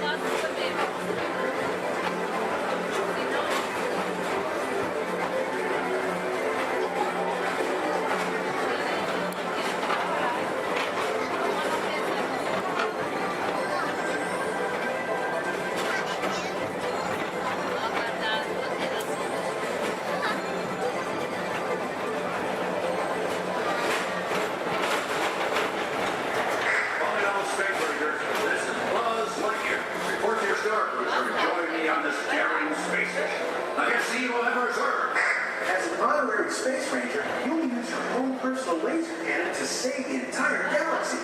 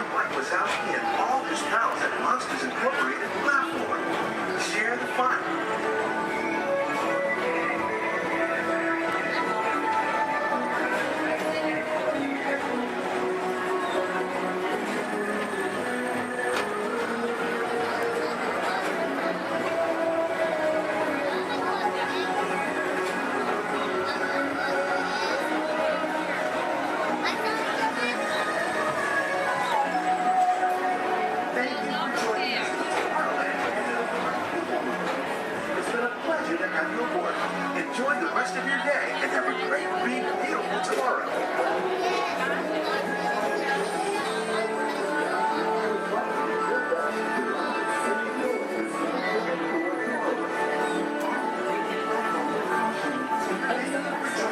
Sure is fine in autumn.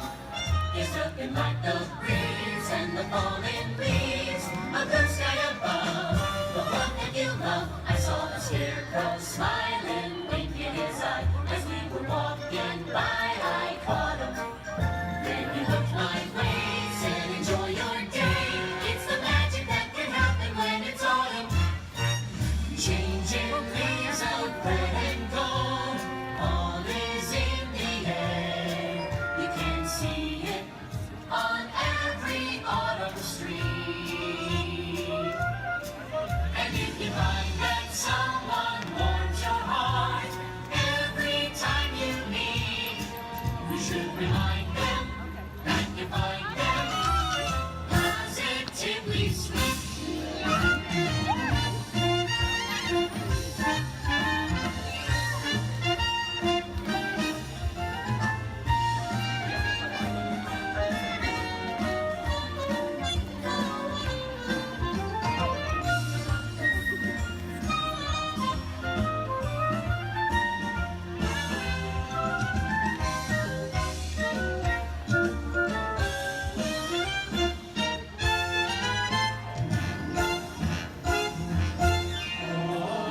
Shine on, harvest moon, up in the sky. I ain't had no lovin' since January, February, June or July. Snow time ain't no time to stay. Outdoors it's good, so shine on, harvest moon, for me and my gal.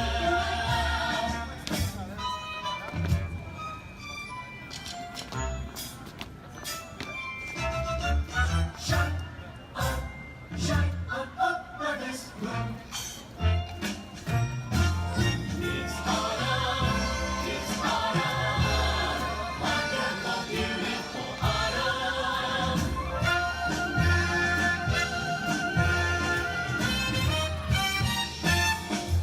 Let's take another hayride under the trees. It makes me smile from top to bottom, because that autumn chill gives me such a thrill.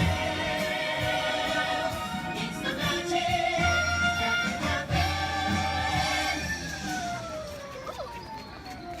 when it's autumn. When it's autumn. When it's autumn.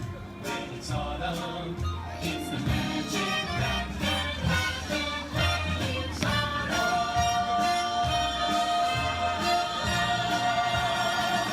When it's autumn.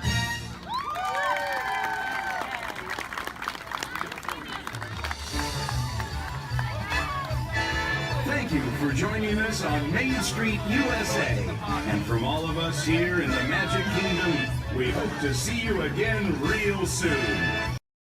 Right here in our very own special special effects water tank. Now, water tanks just like this one continue to play a major role in action films. Here, the explosive, out-of-control mayhem that you see in movies like Crimson Tide, The Rock, and Pearl Harbor can all be created using large-scale mechanical and physical effects. The action is then filmed as a carefully planned sequence of events. And today you guys are in luck because we are in pre-production for our very own action sequence that we like to call Harbor Attack. We're going to be using some of the same special effects that directors like Michael Bay use in their films. Now, if you'll turn your attention to those overhead monitors, here's Michael to set the scene. In this scene, a patrol boat is on a surveillance mission. Searching the skies for enemy aircraft, the crew is caught off guard when the real danger surfaces from beneath the sea. This is going to require a full range of physical effects, split-second timing, and careful direction. We have the lights, we have the cameras, all we need now is the action. And if anybody knows about serious action, it's certainly Michael Bay. Some of the effects that we'll be using in this scene include water cannons, which have been pressurized up to 100 pounds per square inch. We also have bullet hits, which have to be carefully timed and programmed to match the sequence of the visuals as well as the pattern of our sound effects. And the last but probably the most important physical effect in a scene like this is fire, which must be ignited at a precise moment, because it takes a lot of time and work to reset the charges for an explosion. Of course, the number one consideration in the timing of all these effects is the safety of our actors here on the set, and that's where you come in. Everyone, please give Mitchell a big round of applause! Yay! Mitchell, you have been cast as the mechanic in our scene today. Your scene is going to take place way down here in the engine room of our PT boat. Now, you don't have to swim. You can follow Stephanie and she'll show you right where to go. Alright, we're going to be filming 2 scenes today, but not in the order in which they appear in the script. Many movies today are shot out of sequence, which means that actors have to react to a situation which may not have yet been filmed. This can be difficult, so it's up to the director to provide the motivation for the scene. Alright, Mitchell, here's the setup. The boat next to you is going to buzz as 800 gallons of water are going to dump out of those tanks, fly down that chute, and slam into you like a freight train. Are you feeling motivated to hang on? Good. It's actually 1,000 gallons of water, but we find there's a fine line between motivation and fear. Alright, roll, playback, and action! Pick up the phone and talk to your captain. Let him know you've just lost your engine. Keep talking. Keep talking.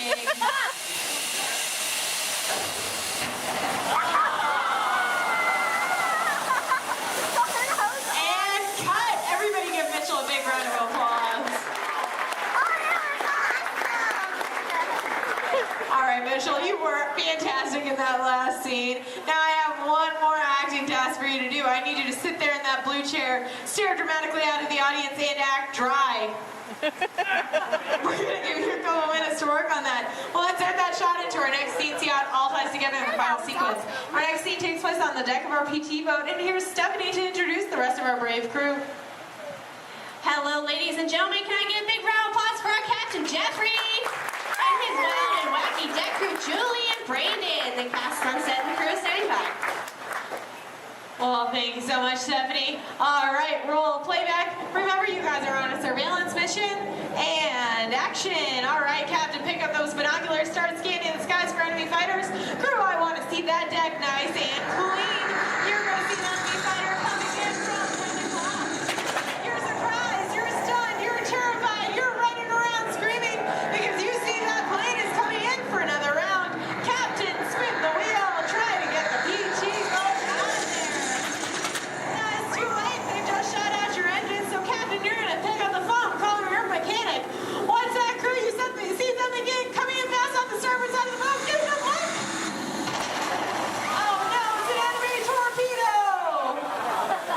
Now, Justin, you think it's all over and you can start to relax. You hear more enemy planes approaching. You point to the sky because you see bombers coming in from 12 o'clock.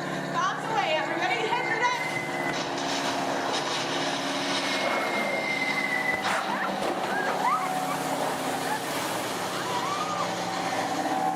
Now you pass survive that aerial attack, but then you see 2 more torpedoes headed fast off the stern. Lucky for you, they pass right underneath the boat, but unfortunately that means they're headed straight for our audience. Point to the audience and yell, look out!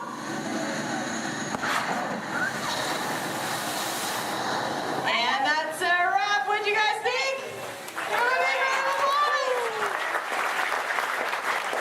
All right, now we're going to see what that whole sequence performance looks like when we have some computer-generated images, a couple of lines of pre-recorded dialogue, and an exciting musical score. Ladies and gentlemen, I'm proud to present Harbor Attack.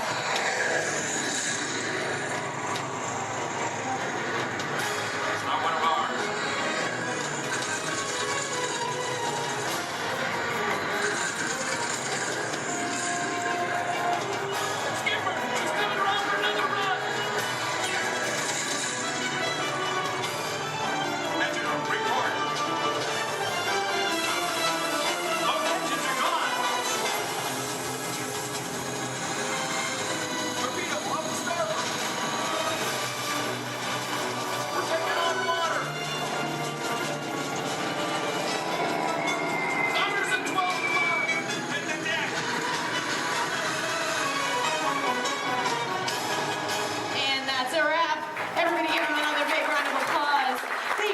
For being a part of Harbor Attack here at the Special Effects Water Tank. If you're waiting for a break, volunteers, please stay where you are. The rest of you, please turn to your left, head straight down those ramps through the props warehouse. Shuttles will take you on the rest of your behind-the-scenes tour. On behalf of Stephanie, myself, and our brave volunteers,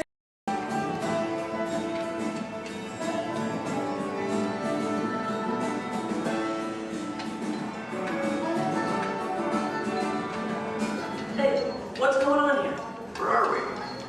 Oh, look, we're on the wrong side of the screen. Oh, yeah, wow. Hey, look! Bunny rabbit. Get off. Come on, let's go.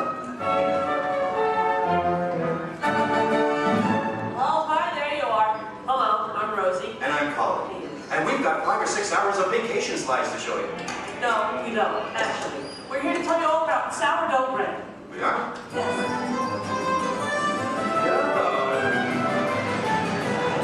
Okay, let's get started. Did you know that a traditional sourdough baking process goes back to the California Gold Rush? You're reading this, aren't you? No, of course not. I did some research. I made a few notes. So, my little encyclopedia, what exactly is sourdough? Well, it's a type of bread that doesn't use yeast as a leavening agent. These miners had agents? I don't think so. Look at them now. Isn't it nice to see the guys helping with the dishes? Now, Colin, did you know to make sourdough bread you need a chunk of what's called starter or mother dough? Wouldn't you need mother dough and father dough? No, just mother dough. These guys here used to carry a chunk of it with them in their bedroll to keep it warm. Well, that's an image I'll carry with me through supper time. Well, we're not talking five-star restaurant here, we're talking grub. They would take the dough, put it on a stick, and cook it over the campfire.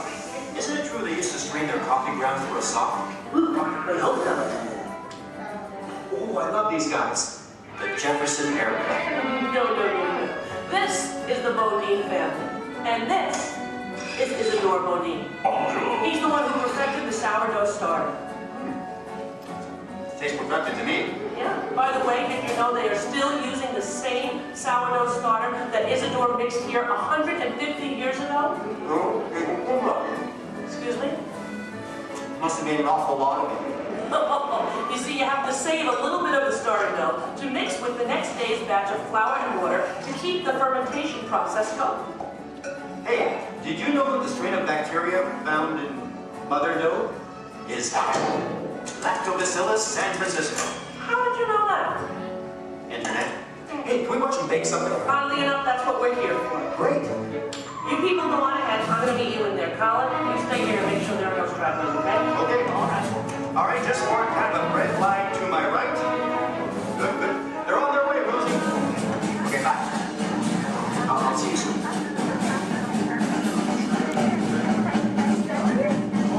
Okay, everybody, here we go. Come on in. There's plenty of room. Gather around the window right here. Make sure you can find a spot where you can see me on one of the screens. Come on, Colin. They can find their way, okay? It's not the California Trail. We lost a couple to coyotes along the way. Oh, that's so sad. Oh, well, but you did. Yeah. This is the bakery. That should be obvious to everyone. Even to... What's that?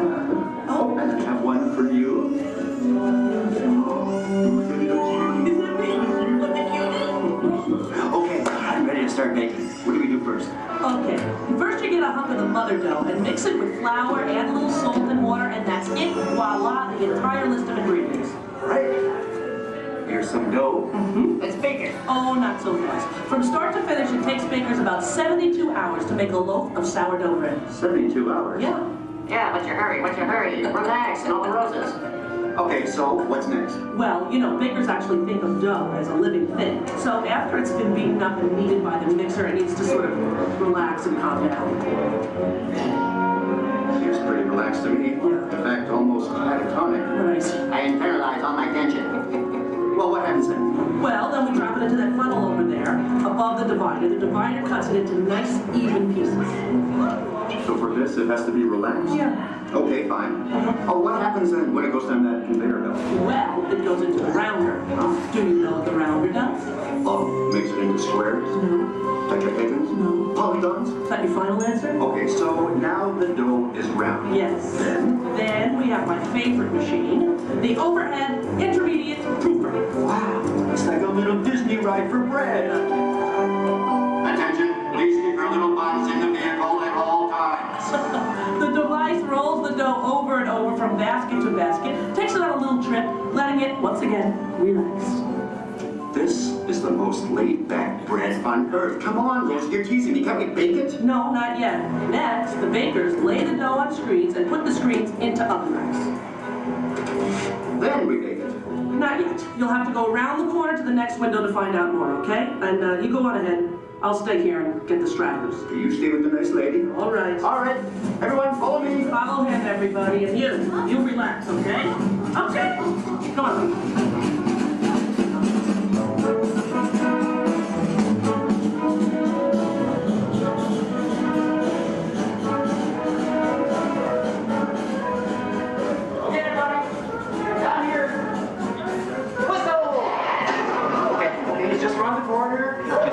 Out along this window. All right. Everyone, can you see me? Oh, nice shirt. All right. All right. Okay. Well, this, I guess, is the oven. If not, I'm having some incredible hot flashes. Slap some garlic butter on me and I'm ready to go. Hey, Colin. Okay, where were we? We were getting ready to bake some bread. No, we weren't. What, are you trying to confuse me? Let me think. I remember the racks of dough. The racks of dough are taken upstairs to a refrigerated fermentation room. Refrigerated? Yes. Look, I know a thing or two about baking bread. Well, actually I don't, but I'm pretty sure you have to have heat to bake something, right? Sounds right to me. For a technical question like that, I'm going to have to call in an expert. I'd like you to meet my friend, Tony, the baker. Tony! Hi! Are you enjoying your visit? Oh, we're having a great time. We really are. But I'm afraid I have reached my limit of baking knowledge. Tony, call it here. Give us the lowdown. Don't you think we've coddled this dough long enough? Isn't it time to turn up the heat on this baby? Well, no. The dough needs time to ferment in a refrigerated, climate-controlled room. Now that gives the bread a better flavor, texture, and color. It takes about 13 to 16 hours. You know, I like a man who can cook. Then what happens? In the proof box, the dough is slowly brought up to about 95 degrees and 90% humidity. Why not just take it to Florida? All right, so it's baking now, right? Because it's rising. No, it's still fermenting. The dough triples in size now due to the expansion of trapped gases. Hey, listen, we all have trapped gas occasionally.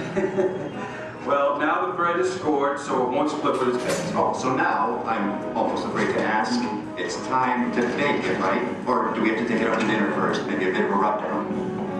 It's ready to bake. You're kidding!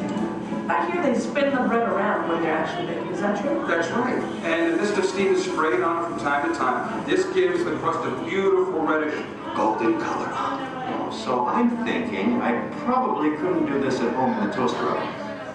No, I don't think so. Listen, Tony, thank you so much. Yes. You were superb. I feel enlightened, enriched, fermented. My pleasure. Bye. Bye. You know what? I'm going to spray you down because I think you could use some of that golden Just a little on the... Okay, that's enough. All right, the hair. You know what a deep frizz. Ladies and gentlemen, the moment you've been waiting for. A masterpiece of the baker's art. What are you doing? Hey, what are you... Waiting for that. That's not yours. Tony gave it to me. Look right at me. He didn't look at you. That was ours to share, Colin. No, it's mine. It's all mine. One piece, please. One little piece? A tiny piece? I'm telling Mickey. All right, here. Yeah, you see? Here, don't tell Goofy I owe money. You do? Well, don't even ask. I don't even want to get into that. Goodbye, everybody. Have a great time here. Bye. I'm going to go eat. Share it.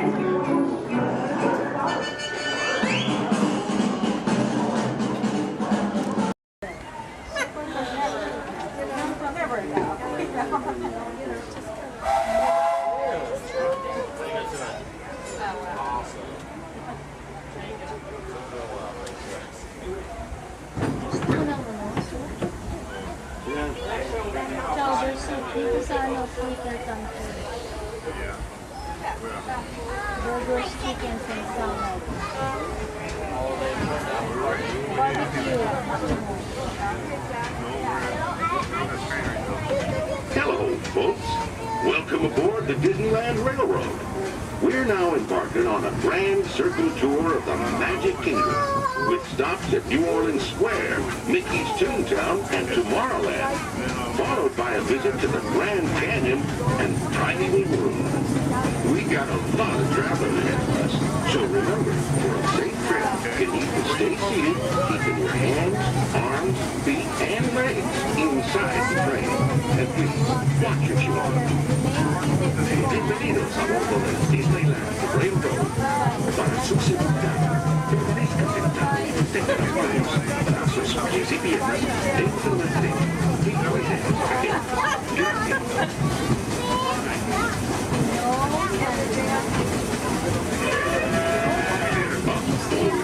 Did you folks hear that? Sounds to me like we've reached the wilds of Adventureland.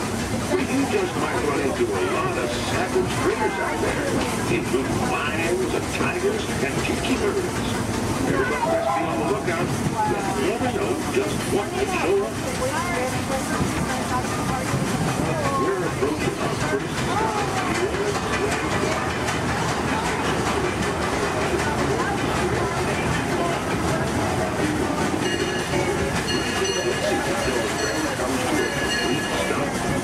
Watch your step, don't get lost. Have a good time in the frontier, yeah? For those of you continuing on with us, we'll be resuming our trip in just a moment. This is Warren Square.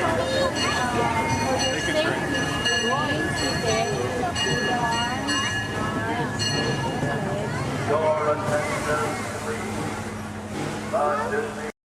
Living with the land. Por su seguridad, permanezca sentado con sus manos y brazos, pies y piernas dentro del parque y cuida los pequeños. A manera de recordatorio, no tomar fotos con flash y luz de video antes de llegar a la entera.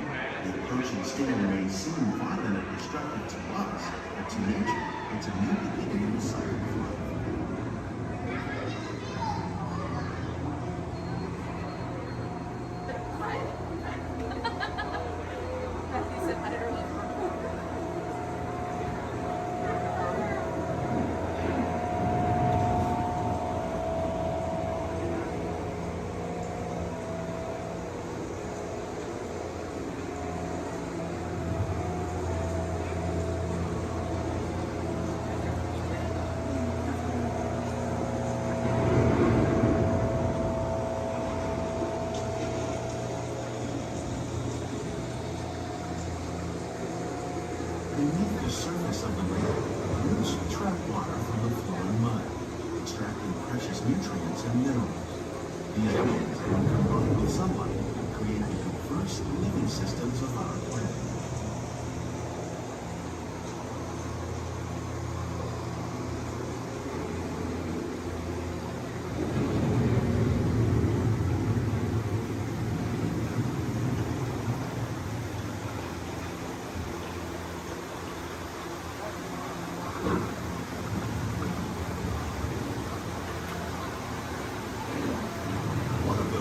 Systems is the rainforest, home to the most amazing concentration of life on our planet.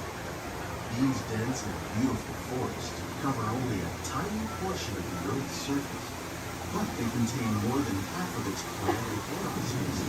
Rainforests are also extremely rich in productive living systems, providing us with oxygen, food, medicines, and other elements essential to our lives.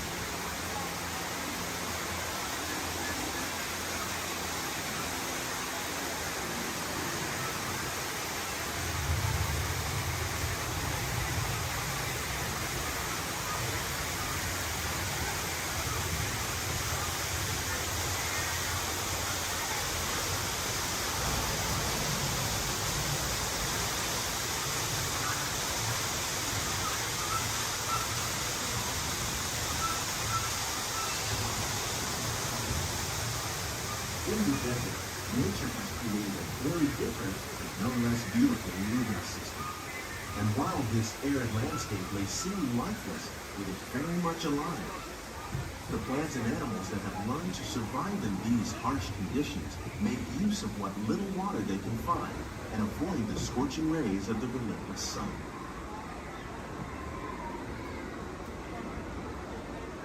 The American prairie once appeared as desolate as the desert, but over time, rainwater and nutrients gradually penetrated the hard surface of this land. Even the hooves of the mighty buffalo helped create the rich soil, one day become home to the American farm.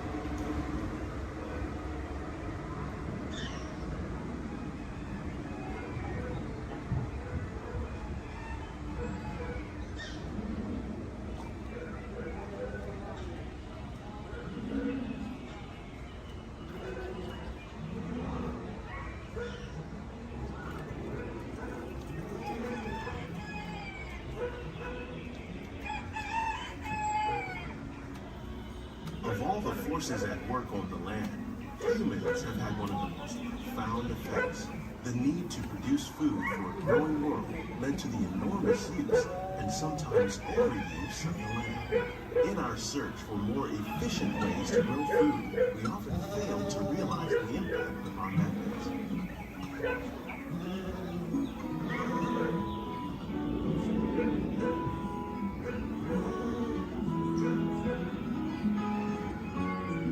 Today, we're learning to live with the land, discovering better ways to grow food that will assure both human and environmental well-being.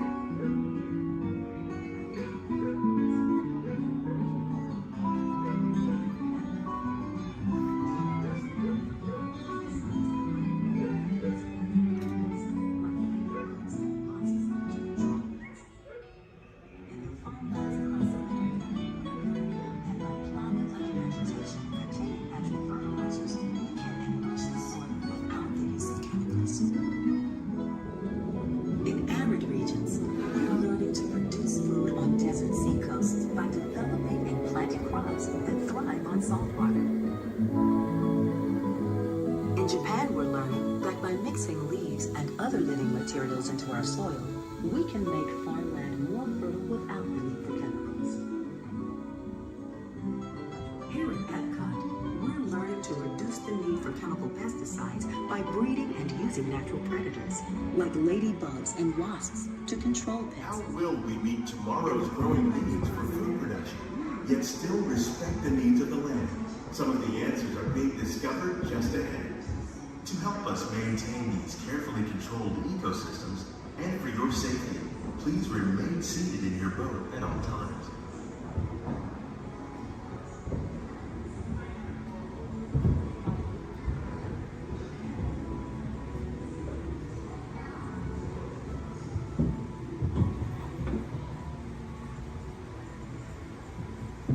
Welcome to our living laboratories, where scientists from Epcot and the U.S. Department of Agriculture are exploring innovative ways to produce bountiful harvests now and into the future.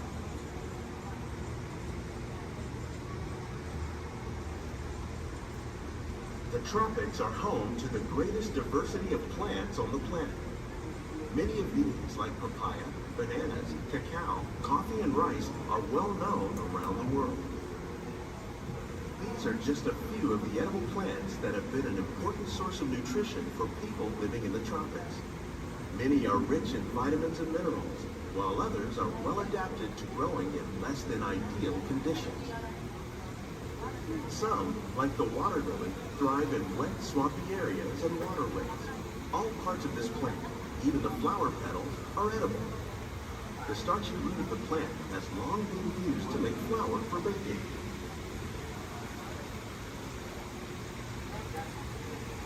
One day, many of these lesser-known tropical plants may be as important as the bananas growing on both sides of the boat. More than 28 million tons of bananas are eaten annually, making it the most popular fruit in the world.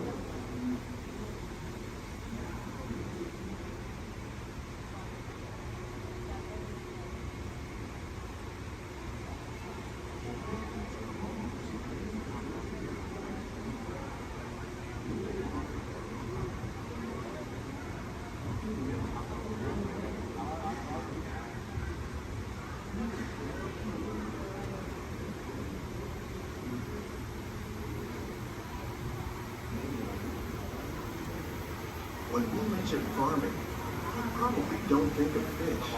But fish farming, or aquaculture, accounts for nearly half of all the seafood consumed globally. Tilapia, bass, and catfish, like the ones you see here, are 3 of the more popular crops raised by fish farmers.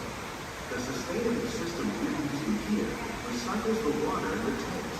As a result, we're able to save millions of gallons each year. Our small fish farm produces nearly 5,000 pounds of fish each year to serve at restaurants around Walt Disney World. Innovations like this one can play an important role in our efforts to produce bountiful harvests and still protect natural resources.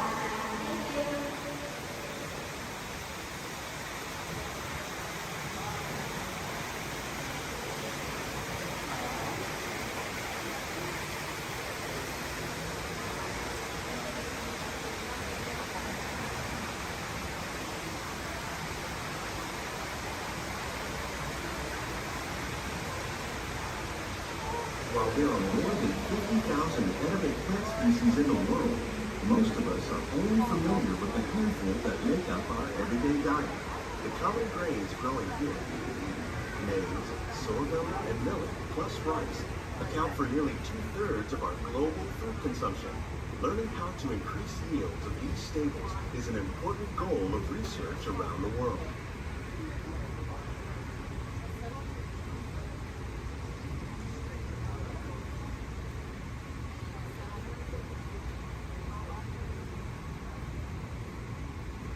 These plants are definitely on their way up. Innovative growing techniques like these increase yields while more efficiently using resources like water, fertilizer, and pesticides. Another innovation at work here is our integrated pest management program. By populating our greenhouses with beneficial insects that prey on harmful pests like aphids and flies, we are significantly reducing our reliance on conventional pesticides. We're growing these crops using our nutrient film system. This technique precisely controls and recycles water and nutrients. With it, we can produce over 27,000 heads of lettuce a year in this one small area.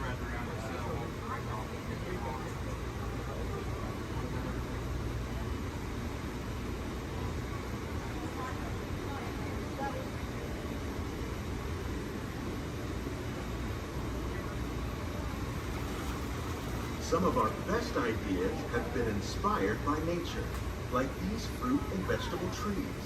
By growing these ground plants vertically, we can increase yields and better control diseases.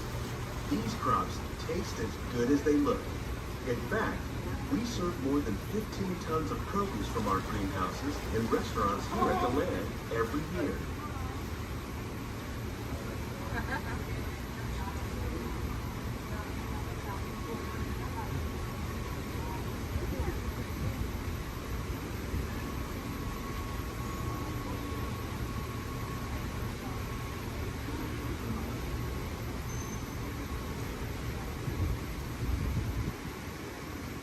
The future of agriculture may include innovative ideas like this vertical growing system. Plants grown in this way use a fraction of the space required by traditional growing methods. That saves water and increases production. The aquaponics system on your left combines hydroponics with aquaculture.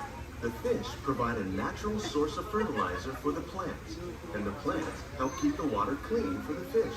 It's another great way to produce more while using less. In our lab, Epcot scientists are working with the U.S. Department of Agriculture on a number of innovative projects. The goal of these efforts is to produce higher yielding and better quality plants.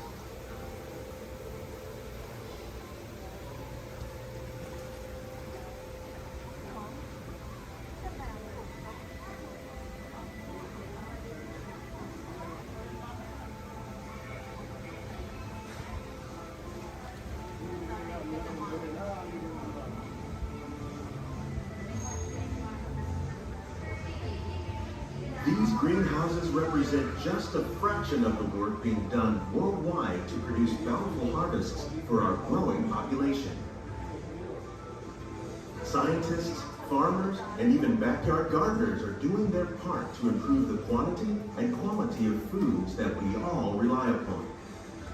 Together, we can continue to find more ways to increase food production and protect our precious natural environment. Only then will we truly be living with the land.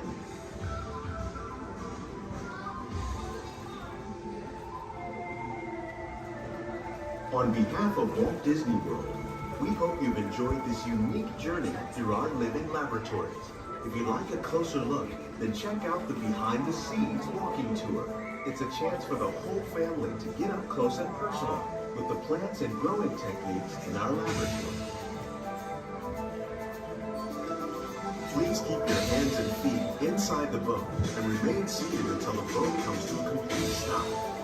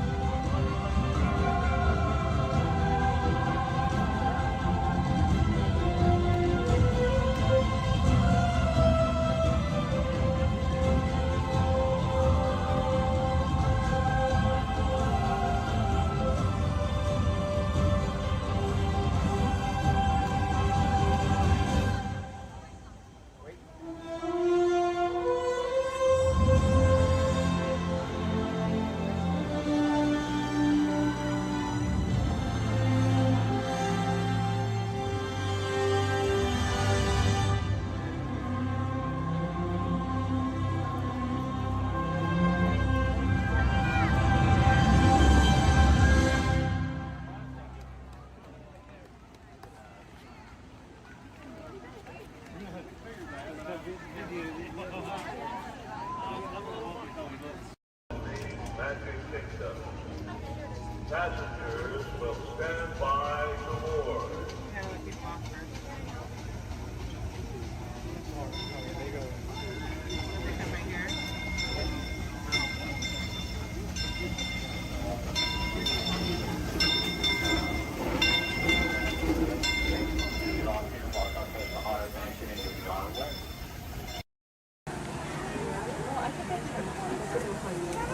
Hey Zach, happy birthday.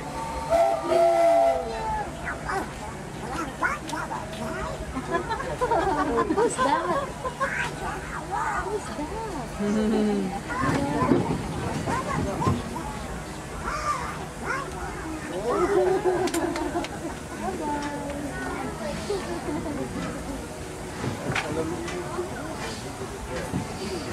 To those who just joined us, welcome aboard the Disneyland Railroad. To ensure a safe ride, remember to stay seated with your hands, arms, feet, and legs inside the train. And please, watch your kids.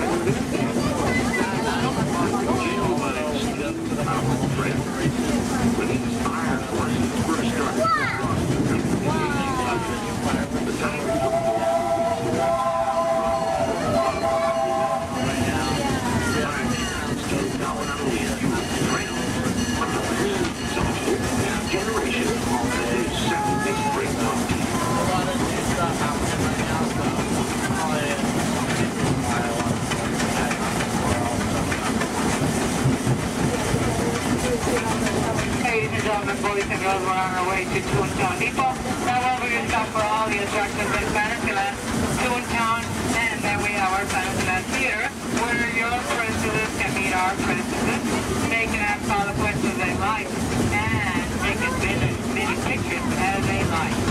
They do close a lot earlier than the park. Make sure you visit your schedule, or ask one of us, we'll let you know. But they do close earlier than the park. If you're up here in Toontown Depot, please wake up. There comes a full stop.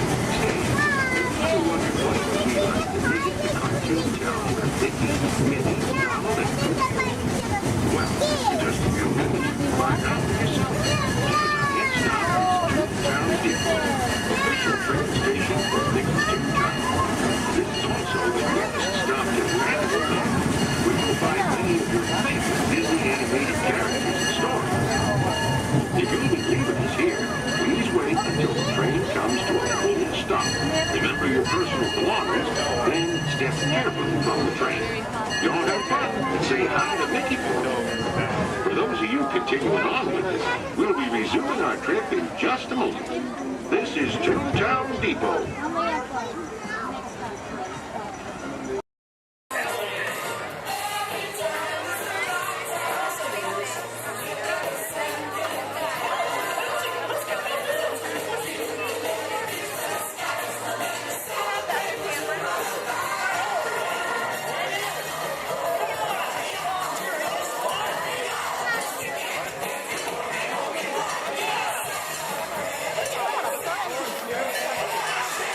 Yes.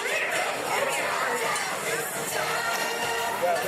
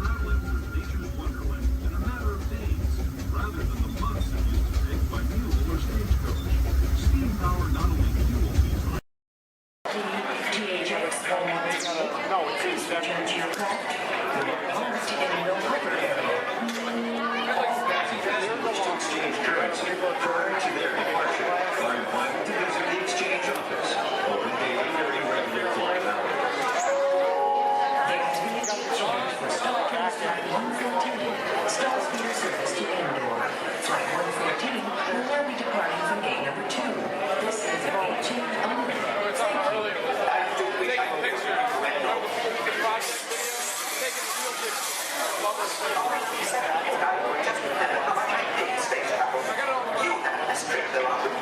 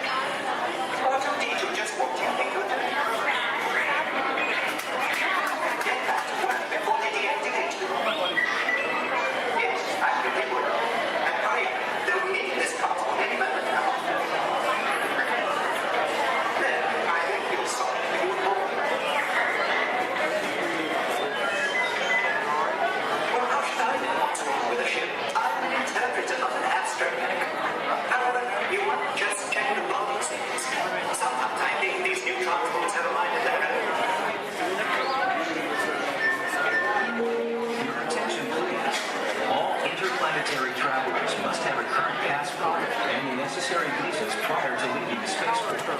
Passengers requiring assistance should visit the nearest information kiosk. Thank you.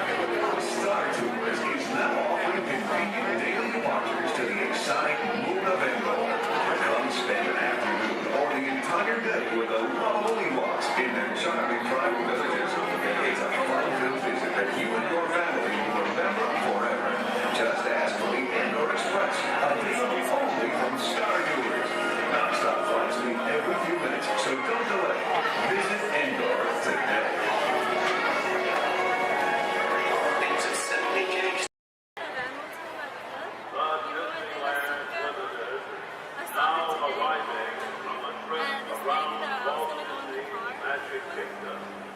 She's a mom of some guy that I used to know. It's because you guys both have the same band. That's what the whole thing. She has big glasses on.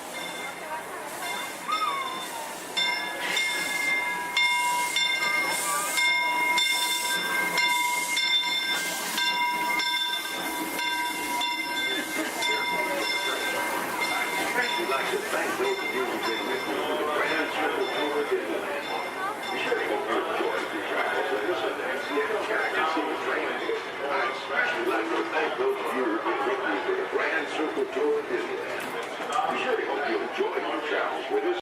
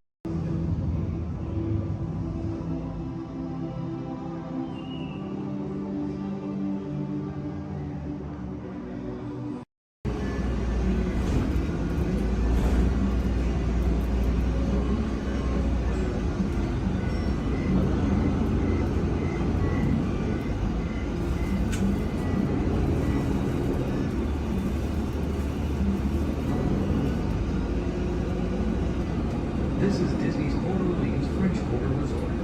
Please collect your belongings, watch your head and step as you disembark, and take small children by the hand. Thanks for riding with us, and welcome home.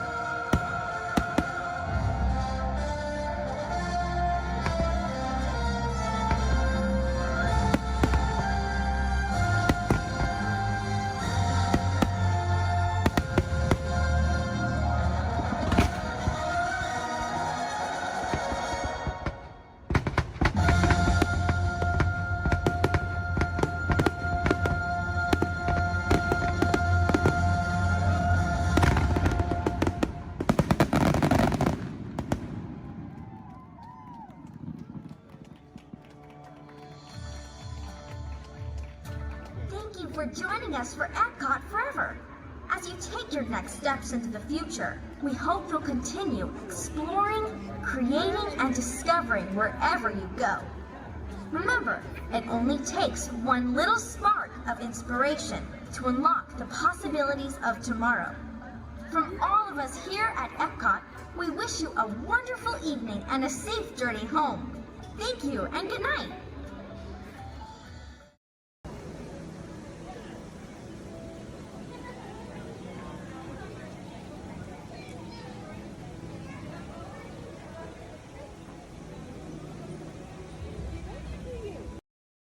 We are now approaching our one and only stop to the Mickey and Friends parking structure and the Pinocchio parking area. For your safety, we ask you please remain seated until the tram has come to a full and a complete stop. As soon as that happens, I'll instruct you to lower your head, watch your step, and exit to the driver's left-hand side, and the driver's left-hand side only. But until then, please do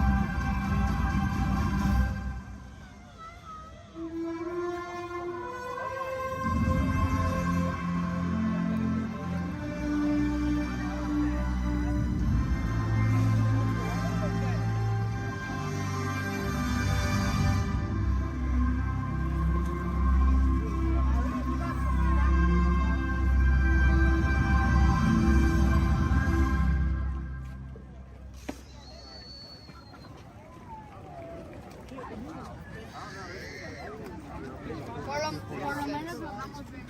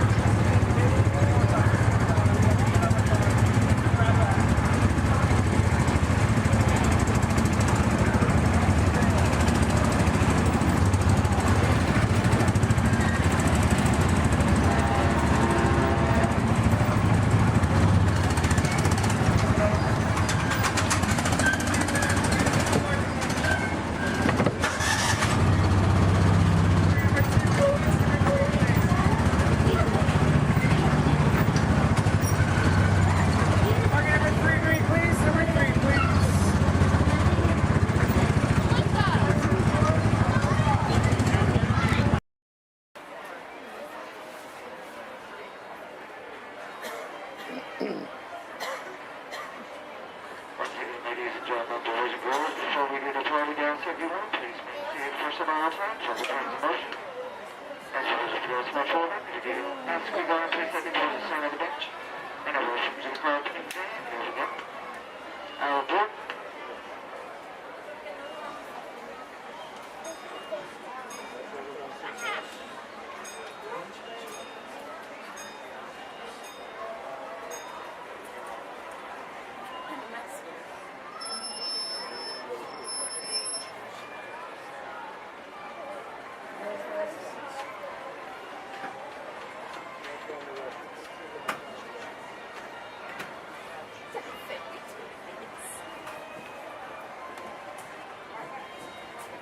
Hello, folks.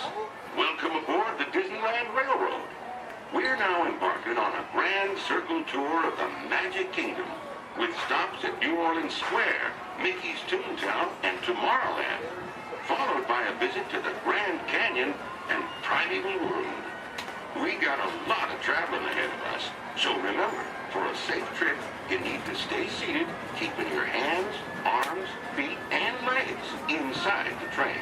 And please, watch your children. Bienvenidos a bordo del Disneyland Railroad. Para su seguridad, permanezca sentado y mantenga las manos, brazos, pies y piernas dentro del tren. Y cuide a los pequeños. Gracias.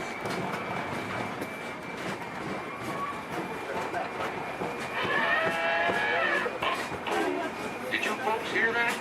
Sounds to me like we've reached the wilds of Adventureland, where you just might run into a lot of savage critters out there, including lions and tigers and tiki birds. Everybody best be on the lookout. You never know just what may show up. We're approaching our first stop, New Orleans Square Station. This station serves Frontierland, New Orleans Square, and Critter Country. If you'll be leaving us here, please remain seated till the train comes to a complete stop. Then watch your step while getting on. Have a good time at the frontier here. Those of you continue on with us, we'll resume our journey in just a moment. This is New Orleans Square.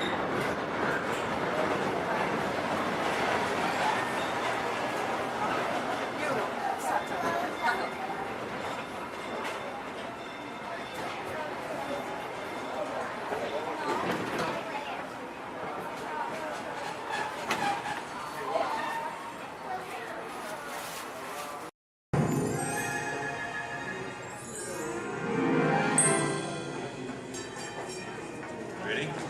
What card is that? Okay, keep your eye on it. Wait. These. Blow on it.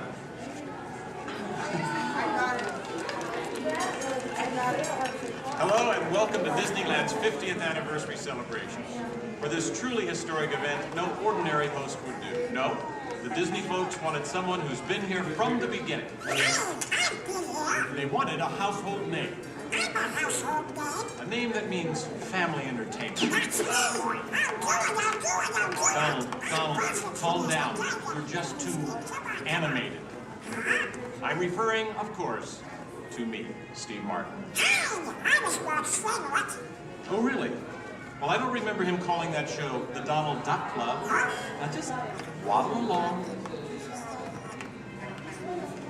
As I was saying, the Disney folks came to me because I began my career right here at the Magic Shop at Disneyland. That's me, Disneyland class of 1960. Magician, prestidigitator, and seller of fake vomit.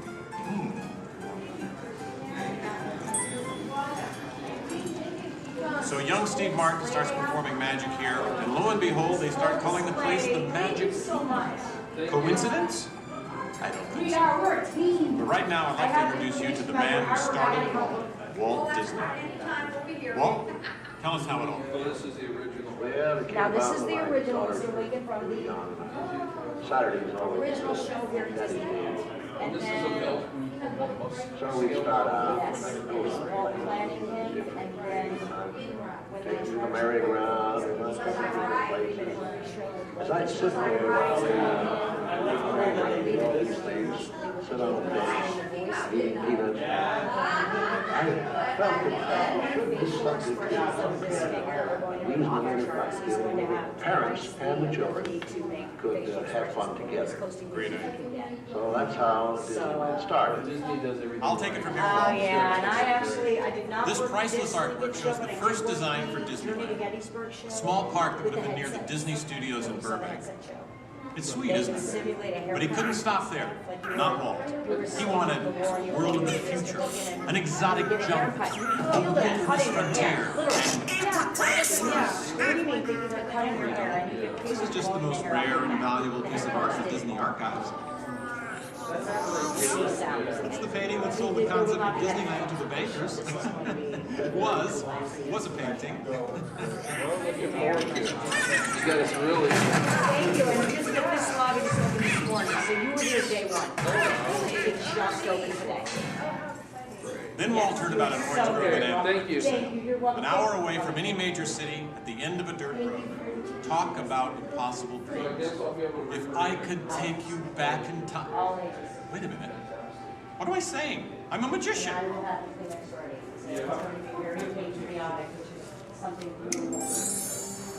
Here is the actual orange grove 1 year from opening.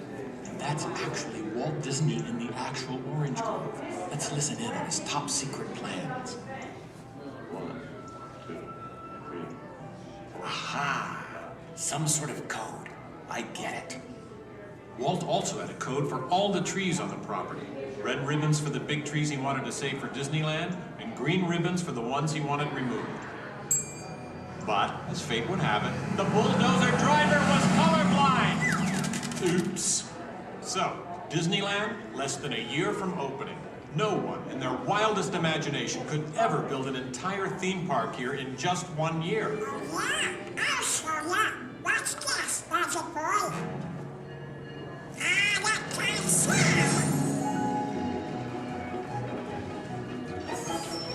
Keep going, boys. Faster, faster. That's it, good work. That's it, good. Open it, go. Take it away, Walt. To all who come to this happy place, welcome. Walt's dream had finally come true. And to celebrate, ABC organized the biggest live telecast in history. Some of the most famous stars in Hollywood showed up, including host Art Linkletter. Frank Sinatra. Hello, Franco. Who's driving? Sammy Davis Jr. Hello, Sammy. Bob Cummings, Ronnie Reagan. Come on in. Davy Crockett. Buddy Epson's there, too. But right now, it's my pleasure to introduce the famous star whom Mr. Disney has asked to christen the Mark Twain. Ladies and gentlemen, Mr. Disney. I'll take it from here, Mr. Linkletter.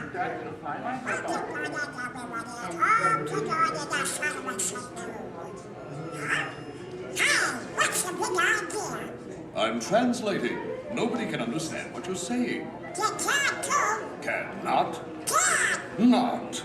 I'll show you. Ignore the duck.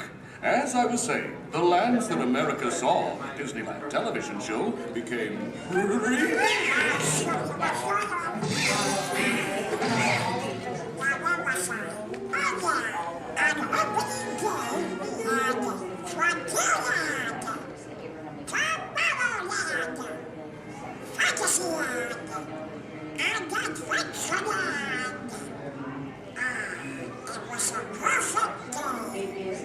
Oh, really?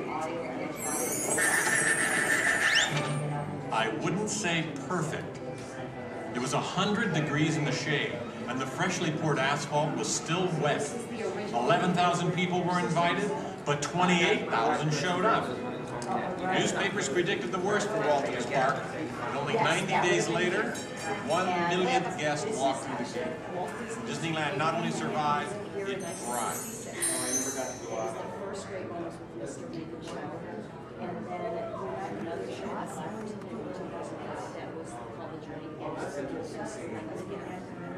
We've been down since 2005, where we've been doing the Steve Martin show. This is honoring Disneyland's 50th year. So this film is what's left. It's going to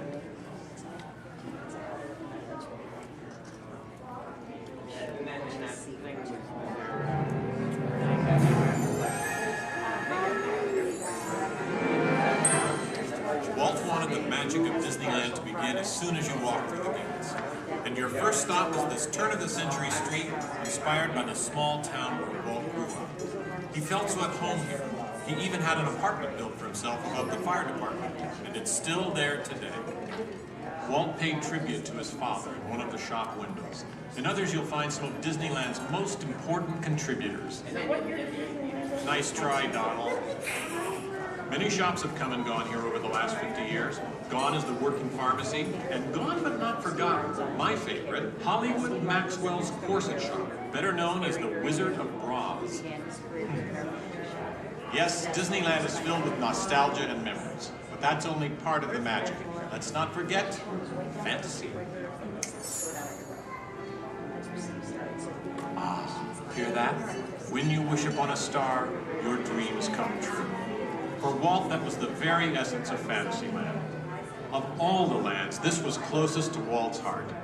He even placed the Disney family crest right above the castle gate. Fantasyland was created by the same artist who created Disney's animated films at the studio. And soon those storybook tales came to life in an orange grove in Anaheim. For the first time, we could step into those worlds and become a part of the adventure. In Adventureland in New Orleans Square, surprises happen all the time. In fact, Disneyland is the only place I can think of where you can be attacked by pirates, frightened by ghosts, and nearly crushed by a giant boulder, while keeping your arms, legs, and feet inside the vehicle at all times. And here's the adventure that started them all. Remote rivers through a treacherous jungle. Could something go horribly wrong? Only a punchline. Over the years, the Jungle Cruise has become a showcase for handsome and witty river guides.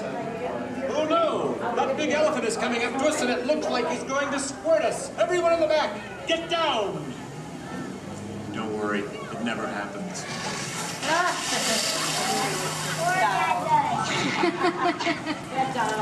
It was the duck, right? The duck? You know, every time I get all dressed up in my cowboy hat and pearl-handled pistols, I think about the heroes of Frontierland.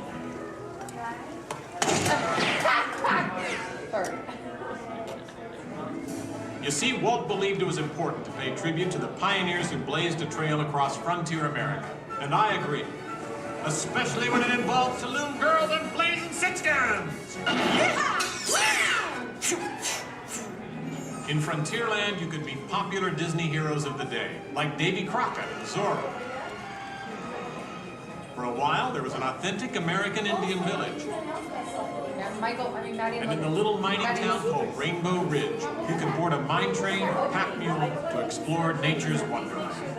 And then the West got a whole lot wilder. Big Thunder Mountain Railroad was a thrilling addition to Disneyland's growing mountain range. The first peak was the Matterhorn, one of Disneyland's first e-ticket attractions. But the most out-of-this-world mountain of them all is right here in Tomorrowland. When Disneyland first opened, Tomorrowland gave us a preview of the amazing, futuristic world of 1986. Okay, so the 1980s didn't turn out that way. But Tomorrowland is really about imagining the possibilities of the future. So we got to go to the moon before real astronauts did. We got to travel through the mighty microscope on atommobiles, beyond the realm of normal magnification.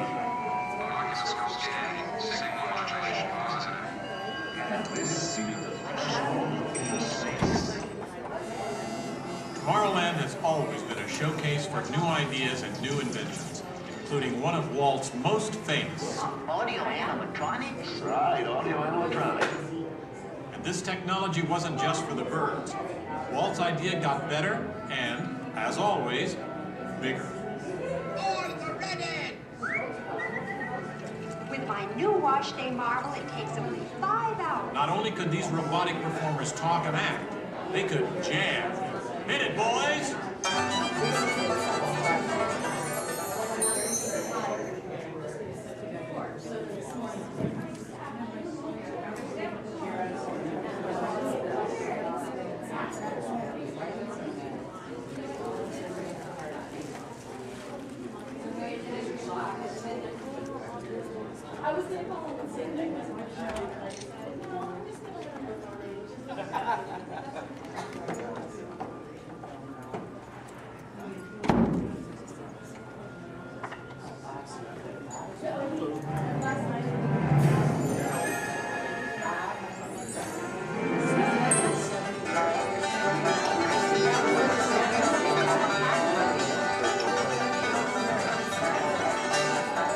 Yes, Disneyland has had thousands of great entertainers over the years, and not all of them have had servos and circuit boards. I learned a lot about comedy by watching Wally Book, star of over 47,000 shows at the Golden Horseshoe Revue. And he was only one of the great homegrown acts that brought their unique magic to Disneyland over the years.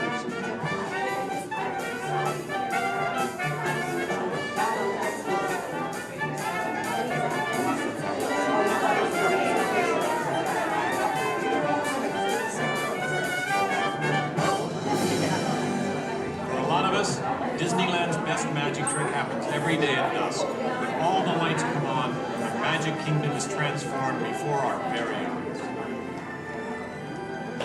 You know, that's one of the great things about Disneyland. Everyone has their own special memories. For some, it's the first time they walk through these gates. For others, it's their first parade. And I'm sure for all of you, it's watching me, Steve Martin, host Disneyland's big 50th anniversary. But while shows and attractions are all great, I think for most people, the real magic of Disneyland is right here. It's you, Donald. Yes, it's you and Mickey and all the rest of the gang who always make us feel like home friends.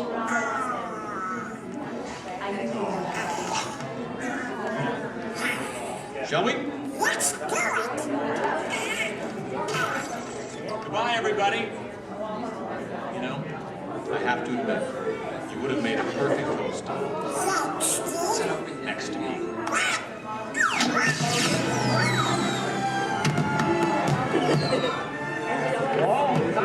Happy place. Welcome. Disneyland is your land.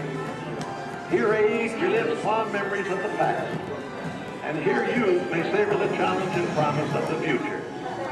Disneyland is dedicated to the ideals, the dreams, and the hard facts that have created America, with the hope that it will be a source of joy and inspiration to all the world.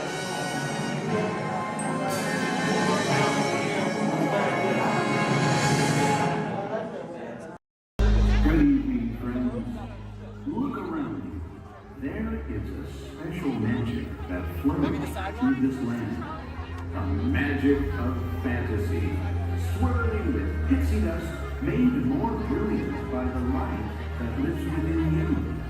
It inspires us to wish upon stars, follow our hearts, and find our happily ever afters. Tonight, as we gather together under the spires of this majestic castle, our dreams ignite the magic to create a beacon shining out and celebrating 50 years of the most magical place on earth.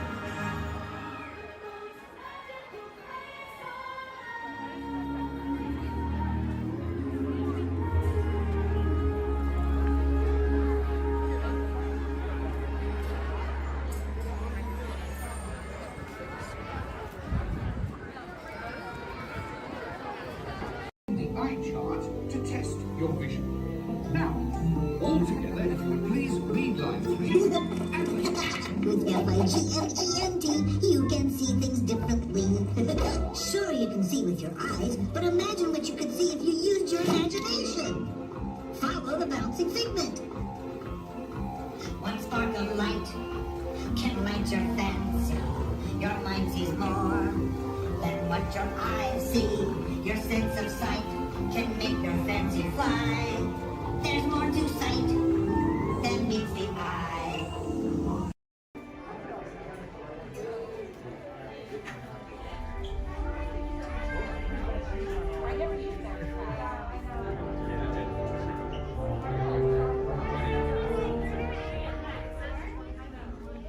Hello and welcome to Soarin'. My name is Patrick and I'll be your chief flight attendant today. We'll begin boarding in a few minutes, but first I'd like to acquaint you with some important safety information. When the doors to your flight open, please take a seat and store all carry-on items in the under-seat compartment. This includes cameras, purses, hats, and of course, these little dudes. Next, fasten your seatbelts, inserting them into the buckle on your right. The smaller aviators don't measure up to the height indicator on the seat. Just put the belt through the loop in the center strap before buckling it.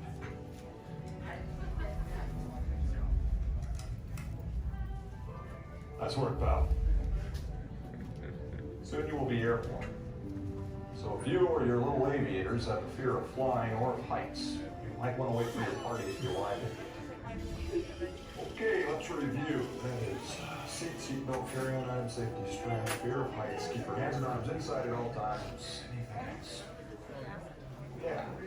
Have a nice flight. Alright, my friends, we're going to load row 3, followed by 2, then 1. Row 3, please follow me. 2, you're going to follow 3. 1, you're going to follow 2. Welcome aboard the Walt Disney World monorail to Epcot. For those of you standing, please hold on to the handrails throughout our journey and stay clear of the door. For the comfort of others, no smoking, please. Thank you. As we turn south, you can catch a glimpse of the spires of Space Mountain, Magic Kingdom. Nearby is Disney's contemporary resort.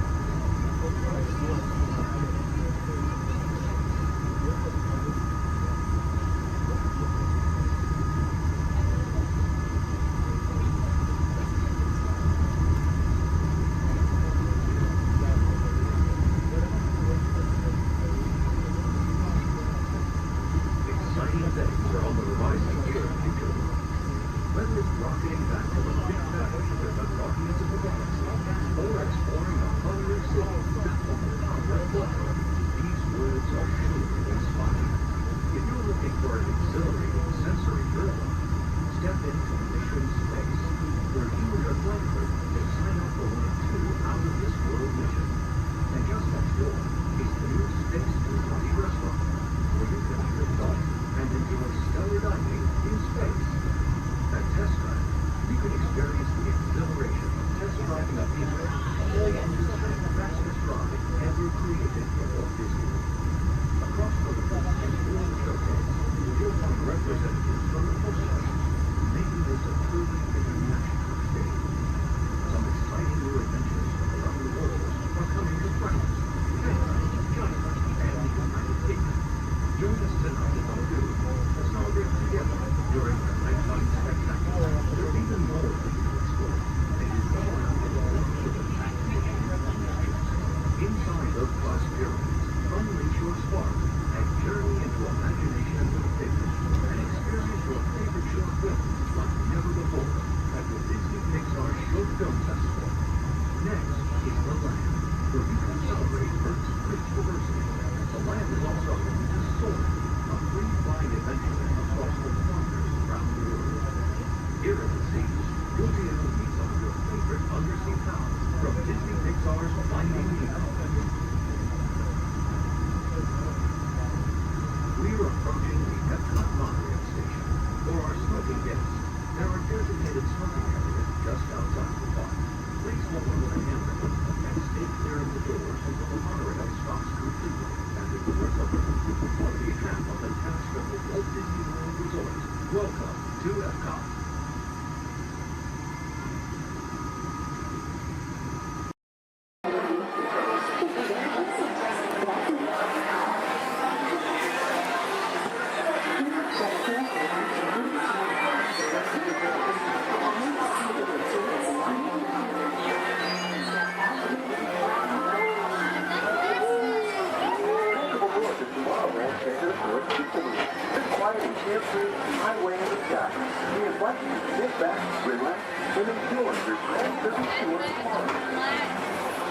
Along the way, you can preview many of the exciting places you want to be sure to enjoy today while visiting the Land of Tomorrow.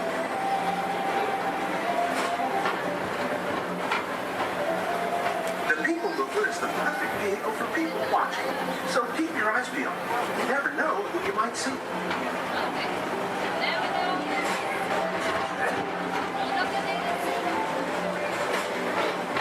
Coming up, Stitch's Great Escape, where you can report your duty as a security agent for the Galactic Federation.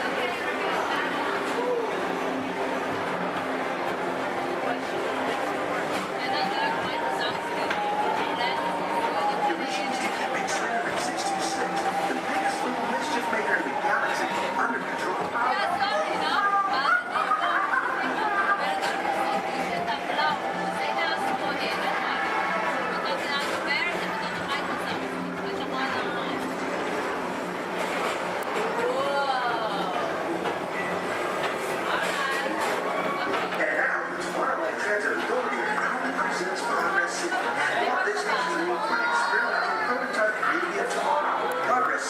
Inspiration for Epcot, and many of its forward-thinking ideas have been realized throughout Walt Disney World.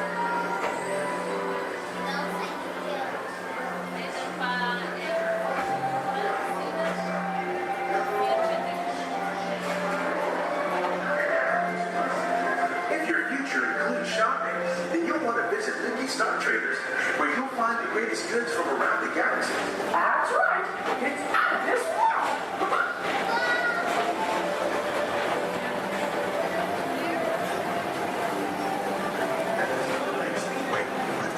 To the metal and speed towards the checkered flag in your very own race car.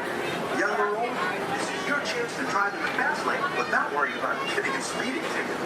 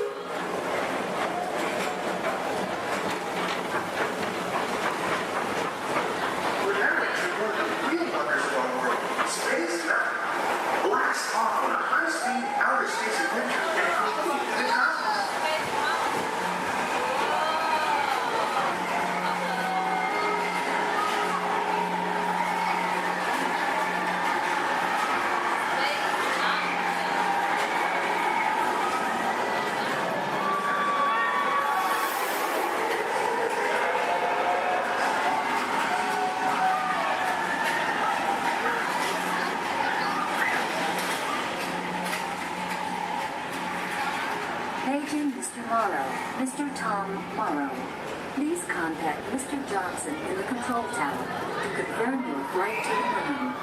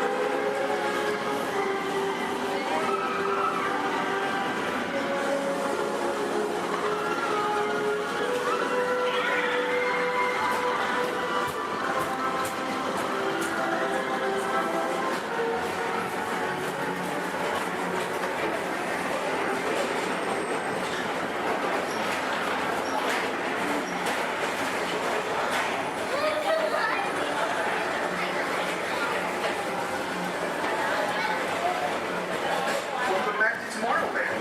Be sure to visit Space Mountain while you're here for an adventure that's out of this world.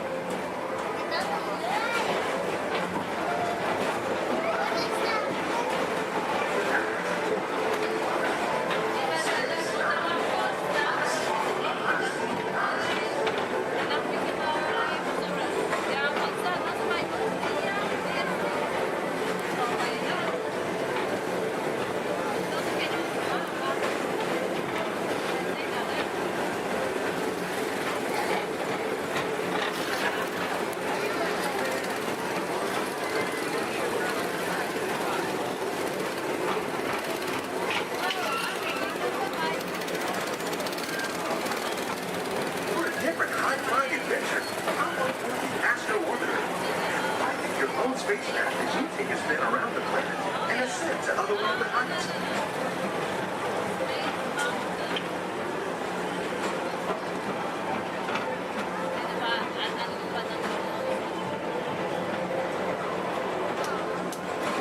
We're now approaching Walt Disney's Carousel Progress.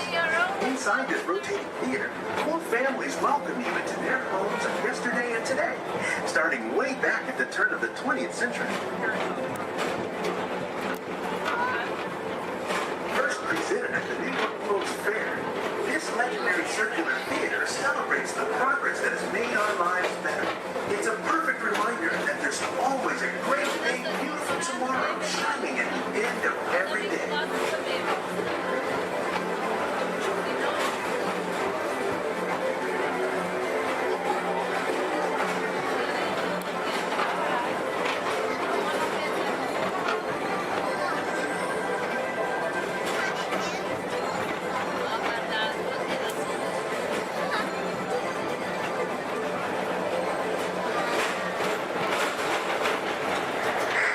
This is Buzz Lightyear, reporting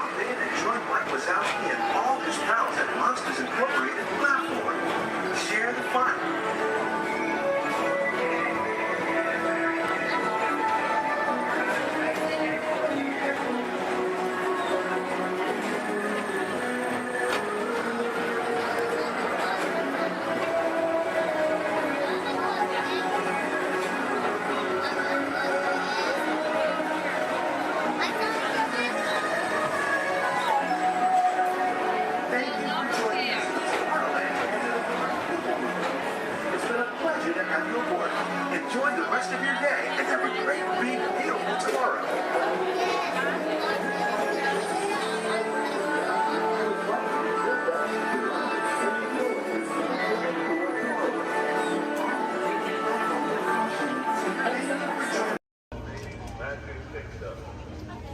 Passengers will stand by to board.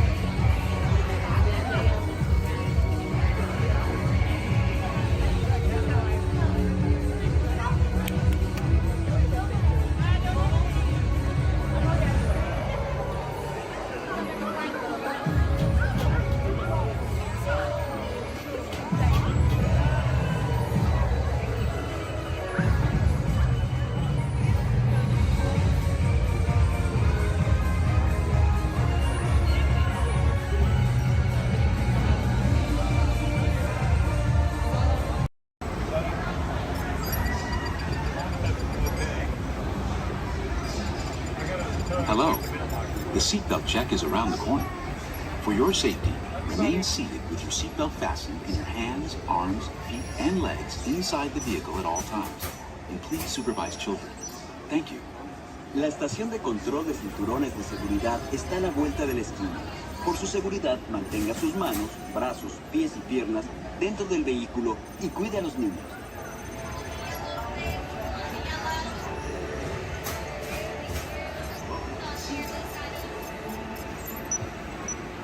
Automated driving technology activated. Welcome to the sim track.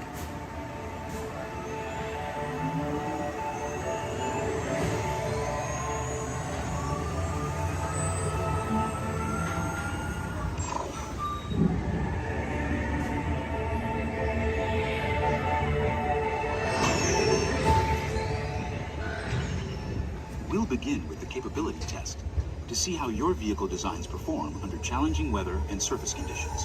Monitoring road surface.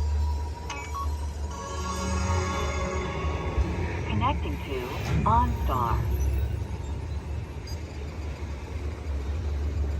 SIM card performance data acquired.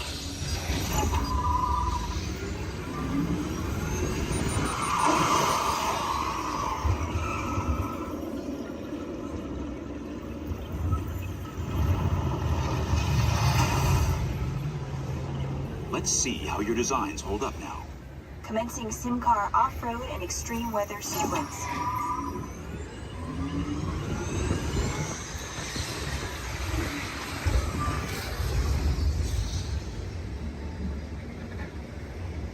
Capability test results displayed and verified. Now let's see how your vehicles compare when it comes to their efficiency. Scanning SIM car for optimal eco-efficiency.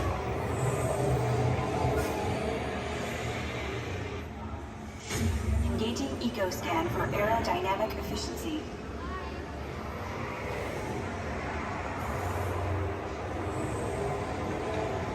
Drive systems analysis. Hyperspectral imaging in progress. Calculating total enviro impact.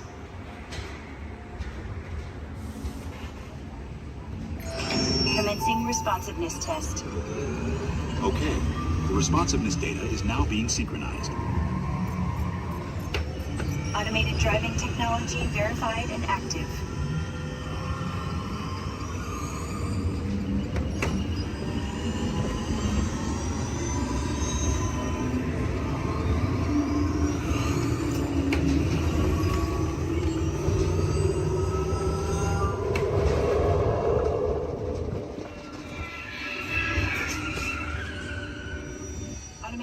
Crash avoidance technology disengaged. Displaying responsiveness data. Here comes the final test. Energizing for power test.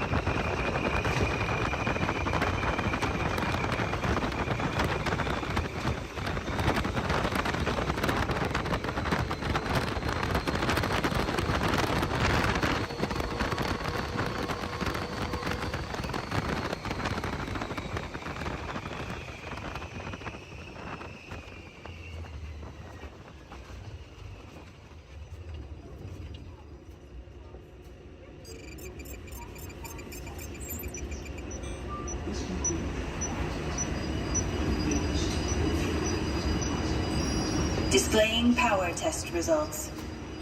SimTrack performance testing complete. This concludes your performance testing. You'll be able to see how your Chevrolet custom concept vehicle designs compared with the Sim car after you disembark.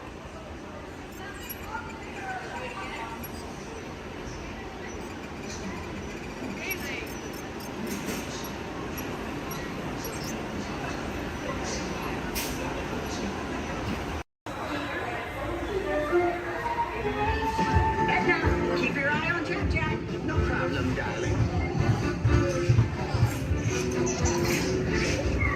And the baby is gone. Edna? Dash, go get him. Edna, get going. Hold on. 5, 4, 3, 2, 1, go!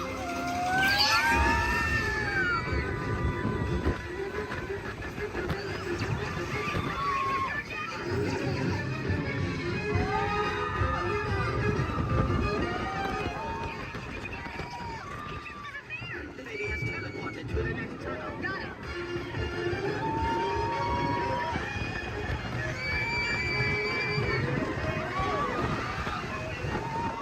Hey, sweetie, come to mommy.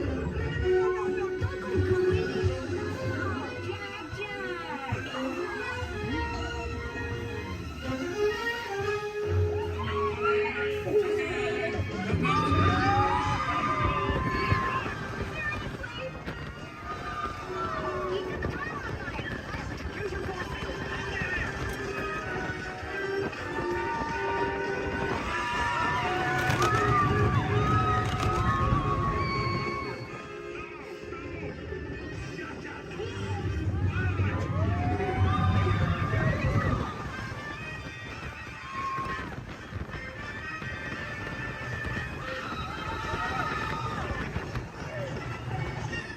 Now he's multiplying.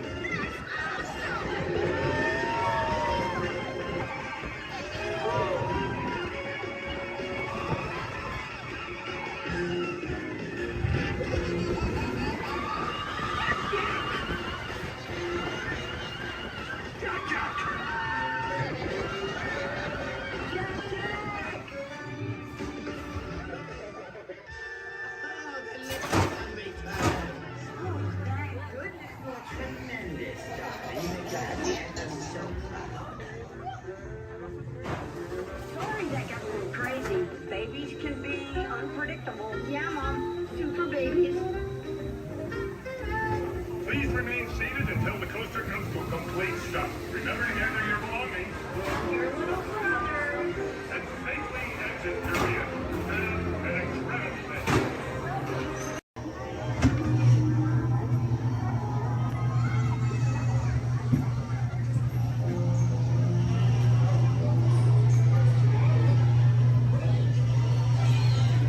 My adventures in Wonderland began when I followed the bike path down the rabbit hole.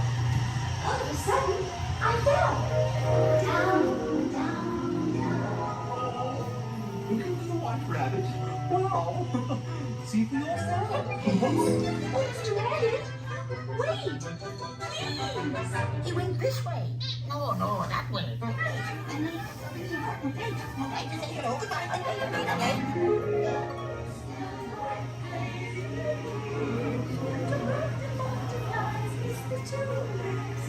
And the sun is like a toy balloon.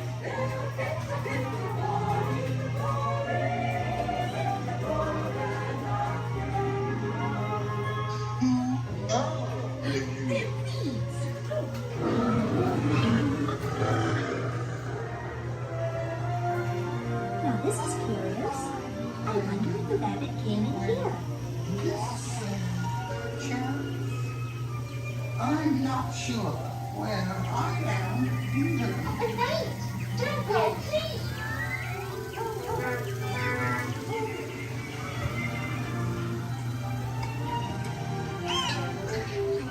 Try this way. So let the baby stay.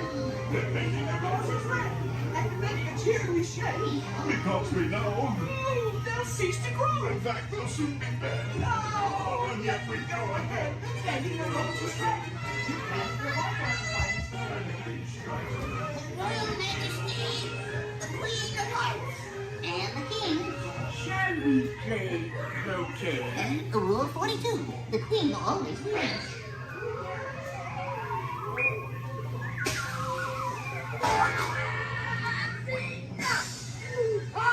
With their heads! Oh, their heads!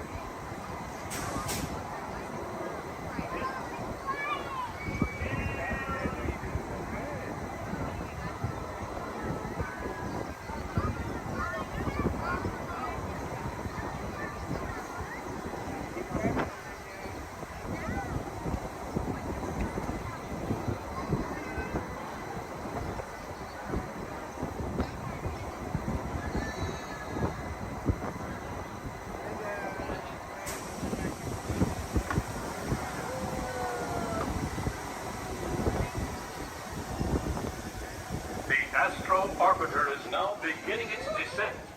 Please remain seated until your rocket ship stops. Then follow the arrows to the flight deck. Welcome back, pilot.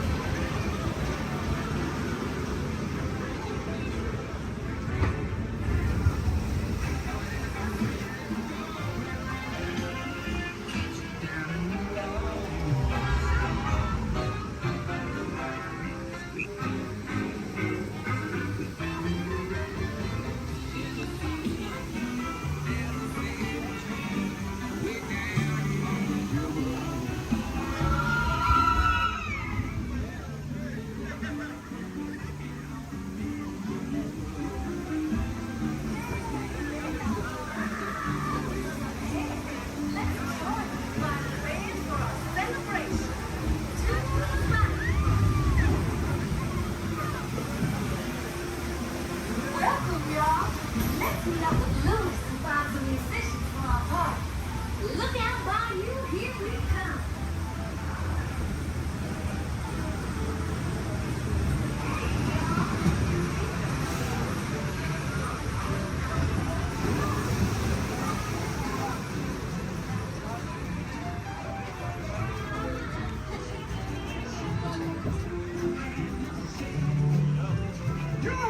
And it dance out here. Come out, wherever you are.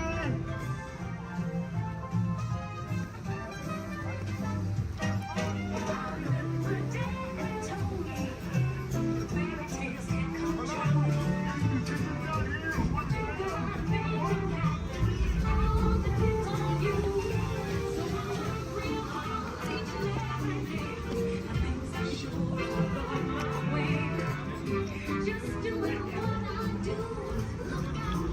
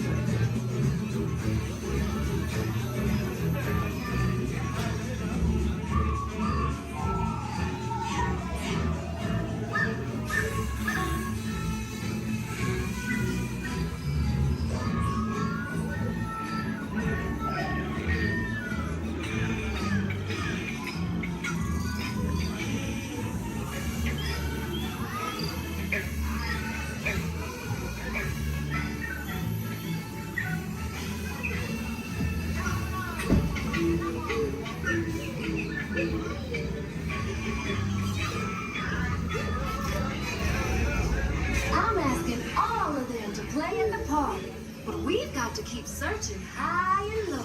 How low can I go?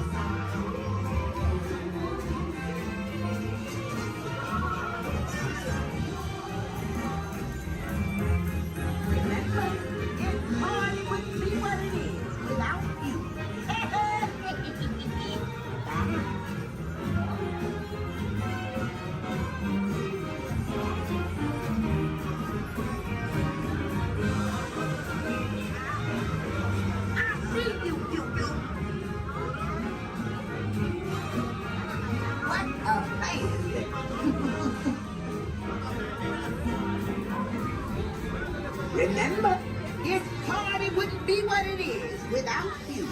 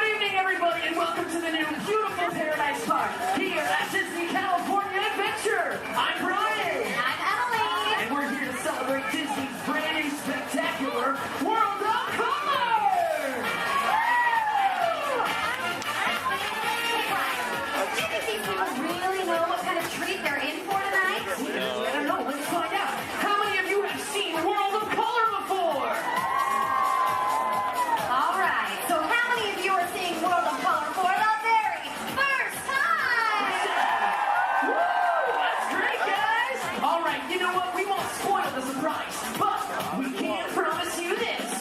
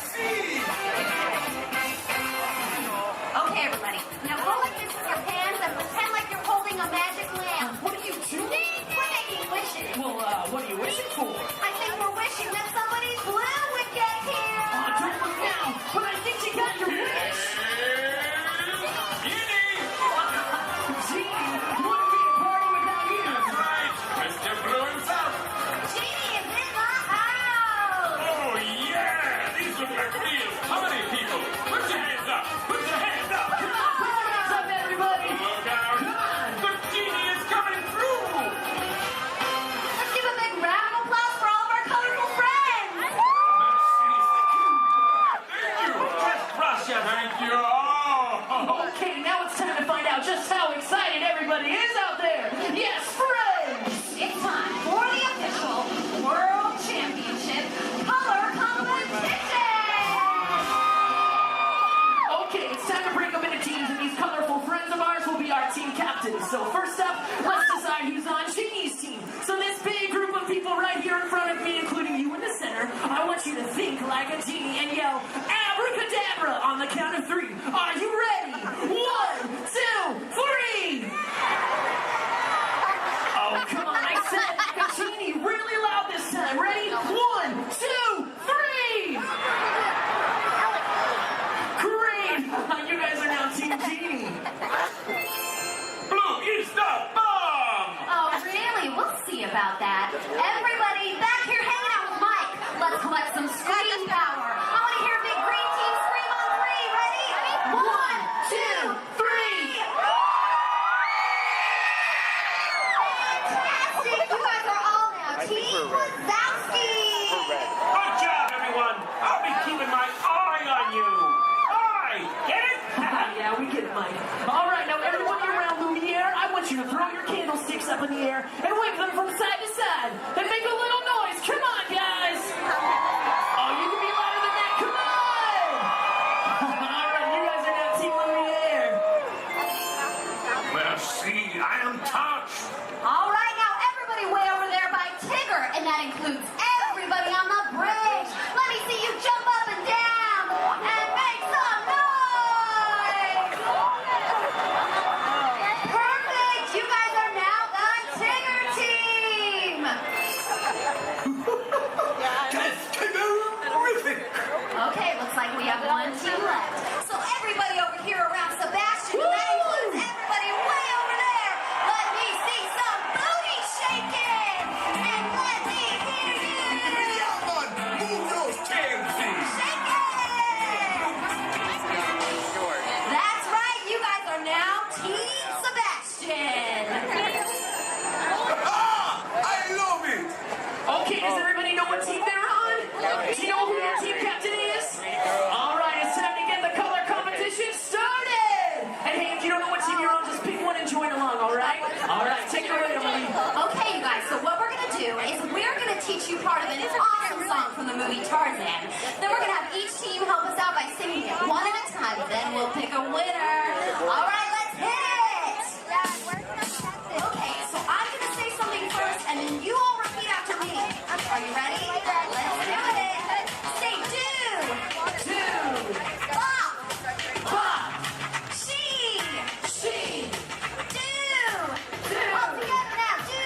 Bop. She. Do. Do. Bop. She. I Do. Come on. Do. Bop. She.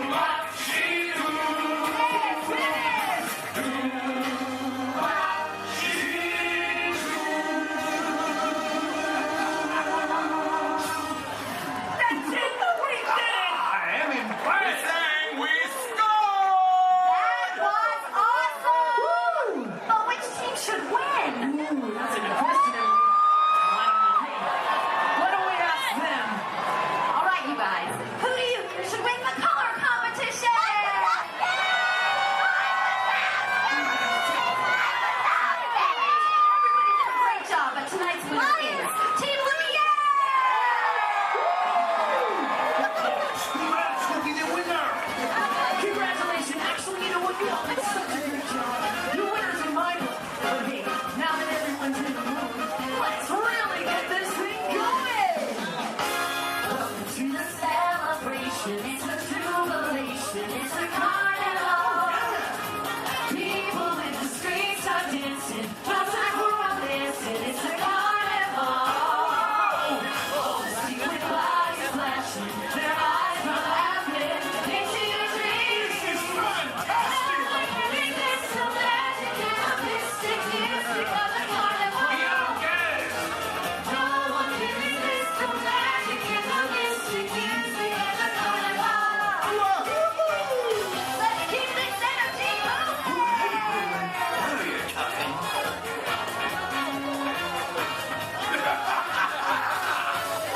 Come on, people. Let's get moving. We're grooving. We're moving. Oh, yeah! I love the carnival! Whoa, look at all these colors, Emily. Are you seeing this? Oh yeah, Paradise Park is now one great big carnival of color. Welcome to the celebration. It's a jubilation. It's a carnival. People in the streets are dancing. No time for our dancing. It's a carnival. All the secret lights flashing. Their eyes are laughing. Into your dreams. Wonderful! No one can resist the magic and the mystic music of the carnival. No one can resist the magic and the mystic music of the carnival. All right, everybody. I don't know about you, but I had a blast. All right, it's about time for all of us to take our places for World of Color. All right, let's give it up one last time to all of our colorful friends. Give it up for Sebastian, Lumiere, Tigger, Gene, and of course Mike Wazowski. Thanks everybody. We hope you enjoyed our carnival of color. Remember the exciting, colorful magic is over. Now we're going to show something really spectacular. Something, something, something good. Something, something, something good. Something, something, something good. Fun, people! Something, something, something good. Thank you! Good. Carnival show! Real good. Good. Something real good. In just 15 minutes.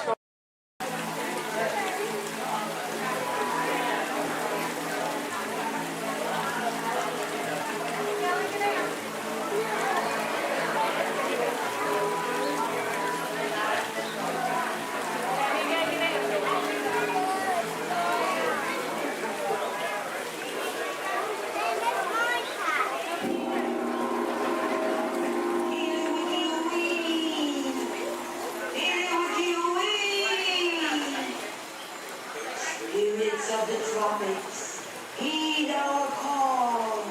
Descend with your rhythms for one and for all.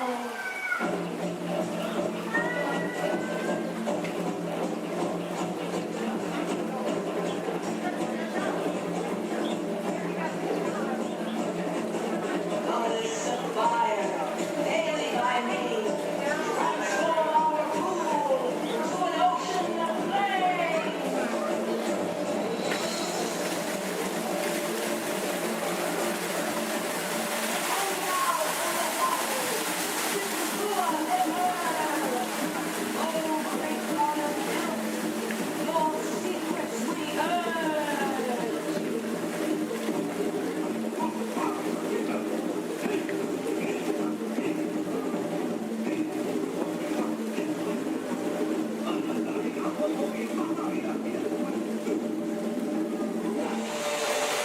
Wowee!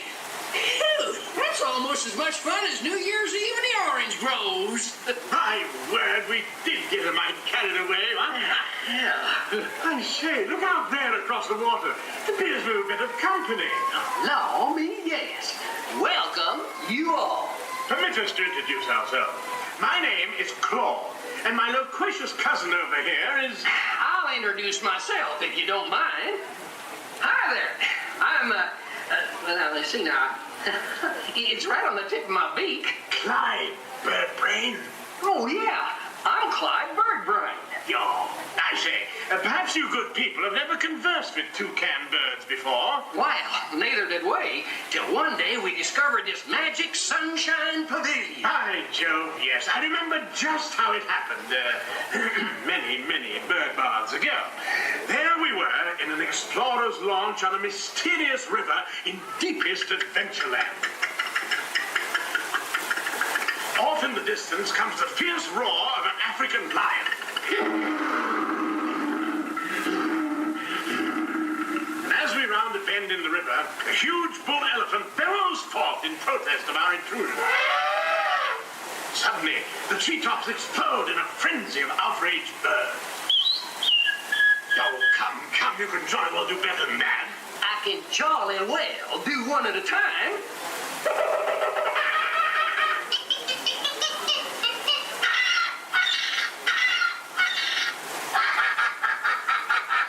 Meanwhile, shifty-eyed crocodiles lurk by the water's edge.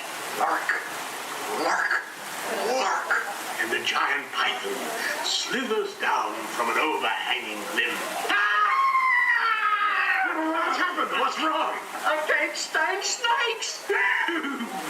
Don't be ridiculous. I'm only relating a story. All right, Clyde, enough is enough. That wasn't me. I never even opened my beak. Huh? Excuse me, I hate to interrupt such an exciting story, but they're calling us to the show. Land sakes, it's already showtime?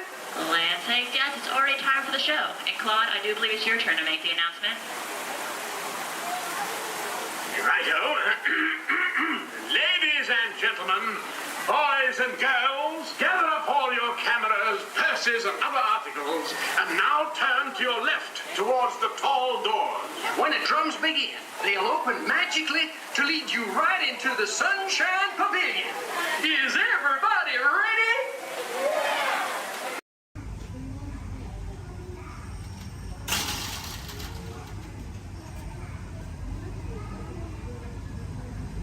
Aboard! For those of you just joining us, welcome aboard Excursion 3 on the Disneyland Railroad. For your safety, please remain seated at all times, keeping your hands, arms, feet, and legs inside the train. Please supervise all children, making sure they are seated away from the train openings, either fully on a lap or on a bench. Our next stop will be Main Street, but before that, we will travel into the tunnel ahead and journey through the Grand Canyon and Primeval World. While you are more than welcome to take as many photos and videos as you'd like, we do ask that you please turn off all flash photography, video lighting, lighted toys, and accessories, including any lightsabers, light up ears, bubble box buildings, and many more.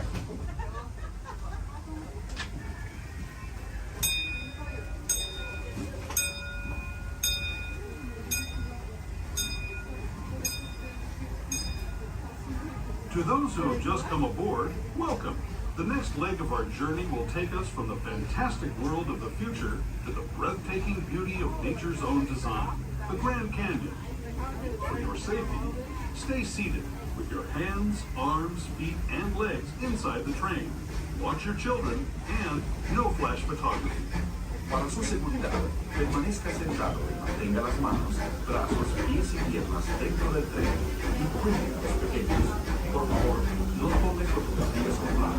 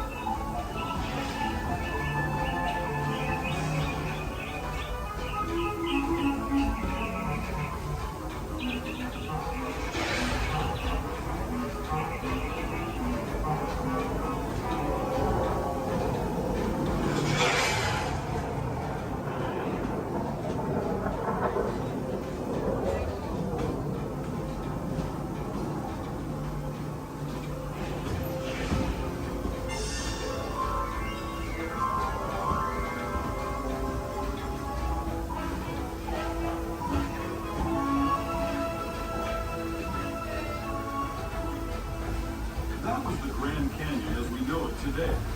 But it wasn't always this way. Now, let's travel back in time Way back in time, to the prehistoric lands of the primeval world, land of the dinosaurs.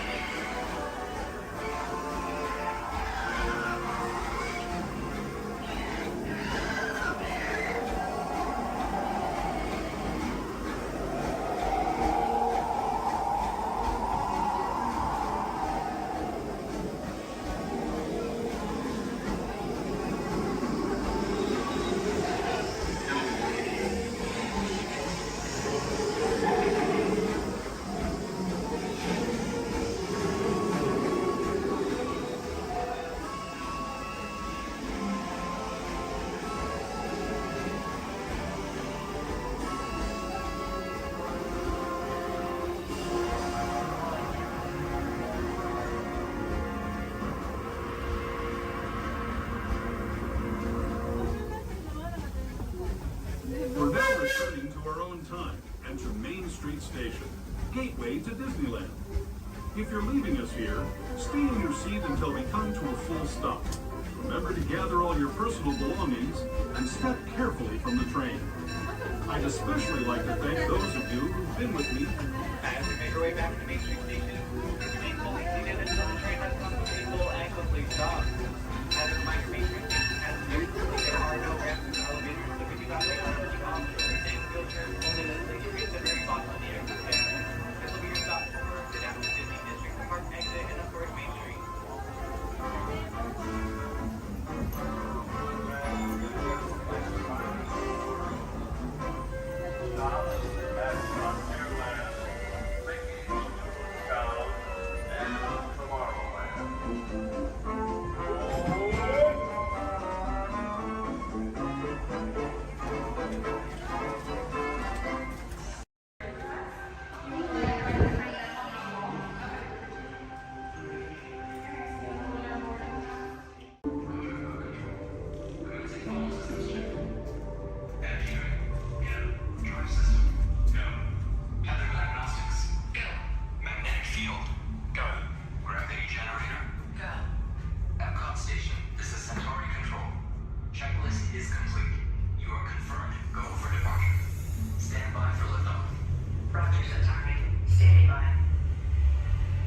Welcome aboard this elevator. In just a few moments, you'll be on your way up to Space 220 aboard the Centauri space station. Enjoy the ride. SV1, you are clear. Initiating in 3, 2, 1, liftoff. You're riding aboard the Mark V Stellarator, the latest in space elevator design and technology. Today, you'll have a spectacular view of Florida and the eastern seaboard. Enjoy the ride. I'll be back in a bit with arrival information.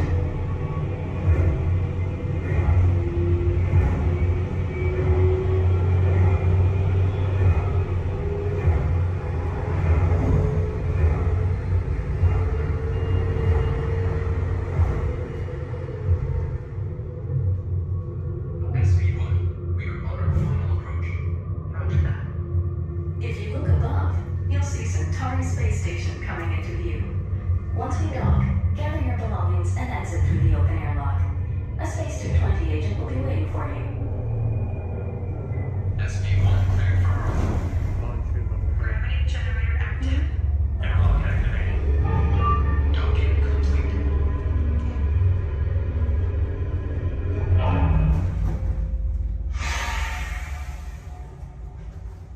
Welcome aboard. Where we go down? Yeah. Give me one moment. You guys are gonna head right down this way. Somebody should meet you there. If there's nobody, oh, there is somebody. Okay. Head on down. Thank you. All right, guys. Woo. Is it okay? We're safe.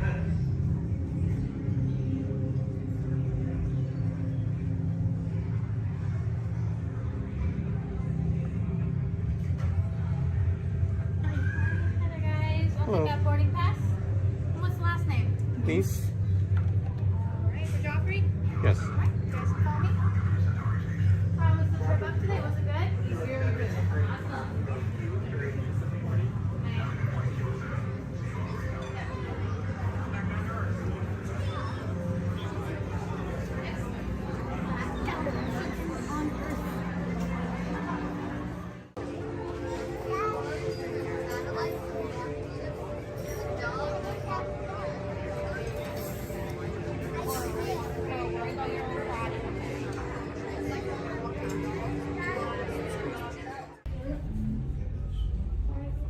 SV2, you're cleared for departure. Initiating descent in 3, 2, 1.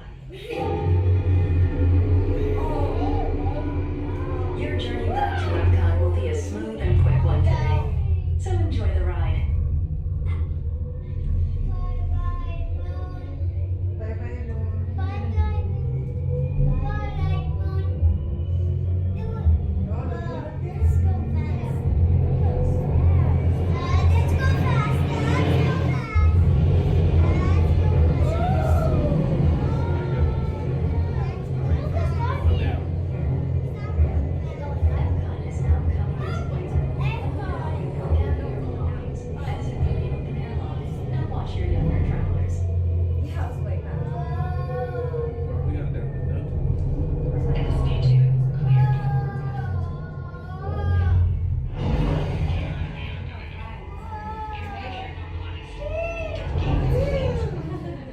We hope you enjoyed your visit to Space 220 and look forward to seeing you again soon. The ground is in the sky.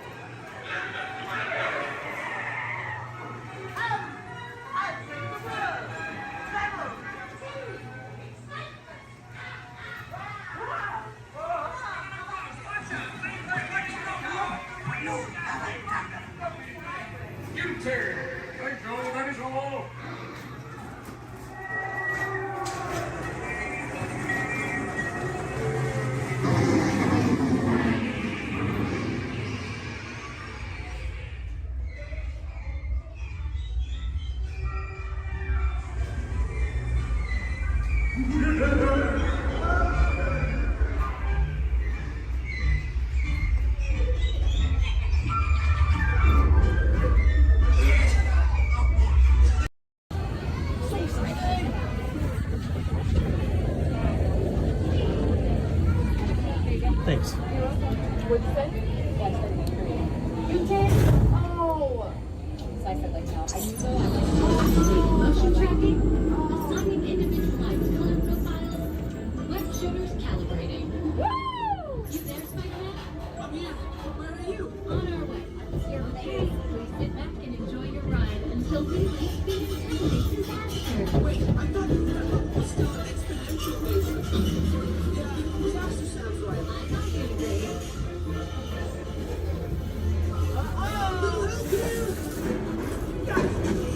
I'm glad to see you guys.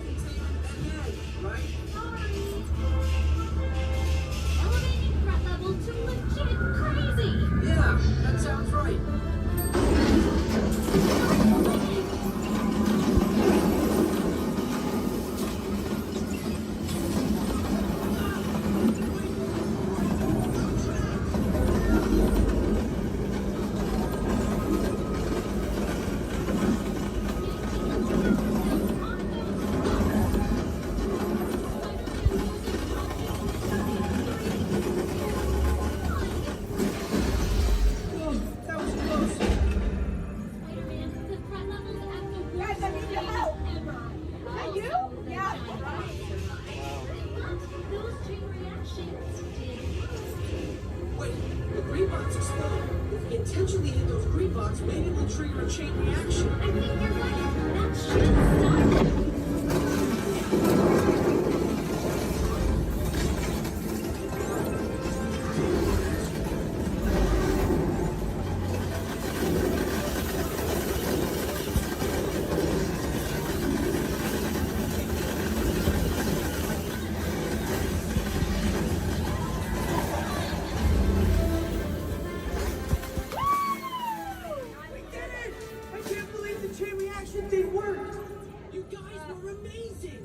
I'm very impressed, Spider-Man.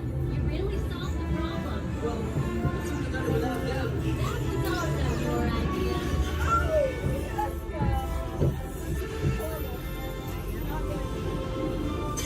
Dang it!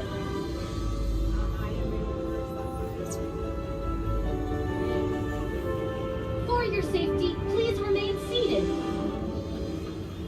We failed. I didn't know better this morning. Jackson did so good. My arms are tired. Reinforcements, remain seated inside the transport.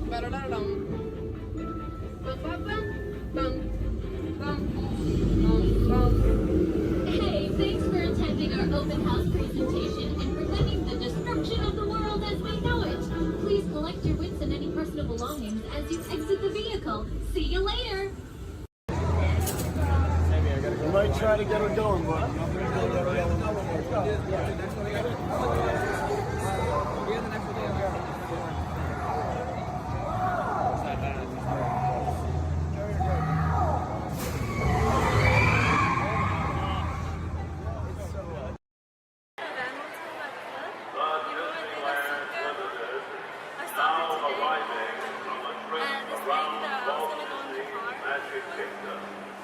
She's a mom of some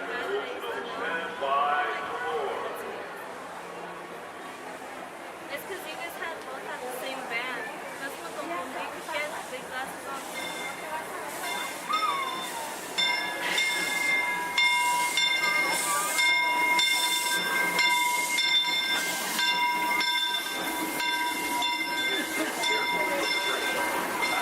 We'd like to thank those of you who've been with us for the Grand Circle Tour Disneyland. We sure hope you enjoyed your travels with us and see if you can see the trains. I'd especially like to thank those of you who've been with me for the Grand Circle Tour Disneyland. We sure hope you enjoyed your travels with us. The Grand Canyon in the primeval world. In the tunnel, you'll notice there is a window pane. If you use a flash on your camera, it's going to bounce back in your face. You will not get a picture. You will annoy your neighbors. And you'll make the dinosaurs and especially our front conductor very angry. Please, no flash cameras in the tunnel. I only get a little angry. I don't. I keep my eyes closed.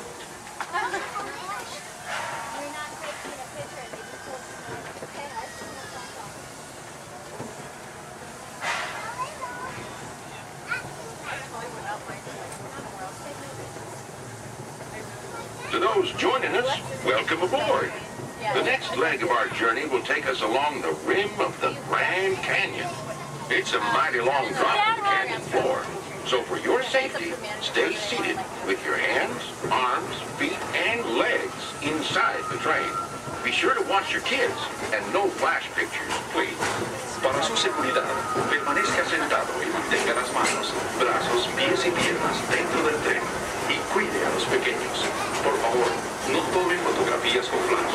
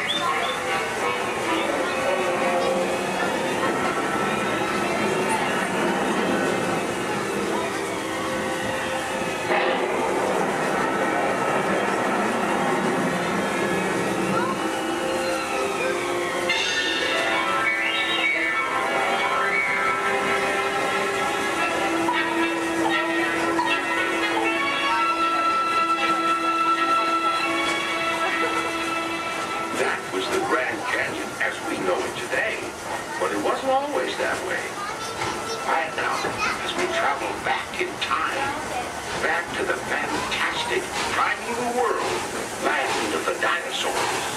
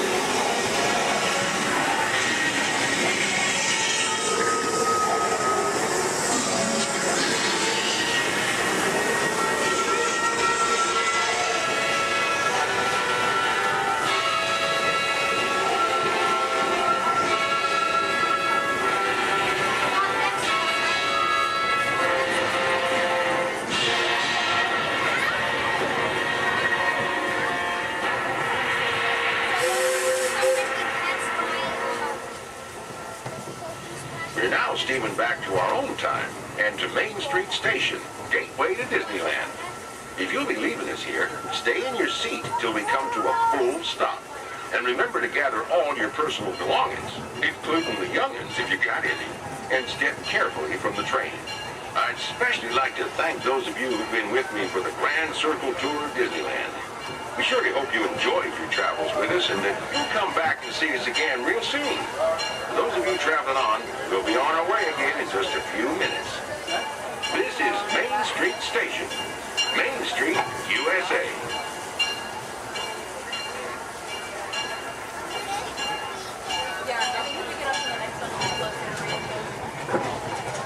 It's amazing that you can drive the train and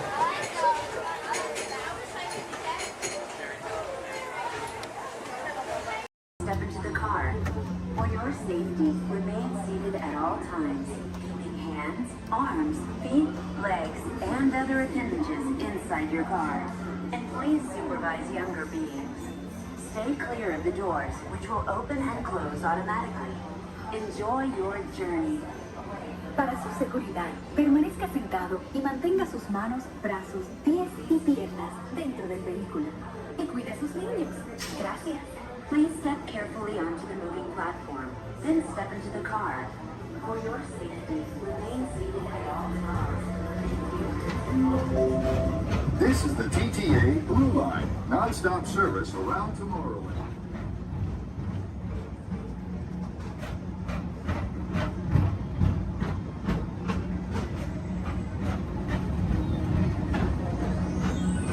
Greetings, intergalactic travelers. Welcome aboard the People Mover, presented by Enterprise.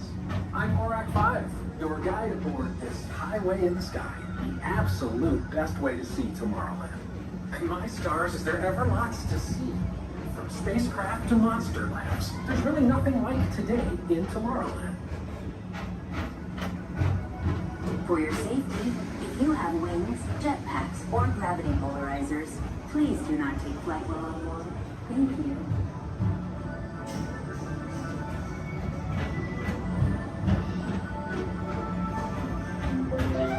The next station is Tomorrowland Urban Planning and Star Traders.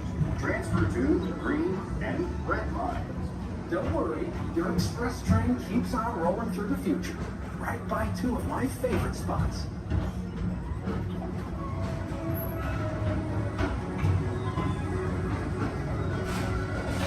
First up, Progress City, Walt Disney's amazing dream for a community of tomorrow. Did you know Progress City inspired Epcot and a lot of the visionary ideas throughout Walt Disney World? Look, there's even a tiny people mover. I wonder if that means there's a tiny Borak.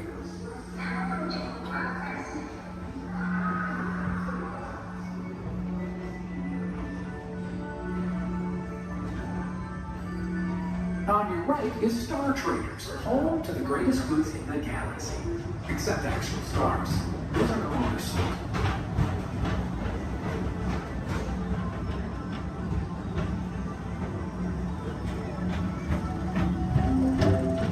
Now approaching Tomorrowland Speedway and Tron Light Cycle Run. I love a good circuit, and these are two of the best tracks in the cosmos for a bit of light, speedy competition.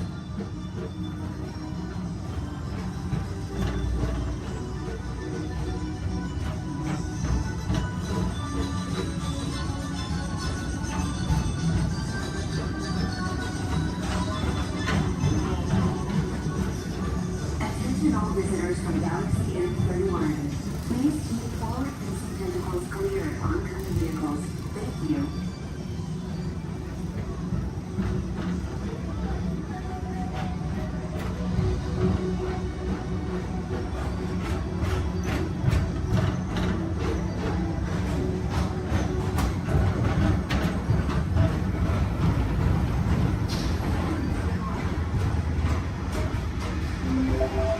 This is Starboard 75. Or as we locals call it, Space Mountain. Our high-speed rocket port to distant deep space destinations.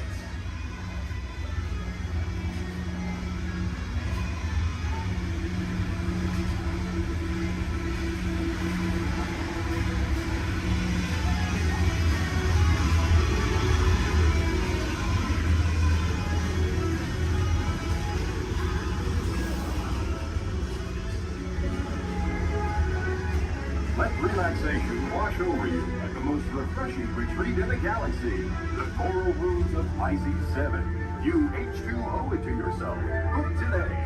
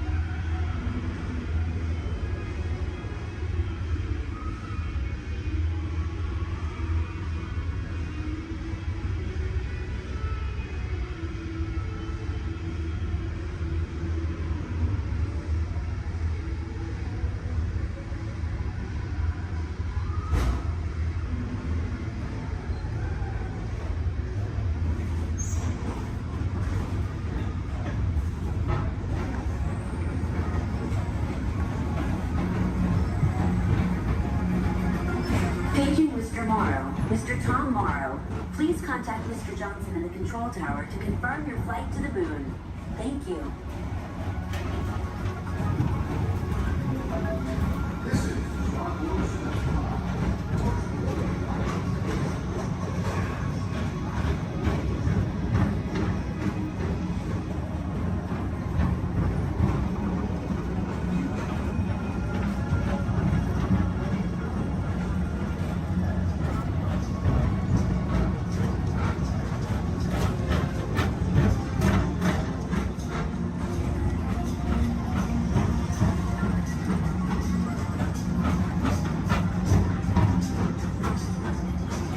Attention all visitors. To your right is the Astromorbiter, our celestial symbol of interplanetary harmony and fellowship. Hop aboard and launch high above Tomorrowland for a spin amongst the planets.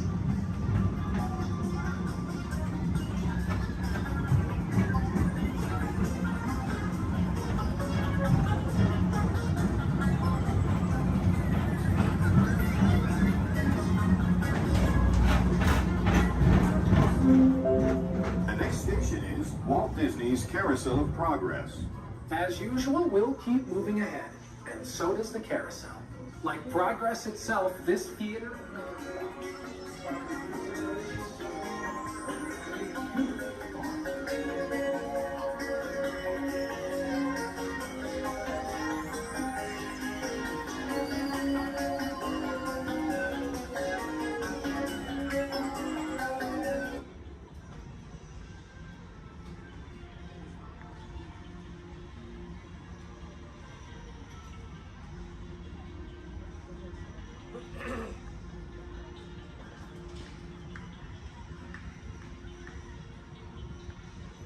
Attention on the people mover, please stay seated.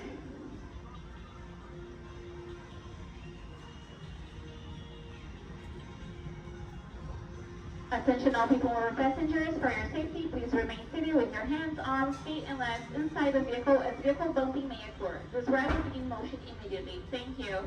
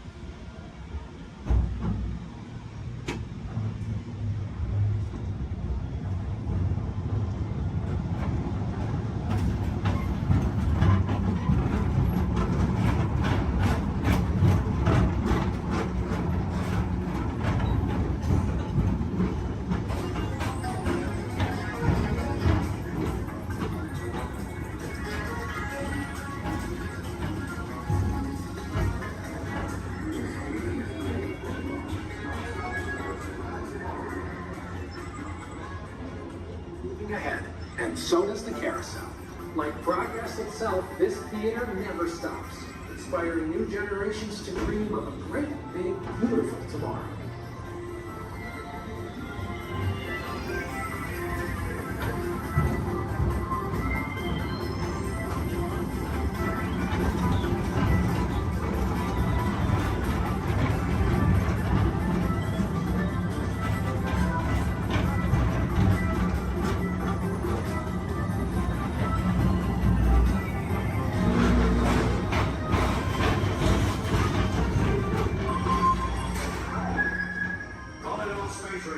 Report to your star cruiser and join me on this daring space mission against the evil unreserved. Affirmative. We're on it, Buzz. You can count on us.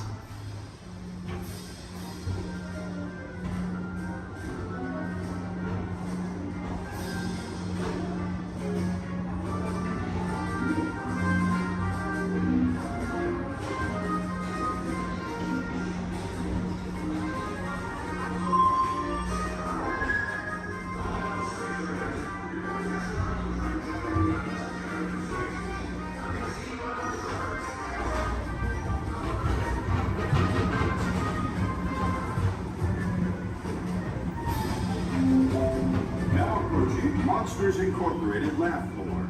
Mike Wazowski has brought in some real monsters of comedy. Whether you have one eye or nine, take the time to see this show.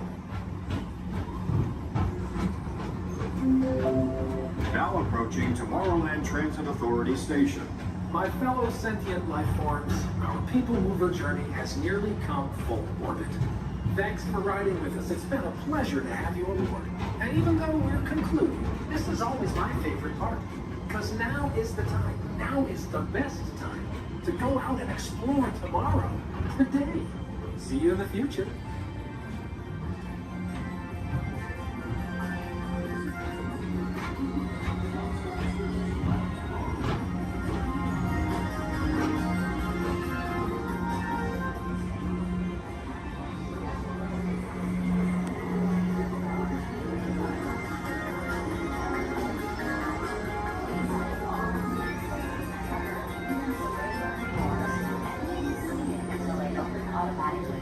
Step onto the moving platform with caution and exit by stepping away from the car. Thank you.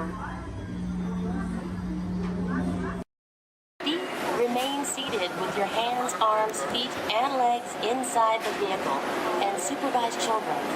Thank you. La estación de control de cinturones de seguridad está a la vuelta de la esquina. Por su seguridad, mantenga sus manos, brazos, pies y piernas dentro del vehículo y cuida a los niños. Vehicle 3 is clear for hill climb. Okay, here we go.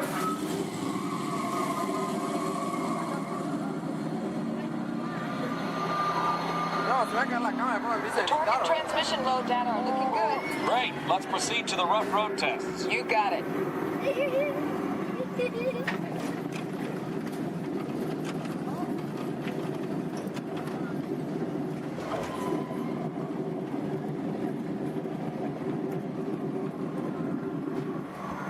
Okay, I'm going to take you right up to the cones, hit the brakes, and see if I can steer you through. Hold on.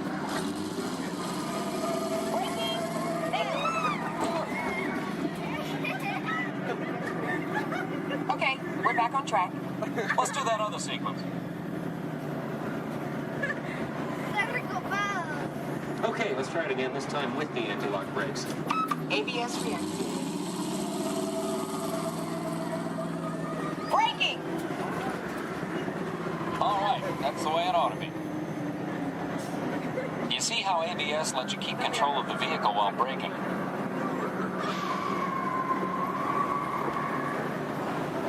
Let's demonstrate some extreme test conditions. Okay.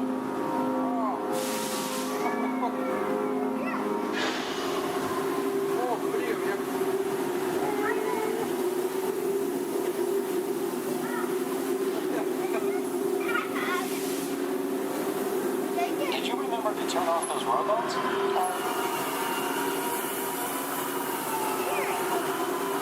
Clear for track course A. All right, let's pick up the pace. Increasing speed. 10%.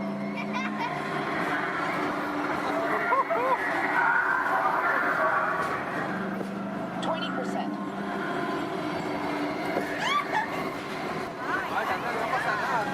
30%. Are you seeing an increase in lateral forces? Sure am.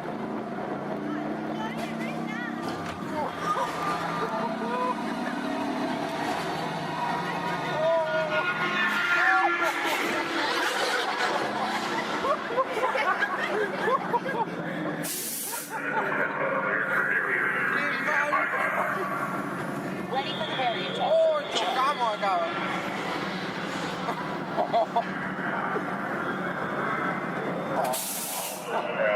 Hang on tight.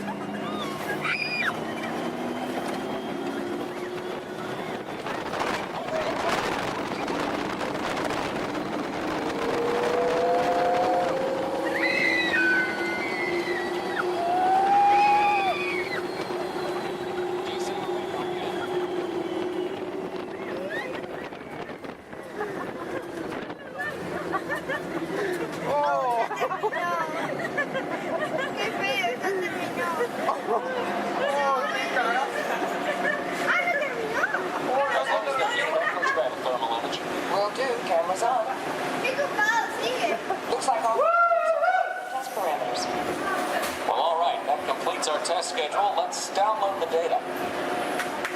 Hey, thanks for being such a great test crew. Come back and ride anytime. Bye now.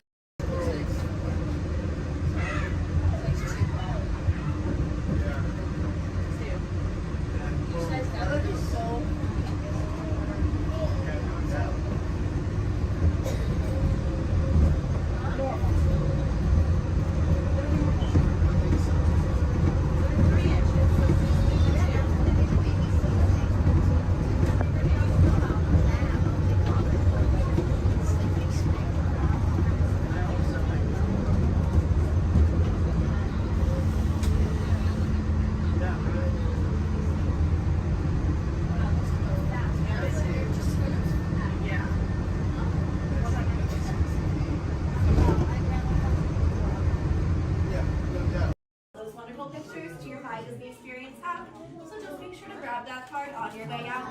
Now, for all on the same page, can I get a great big leap? Whee! Awesome. All right, now my friends up here, how many of us are familiar with the story Beauty and the Beast? Awesome, most of us. Are we all ready for a Beauty and the Beast pop quiz? Yes, awesome. Do not worry, my friends. This is not work and this is not school, so you don't have to worry about raising your hands. If you know any of the answers, just feel free to shout them out. My first question is, which princess grew up here? Belle. Belle, that's right. And does Belle still live here? Yes. No. No? Yes? Well, if Belle doesn't live here, then where does Belle live? The castle. The castle, that's right. Are we all ready to go visit Belle in the castle? Yes. Yes, awesome. Now right behind me is an enchanted mirror, and this was a gift given to Papa Maurice by the Beast. It lets him visit Belle in the castle at any time he wants, and I know the perfect time we can go back to. So everyone, please repeat after me. Take me back to the day Belle and Beast fell in love. Take me back to the day Belle and Beast fell in love.